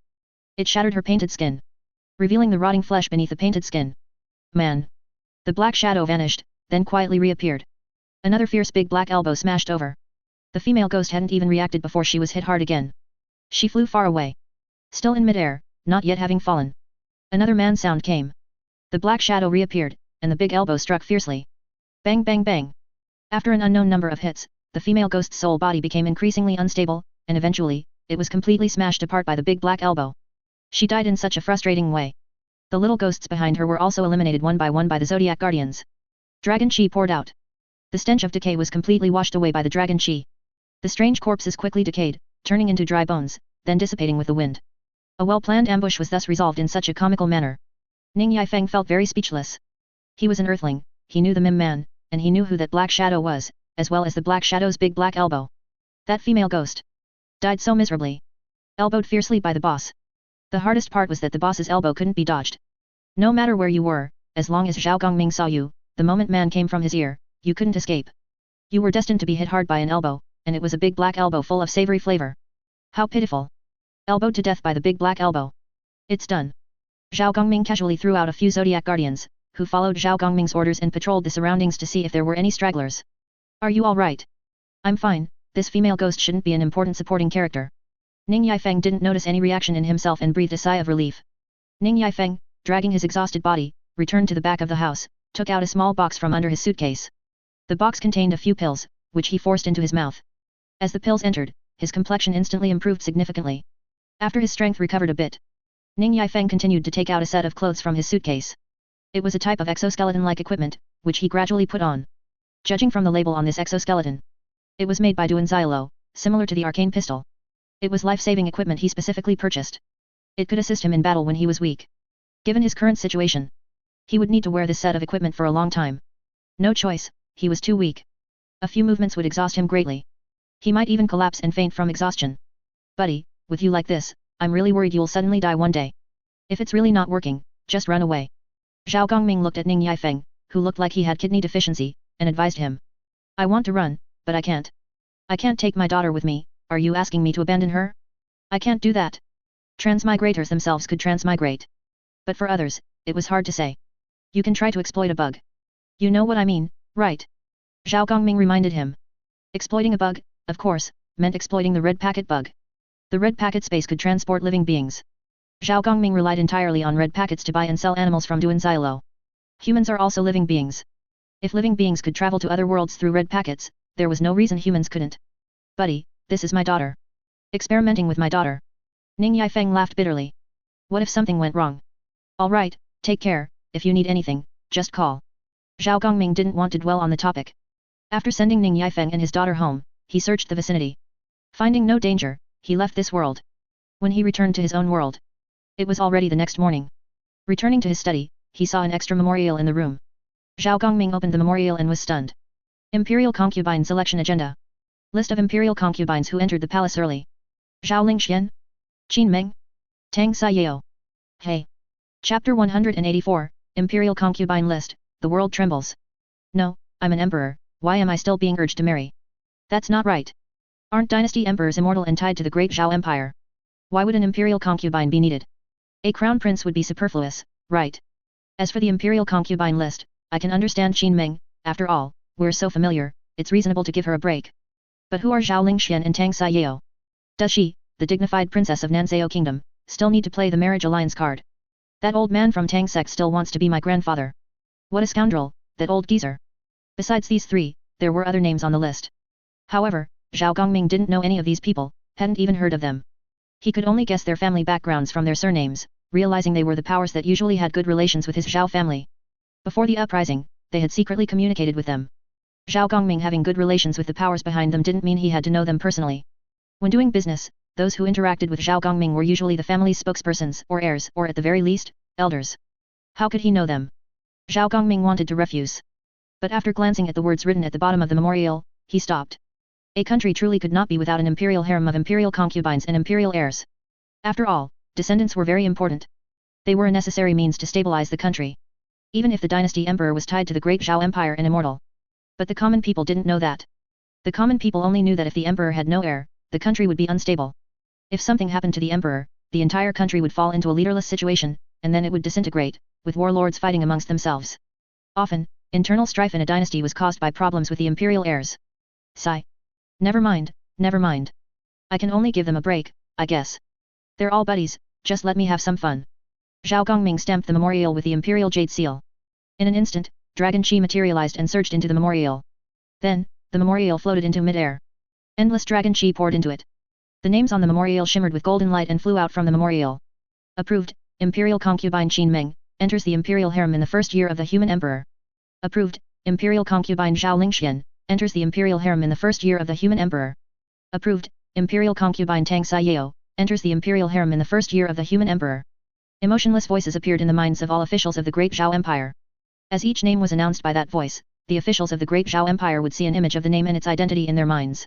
Qin Meng, formerly the chief administrator of the Zhao family's old capital and now the head female official of the Great Zhao, was selected as an imperial concubine and would enter the imperial harem immediately. Tang Saiyao, a direct descendant of the Tang sect and granddaughter of Tang Fiheng, was selected as an imperial concubine and would enter the imperial harem immediately. Voices echoed. The images and identity information of the imperial concubines were branded into the minds of those officials. They only needed to see an imperial concubine to know her identity, and they were to fully assist the imperial concubine in entering the imperial harem safely. Escorting an imperial concubine into the imperial harem earned merit points and temporarily increased their authority, allowing them to seek help from the Zodiac Guardians along the route, and all other military agencies of the Great Zhao Empire. Holy cow, Your Majesty is selecting imperial concubines. Many officials, who were still working through the night to accumulate merit, suddenly exclaimed at the series of notifications in their minds. Well, I'll be. Imperial concubines were being selected. And the court had suddenly made the selections without any prior notice. Oh, damn it. What the hell? How were they suddenly selected? Many young women and their families were waiting for the selection. How could the court suddenly finish the selection? Something was wrong. The officials scratched their heads, looking bewildered. As the grassroots of the empire, they should have received news and assisted the court in selecting imperial concubines. Why was it so sudden? Brother, what's going on? I remember you're from the Tang sect, right? That imperial concubine Tang Saiyao, she seems to be of your generation. Do you have any inside information? Tell me. A grassroots official in Shu curiously asked his colleague beside him. He remembered that this colleague had joined earlier than him and was a disciple of the local Tang sect in Shu. What's going on? Are you talking about the imperial concubines? She's my cousin. As for the imperial concubines, this was agreed upon a long time ago. It's an internal imperial concubine list. There's no need for you guys to make a fuss. The official selection date hasn't been set yet. Don't panic. This Tang sect brother naturally knew what these guys were worried about. It was nothing more than the fear of waiting for the bus, and then the bus comes and goes, and they haven't gotten on. What's there to be afraid of? Tang Saiyao and those imperial concubines are not on the same bus as their relatives at all. They got in through internal recruitment. Ah? They came in through the back door? So that's it, You scared me. But does a dynasty even have such a thing as a back door? No, but they were agreed upon before the uprising. Ministers who followed the dragon, understand. Strictly speaking, I'm also a backdoor entry. No choice, there was a severe shortage of people in the early stages. The Tang sect disciple laughed heartily, not taking it to heart. He continued to work diligently, with no intention of continuing the conversation. He had been swamped these past few days and just wanted to finish his work early and go to bed. Get some good rest. In a few days, he still had a blind date. Ministers who followed the dragon? Then it's fine. Upon hearing that they were ministers who followed the dragon, everyone stopped discussing the topic. Ha ha ha ha, old Zhao, this position of father-in-law to the emperor, it still has to be me. Tang Fiheng also heard the voice announcing the imperial concubine and immediately burst into laughter. Completely ignoring his son's speechless gaze. Father-in-law to the emperor, what does that have to do with you? That's your granddaughter. I am her father. Old geezer, I am the father-in-law to the emperor. Following the announcement of the imperial concubine news, beams of golden light flew from Chang'an city to various places. One fell upon the imperial concubine. Two fell upon the imperial concubine's parents respectively, and the remaining one fell upon the imperial concubine's family, signifying the family's prosperity and protection by the national destiny. As long as this family does not commit a major error, and the country does not perish, the family will endure forever. Ha ha ha ha, it's done, the family will prosper forever. The families of the imperial concubines laughed uncontrollably. Their gamble had paid off. Everything the great Zhao Empire promised them had been delivered. How could they not laugh? The parents of the imperial concubines were even more thrilled. They received individual national destiny protection, and their merit points increased significantly. If the imperial concubine was ennobled as a consort, or an empress, and bore an imperial heir, they would still receive the blessing of national destiny. It was incredibly satisfying. Am I going to enter the imperial harem? I'm so shy. The imperial concubine, hiding in her boudoir, couldn't help but feel a blush spread across her face at the thought of soon enjoying luxurious meals. Zhao Gongming's appearance, his good looks, his ABS, kept replaying in her mind. Oh, oh, oh. She couldn't hold back. How could there be such a perfect man in the world? I must have saved the world in my previous life, ha ha ha ha. That night, Zhao Gongming was fantasized about countless times in countless people's dreams. Chapter 185, 5 Venom Sect, Zhao Gongming, you have a death wish. Nanzhao Kingdom. 5 Venom Sect. Damn it. Why do those idiots from the Tang sect get to be so glorious? What the hell is the great Zhao Empire? They actually heavily rely on the Tang sect, they're no good either. That old fool, the Witch King, actually married his own imperial concubine to the great Zhao Empire's idiotic emperor. Old fool, marrying our Miao Witch's noble bloodline to an outsider. Pure old fool, do you even deserve to be the Witch King? Ah. The leader of the 5 Venom sect, holding intelligence, was furiously venting his anger in the room. The 5 Venom sect is a purely extremist gang, a demonic school. After all, a normal gang couldn't attempt to assassinate an emperor. The 5 Venom sect did. They almost killed the emperor of the Deqian Empire. Even if Emperor Kongd wasn't killed, the 5 Venom sect was not unrelated to Emperor Kongd's later serious illness. And now, the Great Zhao Empire was established. The founders of the Great Zhao Empire were no strangers to their 5 Venom sect, the Zhao family of the God of Wealth. They had no direct grievances with the Zhao family of the God of Wealth, but they had deep grievances with the Tang sect. The Zhao family and the Tang sect were partners, so naturally, they became enemies of their 5 Venom sect. When the Zhao family's business extended to the Nanzhao Kingdom, the 5 Venom sect had malicious intentions, wanting to kill a group of Zhao family members to give the Zhao family a hard time. Later, the Nanzhao Kingdom's royal family warned them. Only then did they abandon the idea. Currently, the Zhao family established the Great Zhao Empire and heavily relied on the Tang sect, which made their old rival, the 5 Venom sect, very displeased. As fellow assassination schools, our 5 Venom sect hasn't been officially recognized, so why can your Tang sect be officially recognized? Why? Is it because our 5 Venom sect is inferior to your Tang sect? Nonsense. Your Tang sect is just bragging. Have you seen the power of our 5 Venom sect? What's so great about being officially recognized? Even if you're officially recognized, your Tang sect is still not as good as our 5 Venom sect. Furthermore, the 5 Venom sect's hostility towards the Great Zhao Empire deepened. And yesterday, the list of imperial concubines for the Great Zhao Empire was announced. In this list, their Nanzhao Kingdom's princess, Zhao Lingxian, appeared. The 5 Venom sect, which already had animosity towards the Great Zhao Empire, hated the Great Zhao Empire even more. How dare they take away their Nanzhao Kingdom's most beautiful woman, with noble bloodline and captivating beauty. Zhao Gongming, you have a death wish. Leader, why don't we kill him? I'm unwilling to let an outsider marry our princess. A high-ranking member of the 5 Venom sect gritted his teeth in anger. Who in the Nanzhao Kingdom didn't covet Zhao Lingxian, the most beautiful woman in the Nanzhao Kingdom? That figure, that beauty. To die beneath a peony flower, even as a ghost, one would be romantic. He wished to become a romantic ghost beneath the princess's pomegranate skirt. What can we do if we're unwilling? We can't do anything to him. The leader of the 5 Venom sect slammed the table in anger. He wished he could tear Gongming apart, but the rumored strength of Gongming made him dare not have any thoughts. Gongming's strangeness was well known. No one in the world could resist his strange moves.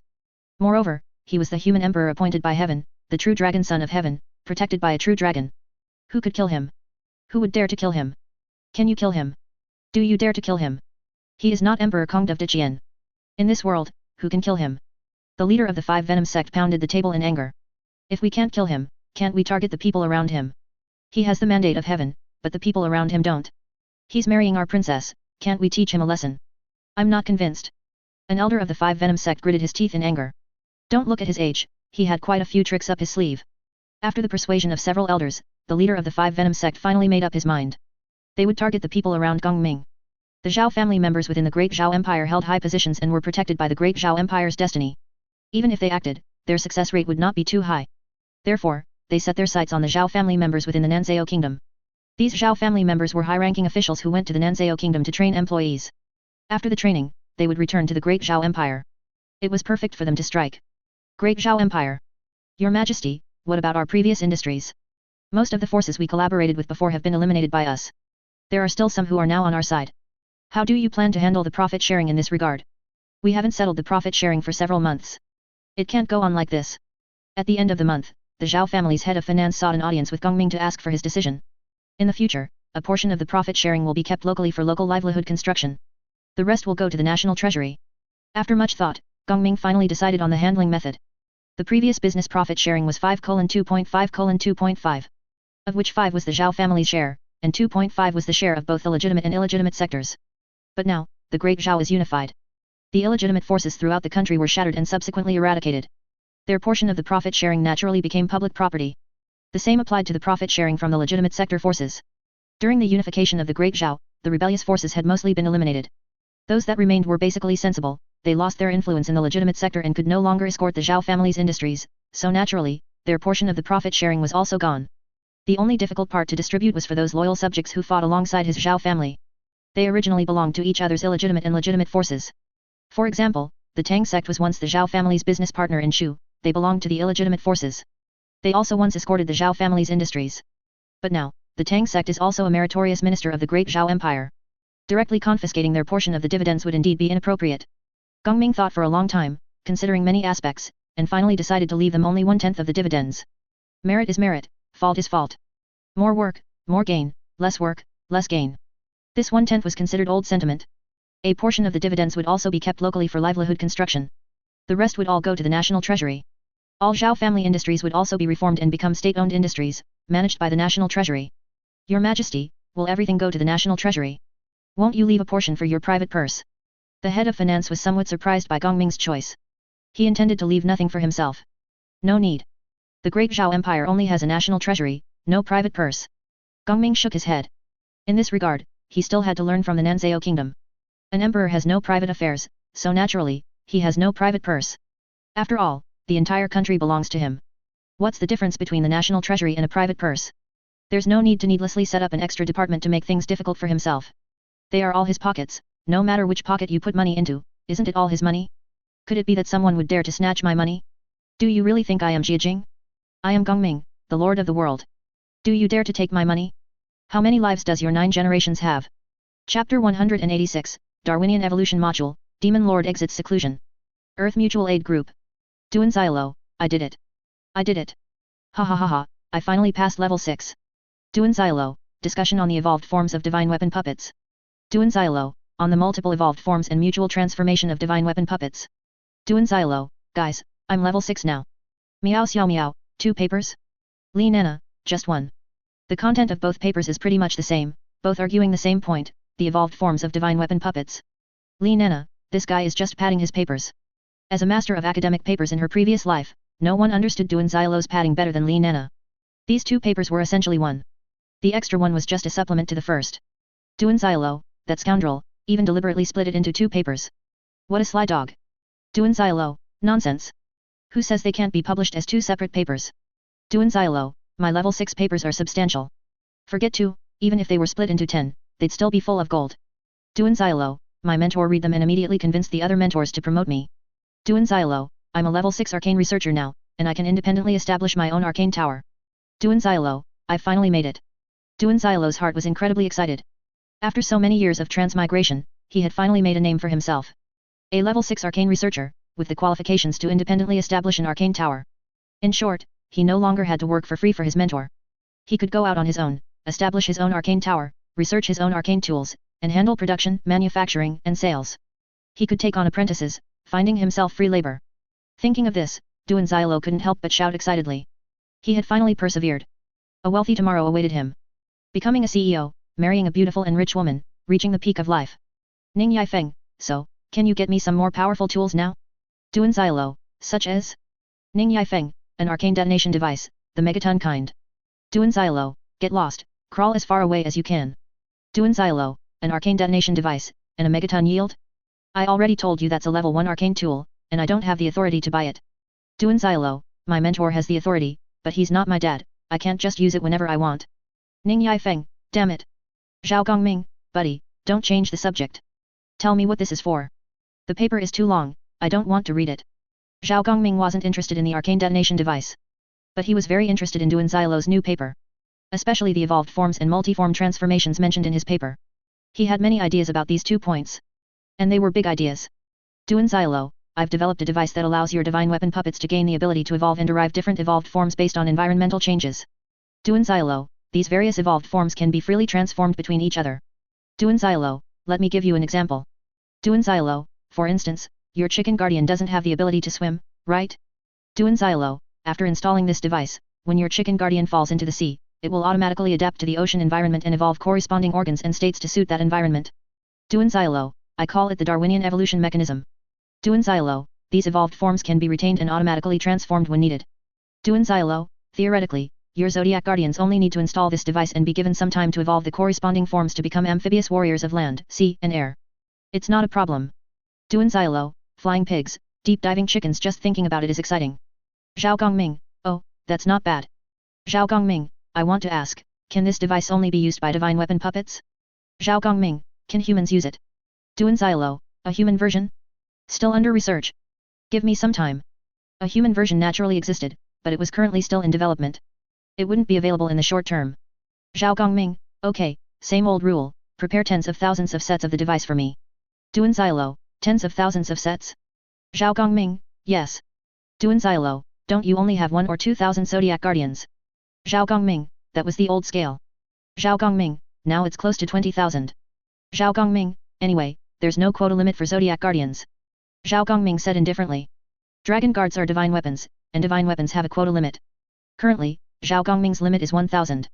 That's 900 more than before the founding of the country. This was thanks to the expansion of the Great Zhao Empire's territory and other improvements. As for the zodiac guardians, they were not divine weapons, but merely high imitation divine weapons. They weren't as powerful as divine weapons, and naturally, there were no so-called restrictions. During this time, Zhao Gongming was still continuously increasing the number of zodiac guardians. Why? For no particular reason. Zhao Gongming considered himself a peace-loving person. He increased his military strength and national power. Not for war, nor for expanding territory. It was purely because he suffered from a severe case of insufficient firepower. Insufficient firepower at home always bothered him greatly. If he had the conditions, he even wanted to station 10,000 divine weapons in every city. Divine weapons, not divine weapon puppets. Alas, he didn't have the conditions. He could only try his best to hoard divine weapon puppets. Duan Xiaolo, why don't you buy smart cores from me? Zhao Gongming. Zhao Gongming, are you still half asleep, old, and confused? Didn't I buy a batch of cores from you a few days ago? Duan Xiaolo, alright, I forgot. Zhao Gongming, less masturbating. If you keep it up, you'll get senile dementia eventually. Duan Xiaolo, no, what does senile dementia have to do with masturbating? Don't scare me.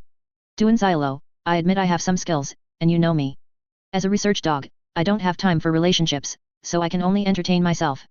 Zhao Gongming, there's no necessary connection. I was just trying to scare you. Zhao Gongming, by the way, are you taking this patent with you? Zhao Gongming, don't end up leaving independently and not being able to take your tool patents with you. Duan Xiaolo, it's fine. My mentor is a very good person. I can take all my research results with me. However, if you want to buy my old arcane sets from me in the future, there won't be any discounts. Once I leave my mentor, I won't have internal discounts anymore. Zhao Gongming, doesn't matter, it's just a small amount of money. Zhao Gongming, how many Darwinian evolution modules do you have? Give me a batch first. Duan Xiaolo, okay.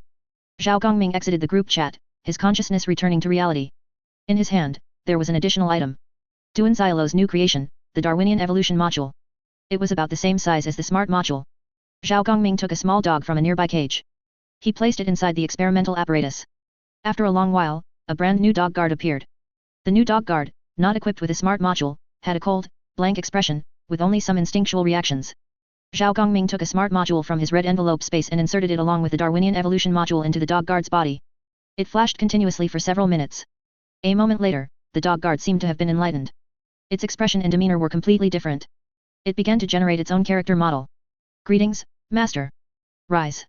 Yes, Master. How long will it take for the Darwinian evolution module in your body to evolve new forms?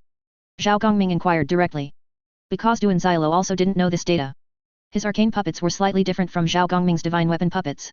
Arcane puppets used arcane energy, while divine weapon puppets used dragon chi. The energy differences between the two were vast. Duan Xiaolo could only confirm that it could be used on divine weapon puppets. As for how long it would take for divine weapon puppets to evolve new forms, he didn't know. After all, he didn't have a data model to calculate it. It will take at least 1 month, Master. The dog guard replied. Good. Zhao Gongming took the dog guard to the backyard. He had Ao Yongzi notify the other dragon guards to bring their subordinates to the backyard. He installed the Darwinian evolution modules for them. For those far away, he had Ao Yongzi send the Darwinian evolution modules to their locations, allowing the local zodiac guardians to install them themselves. Their first evolved form was the flying form. For this, Zhao Gongming had the dragon guards and chicken guardians, those who possessed the ability to fly, help the other guardians to fly continuously, and even experience weightlessness, forcing them to evolve, adapt early, and develop flying forms. As a result, a very strange phenomenon appeared in various parts of the Great Zhao Empire. Their locally stationed zodiac guardians were constantly being thrown down from the sky by the chicken guardians in various ways. This cycle repeated. As if some major operation was underway. Some local martial forest schools would occasionally run to the vicinity of the zodiac guardian camps, seriously and carefully observing the movements of these zodiac guardians. Then they would imitate, and from time to time, a few people would discuss among themselves. Nodding, shaking their heads, seemingly pondering something. Although they didn't know what the zodiac guardians were doing. But, there must be a reason for them to do it.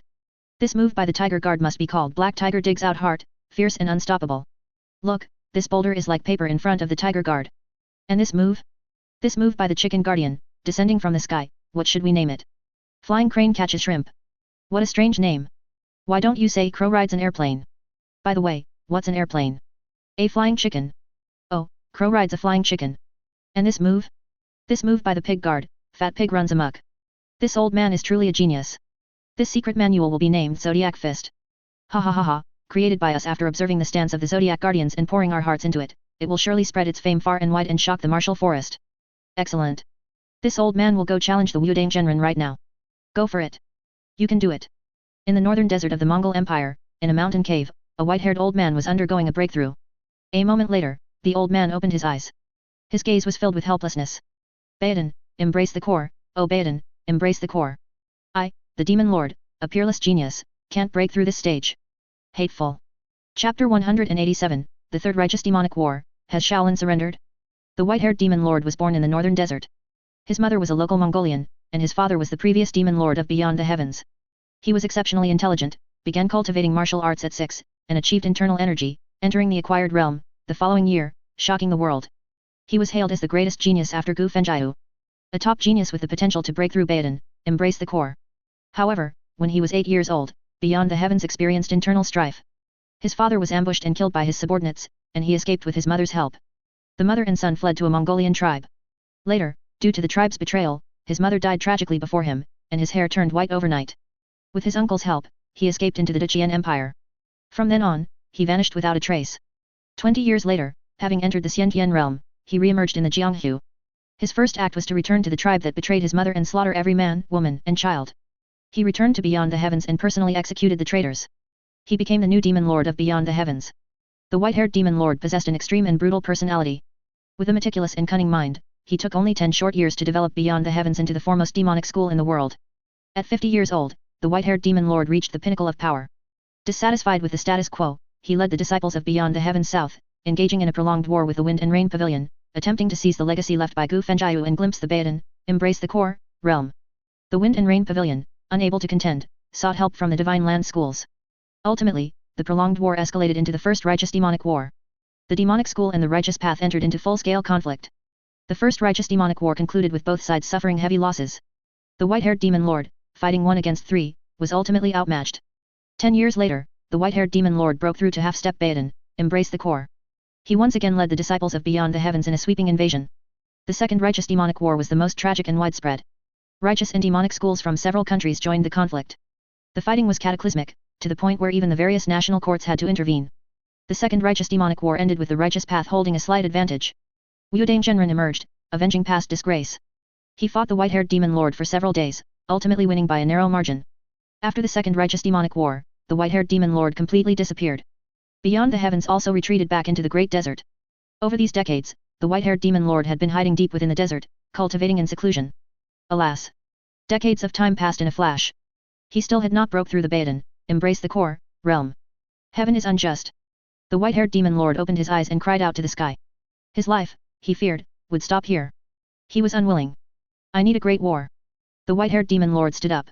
He had decided to initiate the Third Righteous Demonic War. He sought an opportunity for breakthrough. Succeed or die trying. To die for the martial Dao, it was worth it. Someone. Sect Master. Sect Master. You're awake? That's wonderful. Sect Master, you're finally awake, boo-hoo-hoo. An elderly disciple, seeing his sect master emerge from seclusion, immediately burst into tears. He had waited for decades. He had waited for decades. If not for the occasional true chi fluctuations heard from the secret chamber, the disciples of Beyond the Heavens would have thought their sect master had died. He had guarded for as many years as the sect master had been in seclusion. He originally thought he would never see the day the sect master emerged. He never expected that today, the sect master would emerge. Ha ha ha ha ha. I really did wait for the sect master. Xiao I didn't expect you to have grown old. The first person the white-haired demon lord saw after emerging from seclusion was a disciple who had once served him. He hadn't expected that decades had passed. This young disciple had also grown old. However, he himself was also not young anymore. Without achieving Baodin, embrace the core, one would eventually turn to dust. Sect Master. Xiao announced to the entire school. Prepare to head south. To complete what we left unfinished. The white-haired demon lord declared loudly. As you command, Sect Master. On Mudang Mountain. Two figures were locked in intense combat within the mountain forest. True Chi collided, erupting with powerful shockwaves that shattered the surrounding trees. Sky-filling flower rain. Innate supreme protective aura. Who?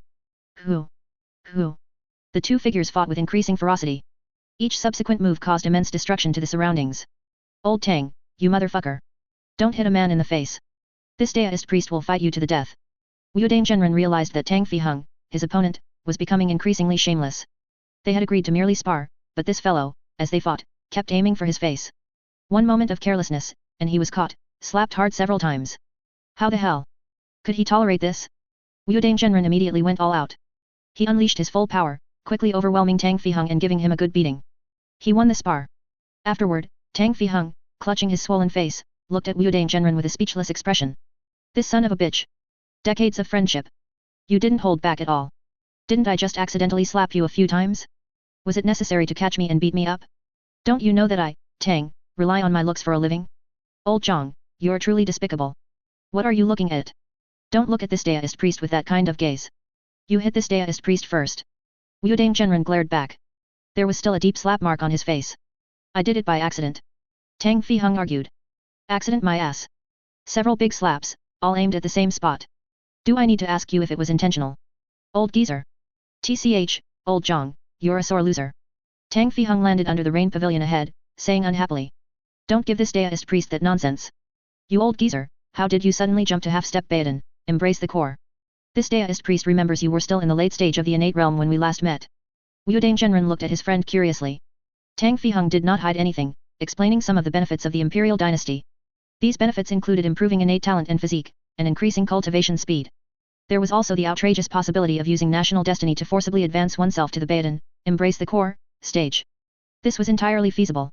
It just required an immense amount of national destiny. One needed to possess a massive amount of merit points for it. Even a loyal minister like the Tang sect couldn't accumulate that many merit points. Tang Fiheng could only settle for the next best thing, elevating his martial arts realm to half-step Baodin, embrace the core, and incidentally, exchanging for several decades of lifespan for his wife. Anyway, he held a high position and was protected by national destiny, which inherently granted him several decades of increased lifespan. There was absolutely no rush. Damn. Is the imperial dynasty real? Can it really break through to Baodin, embrace the core? Wu Dangzhenren suddenly grabbed Tang Fiheng's hand, saying excitedly. Why would I lie to you? Do I need to lie to you? Does the great Zhao Empire need to lie to you? What standing do you have? Are you even worthy of the great Zhao Empire lying to you? Do you have that qualification? Or do you think you can defeat the Zodiac Guardians? Tang Fiheng looked disdainful. Old Zhang, times have changed. The era of martial artists has passed. The current era is the era of Great Zhao. All martial artists, regardless of their status, are mere chickens and dogs before the Great Zhao Empire. Not worth mentioning. Any one of the Zodiac Guardians could wipe out a so-called martial forest school. Since the establishment of the Great Zhao Empire, how many schools were there that defied the rule of the Great Zhao Empire? There were Buddhist schools, and there were Daoist schools. There were also some who considered themselves prestigious schools. And then what? There was no then what. The Zodiac Guardians of the Great Zhao Empire moved out, and in just one night, they uprooted them all. Since then, the martial forest schools became obedient, voluntarily surrendering their land. They retreated back into their schools. The imperial guards of Deqian merely intimidated you, at most finding some small to medium-sized schools to make an example of. But the Great Zhao dynasty would truly deal with you, and deal with you to the death. Cough, cough. Don't talk about these things. Old Tang, this Daoist priest wants to ask if you have a way to arrange for this old Daoist to join. Zhang Zhenren was a bit embarrassed. If he had known that this old fellow Tang Fiheng had connections, he shouldn't have beaten him so hard just now. There is a way, but aren't you, old geezer, retired? Not meddling in martial forest affairs. Tang Fiheng smiled, looking at Wu Dang Zhenren. What nonsense is that? This Daoist priest is also a citizen of Great Zhao. To serve Great Zhao is our honor. This Daoist priest is merely old, not dead. If the dynasty has a need, this Daoist priest is willing to lead all Wu Dang disciples to serve the country, burning out the last shred of our lives. To break through the Baodin, embrace the core, realm, Zhang Zhenren cast aside all shame. He immediately declared his loyalty to Tang Fiheng. After all, the Baodin, embrace the core, realm was the dream of all innate masters. Especially for a master like him, who had reached the end of his path. If he could break through the Baodin, embrace the core, realm, serving as a dog for the dynasty was not out of the question. Are you sure? Sure. Don't be so quick to agree, let me finish first. The dynasty intends to collect all martial arts secret manuals in the Divine Land, centralize them, revise them, establish a martial arts library, and allow all citizens of the Great Zhao Empire to peruse them. Also, the dynasty plans to establish a martial artist association, led by martial forest masters, with the purpose of managing and registering all martial artists within the Great Zhao Empire. Are you sure your Wu Dang can accept these conditions? Tang Fiheng stated his objective. It has always been thus, Confucian scholars disturb the law with literature, and knights violate prohibitions with martial arts. Great Zhao dealt with Confucianism, so naturally, it wouldn't let knights go unchecked. Therefore, integrating and managing martial arts forces was a necessary measure. After all, martial artists were notorious for causing trouble. How could such a group, which could bring them a burden of work, be left unsupervised? The Martial Artist Association and the Martial Arts Library. These were necessary measures. On one hand, it was to preserve legacy and eliminate the boundaries between various schools. On the other hand, it was to manage martial artists. Martial Arts Library. All martial arts legacies. Zhang Zhenren was stunned for a moment. Then he calmed down. Yes, all martial arts secret manuals. My Tang Sec's 3 unique techniques have also all been handed over. Friendly reminder, handing over martial arts secret manuals comes with merit point rewards. Northern Shaolin and Southern Shaolin have argued about this several times. The abbots of both sides have even fought several times. Tang Fiheng said with a smile. Northern Shaolin and Southern Shaolin originated from the same lineage. Many of their martial arts legacies were shared by both sides. Only a very small portion of unique secret techniques were not shared. Their conflict arose precisely from this. Southern Shaolin was the quickest to pledge allegiance to the dynasty. All 72 unique techniques that both sides shared were handed over by Southern Shaolin. This later led to Northern Shaolin not receiving merit points when they submitted the same secret manuals. Enraged, Northern Shaolin and Southern Shaolin started fighting. The abbots of both sides even dueled several times, each refusing to concede to the other. Later, to reconcile the two, the merit points for the martial arts secret manuals shared by both sides were equally divided. Northern Shaolin had to provide the method for making the Great Reversion Pill to compensate Southern Shaolin for their losses. After all, Southern Shaolin had pledged allegiance first. First come, first served. What? The bald donkeys of Shaolin have surrendered. Chapter 188, The Imperial Court is full of extremists, the 5 Venom sect seeks death. They surrendered. It was their initiative. And the martial arts library was also their suggestion. Southern Shaolin submitted the most secret manuals, so your majesty rewarded Southern Shaolin with the position of the first Martial Artist Association president. It must be said, those bald donkeys truly understood the opportune moment. The Imperial Court had just finished dealing with the scholars when those bald donkeys proactively sought them out, suggesting the Imperial Court handle the martial artists' affairs. The Imperial Court happened to have this idea, and thus, they hit it off immediately. The Martial Artist Association and the Martial Arts Library were born at the right time. Originally, the Imperial Court only wanted to use the Martial Artist Association to conveniently manage the martial artists of the world. The Imperial Court was not interested in the so-called martial arts legacy. After all, the Imperial Court possessed stronger transcendent power. The so-called martial artists, under the dimensional strike of top-tier Xianhuan power, were as weak as paper. However, Southern Shaolin believed that a single martial artist association was insufficient to manage the martial artists of the world. They then proposed establishing a martial arts library, collecting all martial Dao legacies in one place, and managing martial artists using the carrot and stick approach with martial artist legacies. It must be said, Southern Shaolin's suggestion was brilliant. The imperial court deemed it feasible and implemented it. Southern Shaolin proactively handed over all its martial arts cultivation techniques, leaving nothing behind. Even those divine cultivation techniques rumored to have been lost for a long time were dug out from graves and handed over one by one. Everything they did was for their legacy. Confucianism, Buddhism, Daoism. The precedent of Confucianism was still fresh in their minds. If they didn't want to die, they could only proactively pledge their allegiance. As for the Pledge of Allegiance. Sorry, fellow martial forest practitioners. The proposal of the martial arts library was destined to be criticized. They could endure the infamy, being cursed a few times for their own legacy was not unacceptable. Damn it. Those bald donkeys truly harbor ill intentions. The first martial artist association president, why should it be their Buddhism? Our Daoism's legacy is not bad either. If Buddhism can be the first president, our Daoism can too. Handing over secret manuals? We can do that too. The imperial court's pace was unstoppable. Rather than feudal resistance, it was better to be proactive. That way, everyone would look good. The only thing Immortal Master Zhang was displeased about was why those bald donkeys could be the president.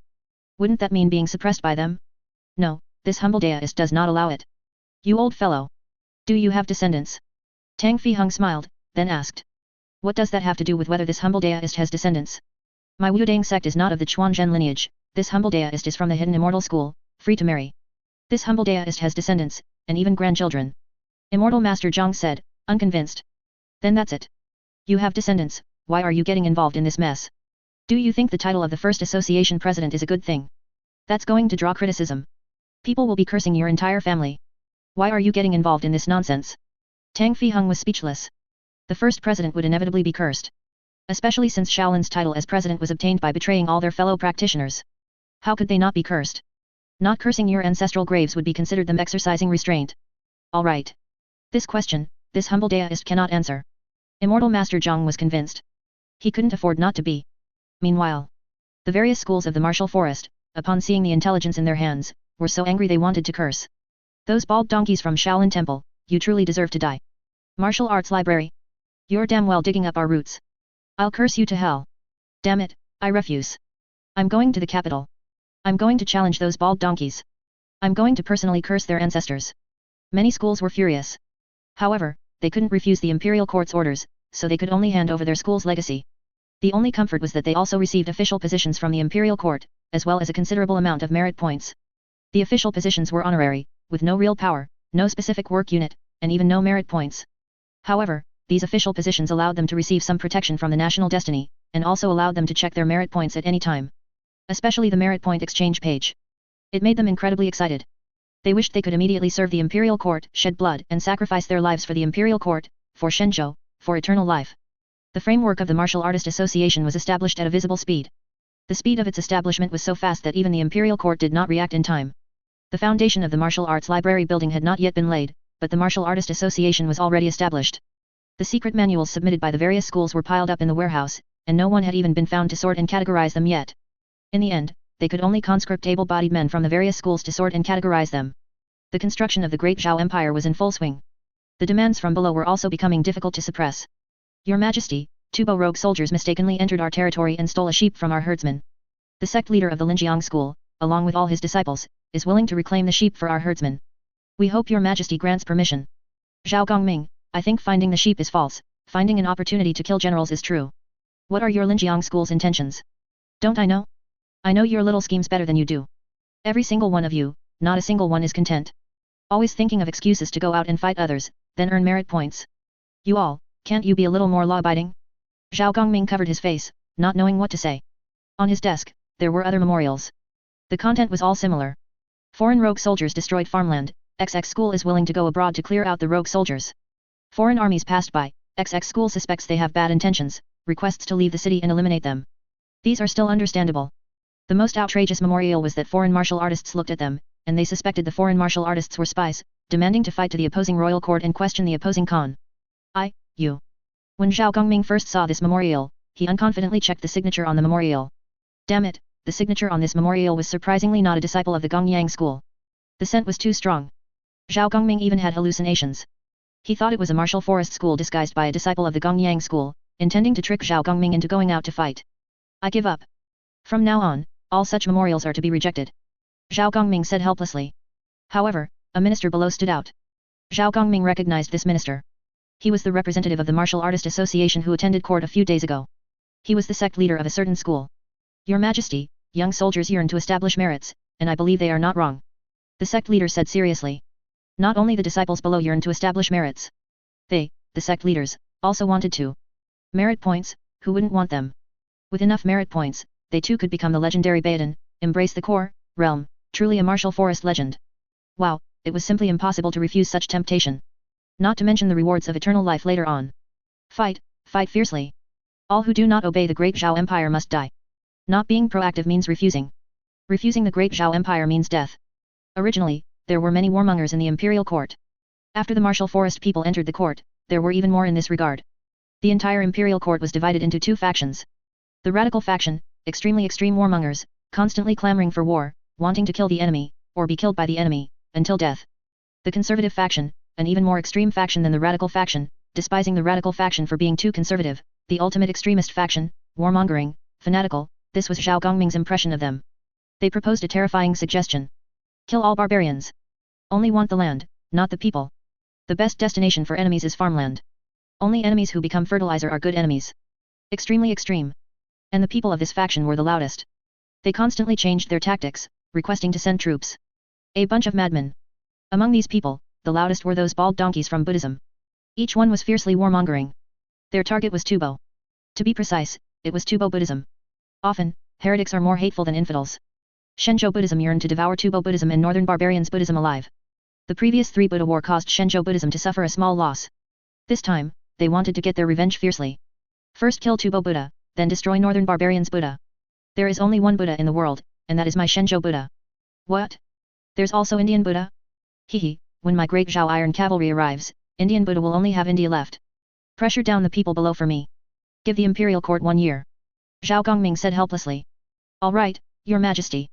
I, your humble servant, will do my best. The martial forest sect leader nodded. The pressure was not small. Especially those disciples who were rejected from conscription, they were unwilling to give up these opportunities to earn merit points. How is the conscription progressing? Reporting to your majesty, this conscription had a total of 1.15 million applicants, and after screening, 400,000 new recruits have been dispatched to various locations for intensive training. The plan is to select 200,000 new recruits from them after 1 year. Zhao Gongming listened to the report and nodded.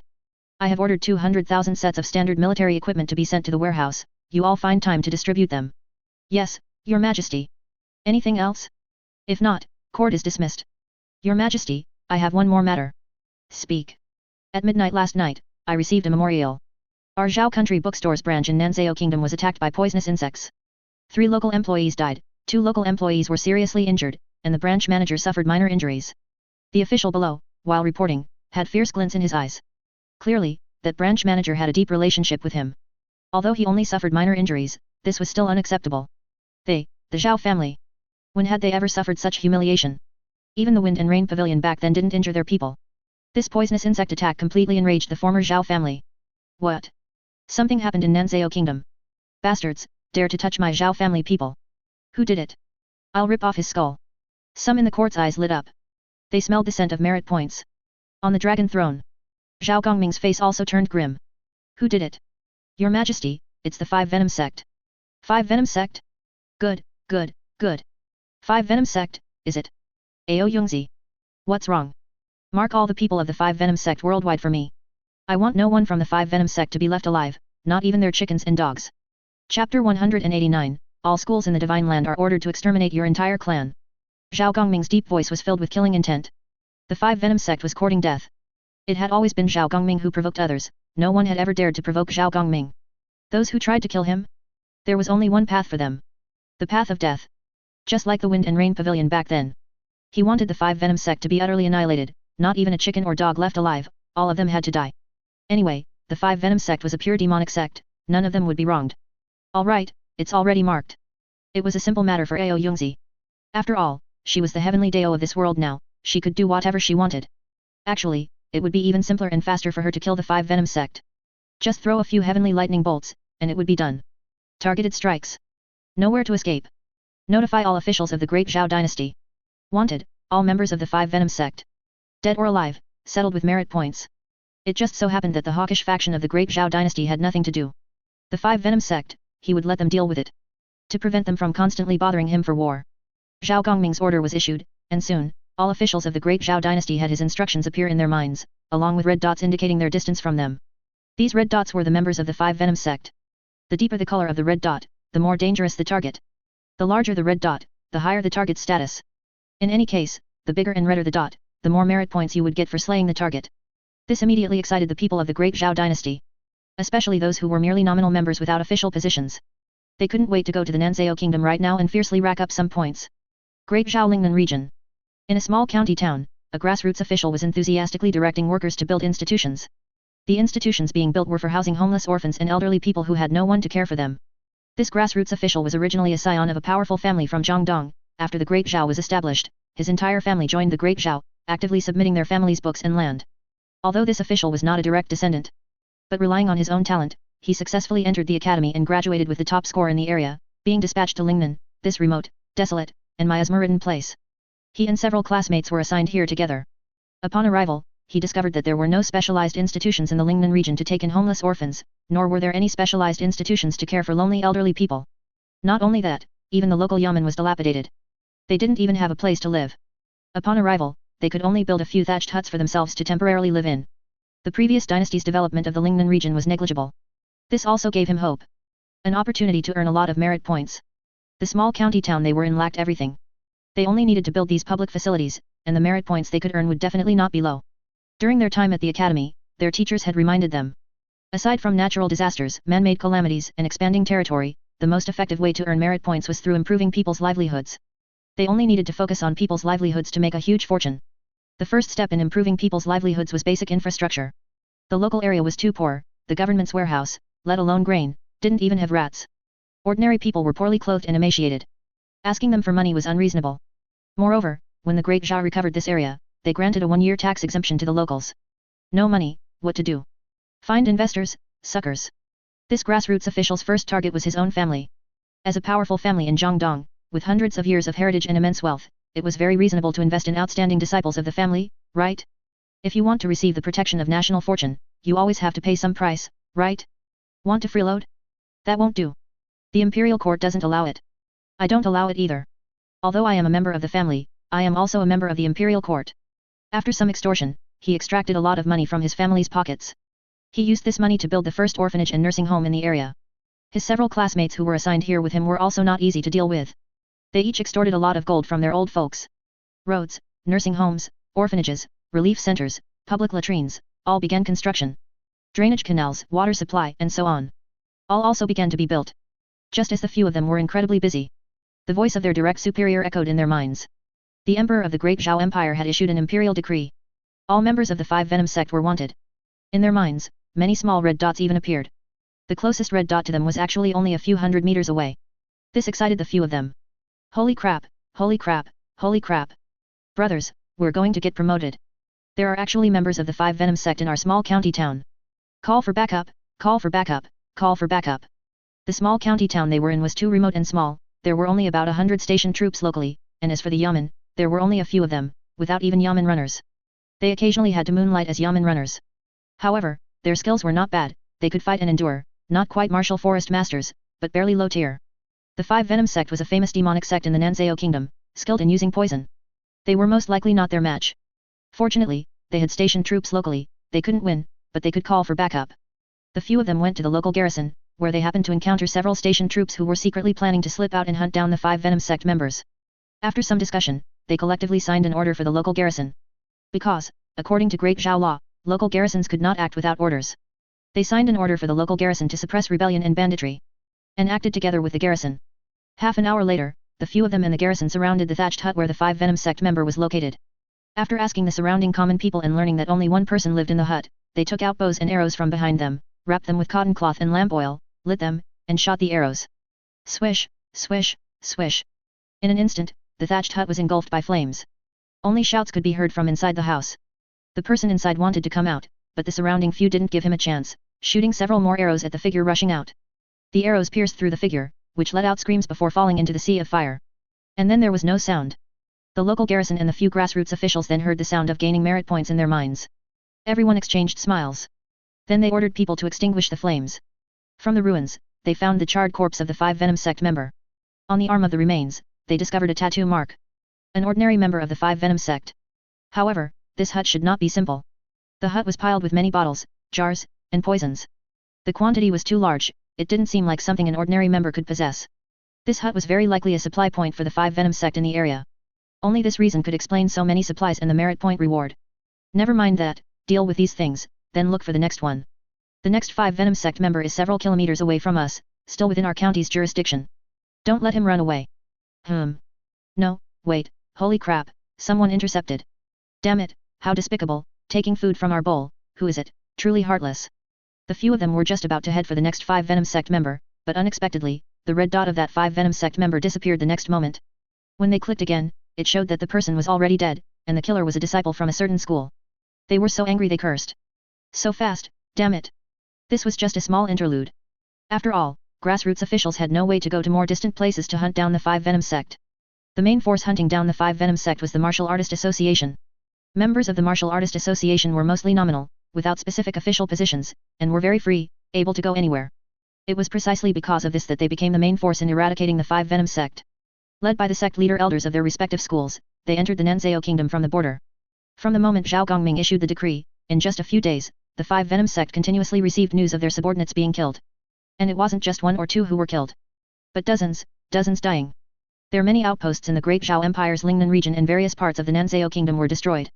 The responsible persons and disciples were killed. The most tragic was their saint of the 5 Venom sect, the next sect leader, who was jointly slain by several top masters. It was several top masters. Top masters of the Xiantian realm, jointly slaying a junior of the acquired realm. Holy crap, did they have no shame? If you were going to duel, fine, but you actually teamed up to besiege and kill him. Did they have no shame? The sect leader of the 5 Venom sect, upon hearing the news, screamed in rage. He immediately ordered his followers to be gathered, preparing to reclaim their dignity. At this point, anyone with a bit of sense knew that someone was targeting their 5 Venom sect. From the intelligence, those targeting them were people from the Divine Land. Their martial arts moves were in the style of the Divine Land, such as the dragon subduing palm, Tai Chi fist, and so on. As a demonic sect, if they were bullied and didn't reclaim their dignity, would they still be considered a demonic sect? Let's fight them. A month later, the Wudang disciples led by the Wudang Immortal Master, and the Shaolin disciples led by the abbots of Northern and Southern Shaolin Temple, jointly stormed the headquarters of the 5 Venom sect. The 5 Venom sect headquarters, hidden deep within the 100,000 mountains, ultimately could not remain hidden. After all, a large number of small red dots deep in the 100,000 mountains were constantly telling everyone that the 5 Venom sect was inside, come quickly. The 5 Venom sect was like a firefly in the dark night, so dazzling and alluring. Take a move from this poor monk's dragon claw hand. Amitabha, it's time to go, evil creature. Tai Chi sword, still Tai Chi sword, die for this poor deist. A large group of people, mighty and unstoppable, killing gods and Buddhas alike, forcibly broke into the 100,000 mountains. Wherever they went, not a blade of grass grew, and none of the 5 Venom sect's disciples survived. Finally, the stone gate of the main hall was shattered. The group of people charged in. At the top of the main hall, the sect leader of the 5 Venom sect sat on a stone chair, looking at the great Zhao martial forest masters who had charged in, lost in thought. This venerable one has always been puzzled. I hope you all can answer. May I ask, has the 5 Venom sect ever offended any of you? To make you travel thousands of miles, from the great Zhao into my Nanzhao kingdom, not hesitating to break into the 100,000 mountains just to exterminate my entire sect. What hatred! What enmity! Chapter 190, just destroyed the 5 Venom sect, and now beyond the heavens is coming? What hatred! What grievance! Ha ha ha ha, you old fellow, are you feigning ignorance? Don't you recognize us? But I recognize you. My father died by your hand back then. You personally dug out his internal organs to refine goo. I will never forget that face of yours in this life. Among the Wudang sect disciples, a middle-aged disciple, eyes red, stepped forward and angrily pointed at the 5 Venom sect leader. The second great righteous path and demonic path war. The decisive battle between the righteous path and the demonic path. His father, following his master's orders, went south to resist the demonic path of Nanzhao kingdom. However, he never returned. When he was seen again, he was already a cold corpse. Moreover, his internal organs were hollowed out, and his tongue and eyes had all been dug out. He did not die with a complete body. And the one who killed his father was precisely the 5 Venom sect saint of that time, now the 5 Venom sect leader. In these decades, he dared not forget for a moment. The hatred for his father's murder, unforgettable for all eternity. Internal organs, refining goo. Wudang disciple. There were too many, this demonic lord simply can't remember who your father was. The five Venom sect leader shook his head, indicating he couldn't remember, couldn't recall. The second Great Righteous Path and Demonic Path War was too long ago. Who could still clearly remember events from decades ago? Furthermore, there were simply too many Wu-Dang sect disciples who died by his hand back then, not 100, but dozens, even more were used for refining goo. Basically, every Wu-Dang sect disciple who died by the five Venom sect's hand was materials for refining goo. He couldn't remember. You deserve to die. That middle-aged Wu-Dang sect disciple, tears bursting from the corners of his eyes, wanted to rush forward and fight him to the death, but the disciples behind him fiercely held him back. For an acquired realm martial artist to fight a Xiantian realm 5 Venom sect leader, wasn't that seeking death? Wu-Dang is like this, what about Shaolin?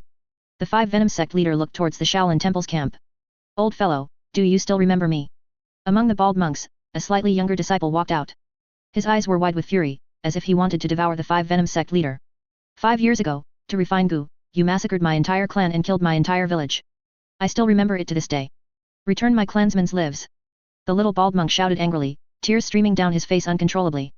Compared to the Wu-Dang sect disciple, the hatred between this Shaolin temple disciple and the 5 Venom sect was greater and deeper. He was originally a villager from a small village in Lingnan. 5 years ago, the 5 Venom sect leader, to raise a type of poisonous goo, killed his entire village, using the villagers' blood to nourish the goo. He hid in a Buddha statue and witnessed everything. A week later, an elder from southern Shaolin passed by, performed rites for the brutally murdered villagers, and rescued him, barely clinging to life, from the Buddha statue. He joined the Shaolin temple to learn cultivation techniques, precisely for this day. To avenge his entire clan. Benefactor, you killed my disciple's entire clan. Today, please pay with your life, benefactor, to appease my disciple's demonic path. The Shaolin temple elder spoke, his gaze coldly fixed on the 5 Venom sect leader. He still remembered the tragic scene from 5 years ago. That tragedy had even caused a slight crack in his Buddhist heart. If he didn't kill this person, it would be difficult to calm his Buddhist heart. Such a devil head must be killed. Oh.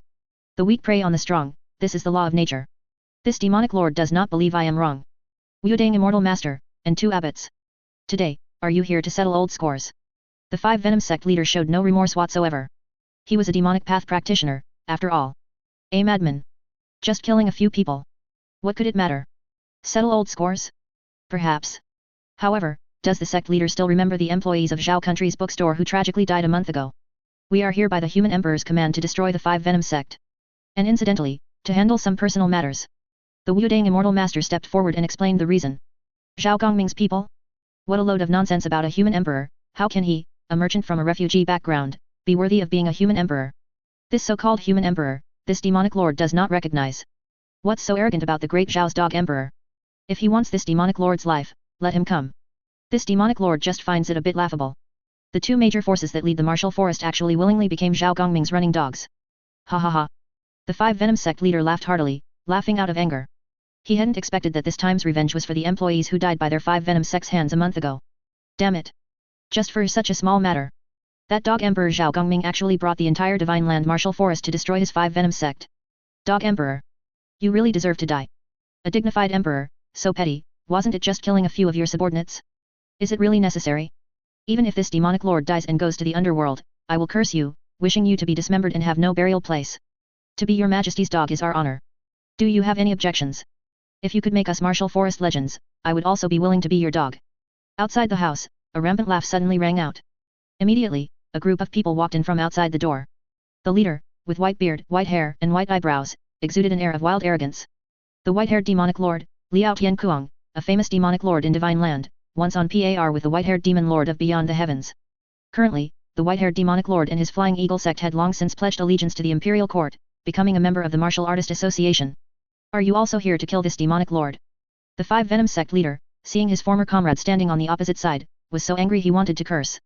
He still remembered that during the Second Great Righteous Path and Demonic Path War, this white-haired demonic lord killed no fewer people than he did. Aren't you talking nonsense? If I don't kill you, they will. You and I have some camaraderie, why not let me have the honor and kill you? Anyway, you're going to die, you can't escape today. Liao Tiankuang laughed loudly. His goal was very clear, to kill the boss. To kill this biggest and most prominent target.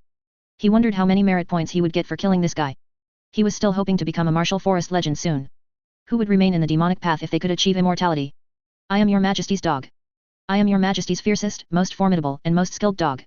Whoever your majesty wants dead, I will kill them. Grandpa, why are you still wasting words with him? Just do him in. Behind Liao Tiankuang, a stunning woman drew a great saber and launched an attack at the 5 Venom sect leader, greeting his entire family. Another mute bride. Beautiful, good figure, and a pleasant voice, but she couldn't control her mouth and liked to greet the opponent's entire 18 generations of family. Liao Tiankuang covered his face, suddenly feeling a bit uncomfortable. Move, move. No sooner had the words fallen than Immortal Master Zhang's sword flew out, closely followed by the abbot's bench. Southern Shaolin's 18 bronze men, advance. You offended your majesty, and you still expect to live. It's not that easy. Southern Shaolin's invincible ultimate technique, hair-splitting blade pig slaying knife. Southern Shaolin's ultimate technique, invincible flying great bench. Die, you scoundrel. The four factions moved simultaneously. Soon, the 5 Venom sect leader, without a sound, was beaten into a pulp and died tragically on the spot. Afterward, everyone swarmed forward, chasing down the remaining 5 Venom sect members. And a portion of the people were at the 5 Venom sect headquarters, rummaging through everything, plundering the 5 Venom sect's secret manuals. Even those highly poisonous goo, they didn't let them go, taking them all away. They didn't know how to use or raise goo. But the people of Nanzhao Kingdom did. They could exchange the 5 Venom sect's goo for cultivation techniques with the Miao Witch of Nanzhao Kingdom. Any cultivation technique would do, as long as it could be exchanged for merit points. They weren't picky. As for the gold and silver treasures, they didn't take them. After they finished plundering, the Nanzhao Kingdom's army entered the scene, began clearing the area, handling the bodies, and incidentally, plundering and moving the 5 Venom sect's wealth. The 5 Venom sect's possessions. Their various factions had already agreed. The people of Nanzhao Kingdom were responsible for providing various antidotes and logistics to the Martial Artist Association's schools. The 5 Venom sect's wealth belonged to Nanzhao Kingdom. The rest belonged to the Divine Land martial artists. The martial artists' feast ended just like that. Each school earned a fortune. The merit points they obtained were enough to enhance their talents and lifespan. This business was not a loss.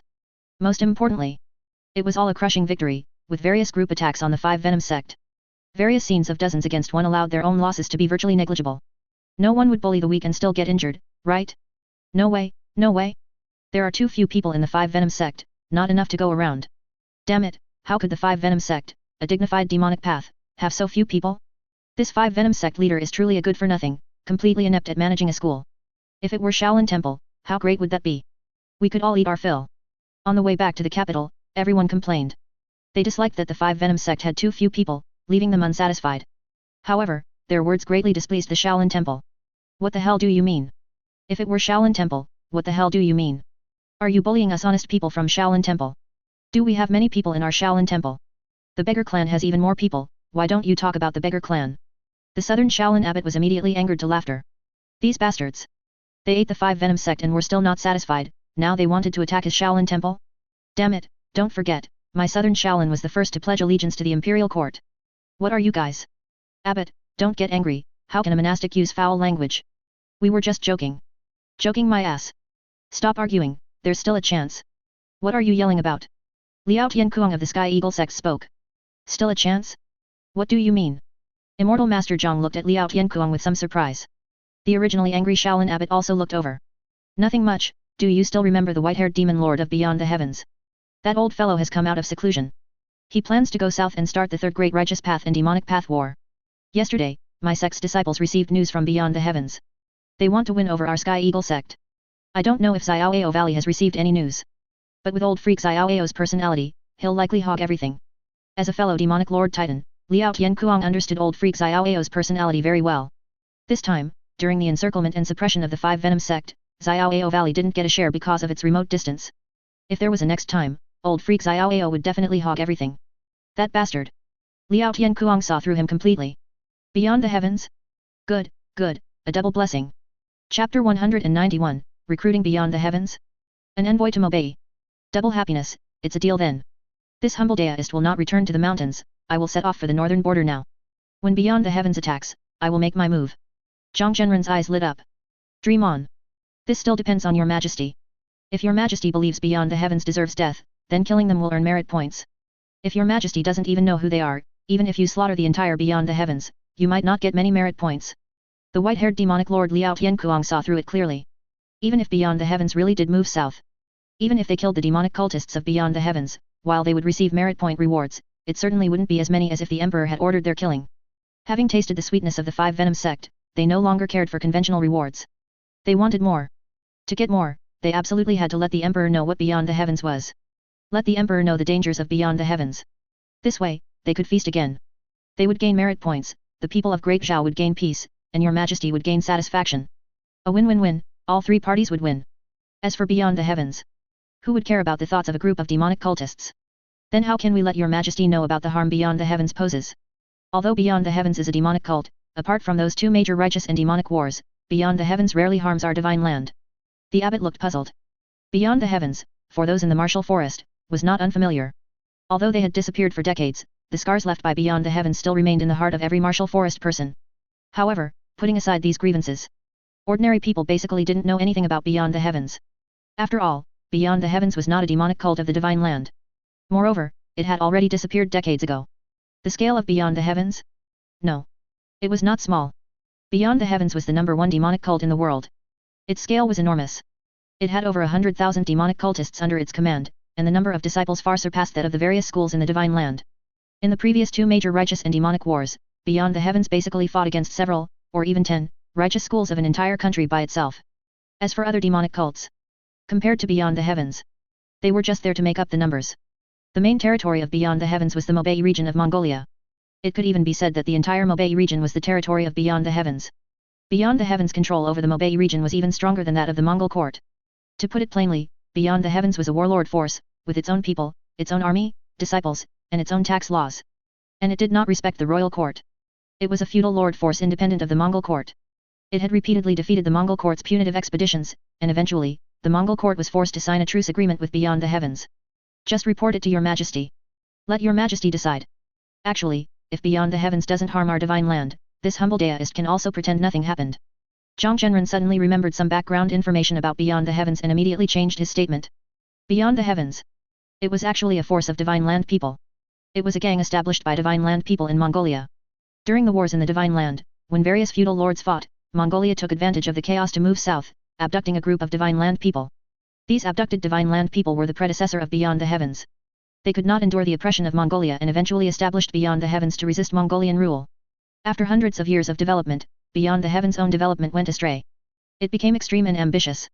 Step by step, it became a demonic cult.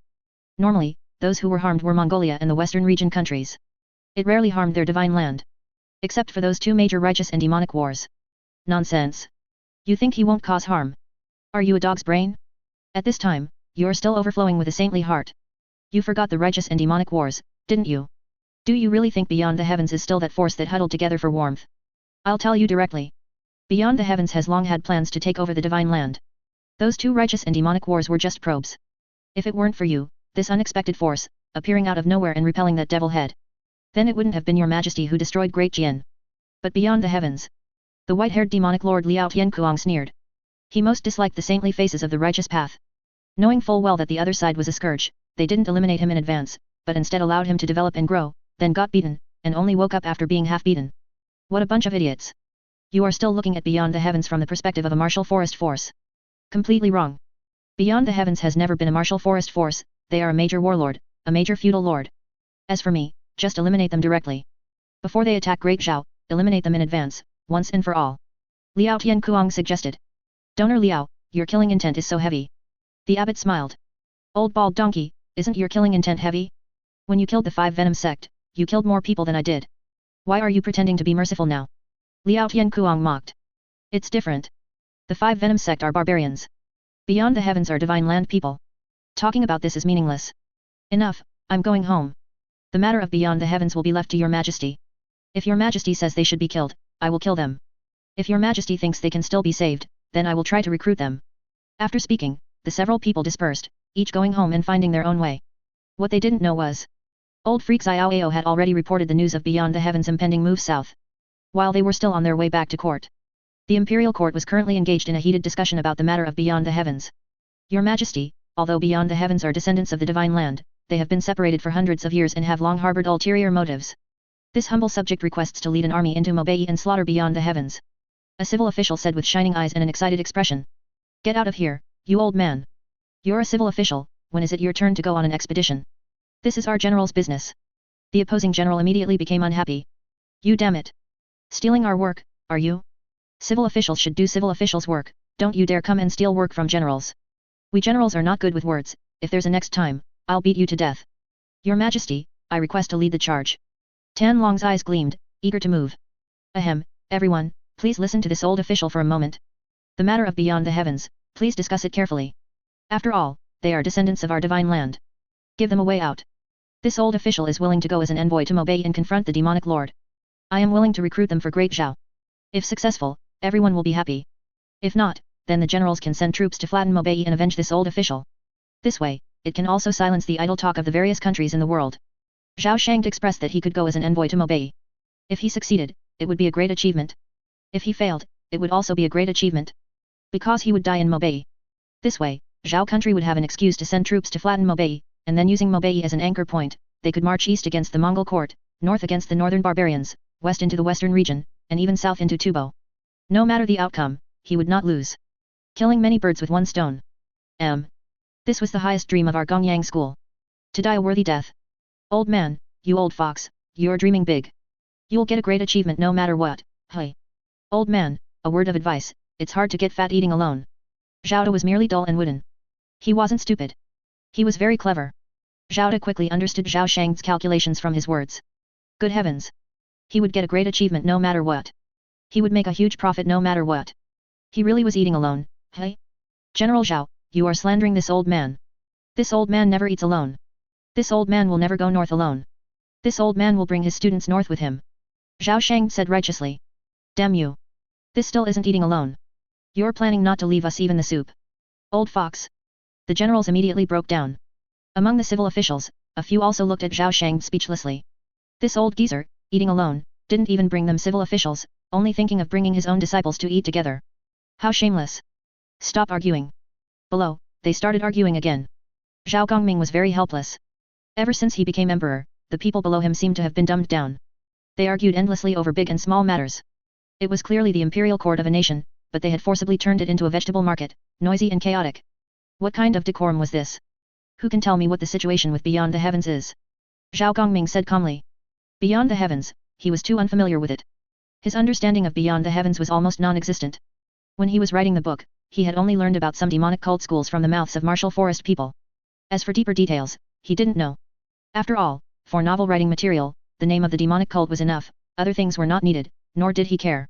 Anyway, he would reprocess everything in the end. He didn't understand Beyond the Heavens. He only knew that the leader of Beyond the Heavens was the demonic lord. One of the top few experts in the martial forest. After all, Beyond the Heavens had been dormant for too long. Your Majesty, let me speak. Zhao De immediately stepped forward and informed Zhao Gongming of everything he knew about Beyond the Heavens. And the other people in the court also interjected from time to time, adding some details. After a long while, Zhao Gongming finally understood the specific situation of Beyond the Heavens. Moving south to start the Third Righteous and Demonic War? How arrogant! If it were a few years ago, Beyond the Heavens' move south would still have some deterrent effect. After all, hundreds of thousands of demonic cultists, plus a large number of innate experts, moving south would inevitably cause turmoil in the martial forest, comparable to a world war in the martial forest world. Too bad. Times had changed. The version had changed. Half-step Baden, embrace the core? What kind of trash is that? Does he really think he's hot stuff? Can he withstand a single move from a Zodiac Guardian? The deterrent power of the Demon Lord of Beyond the Heavens himself was not even as great as his hundreds of thousands of demonic cultists. Zhao Die. Your subject is here. You lead a team to escort Minister Zhao north and see if you can talk. If not, then lead the troops to destroy them. Zhao Gongming said calmly. Yes, Your Majesty. This old official guarantees to complete the mission. Zhao Shangde said excitedly. You don't need to guarantee anything, just come back alive. Remember, you must come back alive. Zhao Gongming said seriously. He was really afraid that this extremist leader would commit suicide in Mobei. To be honest, if Zhao Shangde died, Zhao Gongming would be quite upset. After all, such perfect workhorses, one less dead is one less. It was heartbreaking. Your Majesty, what about me? Your Majesty, they don't know the way, but I do. Old freak Xiaoao became anxious. I reported this matter, don't leave me out. I also want to earn some merit points. Your Majesty, look at me. You. Old freak Xiaoao. Zhao Gongming looked at old freak Xiaoao below him, deep in thought. He only knew old freak Xiaoao's Jianghu alias, and couldn't recall his real name. Your Majesty, this old subject's surname is Chong. Old freak Xiaoao reminded him. Oh, Minister Chong, I almost forgot about you. The matter of Beyond the Heavens was reported by you. Since that's the case, you should come along too. Zhao Gongming understood the thoughts of these martial forest individuals, they simply wanted to accumulate some merit points to try and break through to the Baden, embrace the core, realm. Thank you, Your Majesty. Old freak Xiaoao immediately grinned. He shamelessly sidled over to Zhao De. After all, they were a bit closer, making communication easier. If there's nothing else, dismiss the court. Dismiss the court. The palace maid immediately took a deep breath and announced the dismissal of the court. The officials departed, and Zhao Gongming returned to his imperial study, or rather, the Earth Mutual Aid Group. Duan Xialo, we're open for business. Duan Xialo, my arcane tower is built. Duan Xialo, everything at cost price. All you rich folks in the group, help me boost sales. Zhao Gongming, is my dragon throne ready? Duan Xialo, yes, yes, your dragon throne is all finished. Zhao Gongming, stop with the your doesn't talking in that strained voice bother you. Duan Xialo, it does, but you're my super VIP. Zhao Gongming, ugh. Duan Xialo, when will your palace be finished? Zhao Gongming, next month, probably. Duan Xialo, that's pretty fast. Zhao Gongming, the new year is approaching. Li Nana, no red packet. Ding, Zhao Gongming sent a random red packet. Duan Xialo, thanks, boss. Li Nana, boss is generous. Lu Suifeng, love you. Zhao Gongming, Lu Suifeng, can you just die? Zhao Gongming, I suspect you've been bent. Lu Suifeng, damn it, don't slander me, okay? I'm not bent. Can you please stop bringing this up? It's really upsetting. It's already hard enough living in this twisted world, and you keep bringing this up. Lu Suifeng, you once had the same troubles, so don't laugh at me. Lu Suifeng was agitated. He was really agitated. You, too, were once persecuted by gays. Why must you hurt me? Zhao Gongming, hey, don't talk nonsense. You absolutely cannot talk nonsense. I never had such troubles, and besides, I've already resolved it. Zhao Gongming immediately denied it. He had already dealt with the matter of absolute charm. No one could speak ill of it. Lu Suifeng, bro, I've already graduated from university. Lu Suifeng, I'm going back to the village to live in seclusion. Lu Suifeng, as long as I don't go out, gays can't harm me. Lu Suifeng discovered that the cities in this world, especially the developed metropolises, were more twisted than the last, with various gays running rampant. Conversely, in the countryside and smaller cities, sexual orientations were normal. They rarely looked at Lu Suifeng with strange eyes. This made Lu Suifeng feel very at ease. But thinking about it, it made sense. After all, if a world were full of only gays and lesbians, how could such a twisted world continue? Basic biological reproduction would become a problem. Sure enough, in less developed regions, sexual orientations were normal. Lu Suifeng was very glad he found this loophole. Relying on the red packets he usually picked up in the group and the intermediary fees he earned by purchasing on behalf of Zhao Gongming, Lu Suifeng achieved financial freedom. After graduation, he returned directly to the countryside. He rented a large courtyard and began a reclusive life. Away from gays, living a normal life. Zhao Gongming, you're overthinking it. You're the female lead, you can't escape. Lu Suifeng, bullshit. A reserve female lead isn't a female lead. Li Nana, ha ha ha. Duan Xialo, you'll be officially promoted one day. Lu Suifeng, damn it. Lu Suifeng was instantly devastated. His avatar immediately dimmed. Zhao Gongming, how are things on Li Nana's side? Has the war spread to Qinglong City where you are? Zhao Gongming asked casually. Since the disappearance of the Dragonborn, the Yulong Tianxia, Ride the Dragon World, had erupted into wars of unification. The city lords of various city-states led armies, campaigning everywhere, annexing other city-states. Of course, there was someone pushing this from behind. That person was Ao Yungzi. A complete world needs a complete veins to operate and push forward. The Yulong Tianxia, Ride the Dragon World, had a large amount of luck stolen, and it needed a plot to recover. The script Ao Yungzi adopted was a historical drama, Qin conquering the 6 states and unifying the world. Li Nana, no. Li Nana, Qinglong City is a dominant city-state, having successively annexed several city-states. It's incredibly strong now, and the war is unlikely to reach the heartland of Qinglong City. Qinglong City, where Li Nana was incredibly strong. Mainly due to benevolent governance, Qinglong City's national power greatly increased, and several consecutive victories led to the annexation of several powerful neighboring city-states, including Yulong City. With the backing of several powerful city-states, Qinglong City soared, showing a momentum to unify the world. And Qinglong City itself was located in the heartland of its power, making it difficult for war to spread there. It was very safe and stable. Zhao Gongming, that's strong. Zhao Gongming, it seems the protagonist is in Qinglong City. Zhao Gongming, by the way, do you want to be emperor? Zhao Gongming, I can pull some strings for you. Witty. Li Nana, pull strings? That would hurt. Zhao Gongming. Ning Yifeng, holy crap, that's so dirty. Miao Xiao Miao, Nana, you've changed. Zhao Gongming, wow, this person, there's something wrong with her thinking. I'm talking serious business, and you're giving me this. Li Nana, can't men and women do these things? Zhao Gongming, I finally understand. Another woman who lusts after my body. Li Nana, just kidding. Li Nana, emperor? Forget it, I'm really not interested in being emperor. If you can pull some strings, can you help arrange for my family to have a stable life? That's all. Li Nana, I don't ask for riches and honor, only a peaceful life. Zhao Gongming, okay, I'll ask Ao Yungzi to arrange it for you. A month later. The imperial palace of the great Zhao Empire was finally completed. After a simple ceremony, Zhao Gongming hastily moved in. Along with him moved a host of palace maids. As for eunuchs, Zhao Gongming abolished them. Mainly, eunuchs were just two, that. Castrating enemies was fine, Zhao Gongming could accept it. He even liked it. However, forcibly castrating others to serve himself was hard to accept. Please. These were eunuchs, his personal attendants. How could you treat your personal attendants like that? Treat your subordinates like that? It was too cruel. Zhao Gongming himself chose to abolish the profession of eunuch. The role of eunuchs was nothing more than replacing palace maids for heavy work. And serving as guards. In this regard, it wasn't a problem at all. The palace maids of the great Zhao Empire were all equipped with standard arcane suits. Let alone heavy work, even going to the battlefield, they weren't afraid. The profession of eunuch was naturally eliminated. Also moving into the palace were Qin Meng, Zhao Lingxian, and Tang Saiyao, the three women. Originally, according to the plan, they were supposed to enter the palace during the new year. But Qin Meng felt that since Zhao Gongming had already entered the palace, as Zhao Gongming's first confidant, was it appropriate for her not to follow? Then, she moved in. Zhao Lingxian, seeing Qin Meng move in, also became displeased. Everyone was the same, so why did you move in first? Trying to get a head start, hey? No, I have to go in too. Zhao Lingxian followed closely behind. As for Tang Saiyao, seeing her two rivals had already entered, she became anxious. She asked her grandfather, learned the reason, and also found an excuse to enter early. She even brought Xia into the palace. The three of them broke the rules. Then it was no longer a rule. The other imperial concubines also received the news. They were rushing to the palace. In response, the officials of the Ministry of Rights expressed their frustration. This group of rule breakers was too much. They weren't taking the Ministry of Rights seriously. They were furious. They wanted to complain, but found that their own leader was on his way north. The officials of the Ministry of Rights could only pretend not to see it. After all, with their leader absent, they lacked confidence in speaking up. After all, Zhao Shangde was a king of resilience, he dared to withstand immense pressure from a large number of founding ministers and fiercely output his views. This was something others did not possess. Late at night, Zhao Gongming was handling government affairs in the imperial study. A palace maid beside him helped hand over memorials. And checked for typos along the way. To a certain extent, the palace maids of Great Zhao helped Zhao Gongming relieve some pressure.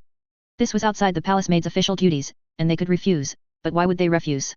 After all, helping the emperor organize government affairs came with merit point rewards, a job others would beg for, so why wouldn't they do it? Did they look like fools? Did they not understand the value of merit points? Your Majesty, Big Sister requests an audience. Suddenly, a palace maid approached and whispered. The big sister she referred to was naturally Qin Meng. This was a habit the Zhao family found hard to break. They were accustomed to using old titles. Officials from the Ministry of Rights had complained about this many times. However, Zhao Gongming didn't mind it. Just a title. Use whatever you like. As long as it wasn't ambiguous or derogatory, you could call him whatever you wanted. No crime. Every time Zhao Gongming left the palace, he often heard people calling him God of Wealth. Compared to the titles of Emperor or Your Majesty, Zhao Gongming preferred to be called Master or God of Wealth. Who would dare to disobey the Emperor's decree? The officials of the Ministry of Rights eventually stopped bothering with it. Qin Meng? It's late, let her in. Zhao Gongming put down the memorial in his hand and ordered Qin Meng to be admitted. The main door opened. Qin Meng walked in, carrying a bowl of sweet soup. Your Majesty, your concubine has made you sweet soup. Qin Meng quickly stepped forward, placed the sweet soup on the table, then embraced Zhao Gongming from behind, whining with an overly sweet voice. The level of her saccharine coquetry made Zhao Gongming somewhat unable to cope. Although Qin Meng was a bit perverse. She wasn't like this before. At least not this cloying. After all, she was a pervert. She would only hide in unseen dark corners, watching Zhao Gongming with lustful eyes. Eyes that could make one's hair stand on end. Just sweet soup. Zhao Gongming picked up the sweet soup and drank it in one gulp. It was mung bean paste, very well cooked and sweet, with a few ice cubes in the bowl. Your Majesty, it's dark, it's time to sleep. Your concubine is here to serve you tonight. Qin Meng winked a few times. The palace maids in the imperial study immediately put down their work. They walked out of the imperial study, closing the door behind them. Chapter 193 White-haired Demon Lord, I transmigrated. This version isn't right. Princess. I'm sorry, Your Majesty is already asleep. Several palace maids guarded the door, occasionally hearing the roars of a man and woman, which made the inexperienced palace maids blush. Suddenly, several figures approached from afar. The person leading them was Zhao Lingxian. Zhao Lingxian held sweet soup in her hand. When the palace maids saw her, they immediately stepped forward to stop her, informing her that Gongming was already asleep. He sleeps so early. Isn't he a night owl? Zhao Lingxian glanced at the imperial study, seeing that the lights inside were extinguished, and felt a little confused. But she didn't think too much about it. Your Majesty handled too many state affairs today and was a bit tired, so he went to bed early. Oh, in that case, never mind. Zhao Lingxian waved her hand, and just as she was about to leave, she suddenly thought, wouldn't it be bad if she came all this way and didn't do something? She then ordered her Guqin to be brought. She had specifically practiced this Guqin skill for Gongming. Originally, she didn't know how to play. But her mother had told her that to become the mother of a nation, she must possess some elegant and presentable artistic talents. She had to understand at least one of the 4 arts: qin, chess, calligraphy, and painting. She couldn't do calligraphy or painting, and it was difficult to master them quickly. She was even worse at chess, her brain wouldn't allow it. The only option left was the qin. She only knew one piece. It would be perfect to play for Gongming to help him sleep. The palace maids guarding the door saw the Guqin being brought and Zhao Lingxian preparing to play. They exchanged glances and fell into a strange contemplation. They really wanted to say something. But they didn't dare. They knew very well that if Zhao Lingxian knew what was happening inside the imperial study, the entire imperial harem would not be peaceful. But if they didn't say anything, it would be even more, that was happening inside, and music was being played outside to enhance it.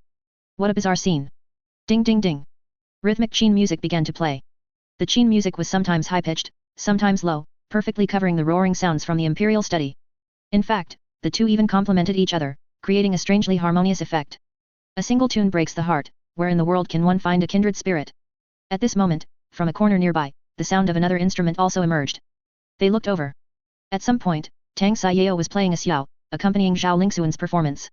Unlike Zhao Lingxuan's beginner skills, Tang Xiao was clearly proficient with the instrument and could skillfully accompany Zhao Lingxian.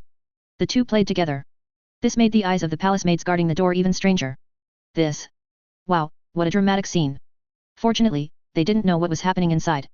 Otherwise, they would definitely start fighting. After one piece, Zhao Lingxian and Tang Xiao exchanged glances, nodded to each other in a friendly manner, and then left separately, leaving behind the palace maids guarding the door with strange looks on their faces. The next morning, Gongming went to court as usual, as if nothing had happened. Qin Meng, however, was completely exhausted and was carried back by several palace maids. Since ancient times, there have only been oxen that worked themselves to death, never land that was overplowed. But now, the situation was reversed. Qin Meng unfortunately became the overplowed land. She still remembered Gongming's words. I gave you a chance, but you're useless, you little trash, incompetent yet loves to play. Qin Meng fell into deep self-abasement. Mobei. Beyond the heavens. Sect Master, the demonic sect of Tubo and the Vajra sect have responded to us.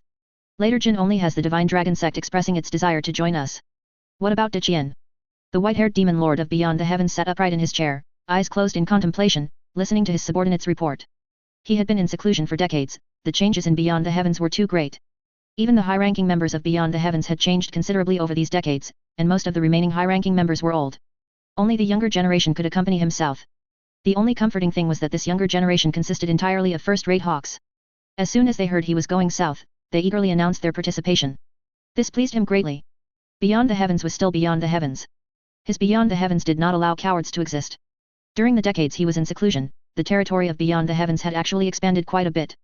This Mongol court was becoming increasingly useless. Sect Master, Deqian. The disciple's tone suddenly weakened. Speak. Reporting to the Sect Master, Deqian has already fallen. The Shenzhou land is now ruled by Great Zhao. The demonic sects within Great Zhao have not responded to us. The 5 Venom sect of Nanzhao Kingdom was destroyed by the martial forest of Great Zhao country some time ago, so Nanzhao Kingdom's demonic path forces have also not responded to us. The disciple said in a low voice. Great Zhao country? So unfamiliar. What's its background? Tell this venerable one. The white-haired demon lord stood up, a little curious. His subordinate had no intention of concealing anything and informed the white-haired demon lord of the changes over the past few years. He particularly detailed the origins of Gongming, who established Great Zhao, and his invincible army, the true dragon, and the human emperor acknowledged by heaven. Also, the heavenly retribution suffered by the courts of Tubo, later Jin, and Mongolia. The disciple did not hide anything, explaining everything in detail. Upon hearing this, the white-haired demon lord immediately sat down. He fell into deep thought. His worldview was about to collapse. What in the world was this Great Zhao? Was this reasonable? This didn't conform to logic. Were they really in the same dimension? Was this still the world he was familiar with? The white-haired demon lord looked up at the sky, a little lost, and fell into contemplation. He began to wonder if he had damaged his brain during his seclusion. He had only been in seclusion for a few decades, but coming out felt like he had transmigrated. Destroying Deqian in 1 week. Was this reasonable? That Great Zhao country, with only 200,000 troops, could destroy the entire Deqian Empire's army of over 1 million within a week. Even more incredible, after destroying Deqian, it also wiped out 1 million elite soldiers from the 3 countries of Tubo, later Jin, and Mongolia. Hey? Also wiped out 1 million elite soldiers? Even more outrageous was the disciple's description of Great Zhao country's army, aided by true dragons, and not just one, but many. Under the command of true dragons, there were zodiac guardians, each capable of instantly killing innate masters and shattering a city with a single move. Shattering a city with a single move here meant blasting the city walls into dust with one attack. Hey? Leaving aside what the true dragons were about, I, the white-haired demon lord, really want to know how these zodiac guardians managed it. Could the Baodin embrace the core realm achieve shattering a city with one move? No way in hell. No matter how strong a martial artist is, he is still human. Martial forest legends, Baodin, embrace the core realm, are very strong, but they still fall within the scope of humans. Shattering a city with one move is impossible and does not exist. If it really could be done. Hundreds of years ago, it wouldn't have been Emperor Taizhou of Jian who unified the Shenzhou land. Above these zodiac guardians were the true dragons that commanded them, capable of manipulating celestial phenomena and annihilating a million soldiers with a single move. Afterwards, heaven personally certified the title of human emperor, sending down heavenly retribution, destroying the three national courts, causing the three countries to still be in internal strife and turmoil. Is this still my version? I'm a little tired. What a terrifying world. Perhaps I should just go back into seclusion. The demon lord of beyond the heavens began to doubt his life. This order to go south seemed to be wrong. Outrageously wrong. If Great Zhao were to get involved, would their beyond the heavens be annihilated? His own death wouldn't matter. But what about his tens of thousands of disciples and hundreds of thousands of Shenzhou refugees? The order to go south is temporarily suspended. Allow this venerable one to think. The white-haired demon lord immediately issued a halt to the operation. However, the younger generation below did not want to miss this opportunity. They also deeply knew the strength of Great Zhao country and could only adjust their goals, seeking other breakthroughs. Sect Master, Great Zhao country is powerful, we cannot provoke them. However, we can consider other areas. For example, Mongolia, Tubo, later Jin. Their internal turmoil and mutual attacks are our opportunity. A once-in-a-lifetime opportunity. Why don't we seize the chaos to raise an army, occupy land, and establish our own country? Fulfill the centuries-old aspirations of our ancestors. An elder knelt and shouted. The white-haired demon lord stopped, took a deep look at the elder who proposed establishing a country amidst the chaos, then shook his head. We have too few people. And we don't have the resources to sustain it. Hundreds of thousands of people seemed like a lot, but in reality, it was pitifully small. Out of these hundreds of thousands, only their tens of thousands of disciples from beyond the heavens could fight. But is war about numbers? It's about logistics, resources, and consumption. What kind of logistics did they have? Even food was scarce, it simply couldn't support their war consumption. Tens of thousands of troops. If they were in the Shenzhou land, perhaps they could carve out a territory and establish a small country, because with soldiers came resources, they could just plunder. But in Mobei, what food was there to plunder? Chances are, you'd plunder around and calculate, only to find you'd lost money. Unless you learned from the Xiongnu and plundered southward. In the past, beyond the heavens could contend with the Mongol court not by military force, but by assassination. They relied on the elders of beyond the heavens and the demon lord shamelessly carrying out indiscriminate assassinations of Mongol nobles, forcing the Mongol court to the negotiating table.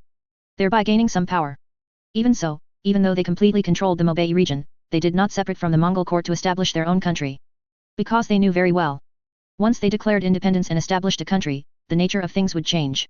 The Mongol court could tolerate a defiant troublemaker, but it would never tolerate another king appearing in its territory. Once a national war began, they would surely perish. As they were arguing, a disciple's report suddenly sounded from outside the door. Report. There is a convoy, they claim to be envoys from Great Zhao country, seeking an audience with the sect master. From Great Zhao country? Let them in. The white-haired demon lord pondered for a moment, then spoke, instructing his subordinates to allow the Great Zhao country convoy to enter. A long while later, a group of people stepped into the great hall of beyond the heavens. The white-haired demon lord looked at this group of people, and his gaze suddenly fell upon an old man in official robes among the crowd. So familiar. The white-haired demon lord stared at the old man, pondered for a moment, and finally remembered. Old freak Xiao, you old coot, why are you wearing this dog's skin? You've become a lackey of the court. No wonder Xiao Valley didn't respond. Chapter 194, Beyond the Heavens submits, finally becoming a martial forest legend. When the white-haired demon lord saw the familiar face of old freak Xiao, and how he was wearing an official uniform of the Great Zhao Empire, he finally realized that this old man had defected to the government. No wonder there was no response. They used to be comrades who fought side by side. The white-haired demon lord knew old freak Xiao's character well. He was both evil and righteous, killing without batting an eye. He could be called a giant of the demonic path. It was hard to imagine that such a ferocious person would one day become a lackey of the imperial court. Ha ha ha ha. It's hilarious. The world had changed too much during the decades he was in seclusion. He couldn't even adapt to it anymore. Hey, what do you mean? What are you? Are we close? Old freak Xiao saw the strange looks from Zhao De and Zhao Shangde and immediately became anxious. Damn it. Am I close with you? Let me tell you, don't drag me into this. I'm a member of the imperial court now. We're not close. What do you mean? No response. My Xiao Valley is a righteous school, a martial arts school recognized by the imperial court, and a legitimate member of the Martial Artist Association. What is your beyond the heavens? An evil cult, to be punished by all. Why would I respond to you? Righteousness and evil cannot coexist. My Xiaoao Valley, representing justice, will personally eliminate you. Well. This demon lord only went into seclusion for a few decades, and you, old freak, pretend not to know him. Once of the demonic path, always of the demonic path. Even if you wear the skin of a lackey, you are still of the demonic path. The white-haired demon lord directly exposed old freak Xiaoao's facade. He spoke bluntly. Damn it. Lord Zhao, General Zhao, please allow this official to duel this inherently evil demon lord. Old freak Xiaoao took off his official robe and instructed his disciple to guard it carefully. He immediately drew his sword and charged forward. Don't be a coward, just do it. This was old freak Xiaoao's motto in life. Good. This demon lord will see if your martial arts have improved over these decades. Seeing this, the white-haired demon lord didn't think too much. With a wave of his hand, the saber at his subordinate's waist was instantly drawn to him through the air. The white-haired demon lord met him head-on and began fighting old freak Xiaoao. Clang, clang, clang. True chi surged, and sword chi overflowed. In just a few breaths, the two had exchanged no less than 10 moves, becoming increasingly intense. General Zhao, do you martial forest people just start fighting like that? How decisive. Zhao Shang pointed at the two fighting in front and complained. No, I don't dabble in the Jianghu. If Tan Long were here, you could ask him. He used to be in the Jianghu. Zhao De immediately stated, we're not close, I don't know. Oh, General Zhao, do we need to intervene? If this continues, I'm afraid we can't proceed to the next step. How about I contribute? After Zhao Shang finished speaking, he wanted to draw his sword, intending to commit suicide.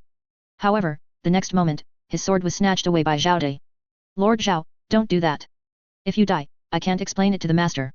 Damn, you old trickster. Zhao De was startled. Zhao Shang, that old man, almost committed suicide. How scary. To suddenly do something like that. Teacher, you are still young.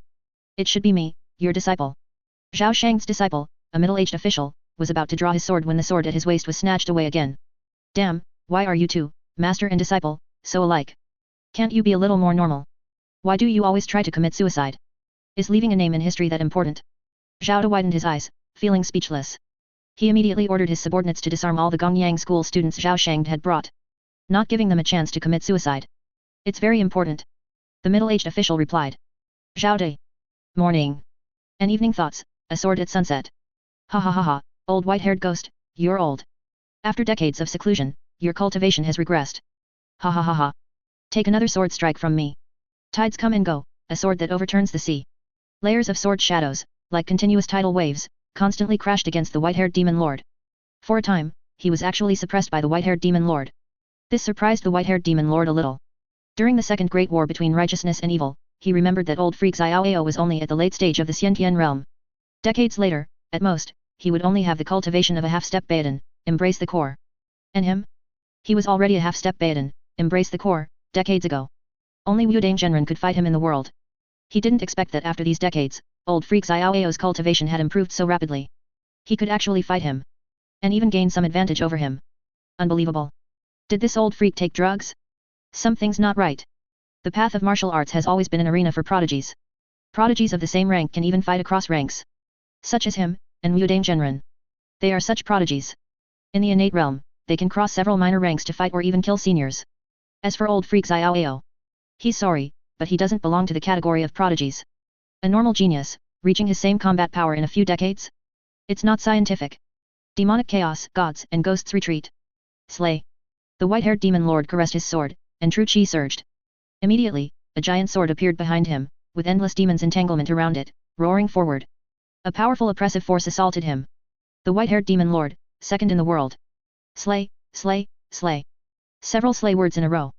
The giant sword fell, and wherever it went, the earth shook, and the entire hall swayed precariously.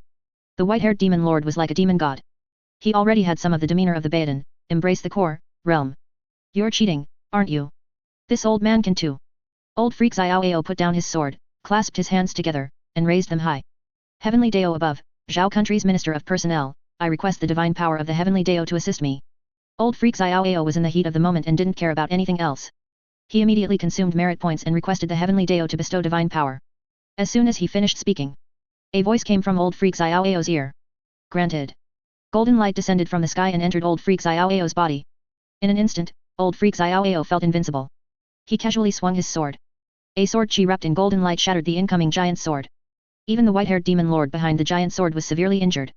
He spat out blood repeatedly, his eyes wide with disbelief as he looked at old freak Xiao. Damn it! You can even play like this? It's not fair. Cough, cough, it seems I used too much force. You two, we were just sparring. There's no need to take it so seriously. If you hadn't used your ultimate move, would I have borrowed power from the heavenly Dao to hit you? Think about it, isn't this your fault? Nothing to say, right? When you're a person, don't be too impulsive. Especially you, at your age. Why be so impulsive? Your cult master is injured, someone come and take a look. Old freak Xiao saw that the white-haired demon lord was injured by him and secretly thought it was bad. He immediately used the blame-shifting technique. He put all the blame on the demon lord's head. The white-haired demon lord didn't speak, but just stared with wide eyes at this shameless old freak Xiao. Damn it! He had never seen such a shameless person. What are you trying to do? Is this the attitude of your great Zhao Empire? The elders of Beyond the Heavens immediately became angry. They held their weapons, stood in front of the white-haired demon lord, and glared at the great Zhao Empire envoys. Don't be impulsive, don't be impulsive. It's all a misunderstanding, all a misunderstanding. Our great Zhao Empire has come with sincerity. Zhao De and the soldiers behind him immediately drew their weapons, ready to activate arcane amplification at any time. Although they said not to be impulsive, in reality, they were more impulsive than anyone else. If anything went wrong, they would immediately act. And wipe out Beyond the Heavens. Sincerity? What sincerity? State your purpose. The white-haired demon lord adjusted his breathing, pushed his subordinates away, came to the front, and looked at everyone, saying, "We have come to offer amnesty." Amnesty? You want this demon lord to become your lackey? Impossible. The white-haired demon lord immediately refused. For no reason, why should he be someone else's dog? What human emperor or not human emperor, what does it have to do with him? You won't even listen to our conditions. What conditions? What conditions do you think can make this lord willingly be your dog? The white-haired demon lord said disdainfully. Break through to the Baden, embrace the core, realm, eternal life, eternal youth, and share the fate of the country. The white-haired demon lord looked at Zhao Shangde in confusion. The high-ranking officials of Beyond the Heavens behind him immediately had their eyes light up. They were not the white-haired demon lord, who had been in seclusion for decades and was out of touch with information. They were well aware of the situation in the great Zhao Empire. The only dynasty. They were very clear about those pieces of information. Zhao Shangde immediately informed them of some of the dynasty's situations. After hearing the news, the white-haired demon lord fell into deep thought. A moment later. As long as there are enough merit points, is that all? Yes. How to obtain merit points? Cause trouble. As long as it benefits the country, you can gain merit points. For example, expanding territory, governing the people's livelihood, developing the economy, even giving birth to a dragon son is fine. This lord has a question. If Beyond the Heavens belongs to the imperial court, does that count as expanding territory? My Beyond the Heavens has tens of thousands of followers and hundreds of thousands of subjects under its command. Can they all belong as well? Does this count as political achievement? Does it count as developing the economy and people's livelihood? The white-haired demon lord's eyes lit up. The high-ranking officials behind him also lit up. Yes. It's done. This lord, the demon lord of Beyond the Heavens, is willing to lead the entire Beyond the Heavens sect to submit to the imperial court. The white-haired demon lord immediately knelt down.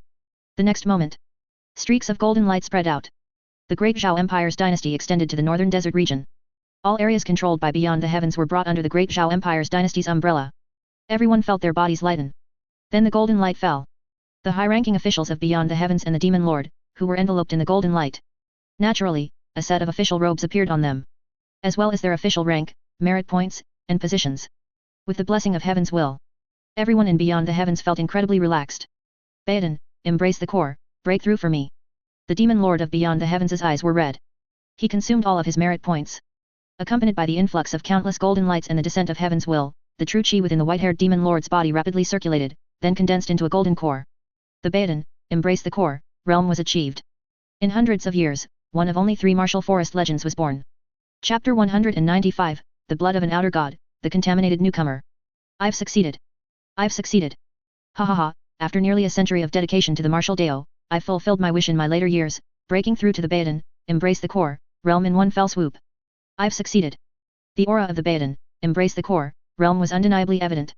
The scene unfolding on the white-haired demon lord left old freak Xiao beside him utterly stunned. Envy, jealousy, and hatred filled him. He had actually been surpassed by this old fellow. The submission of Beyond the Heavens had surprisingly granted so many merit points, allowing this old fellow to directly reach the Baden, embrace the core, realm. Damn it. I'm so jealous, incredibly jealous. The realm he had yearned for was achieved by the person right before his eyes. This, in a strange way, felt like a cuckolding. Over several centuries, the white-haired demon lord should be the third person to reach this realm. The first two were Gu Fengjiahu centuries ago, and the other was third Prince Cai Kun of the former dynasty, who was slain when the Great Zhao Empire unified. It is said that third Prince Cai Kun of the former dynasty was Gu Fengjiahu's reincarnation, the chosen one of the previous heaven's will. Whenever old freak Xiao thought of this, he wanted to curse. The previous heaven was truly blind. He only favored Gu Fengjiahu and his reincarnation. He deserved to be eliminated by their wise and mighty heaven. If the heavenly Dao is unjust, then replace it with a just heavenly Dao. Succeeded. Zhao Gongming, who was working in the imperial study, suddenly felt his national fortune increase by a small margin, and the quota for divine weapons increased by 100. Zhao Gongming closed his eyes. Through the full map view of the national fortune, he discovered that his great Zhao Empire's influence had extended to the Mobei region. With that, Zhao Gongming returned to reality. He signed a document, notifying the grassroots official schools below to prepare to dispatch enough officials to the Mobei region, and also to transfer a small contingent of troops from various places to garrison Mobei. The rest of the matters were left to the ministers in the court. In recent months, due to the massive enrollment in grassroots schools, the influence of Confucianism had disintegrated, the 100 schools of thought had revived, and the shortage of officials in the Great Zhao Empire had been replenished. Currently, the Great Zhao Empire no longer lacked officials. They were still recruiting. Preparing officials needed for the next wave of territorial expansion. After the new year next year, it would be time for their territorial expansion. Tibet, later Jin, Mongolia.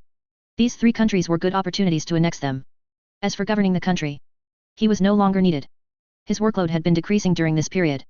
Especially the oxen and horses below him, they had already started to roll up, compete fiercely. They were successively transferred to the court or important positions in various regions. The promotion and demotion of officials were frequent. However, this did not affect the enthusiasm of officials in various regions or the speed of handling government affairs. This was the advantage of a dynastic fortune. After an official's transfer, the dynastic fortune would integrate various local information into the official's brain, allowing him to quickly familiarize himself with the work, and seamlessly transition into work upon arrival. Fuzhou City. The world has changed so much. The former female lead, Song Yi, looked at the rapidly changing Fuzhou City, feeling emotional about how much the world had transformed. She also lamented the vast difference between transmigrators. It was too great. Now, Song Yi could finally confirm that Zhao Gongming, the former god of wealth of Fuzhou City, was indeed a transmigrator. And he was a transmigrator from a male-oriented novel. 5 years of dormancy, and then ascending to the throne in one morning. Such actions, such a way of playing the game. Only the legendary male-oriented novels could achieve it. Whenever Song Yi thought of this, she would always lament that the difference between people was sometimes greater than the difference between humans and dogs. Both were transmigrators, yet Zhao Gongming had already overthrown the Deqian Empire, established a powerful country, and even received the assistance of a true dragon. In a Wuxia world, he had created a Xianhuan system. He had also established a Xianhuan dynasty. The difference was too great. And her. She was unknown and almost lost her life. She still remembered a few months ago, when strange phenomena appeared in the sky, and the heavens and earth roared. Her soul felt torn apart, and endless pain made her dizzy. She was unconscious for half a month, and when she woke up, she was skin and bones. Fortunately, during that half month of unconsciousness, Pang Donglei took meticulous care of her, which allowed her to survive. After that, she married Pang Donglei. They held a wedding, without the congratulations of relatives and friends, only the sun and moon as witnesses. Life after marriage was very peaceful. But wasn't this the life she wanted? Before the Zhao family's uprising, Pang Donglei had resigned from his position as Jiaolong gang leader. After the Great Zhao Empire was established, Pang Donglei was not purged. He took her and lived a stable life in a small village outside the city. The husband tilled, the wife wove, free and at ease. A few days ago, Song Yi discovered she was pregnant. She felt inexplicably happy. Perhaps, this was the life that ordinary people like her pursued. Sometimes, plainness was also a kind of happiness. Wife, I'm back. Husband. Nunnery. Master, do you know the current situation of the former dynasty's prime minister's family? A nun with hair asked her master. The former dynasty's prime minister. Foolish child, I know you have a connection with the former dynasty's prime minister's family. But you are already a renunciate. Don't dwell on the mundane world. The elderly abbess knew some things about this disciple. She was the illegitimate daughter of the former dynasty's prime minister, once betrothed by the former emperor. Unwilling, she fled. She was also pursued by a former dynasty prince. For unknown reasons, she fainted in front of the temple. The abbess considered her a fated person and took her in. Now, this foolish child was asking about past events, and the abbess intended to obstruct her. Because the current court was too strong. They couldn't afford to provoke them. Nor could they harbor any ill intentions. Because once you had thoughts of revenge. The next second, the imperial guards, those eagles and hounds, would come knocking. No one could escape. Master, you misunderstood. I have no intention of becoming an enemy of the court. I simply want to know their current situation. My mother, when she was alive, never received their family's approval. They raised me only for my appearance. They were heartless, and I am unrighteous. The young nun shook her head expressionlessly. indicating that she had long since severed ties with her biological father's family. Alas! They now live in the suburbs, quite impoverished. Ha ha ha ha, serves them right. Upon hearing this, the young nun immediately burst out laughing. At this moment, the young nun took out her shaving tools from her bosom and handed them to the abbess. Master, my worldly ties are severed. Please shave my head, master. The young nun put her palms together and closed her eyes. 2 lines of tears involuntarily fell. Along with them, her hair also fell. Your Dharma name is Bing Chen, renouncing the dust of the mundane world. May you transcend the short and bitter mortal realm. Bing Chen thanks master. Ding, Tai Lang wants to be a human has joined the group chat. Ding, Tai Lang wants to be a human has changed his nickname. Tai Lang, hello everyone, I'm Tai Lang. My previous life was Tai Lang, and this life is also Tai Lang. Tai Lang, first, let me say, I'm a male. I'm a furry enthusiast, I like fluffy girls. If not, tomboys are fine too. Tai Lang, also, I'm not human. I'm a wolf demon of the demon race. Tai Lang, I transmigrated to a post-apocalyptic world infested with demons. 100,000 years ago, demons appeared out of nowhere, and humanity was almost completely slaughtered. Demons built their own civilization on the foundation of human civilization. Tai Lang, until 300 years ago, mysterious blood fell from beyond the heavens. This blood contaminated the heavenly Dao, and on this basis, the demons became further demonized, turning into irrational monsters that wantonly devoured their own kind. Tai Lang, these monsters devoured the demon CO Lord, completely destroying the demon civilization, and the world entered a countdown to destruction. Tai Lang, brothers, I'm stuck in this world, I can't escape. Meow xiao meow, what do you mean? What do you mean by stuck in that world? Can't escape? Li Nana, didn't you fail to complete the mission? Of course you can't escape. Tai Lang, no, you misunderstood. Tai Lang, my original world was a demon world, the protagonist was the demon CO Lord, a normal world, normal order. Tai Lang, it's because of the blood that fell 300 years ago. Tai Lang, it caused a huge change in the plot. The male lead, who was the demon CO Lord, died. Tai Lang, I was left in that world, stuck, unable to escape. Tai Lang, that blood contaminated me. Tai Lang, I'll soon turn into a monster. Tai Lang, the world has also turned into a monster. Meow xiao meow, how long have you been alive, anyway? Your entry into the group was a bit slow. Tai Lang, 1,000 years. According to the calculations of my world, I should be considered newly adult. Tai Lang, a few days ago, I was driven out of the tribe. I just managed to establish a foothold in this area, and now, the chat group has arrived. Tai Lang, what a pity, it came too late. Meow xiao meow, let me see what's going on. Several people curiously opened Tai Lang's personal information. Soon, they were startled by the content in Tai Lang's personal information list. Transmigrator, Tai Lang. Origin, Earth. World, Rebirth, leading demons to create a superdimensional civilization, male-oriented. Faction, Villain, Fallen One. Blessing, Devour Evolution. Devour Demons, Evolve Bloodline, Growth Type. Curse, Red Name Warning Invalidated. Demons' hostility towards you strengthens as you get stronger, Growth Type. Fallen One Active. You have been contaminated by the blood of an outer god, and the contaminated heavenly Dao has restricted your whereabouts. You have nowhere to escape. 2 faction titles. This was the second person besides Zhao Gongming. However, wasn't Tai Lang's second title a bit terrifying? Fallen One. Contaminated by the blood of an outer god, leading to mutation, and the contaminated heavenly Dao restricted Tai Lang's whereabouts, preventing Tai Lang from escaping, even with the assistance of the Earth Will, he could not escape. It was terrifying. Moreover, the contamination would worsen over time, until he completely became an unconscious monster. What a pity. Tai Lang possessed a very powerful blessing. And his curse was also invalidated. If he hadn't been contaminated, he would definitely have become the second strong person in the group. What a shame. Duan Xiaolo, brother, you're so miserable. Zhao Gongming, I'm very curious, how exactly did you get contaminated? Tai Lang, I was tricked by the blessing, I devoured a monster I shouldn't have. Zhao Gongming. Chapter 196, I have an extreme idea, Long Aotian appears. Zhao Gongming, how does the old saying go? Duan Xiaolo, words can be spoken carelessly, but food cannot be eaten carelessly. Of all the things you could eat, why did you eat that contaminated monster? Tai Lang, buddy, you have no idea how powerful those contaminated monsters are. Tai Lang, I saw with my own eyes a huge tribe being massacred by a monster with low health. I was lucky to have killed that monster. Tai Lang, I evolved by devouring. The stronger the devoured object, the more evolutionary energy I can obtain. Tai Lang, if a monster with low health can massacre a huge tribe, just imagine how powerful it must be. Tai Lang, if you were me, would you let go of such a once-in-a-lifetime opportunity? Tai Lang, besides, aren't the cheat codes in novels supposed to ignore negative effects? Tai Lang, I originally thought that the Devour evolution would help me avoid the source of contamination, but unexpectedly, I didn't avoid the source of contamination, instead, I got contaminated. Tai Lang, oh my god, if it can't avoid the source of contamination, why didn't it say so beforehand? Tai Lang, ah. Duan Xilo. Duan Xilo, buddy, you're truly brave. Duan Xilo, you just ate recklessly without considering the consequences. Now look, you can't go back. Tai Lang, do you know what the most unbearable thing is? Tai Lang, it's that 1 second I devoured that monster, and the next second, the demon lord died. Tai Lang, I could have left, but I devoured that monster. Tai Lang, I'm so desperate, I shouldn't have been so greedy. Zhao Gongming, suddenly, I really want to send that emoji. Lu Suifeng, did the monster you devoured at risk give you a significant boost? Tai Lang, to be honest, even though I was tricked, the boost this monster gave me was enormous. Tai Lang, my bloodline instantly rose several levels. Even before I reached adulthood, I was unrivaled in the tribe and offended too many demons, so I was driven out. Shrugs. Zhao Gongming, that's not right, it's not logical. If you're so strong, why would they drive you away? Shouldn't they have nurtured you properly? Tai Lang, last month, I crippled the chief's son. Zhao Gongming. Lu Suifeng, everyone fell into contemplation. What kind of messed up thing did this Tai Lang do?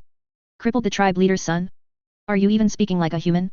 Driving you away was already an act of great mercy. If it were someone with a bad temper, they would have killed you long ago. Miao Xiao Miao, you were only driven away and not killed. You really should thank your chief. Tai Lang, bullshit. They wanted to kill me, but they had to be able to beat me first. With their limited abilities, one slap from me and the chief would die. Killed? What nonsense, what nonsense.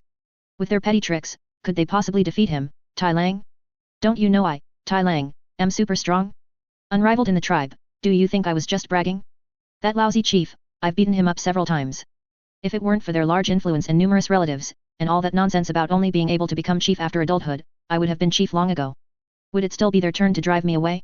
I'd twist their heads off. Is Tai Lang's personality a bit too straightforward? Such a reckless personality. No wonder he devoured that monster contaminated by the outer god's blood. It turns out he's just that kind of person. Duan Xilo, brother, think about what you are going to do next. Duan Xilo, according to our understanding, once too much luck is taken away, the world will fall into a weakened state. Duan Xilo, these are all understandable. Duan Xilo, luck needs a complete plot to maintain it. If there's no new plot to catch the luck, your world will most likely head towards death. Duan Xilo, once it dies, outer gods will arrive, and by then, you'll truly be doomed. Tai Lang's situation was still very critical. After all, in his world, even the heavenly Dao had been contaminated into a monster. The entire world was rushing towards a path of mutation. Luck was not being caught and was continuously draining away. Death was the predetermined outcome. At that time, outer gods would descend and devour the entire world. Then Tai Lang would truly be finished. Restricted in his movements, he couldn't escape at all. He could only wait for death. Tai Lang, if I die, I die. Tai Lang, I can only bear the consequences of my own actions. Tai Lang, I wish I hadn't been so greedy. Tai Lang, my biggest regret is not having found a partner. Tai Lang, I was a single dog in my previous life, and I'm still a single dog in this life. Tai Lang, 1,000 years, 1,000 years, and I still haven't found that partner. Tai Lang, I'm really useless. Tai Lang wasn't too concerned about dying or not. He was more concerned about his single dog life. It seemed to be continuing. Pain, too much pain. Duan Xilo, no, don't you care about your own life at all? Good heavens, another one who isn't afraid of death. Tai Lang, why care? Tai Lang, it's just one life. If one life dies, there's still the next life. Tai Lang, my physical body is just contaminated, and I can't go back. Tai Lang, it's not like my soul is contaminated too, my soul can still escape. Duan Xilo. Duan Xilo, you son of a bitch. Duan Xilo, we thought you were really stuck. Duan Xilo, we thought you were going to live and die with the world. It turns out you can still go back. Tai Lang, otherwise? The earth will took a lot of luck. It wouldn't just abandon me, would it? Come on, I'm a hero too, okay? Tai Lang, although I wasn't the one who caused the male lead's death, I was a witness, so I can barely be considered an assist. Duan Xilo. Duan Xilo, you're just a slacker. Tai Lang, what nonsense, slandering me, are you? Tai Lang, no, slandering a wolf, are you? Wolves also have dignity and wolf integrity. I'm going to sue you all the way to the earth will. Duan Xilo. Duan Xilo, you're so funny. Ning Yifeng, brother, do you have a way to get some outer god blood? Ning Yifeng, get me some too. Ning Yifeng, I have a bold idea. Tai Lang, you're not thinking of doing what I did, are you? Ning Yifeng, I am. Miao Xiao Miao. Miao Xiao Miao, if you want outer god blood, you might as well just ask Zhao Gongming. Isn't he an outer god? Ask him for some. Tai Lang, holy crap. Tai Lang, outer god? We have that kind of monster in our group? Tai Lang, oh my god, what the hell is this? Isn't this our Earth Transmigrators chat group? How did an outer god get pulled in here? Tai Lang saw the chat group message, and the wolf was dumbfounded. Good heavens, an outer god intruded into the Earth Transmigrators group. Is Earth not afraid of dying? If this outer god were to run to Earth, Earth would also be finished. Their home would be gone. Zhao Gongming was immediately speechless.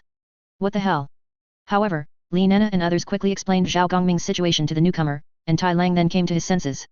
It turns out it wasn't an outer god invasion, but an outer god turning over a new leaf. It scared him to death. Ning Yifeng, Zhao Gongming's blood probably won't work. He hasn't fully awakened his complete state yet. Ning Yifeng, I want the outer god blood from Tai Lang's world that causes world distortion and contamination. Tai Lang, that's hard to get. Tai Lang, at least for now, I don't have the ability to get it. Ning Yifeng, didn't you kill a monster? Tai Lang, come on, I don't have that ability. That monster was already at low health and had fought a huge tribe. It was at extremely low health when I finally killed it. Tai Lang, if you want it, there's nothing I can do. Ning Yifeng, alright. Tai Lang, I'm not talking anymore. I'm a bit hungry. I'm going out to find a demon to eat. Duan Xiaolo, hey? Duan Xiaolo, aren't you afraid of being identified as a monster? Duan Xiaolo, only monsters devour their own kind. Tai Lang, nonsense, I'm a wolf. Only wolves are my kind. Animals definitely eat other animals, otherwise they'd starve to death. Duan Xiaolo, oh, I thought demons were considered one category.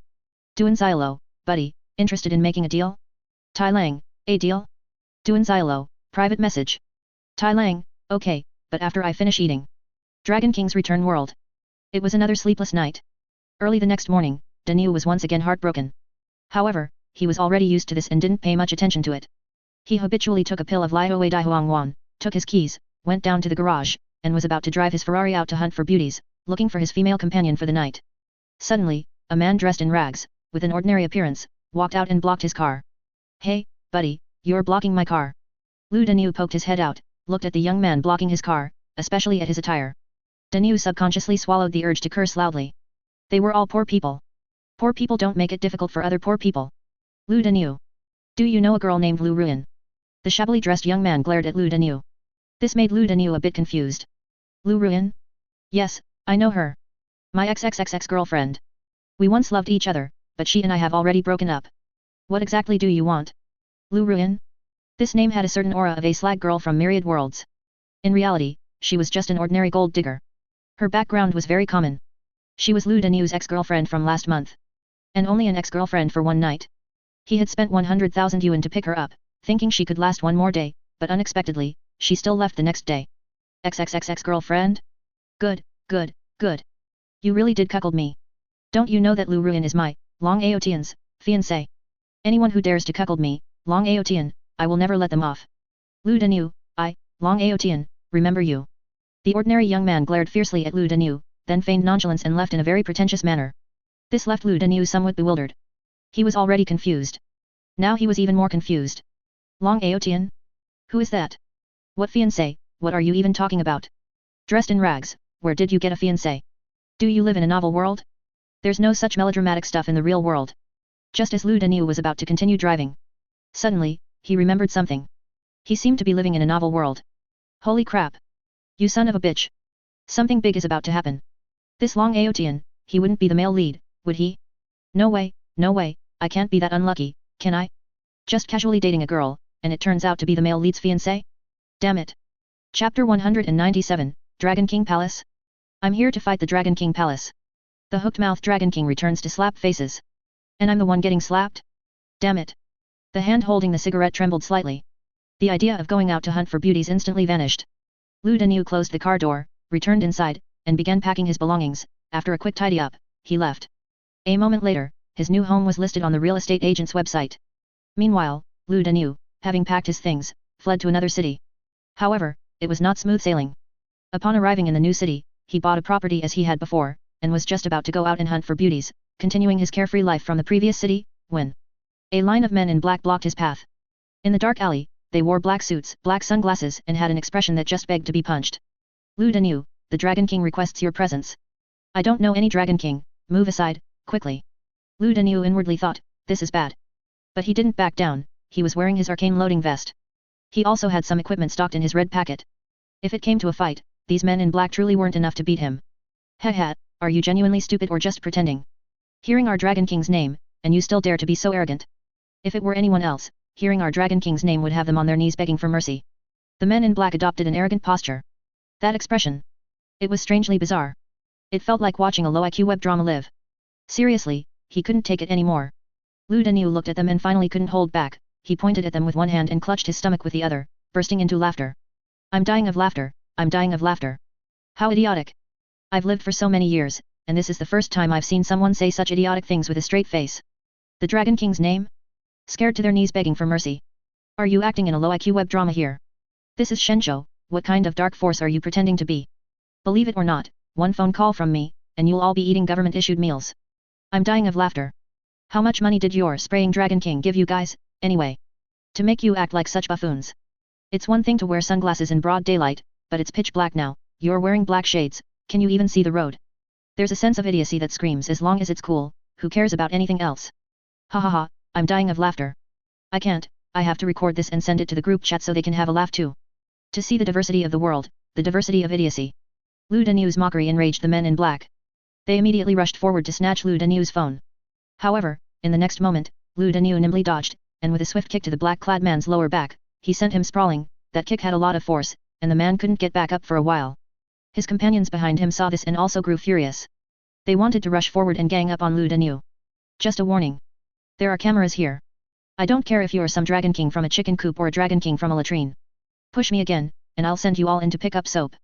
Lu Danyu said seriously. Ha ha ha, send us in. Arrogant, foolish. We are the Dragon King's people. People from small places just lack experience, they don't know who the Dragon King is. The Dragon King is the leader of the Dragon King Palace, the world's #1 mercenary group. Picking up soap? You should worry about yourself first. Attack. Several men in black swarmed him. Now it was Lu Danyu's turn to be stunned. Good gracious, the leader of a mercenary group. I'll be damned. Brain-dead writing is brain-dead writing. Such bizarre and Unibia settings can actually appear. Truly brain-dead. The arcane loading vest activated. Lu Danyu drew his arcane weapon and, with extreme speed, moved behind the men in black, casually bringing down his blade. With a whoosh. The sharpness of the arcane high molecular cutting blade far exceeded Lu Danyu's imagination. Just one strike. It bisected the black-clad man in front of him at the waist. Just like cutting a piece of paper. Blood and internal organs splattered everywhere. Such a bloody scene. It shocked Lu Danyu. His stomach churned, and just as he was about to vomit profusely. The wailing of the men in black roused Lu Danyu. He suppressed the urge to throw up and swung his blade towards the remaining men in black. Since he had already drawn blood. Then let's just finish it. Dragon King, is it? I'll make you all dead dragons. Damn it. Shoot him dead with your guns. The remaining men in black roared in fury, then drew their pistols and aimed at Lu Danyu. Their draw speed was fast. But Lu Danyu's blade was faster. Especially since their distance was less than 2 steps. It was perfect for a blade swing. Relying on the powerful acceleration of the arcane tools. Lu Danyu quickly dispatched the several men in black in front of him with a few swift slashes. Bang. The black-clad man pulled the trigger before he died. It struck Lu Danyu's arm. The bullet pierced his shoulder, tearing out a large amount of flesh and blood. Lu Danyu cried out in pain, then endured the agony, stepped forward, and split the black-clad man's head in two with a single strike. After doing all this, Lu Danyu endured the pain, took out a pre-prepared healing needle from his red packet, and injected himself. The healing needle from the arcane world quickly healed the wound. Lu Danyu's face grew paler. The reason was that this healing needle consumed a large amount of energy. With a pale face, Lu Danyu left the scene, returned to the garage, and quickly drove away. In the coming days, what he would face was the pursuit of this country, and the entire world. He needed to go home and prepare thoroughly. He had already prepared for the worst. Kill Long Aotian, then leave this world. Or, escape directly to Zhao Gongming's world. The thought of his wonderful life ending like this inexplicably annoyed Lu Danyu. Damn it. That damned Long Aotian. You truly deserve to die. You like to hook your mouth, do you? Wait until I tear your mouth off, let's see how you hook your mouth then. Ning Yifeng, oh my, isn't this the little prince of romance, the master of flirting, Danyu Jiggy? Ning Yifeng, what's wrong? Haven't seen you in a few days, and you're so down? Ning Yifeng, are you even being chased by a little sister's fiancé? Ning Yifeng, I told you not to be so reckless, but you wouldn't listen, you just had to be reckless. Ning Yifeng, you didn't catch any diseases, but someone else's fiancé came knocking first. Ning Yifeng, let's see what you'll do. Lu Danyu, what can I do? Make a cold salad out of it, I guess. Lu Danyu, how can I, a transmigrator, be bullied by a native? That would be too embarrassing to tell anyone. Lu Danyu, this Long Aotian, he's dead for sure. Lu Danyu, the Dragon King with the hooked mouth? I'll tear his mouth off. Duan Xialo, I support you, take down the male lead. Li Nana, charge, charge, charge. Take down the male lead, take down the heavenly Dao, become the master of the world. I support you. Zhao Gongming, I also support you, lead us transmigrators to the moon. I choose Danyu. Lu Danyu, damn it, stop messing around, all of you. Lu Danyu, I'm serious. Lu Danyu, Xylo, do me a favor, get me some fierce equipment, I'm about to fight a big battle. Lu Danyu, what old ye can do, I can do too. Duan Xylo, tools, hey? No problem, how fierce do you want? Just don't ask me for missiles or anything, my rank isn't high enough for that. Lu Danyu, do you have guns? I don't want cold weapons. Duan Xylo, guns, hey? Yes, there are some, but very few. Hot weapons are very niche in the arcane world, very few arcane towers produce this type of product on the market. Duan Xylo, I'll look for you. It was strange. The world Duan Xylo was in was clearly a modern-style world, and there were records of hot weapons, but this type of tool simply hadn't taken off. It could even be called niche. This type of tool was unpopular, with few buyers, and gradually, the arcane tower stopped researching such products. Zhao Gongming, Danyu, enable location sharing, I'll come over to your side to hide. Lu Danyu, what's wrong? A love triangle? Can't handle it anymore? Duan Xylo, that exciting? Let's watch the drama unfold. Ning Yifeng, one woman is hard enough to please, you have 3 women, ha ha ha, isn't a love triangle bound to happen sooner or later? Lu Danyu, Gongming can't help it, he's an emperor. 3 women? That's just the beginning, after the new year, his imperial harem will be filled with even more women. Lu Danyu, he'll have a lot of headaches later. Zhao Gongming, don't even mention it, I'm already very annoyed. Zhao Gongming, hurry up. Lu Danyu, are you sure you want to come? Lu Danyu, I might be fighting soon. Zhao Gongming, just open it when I tell you to, it's no big deal. With the combat power over there, I could let them hack at me with my eyes closed, and they still wouldn't hurt me. Zhao Gongming, do you understand the value of a nation's luck bonus? Lu Danyu, even without a luck bonus, you'd be a one-punch man. Lu Danyu, who told you you're an outer god? Zhao Gongming, shut up. You all continue, I have something important to do. Zhao Gongming said a few words to the 3 women who were currently bickering in the palace, then the space in front of him tore open, and Zhao Gongming plunged in. The 3 women could only watch helplessly as Zhao Gongming escaped. They were completely powerless against Zhao Gongming. Damn it, he ran off again. Stinky Gongming. I won't let this go. Just you wait. Dragon King World. Woohoo, Danyu, what a great environment. Your new home's decor is nice. Zhao Gongming landed directly in Lu Danyu's new home as soon as he arrived. As soon as he landed, he saw Lu Danyu sitting on the sofa, chewing on something. Lu Danyu was surprised when he saw Zhao Gongming arrive. Then he held up the item in his hand. Want some? What is it? Big honey pills. What are they for? Don't worry about what they're for, you'll understand when you see me eat them. Lu Danyu showed a look that all men would understand. How many should I eat? Zhao Gongming took them and asked. 1. Zhao Gongming casually broke off 2 and popped them into his mouth, chewing them up. They tasted a bit unpleasant. Bitter. No, sweet. The news said that only people with kidney deficiency would find them bitter. Oh, then I just didn't taste them properly earlier, they are sweet, too sweet, a bit cloying. Chapter 198, The Unlookable Eye, Not Even in Your Thoughts. Too sweet. Zhao Gongming took a bottle of water from the refrigerator and poured it into his mouth to wash away the unpleasant medicinal taste. This medicine. It wasn't bitter. But there was always a strange taste that made him want to gag. Zhao Gongming endured the discomfort and swallowed it down. Ha ha ha ha, just say it if you can't stand it. You're just weak. Danyu said with a smile. Oh, right, what's your new curse? Hold on, let me check. The Unlookable Eye. Any creature that looks into his eyes will explode. Distance is irrelevant, even a mere thought of wanting to see his eyes will cause self-detonation. For example, if someone can't see my eyes, but the moment the thought of wanting to see my eyes appears in their mind, they will explode. This curse is pretty good. It has no negative effects on me. Though it's still uncontrollable. This time's curse. To be fair, it was somewhat more acceptable than previous curses. At least there was no indiscriminate harm within a certain range. Wow, what a disgusting ability. Not even thinking about it is allowed. Your conceptual skills are getting a bit out of hand. Dragon King Palace. Good, you madman. How dare you kill my Dragon King Palace sharp weapon. Even when caught in the global agent's inescapable net, not a single one of my men was harmed. I never thought that a mere orphan would kill several of my Dragon King Palace sharp weapons. Unforgivable, this is absolutely unforgivable. Long Aotian roared in fury. He couldn't believe that the Dragon King Palace sharp weapons who had followed him for many years would die so inexplicably in an alley, their bodies incomplete. What a tragedy. What angered him even more was the incomplete intelligence. Shouldn't that Lu Danyu just be a nouveau riche with no background, who got lucky? Where did that sudden burst of speed and the divine sharp weapon that could cleave a person in two come from? This made him, a peerless master who had delved into the Dao of martial forest for many years, unable to tell what kind of master Lu Danyu was. A martial forest master? Or a technological master? He couldn't understand, couldn't distinguish. None of that mattered. What mattered was that his invitation had been rejected. His polite invitation was actually rejected, and his men were killed. This was a slap in his face. Since he returned to the country, this was the first time he had been so humiliated. He couldn't tolerate it. Absolutely couldn't tolerate it. Dragon King, your subordinate requests to issue the highest rank Dragon King kill order against the madman, to kill him no matter where he goes, heaven or sea. Avenge our brothers. His subordinate knelt on one knee, tears streaming down his face. If this grudge wasn't avenged, he swore he wouldn't be human. The Dragon King kill order. It was the highest rank kill order of their Dragon King palace. Once issued, it had to be carried out until the target was killed, whether they went to heaven or sea. Even a national dignitary, once on the Dragon King kill order list, would have to wait for death. Because globally, no one could refuse the Dragon King's pursuit. No one could. This was the terror of their Dragon King palace's highest kill order. Good. Pass on my command. Place Liu Danyu on the Dragon King kill order. All members of the Dragon King palace must kill Liu Danyu. No matter the cost. Kill. No matter how many obstacles. Kill. The Dragon King palace will kill gods if they meet them, and Buddhas if they meet them. Whoever dares to stop the Dragon King palace from killing will die. Even the President of America. Yes, your command. Soon, Liu Danyu's wanted poster spread through various channels. Beep beep beep, beep beep beep.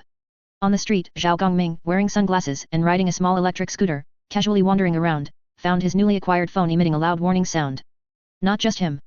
The phones of other pedestrians on the street rang simultaneously. Everyone took out their phones in confusion. As soon as they opened their phones, a bright red wanted poster appeared before their eyes. Wanted, Liu Danyu. Reward, 100 million. Issuing authority, Dragon King Palace. 100 million? Holy cow! Who is this person? 100 million. Pedestrians gasped in surprise, for the reward amount, for Liu Danyu, for various reasons, but they did not question the issuing authority, the Dragon King Palace. It was as if, in their perception, the Dragon King Palace was legitimate. The Dragon King Palace, like all governments worldwide, had the authority to issue wanted orders. Good heavens! Zhao Gongming was stunned. What kind of bizarre setting was this? A mercenary group actually had such great power. And could even interfere with various countries. Outrageous, absolutely outrageous. This world felt like it disregarded everyone else's lives just to let the protagonist show off. Too outrageous. This wanted poster immediately dispelled Zhao Gongming's idea of continuing to wander. He rode his small electric scooter, intending to go home. However, a group of men in black emerged from a nearby street. They immediately surrounded Zhao Gongming, who was about to leave. Captain, it's him. He came out of Liu Danyu's residence. We can't find any information about him. He must have an intricate connection with Liu Danyu. One of the men in black pointed at Zhao Gongming and said. Since he's Liu Danyu's man, then take him back.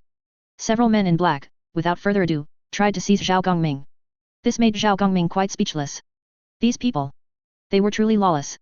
They wanted to arrest someone on the street without a word. Speechless. Most importantly. Did he, Zhao Gongming, look easy to bully? Did every Tom, Dick, and Harry want to step on him? Arrest, arrest, do you have the qualifications and ability? Arrest me? Come on, come on. If you can even move a muscle, I lose. Zhao Gongming didn't put these men in black in his eyes. Arrogant. Go. Shoot if there's any movement. Several men in black stepped forward, while the remaining men in black drew their pistols and aimed them at Zhao Gongming. They had already learned their lesson from Liu Danyu.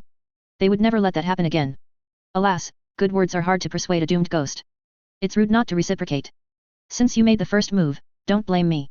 Zhao Gongming sighed softly. Then. Man. A long cry. The second stage effect was activated. A bunch of shadows appeared. Giving every man in black in front of him a black elbow. Let's go, brothers. The black elbow attack wasn't over yet. Soon, they found their bodies unable to move. And in their mouths.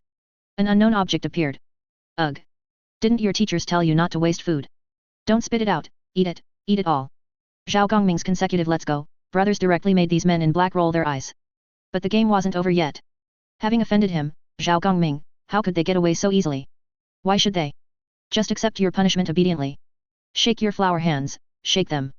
As Zhao Gongming shook his flower hands, within 100 meters, it instantly transformed into a sea of flowers. Everything came to life in spring, sprouting branches and blooming the most beautiful flowers. At the same time, these men in black were also undergoing a blooming transformation. One by one, they knelt weakly on the ground. Their eyes vacant. The next moment, bang bang bang, they exploded. Chapter 199, Danyu's treasure trove, the Dragon King breaks in. Alas. More killing. I truly am a compassionate person. Zhao Gongming sighed, but his face was expressionless, completely devoid of any pity. Killing these black-clad men was like killing a bunch of chicks in his eyes. No challenge at all. Game over. Zhao Gongming ignored the passers-by hiding in the distance and rode his electric scooter towards Lu Danyu's new home. About half an hour later, a group of black-clad men arrived at the scene and let out tragic roars upon seeing their brutally murdered companions. The ambulance arrived. However, as soon as the doctor got out, he shook his head and got back in the car to leave. Before getting in, he called the mortuary and told them to come collect the bodies. Emergency rescue? What emergency rescue? The bodies were in such a state that even Hua Tuo would shake his head. Soon, the Dragon King Palace's hunt order added another name, Zhao Gongming. However, they had no information about Zhao Gongming, not even his name, only a photo of him wearing sunglasses. Compared to Lu Danyu, Zhao Gongming's bounty was much higher, 3 times higher, reaching 300 million, which immediately attracted a lot of attention. Impressive, you gained a 300 million bounty just by going out. You're something else. Lu Danyu said, smiling at Zhao Gongming. Oh, I'm also wanted. Impressive. Zhao Gongming took out his phone, and sure enough, he was also wanted. And he was worth 300 million. Impressive. He had originally wanted to stay in Lu Danyu's world for a few days to avoid the karmic retribution. Now it seems he wouldn't be able to stay here for long either. What a pity.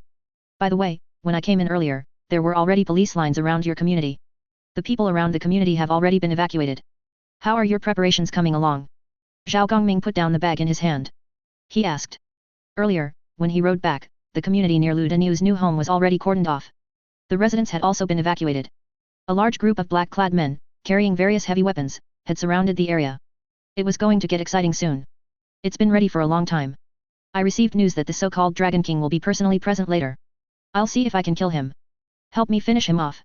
If he's killed, you'll gain another world. Wouldn't that be wonderful? Lu Danyu said with a smile. Zhao Gongming might not have any thoughts about worlds, but Zhao Gongming's dragon, Ao Yungzi. She had an obsessive greed for worlds. Even though she had already swallowed 2 worlds, Ao Yungzi's desire for worlds was still strong. Kill him. Even if you didn't say it, I wouldn't let him go. I was just out for a stroll, and he sent people to capture me. Can I tolerate this temper? After I killed them, they put a bounty on me. Alas, I am such a kind person, why bother? Zhao Gongming spread his hands. That so-called Dragon King Palace was truly like lighting a lamp in a toilet seeking death. He was just out for a stroll, who did he offend? They inexplicably sent people to capture him. And with guns. After he killed them, they still wanted to put a bounty on Zhao Gongming. Zhao Gongming was very angry, and the consequences would be severe. Zhao Gongming's personality was like that, if you offend him, he'll kill you. Very reasonable. Ha ha ha, they really know how to court death. Lu Danyu installed the firearms he had bought from Duan Xilo's world, one by one. Gongming, you said, if you swallow this world, does that mean the curse on me will be ineffective? Does that mean I can have true love and children? Lu Danyu, who was installing traps, suddenly said. No, you're a playboy, why are you suddenly acting innocent? It's a bit disgusting, brother. Zhao Gongming was stunned for a moment, then speechless. Good heavens, you've been having a blast this past year. Why are you acting like an innocent big boy now? The number of people you've dated is almost catching up to Liu Xiaobu. What are you pretending for? Even if your curse ends. Even if you can truly live a normal life. Will you really live a normal life? It's easy to go from frugality to luxury, but difficult to go from luxury to frugality. You wouldn't not understand this principle, would you? No wonder you suddenly changed your tune. Your words are a bit hurtful. My goal has always been very clear, okay. What I've always pursued is sweet love. If it weren't for this curse, would I have become Liu Xiaobu? Danyu was still arguing. Commonly known as being stubborn. Enough. You deal with those black-clad men outside first. Call me if you can't handle it. Zhao Gongming waved his hand and went to Danyu's esports room, leaving the main stage to Danyu. It must be said, Danyu really knew how to enjoy himself. He even built a private esports room in his house. How long had it been since he bought and moved into his new house? Just these past few days. He had actually already built an esports room.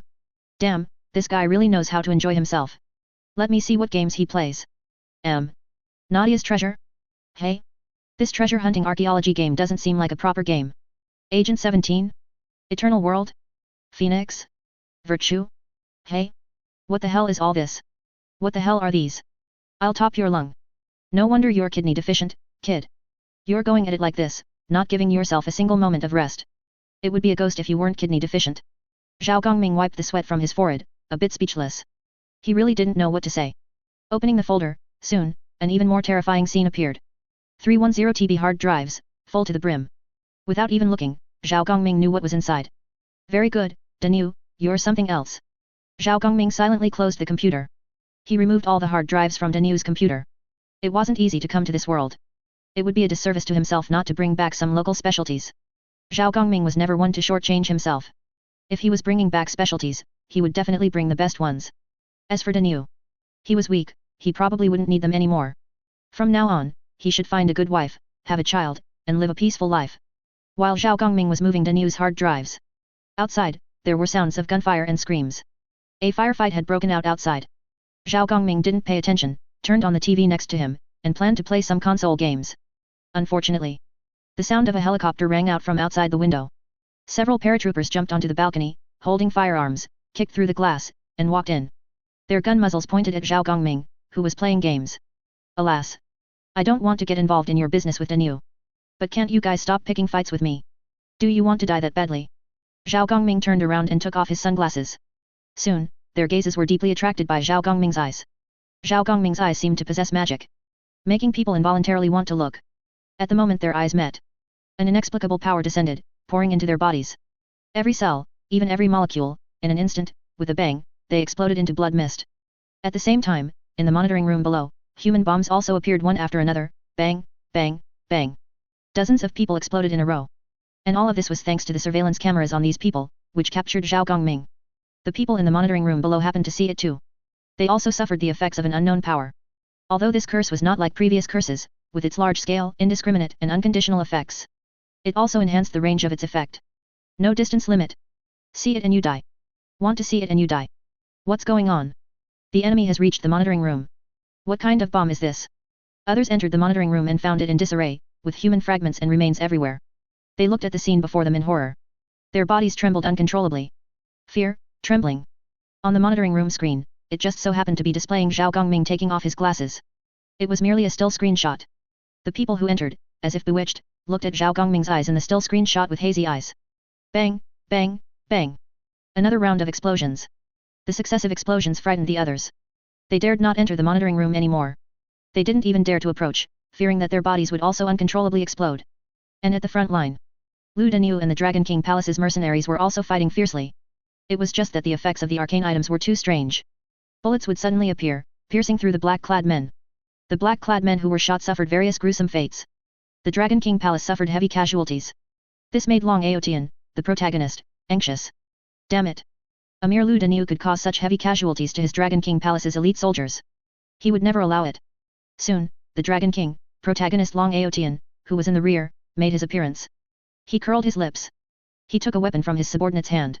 It was a pure gold weapon. The weapon's appearance was exaggerated. Various dragon patterns, and engraved on it were the glittering golden words, Dragon King exclusive. If Zhao Gongming had seen this weapon, he would surely have mocked it. Because this weapon was too much like something from a web series. Unbelievably fake, a 50-cent prop would be better than this thing. However, reality was not a web series, although they were very brain-dead, the Dragon King's combat power was still commendable. Long Aotian dodged all the way, performing various fancy bullet and trap evasions, breaking through obstacles. The traps Lu Danu had set were dismantled by him one by one. He was like he had X-ray vision, clearly discovering the hidden traps and killing his way in. Danu was stunned when he saw the scene.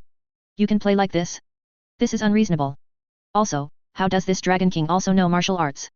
What the hell is a dragon appearing from a palm strike? Although the special effects were shoddy. But what the hell is this dragon? No one told me this Dragon King knew martial arts. Damn it. Lu Danu, you killed my brothers and slept with my women. Today, you will surely die. Long Aotian kicked open the door and roared. Then, golden light emanated from his body, and a 50-cent special effect golden dragon encircled Long Aotian's entire body, then he struck a palm towards Lu Danu. Dad, help. Chapter 200, World +1, number of Shura fields skyrockets. Man. Salvation from ancient times. After a man's sound, a dark figure suddenly appeared. A heavy black elbow struck Long Aotian. Long Aotian didn't dodge and was hit squarely in the face by the heavy black elbow. He flew out and crashed into a nearby cabinet. When he climbed out, the half of his face that had been struck was already swollen. Half of his teeth were also gone. He looked utterly miserable. Who? Your good daddy, me. Zhao Gongming, wearing sunglasses and with his hands in his pockets, walked out coolly. His stride was as arrogant as could be. The only regrettable thing was that Zhao Gongming's hairstyle was wrong. His ancient hairstyle was too out of place. It lacked any of the intended arrogance and instead had an awkward, out-of-place strangeness. It's you, the one who killed more of my brothers. You deserve to die. Dragon King's fury, the world trembles. Dragon King Palace's ultimate move, Dragon King's fist. Long Aotian roared. Golden light condensed on his arm, and he charged fiercely at Zhao Gongming. In an instant, he transformed into a golden dragon, the original 5-cent special effects immediately upgraded to a $1 level. Zhao Gongming was stunned. What a Chayunibita move! What a Chayunibita slogan! However, when Long Aotian entered a certain range, he suddenly discovered that the true chi in his body had disappeared. No, it hadn't disappeared, it had gone out of control. Almost instantly, the special effects dissipated, and popping sounds came from Long Aotian's body. He crashed to the ground, spitting blood profusely. Disorder, also known as the anti-magic domain. Using skills within my domain? Are you tired of living? Does it feel good? Want something even better? Zhao Gongming lowered his head and sneered. You. Long Aotian endured his injuries, his bloody hand pointing at Zhao Gongming. The next moment, he found that his hand had changed. It had turned into an octopus tentacle. He instinctively turned his head sharply. He found that the Dragon King Palace elites who had followed him into the room had all turned into soft-bodied monsters. No wonder they had been silent. It turned out they could no longer make a sound. Ugh ugh ugh. The changes in Long Aotian's body grew, and he could no longer speak a complete sentence. He could only watch helplessly as he was slowly corroded and turned into a monster. Rumble. The sky outside the house turned dark. Thunder roared. Streaks of crimson lightning flashed. It seemed to be angry. But, it was helpless. The will of heaven's perspective is different from that of ordinary people. Ordinary people only saw Zhao Gongming's human form. But the will of heaven could see the other side hidden beneath Zhao Gongming's exterior. A majestic figure holding a golden whip was quietly watching it. It seemed to be eagerly anticipating its next move. Ready to awaken at any moment and devour it. At this moment, the will of heaven was cursing. It was cursing the earth will for not playing fair, and even more so, cursing the earth will for being reckless and playing with fire. Where did you find this nascent outer god? And you even sent him to my world as a transmigrator. You really deserve to die. Playing with fire all day, I curse you to wet the bed sooner or later. No. Long Aotian ultimately couldn't resist Zhao Gongming's corrosion. He quickly transformed into a giant octopus. The next moment, Zhao Gongming took off his glasses and simply glanced at Long Aotian. Bang bang bang. All the monsters in the room exploded and died. Woo woo woo. The sky wailed, and blood rained down. Everyone in this world felt their consciousness blur. The next moment, the entire world was paused. With the male lead's death, the river of luck appeared. A shattered river, flowing luck. No matter how the will of heaven of this world wailed, it couldn't stop the river's disintegration. A large golden hand appeared and snatched away almost 90% of the luck. The will of heaven fell into endless weakness. What a good opportunity! Lu Danyu suddenly shouted. A light appeared on the sword at Zhao Gongming's waist. Ao Yungzi had slipped out again. Looking at the weakened heavenly Dao, Ao Yungzi let out a cry, then revealed her true form. Her colossal true form reached the heavens and earth, and she swallowed the weakened heavenly Dao in one gulp. It didn't take long. Ao Yungzi had finished digesting the heavenly Dao of this world. Ao Yungzi, who had consecutively swallowed several heavenly Daos, was no longer the weak, useless dragon she once was. Now, she not only dared to swallow such a weakened heavenly Dao, but even a heavenly Dao in its prime, she would dare to confront directly. Because now, she was the heavenly Dao of 3 worlds. With the foundation of 3 worlds, what did she have to fear? Low luck? I have many worlds. If quality isn't enough, quantity makes up for it. Worst case, I'll call for help. Outer gods descend, sweeping all before them. What a disgusting plot. A bit brain dead. Let me think about how to modify the plot of this world. After Ao Yungzi swallowed this world, she began to consider how to modify its plot. At least make it a bit more normal. Done, Danyu, what are your plans? Go back to Earth, or continue living here? You'll probably choose to go back to Earth, right? After all, you have no relatives or friends in this world.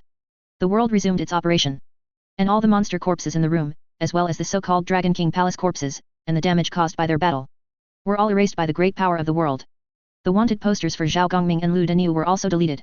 Even the Dragon King Palace, this so-called first mercenary group organization, was deleted. Everything about them was erased.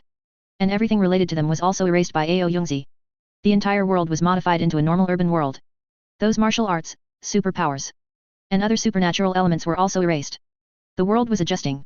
And Lu Danyu, it was his turn to make a choice.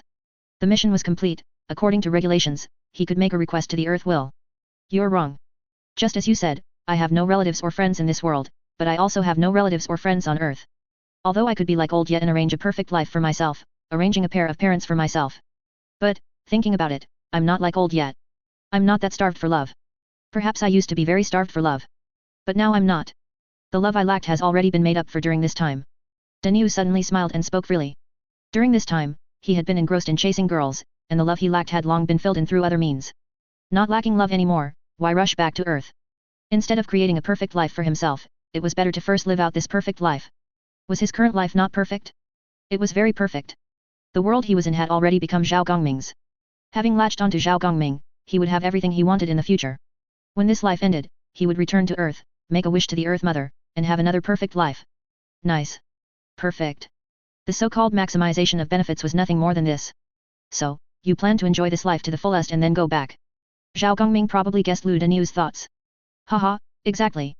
Remember to look after me, brother. No problem. Zhao Gongming smiled. I took your hard drive, how could I not look after you? I'm a good person. After the matter was over, Zhao Gongming did not leave this world. Instead, he stayed in this world for some more days. Since the curse was gone, Lu Danu, during another one of his romantic pursuits, encountered a pure girl and sparked a flame of love with her. And it was a hit in one go. She was pregnant. Lu Danu was very excited, especially when Ao Yongzi reminded him that his girlfriend was carrying dragon and phoenix twins, he became even more excited. He even asked Ao Yongzi for help to watch over his children. He specifically bought a large villa and prepared a wedding house for himself. As for the stolen hard drives, he no longer remembered them. Zhao Gongming played for a while and then returned to his original world. Because the new year was approaching, Chang'an City was adorned with colorful lanterns, and acrobatic troops from all over the country entered the city for performances. The grandest event was still the Super Idol competition organized by the former First Clubhouse. The activity, which originally only selected idols from local auditions, was proposed by a talent who wanted to earn merit points to be a national selection. Then, each region would compete, select a champion, and then proceed to the capital for the grand finale. Chang'an City's streets were plastered with pictures and promotional posters of the Super Idol contestants. As soon as Zhao Gongming returned to the palace, he didn't see Qin Meng and the other two. He asked a palace maid and learned that the three girls had gone to bicker with other imperial concubines. The originally arranged imperial concubines had also entered the palace one by one. None of these imperial concubines had a weak background. They were all from influential families and schools that had good relations with the Zhao family. To put it bluntly, none of the imperial concubines who entered the palace this time were easy to deal with. They were all top-tier formidable individuals. During their time in the palace, they had already bickered several times. They were roughly divided into several small groups. The old Zhao family faction, led by Qin Meng, had the most members and the strongest power. They were mostly descendants of partners who used to do business with the Zhao family, so naturally, they took Qin Meng as their leader, as Qin Meng was the big sister of the Zhao family and had the closest relationship with them. Another faction was the Martial Forest faction, led by Tang Saiyao. They also had a considerable number of members, mostly descendants of former martial forest schools. Their original forces included both dark and light elements, but since they all mixed with the Zhao family, their personalities were not too different, and they could get along. The Tang sect had great influence in the court, and the Tang sect's old master had a good relationship with Zhao Gongming, so Tang Saiyao naturally became their leader. The third force was the former King Liao faction, led by Zhao Lingxian. This faction had the fewest members. Their power used to be officials in the Deqian Empire, they had good relations with the Zhao family, and they were the earliest King Liao officials in the court to surrender to the Zhao family. Before the Zhao family rebelled, they already favored the Zhao family, speaking up for them in various ways. They were the auxiliary army for the Zhao family's disaster relief efforts across the regions. When the Great Zhao Empire was established, they also provided many capable officials to the Great Zhao Empire. They were led by Zhao Lingxian, mainly because they all disliked the other two factions. They disliked the martial forest forces and the local gentry. Zhao Lingxian, with her naturally noble bloodline, naturally became their leader. These three groups of people were constantly bickering, making the Ministry of Rights very distressed. Among these people, there was no one the Ministry of Rights could afford to offend. As soon as Zhao Shang returned to the capital, he was so troubled by these women that he went home to recuperate. The only one who could control these women was Zhao Gongming alone. However, Zhao Gongming had run away. He's truly inhumane. Don't tell them I'm back. Also, have Zhao Shang enter the palace.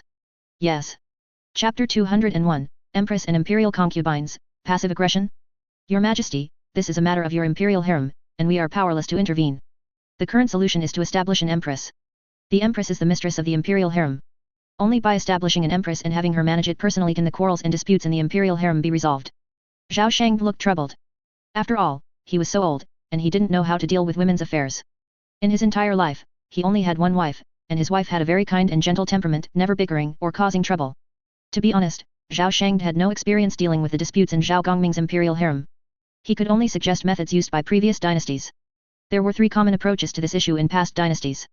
Management by the Empress Dowager, management by the Empress, or management by the imperial clan. Empress Dowager? Zhao Gongming had no family, so where would an Empress Dowager come from? Without family or relatives, there was naturally no imperial clan either. The only viable option was to establish an Empress. Only by confirming the mistress of the imperial harem could the disputes in the imperial harem be quelled. At least the disputes in the imperial harem would not escalate to open conflict. The current disputes in the imperial harem were more intense than the succession struggles in the former court. Not to mention officials from the Ministry of Rights. Officials from other departments were also aware of this matter. Establish an Empress. Establish whom as Empress? Zhao Lingxian. Zhao Lingxian. Yes, among the imperial concubines in the palace, only Zhao Lingxian is suitable to be the mother of the nation. Qin Meng has a jealous and fiery personality, unsuitable for the role of mother of the nation. Tang Xiao's background and demeanor are lacking, she becomes timid in grand settings and her personality is not stable enough. Moreover, the reputation of the Tang sect is truly somewhat embarrassing. Zhao Shang provided examples and quickly convinced Zhao Gongming. Good. Then let Zhao Lingxian be established as empress. Establish Qin Meng and Tang Xiao as noble consorts. Zhao Gongming ordered someone to draft an imperial edict, formally appointing the 3 women as empress and noble consorts. The imperial concubine ranks of the great Zhao Empire had 9 levels. From highest to lowest, empress, noble consort, Zai, Jiu, Myron, Karen, Gyron, imperial concubine. Although Qin Meng was not suitable to be empress, Zhao Gongming could not treat her poorly. The same applied to Tang Xiao. He appointed her as noble consort. He also implicitly told them to stop making such a fuss and to take a break. Yes, Your Majesty. Zhao Shang personally drafted the imperial edict, then had Zhao Gongming affix the official seal, and sent him out with the edict. When the new reign year was adopted, the imperial edict would take effect simultaneously. Perhaps they had caught wind of it. The imperial concubines who had been causing trouble all over the palace suddenly became well behaved. The figures of imperial concubines frequently appeared around the imperial study. They preened and used every means to display their alluring figures to Zhao Gongming. No exaggeration, no flattery. It was quite pleasing to the eye. When the mood struck, Zhao Gongming also favored a few of them. It's just a pity that they were too delicate. None of them could fully satisfy Zhao Gongming, including Zhao Lingxian and Tang Xiao. All were insignificant. As arrogant as they were beforehand, that's how useless they were afterward. They couldn't even walk, relying entirely on being carried. It was the new year. The roar of a dragon echoed throughout the great Zhao Empire. All citizens of the great Zhao Empire could look up and see the figure of their true dragon flying across the sky. At the same time, within the borders of the great Zhao Empire, the new reign year was adopted. The first year of the human emperor era. Several decrees were simultaneously promulgated throughout the great Zhao Empire. The first decree concerned agriculture. Zhao Gongming had brought a large amount of agricultural knowledge and high-yield seeds from the Dragon King's world. The second decree was about commerce. As a former merchant, Zhao Gongming naturally would not thoughtlessly suppress commercial development, he even encouraged its growth to a certain extent. Official banks in various regions issued multiple low-interest business loans to promote commercial development. Ancient dynasties suppressed commercial development for only a few reasons. But the great Zhao Empire had absolutely no such concerns. Pay taxes on time, and everything was fine. Those with ill intentions would be eliminated that very night, and it could even generate some revenue. Others might not know the petty schemes of merchants, but how could Zhao Gongming not know? The upper echelons of the great Zhao Empire. Over 80% of them came from a commercial background. Dare to play tricks in front of the great Zhao Empire? Isn't that like showing off one's axe before Liu Ban? The third decree was about the selection of imperial concubines. This was also an event anticipated by the entire world. As expected, on the day the decree was issued, various local departments became crowded. All were people signing up for the imperial concubine selection. The imperial court. The white-haired demon lord, dressed in official robes, attended court for the first time. Even so, his first attendance at court taught Zhao Gongming a harsh lesson. Your Majesty, the people of the northern desert are suffering. We beg your Majesty to do justice for the people of the northern desert. As soon as he entered court, the white-haired demon lord changed his demeanor. He had initially maintained the aloof and cold composure befitting a demon lord, but the next second, tears streamed down his face, wailing and sobbing. With a face full of sorrow, he cried out to Zhao Gongming on the dragon throne. This familiar preemptive move left Zhao Gongming speechless. Good heavens, how did everyone in court know this playing for sympathy trick? Wasn't this white-haired demon lord the leader of a demonic cult from beyond the heavens? How could he also act? And his acting was so realistic. Tears flowed on command. He had no pretense of maintaining the image of a demon lord. He cried whenever he wanted. It was a pity he wasn't in Hollywood. Speak, you speak. Zhao Gongming sighed. Your Majesty, the people of the northern desert are suffering too much. Hundreds of years ago, barbarians plundered our people and took them to the northern desert. For hundreds of years, they have humiliated, oppressed, and treated us like pigs and dogs, slaughtering and massacring us at will. The Mongolians attacked us, the western regions attacked us, and the Tibetans still attacked us. This old subject begs your Majesty to send troops to seek justice for us. Hundreds of years of hatred urgently need to be vented. Your Majesty. Wait, no need to say so much. What is your goal? Zhao Gongming had already guessed the rest of the content. Good grief, another hawk. Does our great Zhao Empire not have a relatively peaceful dove? Send troops, we beg your Majesty to send troops to attack them. Avenge us. I second that. Revenge for 9 generations is still possible, and so is revenge for 100 years. This old subject is willing to follow the army to attack the barbarians. Zhao Shang and the others became agitated. All right, here we go again. All external military operations will be discussed after the new army assessment. Zhao Gongming said helplessly. Your Majesty, there are still several months until the new army assessment. What if they make the first move? Are we not allowed to fight back? The officials below shouted loudly. If they make the first move, then kill them. No need to ask me, just do it directly. It has always been only our great Zhao Empire bullying others. Whoever dares to bare their fangs, we will knock out their teeth, cut off their head, and shove it up their ass. I don't need to repeat these things, do I, gentlemen? Zhao Gongming's tone was calm, but everyone could hear that their leader was still very tough. His personality was the same as before he ascended the throne. Ruthless and vengeful. This subject understands. The officials below understood the hidden meaning. Cannot be proactive. Does this not mean one can be passive? Oh. As for how to passively provoke the other party to attack them, that would depend on the abilities of the various generals. The officials exchanged glances, seemingly understanding each other's intentions. Zhao Gongming, on the dragon throne, also knew what they were thinking. He did not stop them. Let them do as they please. Chapter 202, Passive Expansion of Territory. New Year's Day quickly passed. Zhao Gongming was very relieved that his restless subordinates hadn't caused him trouble during the holiday season. It wasn't until the second month of the first year of the human emperor that these geniuses started making their moves. On the northeastern border of Great Zhao. In a small wooden hut outside the city. Several people were discussing within the hut. Outside, several fully equipped teams of cavalry stood silently on guard. Among the people discussing in the small wooden hut, one was from the Central Plains, while the others were foreigners dressed in exotic attire. They were generals from later Jin and Mongolia, respectively. Judging by the weariness on their faces, their lives hadn't been easy recently. Both later Jin and Mongolia were plagued by internal strife, with warring feudal lords and various factions clashing in a chaotic mess. At this time, let alone military pay, even a full meal was hard to come by. Even though they were nobles and generals, they couldn't guarantee they would be alive tomorrow. Because tomorrow, it was very possible that the enemy's army would attack. For example, the later Jin general among them was an outcast from the various later Jin factions. Because his garrison bordered the Great Zhao Empire, many domestic forces were unwilling to win over the city guarding general. Even the city lord and many nobles in the city had fled. They feared that the Great Zhao Empire would attack at any moment, and their lives would be in danger. The city guarding general also wanted to run, but he lacked the ability. He had no backing within later Jin, and his former patron had also abandoned him. His current situation was dire. The country had also cut off his provisions. The people in the city were all looking south, wishing they could take his head and surrender to Great Zhao to live the good life where everyone had food, a home, and access to education. Damn it. Just thinking about this made the later Jin general very upset. He also wanted to live such a life. Don't let his title as a city general fool you, his life wasn't much better. Later Jin was a country that highly valued bloodline.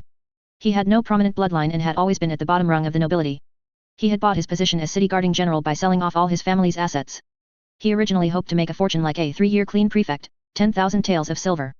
Unexpectedly, in his first year in office, before he even started making money, the Great Jian dynasty was destroyed. The Great Zhao Empire came with overwhelming force, and soon after, the imperial palace was bombed.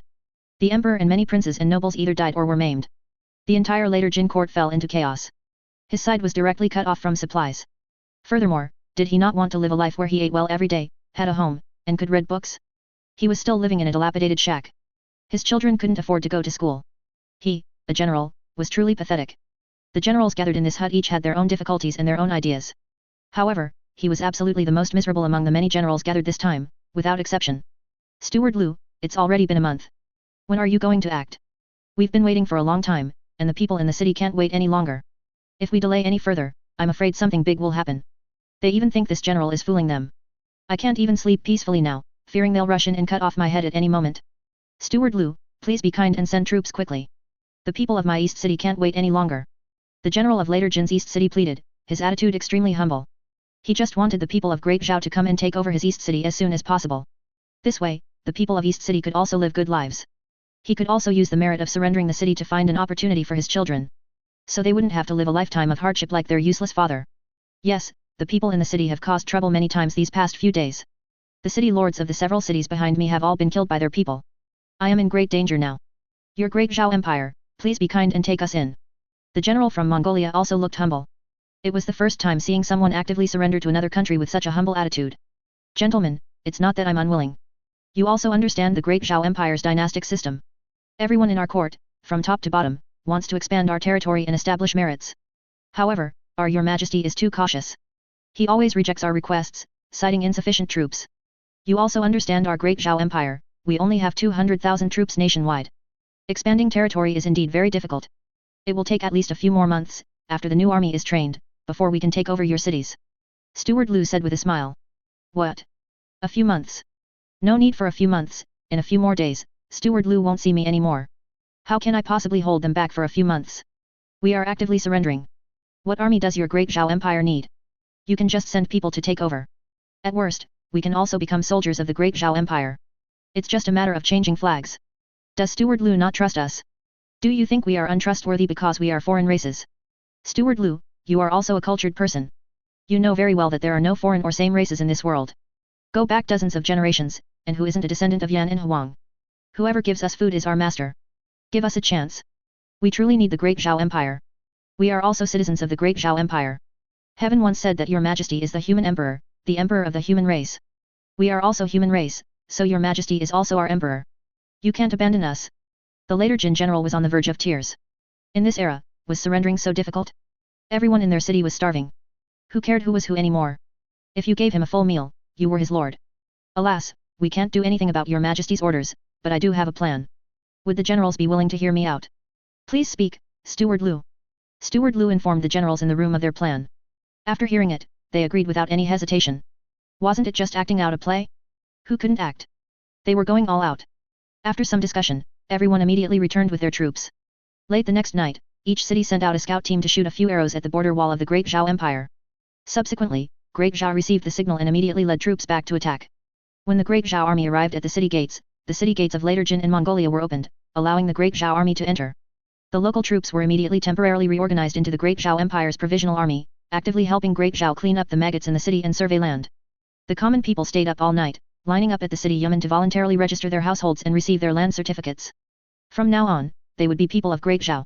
With a series of actions, from the scouts' proactive attack to the takeover of the cities and household registration, it took less than a day.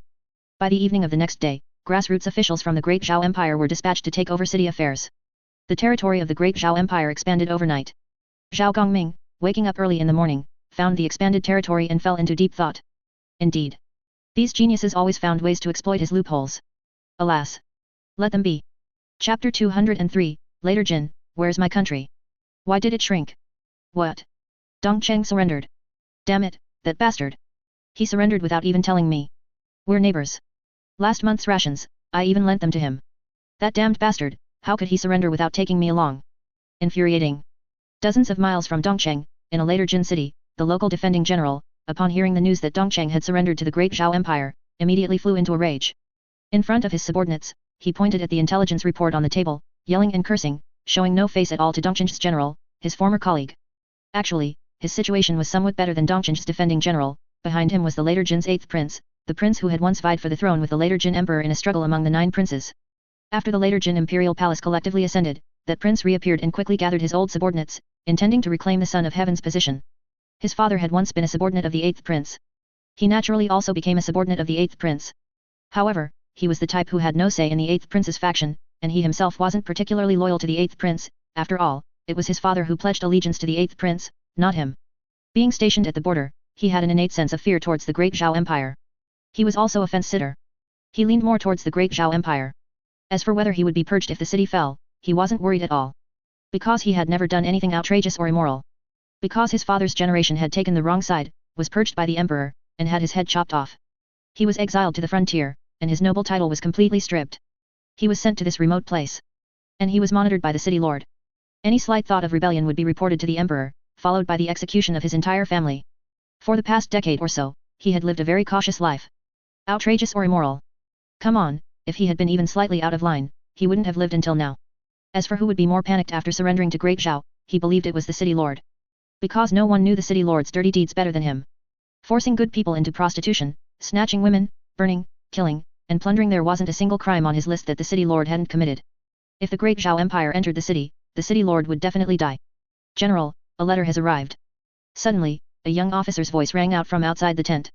After entering the camp, the young officer handed a letter to the defending general. The sender was none other than the Dongcheng defending general whom he had just cursed so vehemently. Tearing open the envelope and reading the contents of the letter, he was overjoyed. Well, you old rascal, at least you have some conscience. You didn't forget your brother. The defending general's earlier displeasure vanished. His mood instantly brightened. He then looked at his subordinates in the camp. His expression became serious. Do you dare to do a big business with me, your general? What business? A beheading business. Is the general talking about that? Yes. General, your subordinate is willing, extremely willing. Me too. Before we do this big business, we need something as a pledge of loyalty. What thing? The heads of the city lord's entire family. A hint of ruthlessness flickered in the defending general's eyes. His decade-long grudge could finally be avenged. Wasn't that corrupt official very boastful? Relying on the backing of the dog emperor, he constantly showed him disdain and found various reasons to humiliate him. For over a decade. He had endured it for over a decade. Now it was good, he finally didn't have to tolerate it anymore. Corrupt official, this general will have you dead. General, shall we act now? I'm very familiar with the corrupt official's housekeeper. That corrupt official once defiled the housekeeper's wife and daughter, so his housekeeper hates him to death. I can have him coordinate from the inside. Ha ha ha, let's do it then. That night, the defending general of the city secretly led a troop, and with the inside help of the city lord's housekeeper, they stormed the city lord's mansion and killed the city lord's entire family. Their heads were sent by urgent courier to Dongcheng. In less than 3 days, a secret convoy entered the city. In less than half a day, the city residents, who had already received the news, orderly proceeded to the local county office to be incorporated into the Great Zhao Empire. The city changed hands through a silent method. And it wasn't just this one city. Over a dozen later Jin cities near the Great Zhao Empire's border all changed owners in this manner. Even later Jin still hadn't discovered anything amiss. Instead, the neighboring Mongol court was the first to notice something was wrong. Several border cities had successively gone silent, which greatly puzzled the newly appointed Great Khan of the Mongols. Where are my cities? Where are my several cities? How did they disappear? The Great Khan of the Mongols dispatched cavalry to investigate and discovered that the cities that should have belonged to them were flying the Great Zhao Empire's banners, and even their nobles' fields and pastures were being cultivated and owned by lowly commoners. This greatly angered the Mongol court. However, it was merely a moment of anger. They did not make a significant response. The new Great Khan had once been the prime minister of the Mongol court. He was no brute, on the contrary, he was very intelligent. He knew well how the Mongol court had disappeared, and even how the previous Great Khan had been erased. He knew all of this.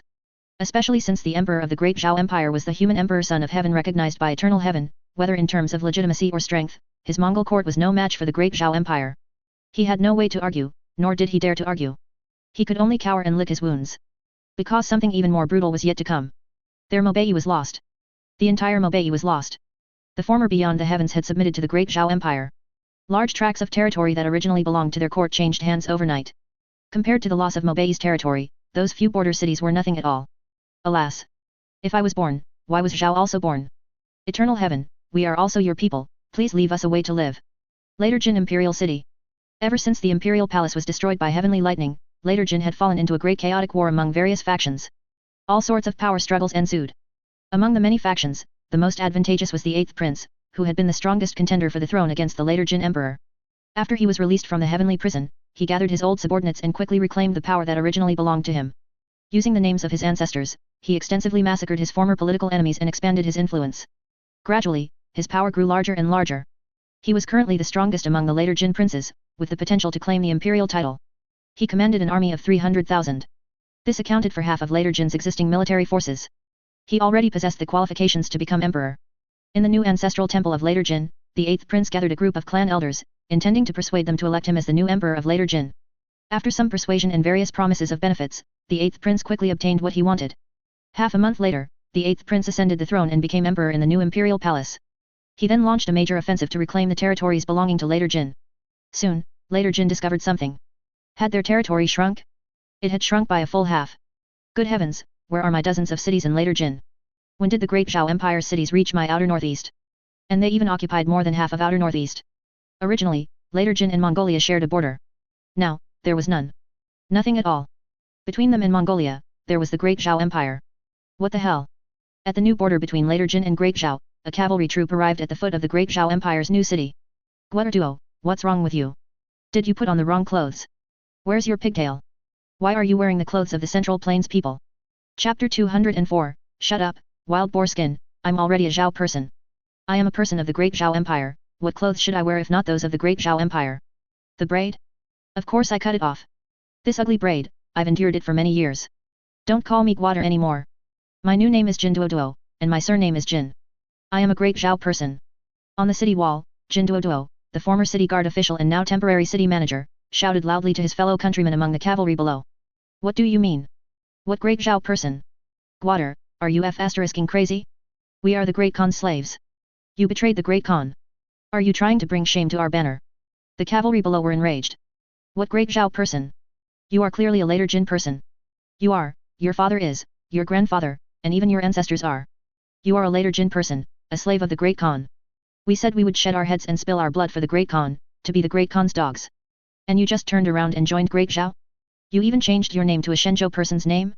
Are you f***ing crazy? Bullsh*t slave. Are you a cheap-skinned person? Your Majesty said that no one in this world is anyone's slave. If you like being someone's dog, then go be one, but don't drag me into it. I am a noble great Zhao person. You barbarian. Jin Duoduo's face was full of disdain. Now that he was a great Zhao person, he was one step higher than the barbarians below. Alright, alright, alright. I'll go back and report to the Great Khan right now and kick your lineage out. You are no longer a person of my banner. The cavalry below roared. Good riddance, I don't care. Stupid. Jin Duoduo watched his former friends leave without feeling anything. Instead, he felt that his choice was correct. Was this considered betrayal? Certainly not. This was him returning to his ancestral lineage. He was originally a descendant of Yan in Huang. Later Jin Imperial Palace. Damn it, damn it. My later Jin's territory was occupied so silently. Didn't any of you notice? Also, are all the city defending generals crazy? Didn't my later Jin treat them well? Are they rushing to be dogs for the great Zhao Empire? Bastards. I'm furious. The new emperor of later Jin shouted at his officials, enraged and exasperated. The perfectly fine later Jin had inexplicably shrunk by half. How was he supposed to explain this to his ancestors? He wanted to pin the blame on his imperial brother, but he didn't have the chance. Because when his imperial brother died, the territory had only lost 20-something border cities. And now? Later Jin's territory had shrunk by half. He had to take the blame, whether he wanted to or not. Damn. As soon as I ascended the throne, you pull something like this on me? Your Majesty, I want to lead the army personally. The emperor's eyes were bloodshot as he looked at the assembled officials. And the later Jin officials dared not object. The 8th prince was already cruel before ascending the throne. After ascending, he was even more cruel. Recently, many families had been raided and exterminated. They also dared not object. Yes, Your Majesty. Earth Mutual Aid Group. Tai Lang, oh. Tai Lang, today is another beautiful day. Tai Lang, I found something good again. Ning Yifeng, brother dog, you're selling again? Lu Danu, what good stuff? I'm a student, give me the stuff, and 50 for KFC. Tai Lang, scram. Tai Lang, it's really good stuff. Tai Lang, maybe you guys don't quite accept this concept. Lu Danu, what do you mean? Tai Lang, for me, it's good stuff. Tai Lang, for you, it's hard to say. Lu Danu, so what is it exactly? Tai Lang, the egg of an ice fire dragon. Lu Danu, ah. Ning Yifeng, ah. Duan Xialo, egg? You like that, kid? Tai Lang, what do you mean like that? If I eat this, I can level up, and it can strengthen my waist and kidneys, making me a groom every night. Duan Xialo. Lu Danu, brother dog, I want it. Leveling up or anything, Danu didn't care. But strengthening the waist and kidneys, being a groom every night, this was completely irresistible. Do you know what this means for someone who is deficient? This was salvation, a spirit pill. Saving the deficient, reclaiming their masculinity. Tai Lang, no way. Tai Lang, I don't even have enough for myself, and you want me to give it to you? Dream on. Lu Danu, where did you get this dragon egg? Tai Lang, I stole it. There's a very strong dragon tribe next door. Their leader was killed. After their funeral, I dug up his grave. Unfortunately, I was discovered, so I could only steal one egg and run. Duan Xialo, good heavens, you old fellow even steals corpses, you have no Dao at all. Tai Lang, kidding, I'm not human, why talk about Dao? Come on, I'm a wolf, a wolf. In the world of demons, it's all about eating is a blessing, and living is the only rule. Tai Lang, if I devour his corpse, I can become stronger without having to fight. Why not? Lu Danu, makes sense. Lu Danu, so, share half with me. Tai Lang, scram. Meow xiao meow, brothers, I met the female lead a few days ago. Tai Lang, hey? Lu Danu, were you enchanted by the female lead? Meow xiao meow, no. Meow xiao meow, I just found her while gathering medicinal herbs in the mountains. She didn't notice me. Lu Danu, how are you sure she's the female lead? Meow xiao meow, I guessed. Lu Danu. Meow xiao meow, alright, I found her cheat. Meow xiao meow, a live broadcast screen. I even saw people sending her gifts. Meow xiao meow, with this kind of cheat, she can't not be the female lead, right? Lu Danu, it's also possible she's a transmigration from another world. Lu Danu, for example, the one Lu Suifeng killed. Lu Suifeng, hey, I always feel like you have a hidden meaning in your words. Lu Danu, hee. Meow xiao meow, damn. Meow xiao meow, that's a small probability after all. Meow xiao meow, luckily, I flew fast and wasn't discovered. Duan Xialo, what are your plans? Duan Xialo, kill her and then return to Earth? Meow xiao meow, sigh, how could I have that ability? Duan Xialo, you have us. Zhao Gongming, do you need to call for backup? Meow xiao meow, I have a gun, and I can fly. Meow xiao meow, I feel like I can do it. Zhao Gongming, just don't mess it up. Meow xiao meow, if I mess up, I'll call you guys. Ning Yifeng, Okay. Meow Xiao Meow's world. Meow Xiao Meow touched her pocket with her hand. Feeling the small pistol she had before, she immediately calmed down. Then she quietly flew out of the house, avoiding sight, and headed towards the small woods where she had previously discovered the female lead. She wanted to try to see if she could kill the female lead. Chapter 205, the female lead has a streamer system? According to her investigations these past few days, the female lead's name is Liu Kaiun, an orphan from a small town at the foot of the mountain. Her parents died, her family property was seized by relatives, and she made a living through needlework. Last month, she suddenly learned how to identify medicinal herbs. She went up the mountain and found wild ginseng that was decades old, which she sold for a good price. When her relatives found out, they came to demand money, but Liu Kaiun hired some hooligans from town to beat them away, completely changing her previously timid personality. This experience, this template, this plot. Isn't this the female lead? If this isn't the female lead, I'll eat this table right now. During this time, Meow Xiao Meow had been secretly investigating Liu Kaiun's information through various means. She found that this female lead seemed a bit too greedy. She went up the mountain to gather herbs every day, and each time she would bring back a large pile of medicinal materials. If it were an ordinary herb gatherer, they wouldn't dare to go up the mountain so frequently, because it was dangerous. Usually, after a harvest, herb gatherers would delay their next trip into the mountains. This female lead was different. After a harvest, she would enter and exit the mountain even more frequently, completely disregarding the danger. Was she not afraid of death? How dangerous the big mountain was, how could Meow Xiao Meow not know? Even experienced hunters from their village didn't dare to go into the mountains alone, they often needed several people together before they dared to enter. According to the hunters, there were wolves, bears, and tigers in these mountains, especially tigers, which were extremely rampant. In their village, she was the only one who dared to enter the mountains freely. Her courage to enter the mountain came from her blessing, flight, as well as the small pistol in her hand. As for the female lead's courage to enter the mountain, Meow Xiao Meow guessed it was due to the female lead's golden finger. It was similar to a live-streaming golden finger. Her purpose for this trip was more about probing, to test the capabilities of the female lead's golden finger. If the assassination of the female lead failed, she would immediately run, without any hesitation. Anyway, if she couldn't kill the female lead, she would call for backup. Some people in the group could kill the female lead. She wasn't in a hurry. Meow Xiao Meow left the village and flew towards the mountains. Her flight altitude wasn't high, just at the level of the treetops. Using the cover of the tree canopy, she continuously flew towards the mountains. Deep in the mountains, a beautiful-faced woman was traversing the terrain. Her movements were agile, cliffs, fallen trees, and potholes. These obstacles couldn't stop her progress at all. Suddenly, a giant tree fell ahead. Just as it was about to hit the woman suddenly split into 5, scattering in all directions. She dodged the falling tree. The illusions merged into one. The woman reappeared. Family, isn't it cool? Isn't my Phantom 9 Revolutions cool? Type super cool on the public screen.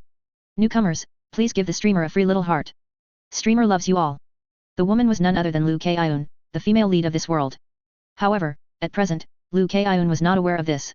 Originally, she was just an office worker in a small company, working 996 overtime every day, but her salary was only 2,800 yuan. Finally, she couldn't take it anymore and died suddenly. She transmigrated into the body of an orphan who had starved to death. This was an alternate ancient world, the Wuzhou dynasty. Her beginning was very tragic. Her parents died, and her family property was even seized by eccentric and wicked relatives. She herself was so weak that she starved to death, allowing her to transmigrate. Although her starting point was very low, her golden finger was amazing. It was an otherworld live streaming system. Through live streaming, she earned money, which she could spend in the streamer's shop. As a new streamer, she had a newbie gift pack. She received a certain amount of startup capital. Her Phantom 9 Revolutions was purchased with this startup capital. In addition, she also purchased a skill, herb gathering, which allowed her to identify various precious medicinal materials.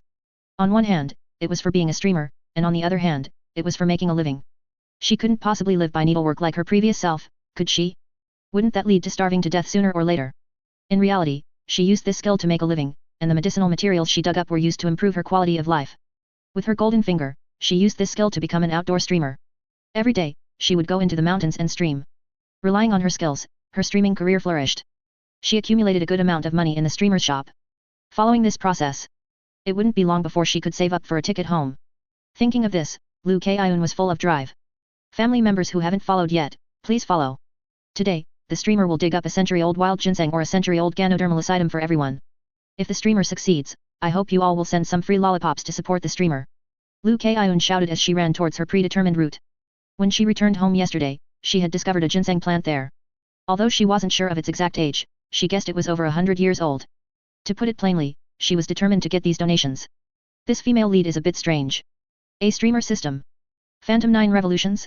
A martial art or a skill? It feels a bit strong. Above Lu Kaiun's head, a figure was closely following her. Miao Xiao Miao had already found Lu Kaiun. It was just that Lu Kaiun below kept rambling, and she was a bit curious, so she didn't act immediately. Lu Kaiun's abilities were a bit strange. Especially that Phantom 9 revolutions, she didn't understand it. She also didn't know if bullets would be effective. Let's try. Miao Xiao Miao flew to the treetop ahead, took out her pistol, and aimed at Lu Kaiun, who was hurrying towards her. A burst of bullets went down. Suddenly, Lu Kaiun, sensing danger, transformed her body into several phantoms, avoiding the bullet attack. Miao Xiao Miao was immediately stunned. Indeed, such a bizarre ability. It could automatically dodge attacks. Thinking of this, Miao Xiao Miao no longer hesitated and immediately flew away. Coincidentally, Lu Kaiun looked confusedly at the treetop where Miao Xiao Miao had been hiding. The camera of the live stream happened to capture Miao Xiao Miao's retreating figure. Instantly, the live stream erupted. Messages flooded the screen one after another. Lu Kaiun turned her head, but she didn't react to the messages. Because just now, she hadn't actively evaded the attack at all. Instead, she had sensed danger, and her ability had passively activated, turning her into several phantoms to avoid the attack. You said there was someone at that spot just now. Was it her who attacked me? Family, this joke isn't funny at all.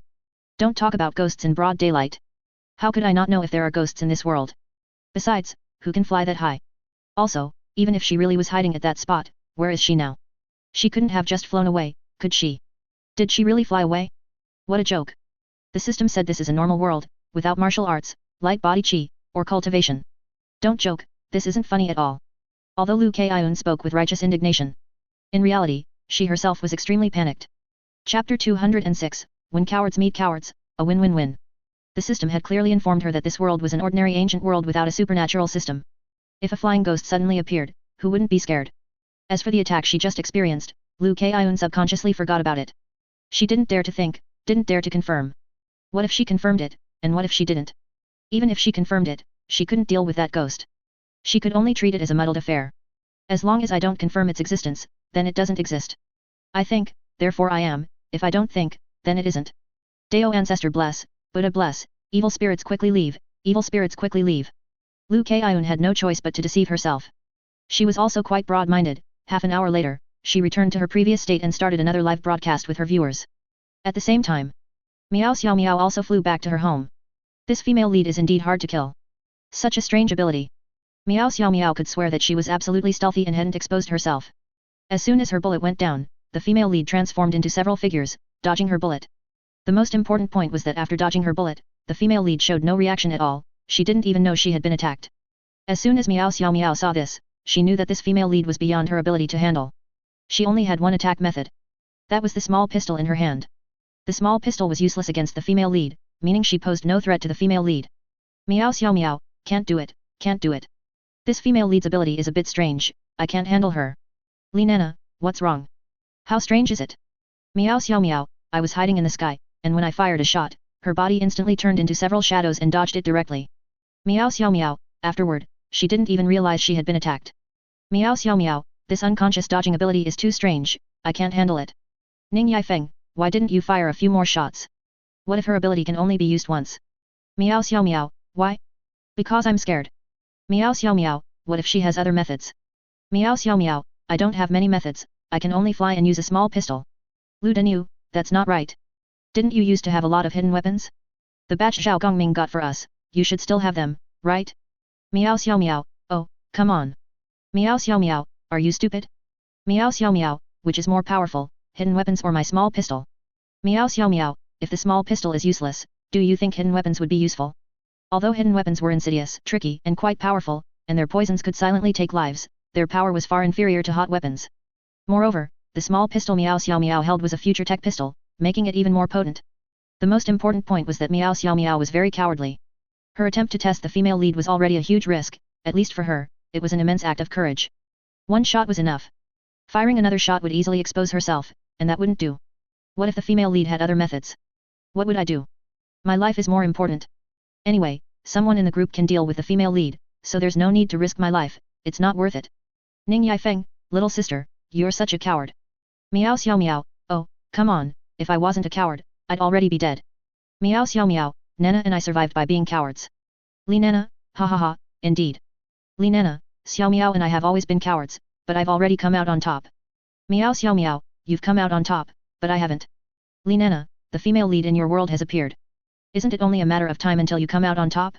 Li Nana, Gongming goes and kills the female lead, and it's all over, right? Li Nana, you gain safety, Earth Mother gains luck, and Gongming gains the world. A win-win-win. The worlds in the group were already implicitly harvested by Zhao Gongming. Because among their group, only Zhao Gongming had the ability to harvest worlds. Furthermore, letting Zhao Gongming harvest the worlds wouldn't result in any losses for them, Earth Mother would still reward them. Earth wouldn't suffer either. Because Earth didn't care who killed the male and female leads, it only knew it could harvest a wave of luck. Did Zhao Gongming, who seemingly worked for free, lose out? He didn't lose out either. Because worlds often become weakened after their luck is harvested. Ao Yongzi, under Zhao Gongming, would take the opportunity to devour the world and complete a possession of the heavenly Dao. Zhao Gongming directly gained the world. A three-way win. If you really consider who profited the most, it was undoubtedly Zhao Gongming. After all, he gained an entire world. It was like a pot of meat, he ate the meat, Earth drank the soup, and the other transmigrators licked the bottom of the pot. Zhao Gongming, what the hell, a win-win-win? Where did I win? I didn't win. I don't even know what use these worlds are to me. Zhao Gongming, besides, the one who wins is Ao Yongzi. What does that have to do with me, Zhao Gongming? Li Nana. Lu Suifeng, wow, you're such a hypocrite, getting the benefits and still acting innocent. Lu Suifeng, isn't Ao Yongzi your dragon? Isn't what's hers yours? Lu Suifeng, you have the resources of several worlds at your disposal.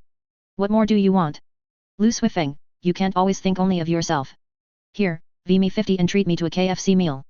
Zhao Gongming, get lost, it's Saturday today. Lu Suifeng, it's fine, I'll save it for next Thursday.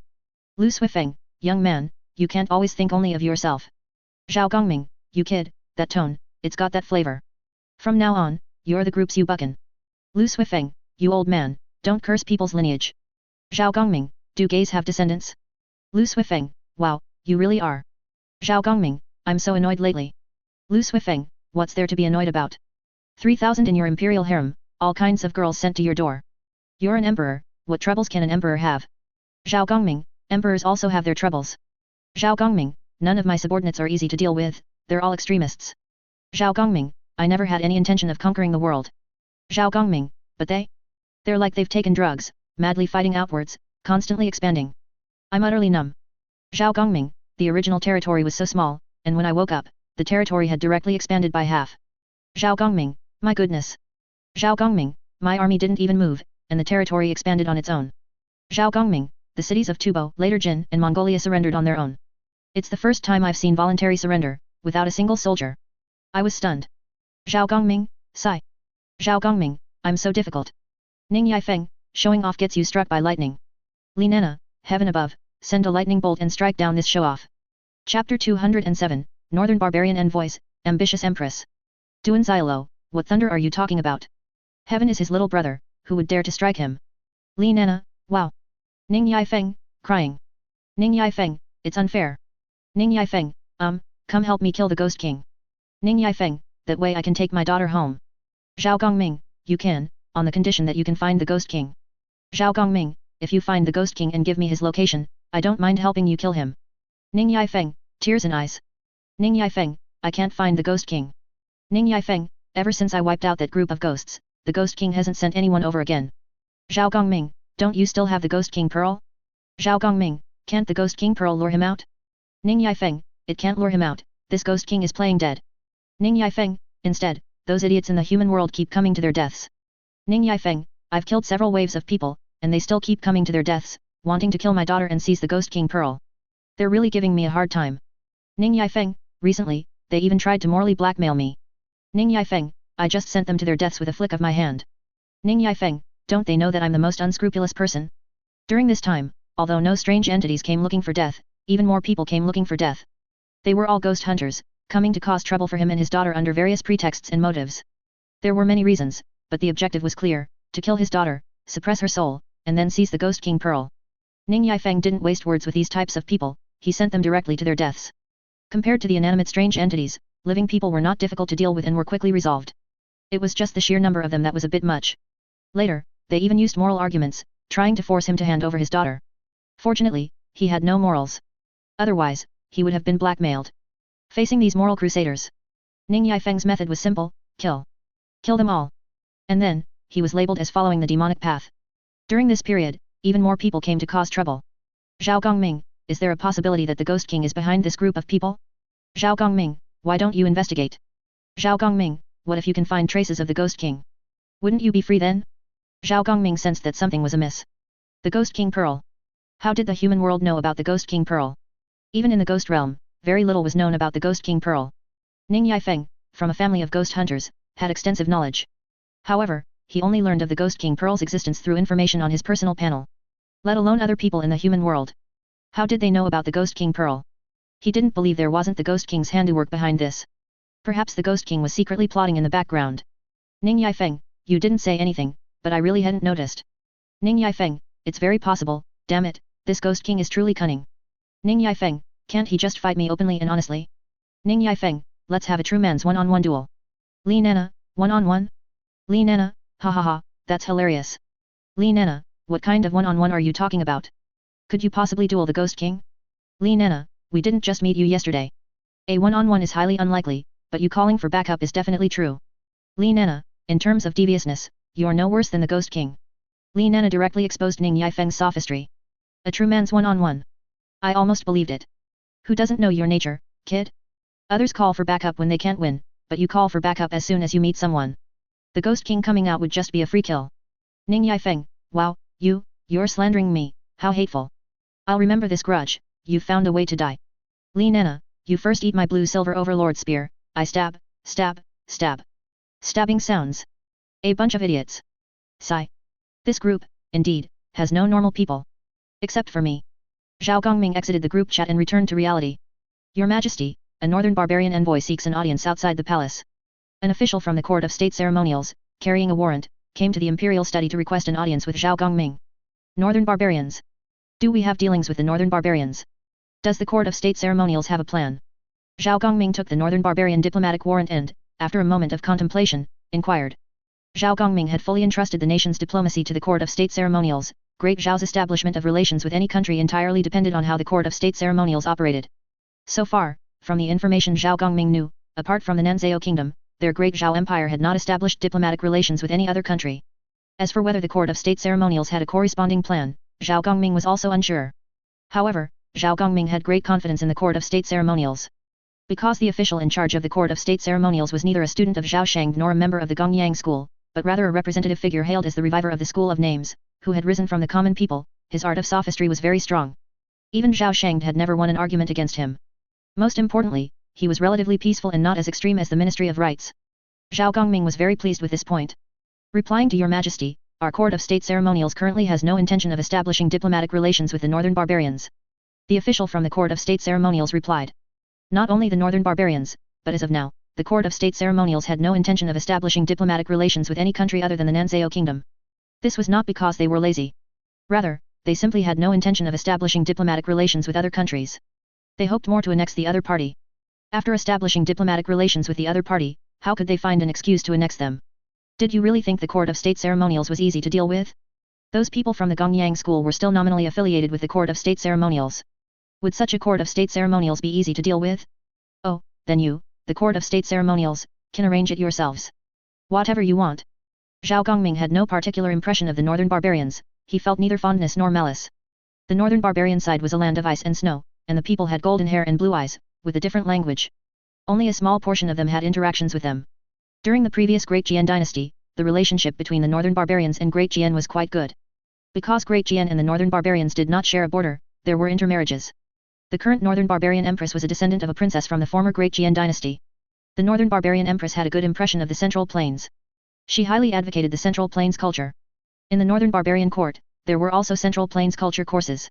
However, anyone with a discerning eye could see clearly. This northern barbarian empress's good impression was not merely a good impression. There was also greed. Her ambition for the land of the Central Plains was no less than that of other nations. Bei Mang, Northern Mang, and the northern barbarians were both names for those northern countries. Could they be kind-hearted people? In the eyes of the European countries, the northern barbarians were the legendary jackals and beasts, ready to move west at any time and devour them alive.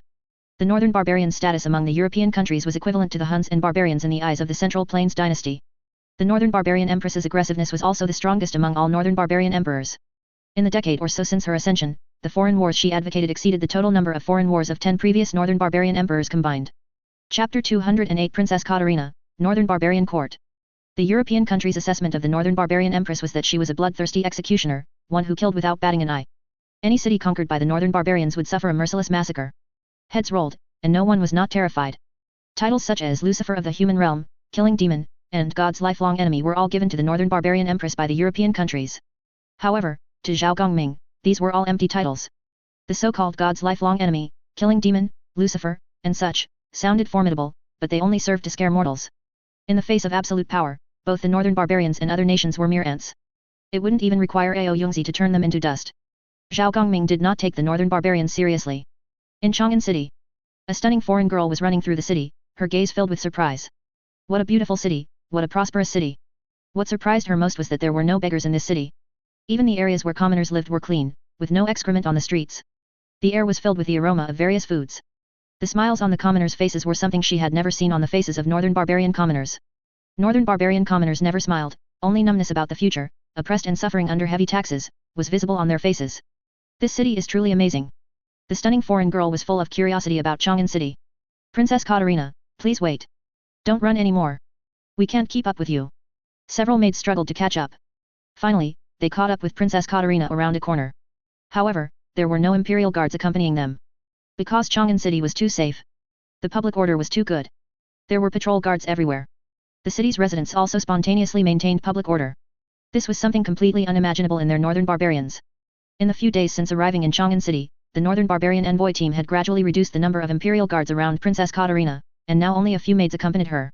They let the princess run around freely in a foreign land without worrying about her safety. Hehe, your bodies are too weak. You need to practice more. Princess Katarina said with a smile. The maids were speechless. What a statement, your bodies are too weak. You don't even look at what you are wearing and what we're wearing. Can we run in the clothes we're wearing? Can you still run? I want to go to the first clubhouse. My sister said that when you come to Great Zhao, you must go to the first clubhouse, the atmosphere there is the best. Princess Katarina said loudly. Ah. Your Highness, we didn't bring much money. Didn't the Empress tell you that the first clubhouse is also the most expensive? The maids immediately showed an unpleasant smile. Although the first clubhouse had not opened in the northern barbarians, as imperial maids, their education was not low, and they could learn about the first clubhouse from various nobles.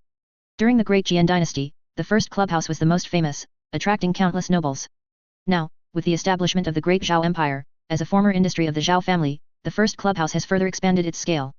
Currently, the largest first clubhouse is located in Chang'an City, and its scale is even several times larger than the former largest first clubhouse. Many local tyrants and aristocratic families who lost their land did not hesitate to spend lavishly at the first clubhouse, just to establish connections with the high-ranking members of the Zhao family and seek better development. I know.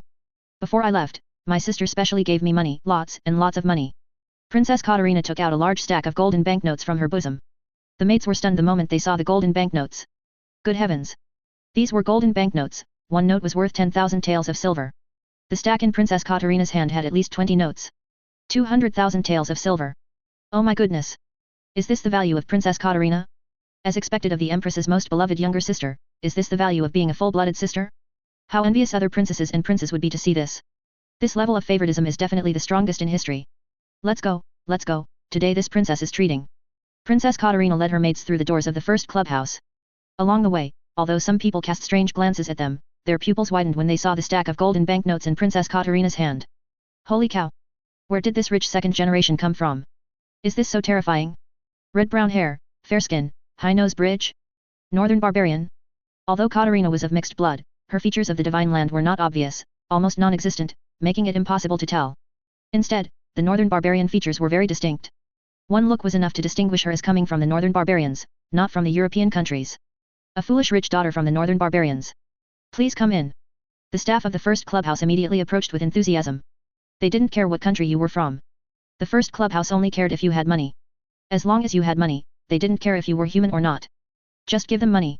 At the same time, far away in the northern barbarian court, Empress Ekaterina was holding court with her ministers, discussing state policy. She didn't yet know that her foolish younger sister was lavishly spending her money in the distant Great Zhao. Even if she knew, she probably wouldn't care. A child's pocket money, once spent, is spent. She doted on her own sister. If her mother knew in the afterlife, she wouldn't blame her for spoiling her sister so much. Empress, Prince Ingkejalun's rebellion has been suppressed by the imperial guards. How should he be dealt with? The imperial general bowed his head, awaiting the empress's instructions. Ingkejalun? My dear brother. Did I ever treat him unfairly? I gave him fertile fiefdoms, built castles for him, bestowed beautiful women upon him, yet he still rebelled. Is he so resistant to the culture of the divine land? He truly doesn't understand my painstaking efforts. I am utterly disappointed in him. Ekaterina's voice came faintly. Her tone was calm, but the hidden killing intent was so intense. She had murderous intentions. This. The imperial general dared not respond. He knew that the Empress's orders were unquestionable. In the entire northern barbarians, only the Empress's full-blooded sister, Princess Katerina, could make her change her mind. But Princess Katerina was not in the country. She had been sent to the Great Zhao Empire by the Empress 2 months ago. And the day after Princess Katerina left the northern barbarians, the operation against Prince Ingkaja alone began. It was hard not to think that all of this was part of the Empress's plan. General Kalin. Your subject is here. Kill him. The Empire does not tolerate rebels. Empress Ekaterina issued the execution order. Executing a member of the royal family, and the Empress's brother at that. As you command. Your subject will surely fulfill the Empress's order. General Kalin bowed his head without any hesitation. In the northern barbarians, the Empress's command was absolute. Chapter 209, The Empress's Ambition, Great Zhao and Northern Barbarians Become One? Two popes, do you know who heaven is? Empress Ekaterina looked down at the two figures in religious robes below, slowly speaking. The two below were dressed in the robes of different religions, one represented the faith of the Northern Barbarian court, the Orthodox Pope, and the other represented Northern Barbarian Buddhism, which had flourished over the past 200 years. The two popes held significant positions in the Northern Barbarians. And the only one who could gather the two popes so obediently was this empress. In the second year of her reign, this empress launched a large-scale religious purge, and those popes who had once considered themselves noble were all killed. Those who remained were obedient and compliant. Slaughtering popes was an incredible act. Because successive Northern Barbarian emperors, whether incompetent or wise, whether believers or not, held more or less reverence for religion. They would never slaughter popes. However, Empress Ekaterina did just that. Not only did she act against the popes, she also wantonly slaughtered all popes, and even believers, who opposed her. This great purge, which affected the entire northern barbarian country, lasted for 2 full years, and the number of popes and believers who died for it reached millions. Not only foreigners called her a demon, an executioner of slaughter, but even their own northern barbarian country called their empress by such names. Reporting to your majesty, we know. In religious texts, heaven is the incarnation of God, God created everything. The Orthodox Pope lowered his head, trembling as he spoke. He had already guessed what the empress was asking about. Clearly, the empress was asking about the matter of heaven personally conferring the great Zhao Emperor as the human emperor a few months ago. Heaven. How could he know who heaven was? Please, their so-called religion was all a lie, meant to deceive ordinary people. He knew this all too well, and the empress herself knew it too. The empress had killed so many people from their sect. If there truly was a god, the empress would have died under divine retribution long ago. Oh, is that so? What about you, Venerable Meyer? The empress turned her gaze to the other bald man. Northern barbarian Buddhism believes that all things in the world are incarnations of Buddha. You and I, flowers and grass, stones, all things in the world, towering mountains, and even heaven, are all incarnations of Buddha. Venerable Meyer lowered his head and spoke calmly. As soon as he finished speaking, the Orthodox Pope next to him cast an angry gaze. A heretic, and an extremist among heretics. No wonder Buddhism in other countries wanted to beat Northern barbarian Buddhism to death. If he were a Buddhist and heard such remarks from him, he would also want to beat this bald man to death. It was well known that Buddhism was a polytheistic religion. And other branches of Buddhism had, more or less, developed their own Buddhas based on their foundations. Northern barbarian Buddhism was an oddity. Perhaps it was due to the prevalence of the Orthodox Pope in the Northern barbarian country. After Northern barbarian Buddhism entered the Northern barbarian country, it absorbed some Orthodox doctrines, and gradually, the Buddhas disappeared. Northern barbarian Buddhism transformed from a polytheistic religion into a monotheistic one. The Buddha statues they worshipped were no longer other Buddhas, but themselves. They believed that they themselves were a part of Buddha. Such blasphemous remarks deserve to be jointly condemned by other Buddhist sections. Then, can the two of you tell me why heaven designated the great Zhao Emperor as the human emperor? Can a woman not become a human emperor? The northern barbarian country is regarded as barbarians by the European countries, as barbarians by Mongolia and later Jin, and as barbarians among barbarians by Great Zhao. Can barbarians not become orthodox? The empress's gaze became exceptionally fierce. Her murderous demeanor made the two popes tremble all over. Hovering on the brink of life and death. This empress. Her martial arts had advanced further. The two popes knew that their empress was not only the empress but also the northern barbarians' top master, a natural martial arts prodigy with all her meridians clear. At a young age, she had already reached the peak of innate. They originally thought this was already terrifying. Unexpectedly, her martial arts had now reached half-step Baden, embrace the core. So powerful. Such martial arts talent, let alone in the northern barbarians, even if placed in a land as flourishing in martial arts as the Central Plains, would absolutely be a godlike existence. Perhaps only the legendary Gu Fenjiao could compare to her. I don't know. Neither do I, this humble monk. My lords, it is said that Great Zhao is heaven's promised land. Within the Great Zhao Empire, the weather is favorable, the country is prosperous, barren lands can grow grain, and 3 feet of ice melts into dew to nourish the earth. Is it true? The empress asked her ministers a few questions. Reporting to your majesty, the rumors are true. Since the establishment of Great Zhao, the deserts within Great Zhao have turned into oases and ice and snow have melted, allowing vast tracts of grain to grow. Many ministers in the court are also aware of this. It is true. If our northern barbarians could obtain this vast fertile land, then it would be.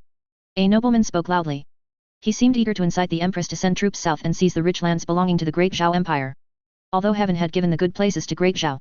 However, that didn't mean they couldn't seize them. Arrogant. Are you trying to kill our northern barbarian country? A nobleman rushed out from the side and slapped the other nobleman across the face. The force of the slap even knocked out his teeth. Do you know how powerful the Great Zhao Empire is? Are our northern barbarians very strong? Are our northern barbarians invincible? For hundreds of years, our northern barbarians haven't stopped thinking about going south, but what were the results? Was later Jin weaker than us? Was Mongolia weaker than us? How many of our warriors died in the south? Now, a Great Zhao has appeared that is even stronger than later Jin in Mongolia. You actually dare to incite the empress to go to war against Great Zhao. Has your head been caught in a door? Has your brain been thoroughly kicked rotten by your uncle's stinky boots? Idiot! You dare to hit me? I'll fight you to the death. The nobleman scrambled up from the ground and charged towards the other party. Soon, these two noblemen began to wrestle in the court, in broad daylight. The surrounding ministers and noblemen did not stop them, and even watched with considerable interest, occasionally clapping and cheering. This was the northern barbarian court. Both civilized and barbaric. It's time to stop. The empress said calmly. The next moment, the palace guards intervened and pulled the two noblemen apart.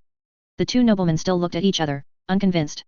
My lords, if the northern barbarians and Great Zhao were to become one, would our perpetually frozen territory also become fertile land? This is a huge fortune. All of you, discuss it thoroughly. The empress's words shocked everyone in the court. Become one? How to become one? Invade them? We can't beat them anyway. It would be a complete waste. Your Majesty, how do you mean? A marriage alliance between rulers, marrying each other. Chapter 210, The End of the Yulong Tianxia, Ride the Dragon World, Storyline, and the Upcoming Age of Great Expeditions? Marriages between countries, where rulers marry each other and become the king of the other's country, sharing the empire. Such operations are unheard of in the Shenzhou land, but they are common in Europe. Europe is a continent ruled by nobles, and noble families frequently intermarry. Often, the high-ranking officials of various European countries are relatives. Although the vast majority of the northern barbarians' territory is in the region north of the Shenzhou land, the northern barbarians are actually a traditional European country. The northern barbarian imperial family has historically intermarried with various European countries. Don't be fooled by the fact that, on a national level, the northern barbarians are a major enemy of the European countries. In reality, the relationships between their nobles are quite good. In fact, even after 100 years of war between two countries, their kings might even be the same person. In European history, there have even been instances where one person was simultaneously the king of 6 countries. For the northern barbarian empress, marrying into the Great Zhao Empire, where rulers marry each other and share the empire, is a very normal operation.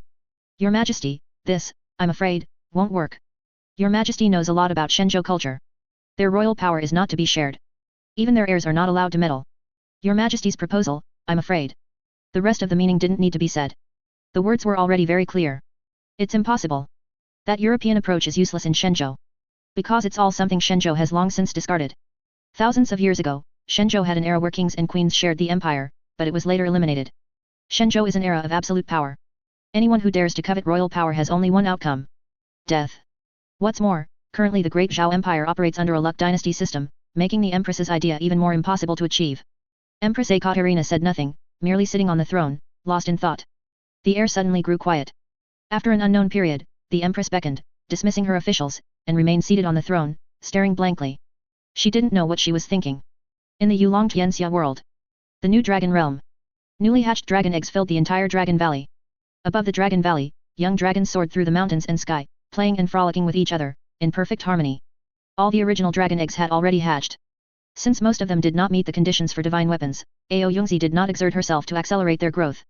Therefore, as of now, they are all young dragons in their infancy. The dragon eggs in the Dragon Valley are newly developed dragon eggs by Ao Yungzi. These dragon eggs were derived and catalyzed by her at the cost of a large amount of luck. There are roughly several thousand of them. After all, the Dragon Realm once possessed countless true dragons. For the new Dragon Realm to have only a mere 1,000 plus is too pathetic. How embarrassing would it be if she didn't create more dragon eggs? She wouldn't even have the face to call it the new Dragon Realm. Not all of these new dragon eggs are from this world. Once these dragon eggs hatch, she plans to dispatch some of the dragons to the new worlds under her control. Then, in conjunction with the plot development of those worlds, she will guide the children of luck and so on. She will connect all the worlds she controls, integrating resources to strengthen herself.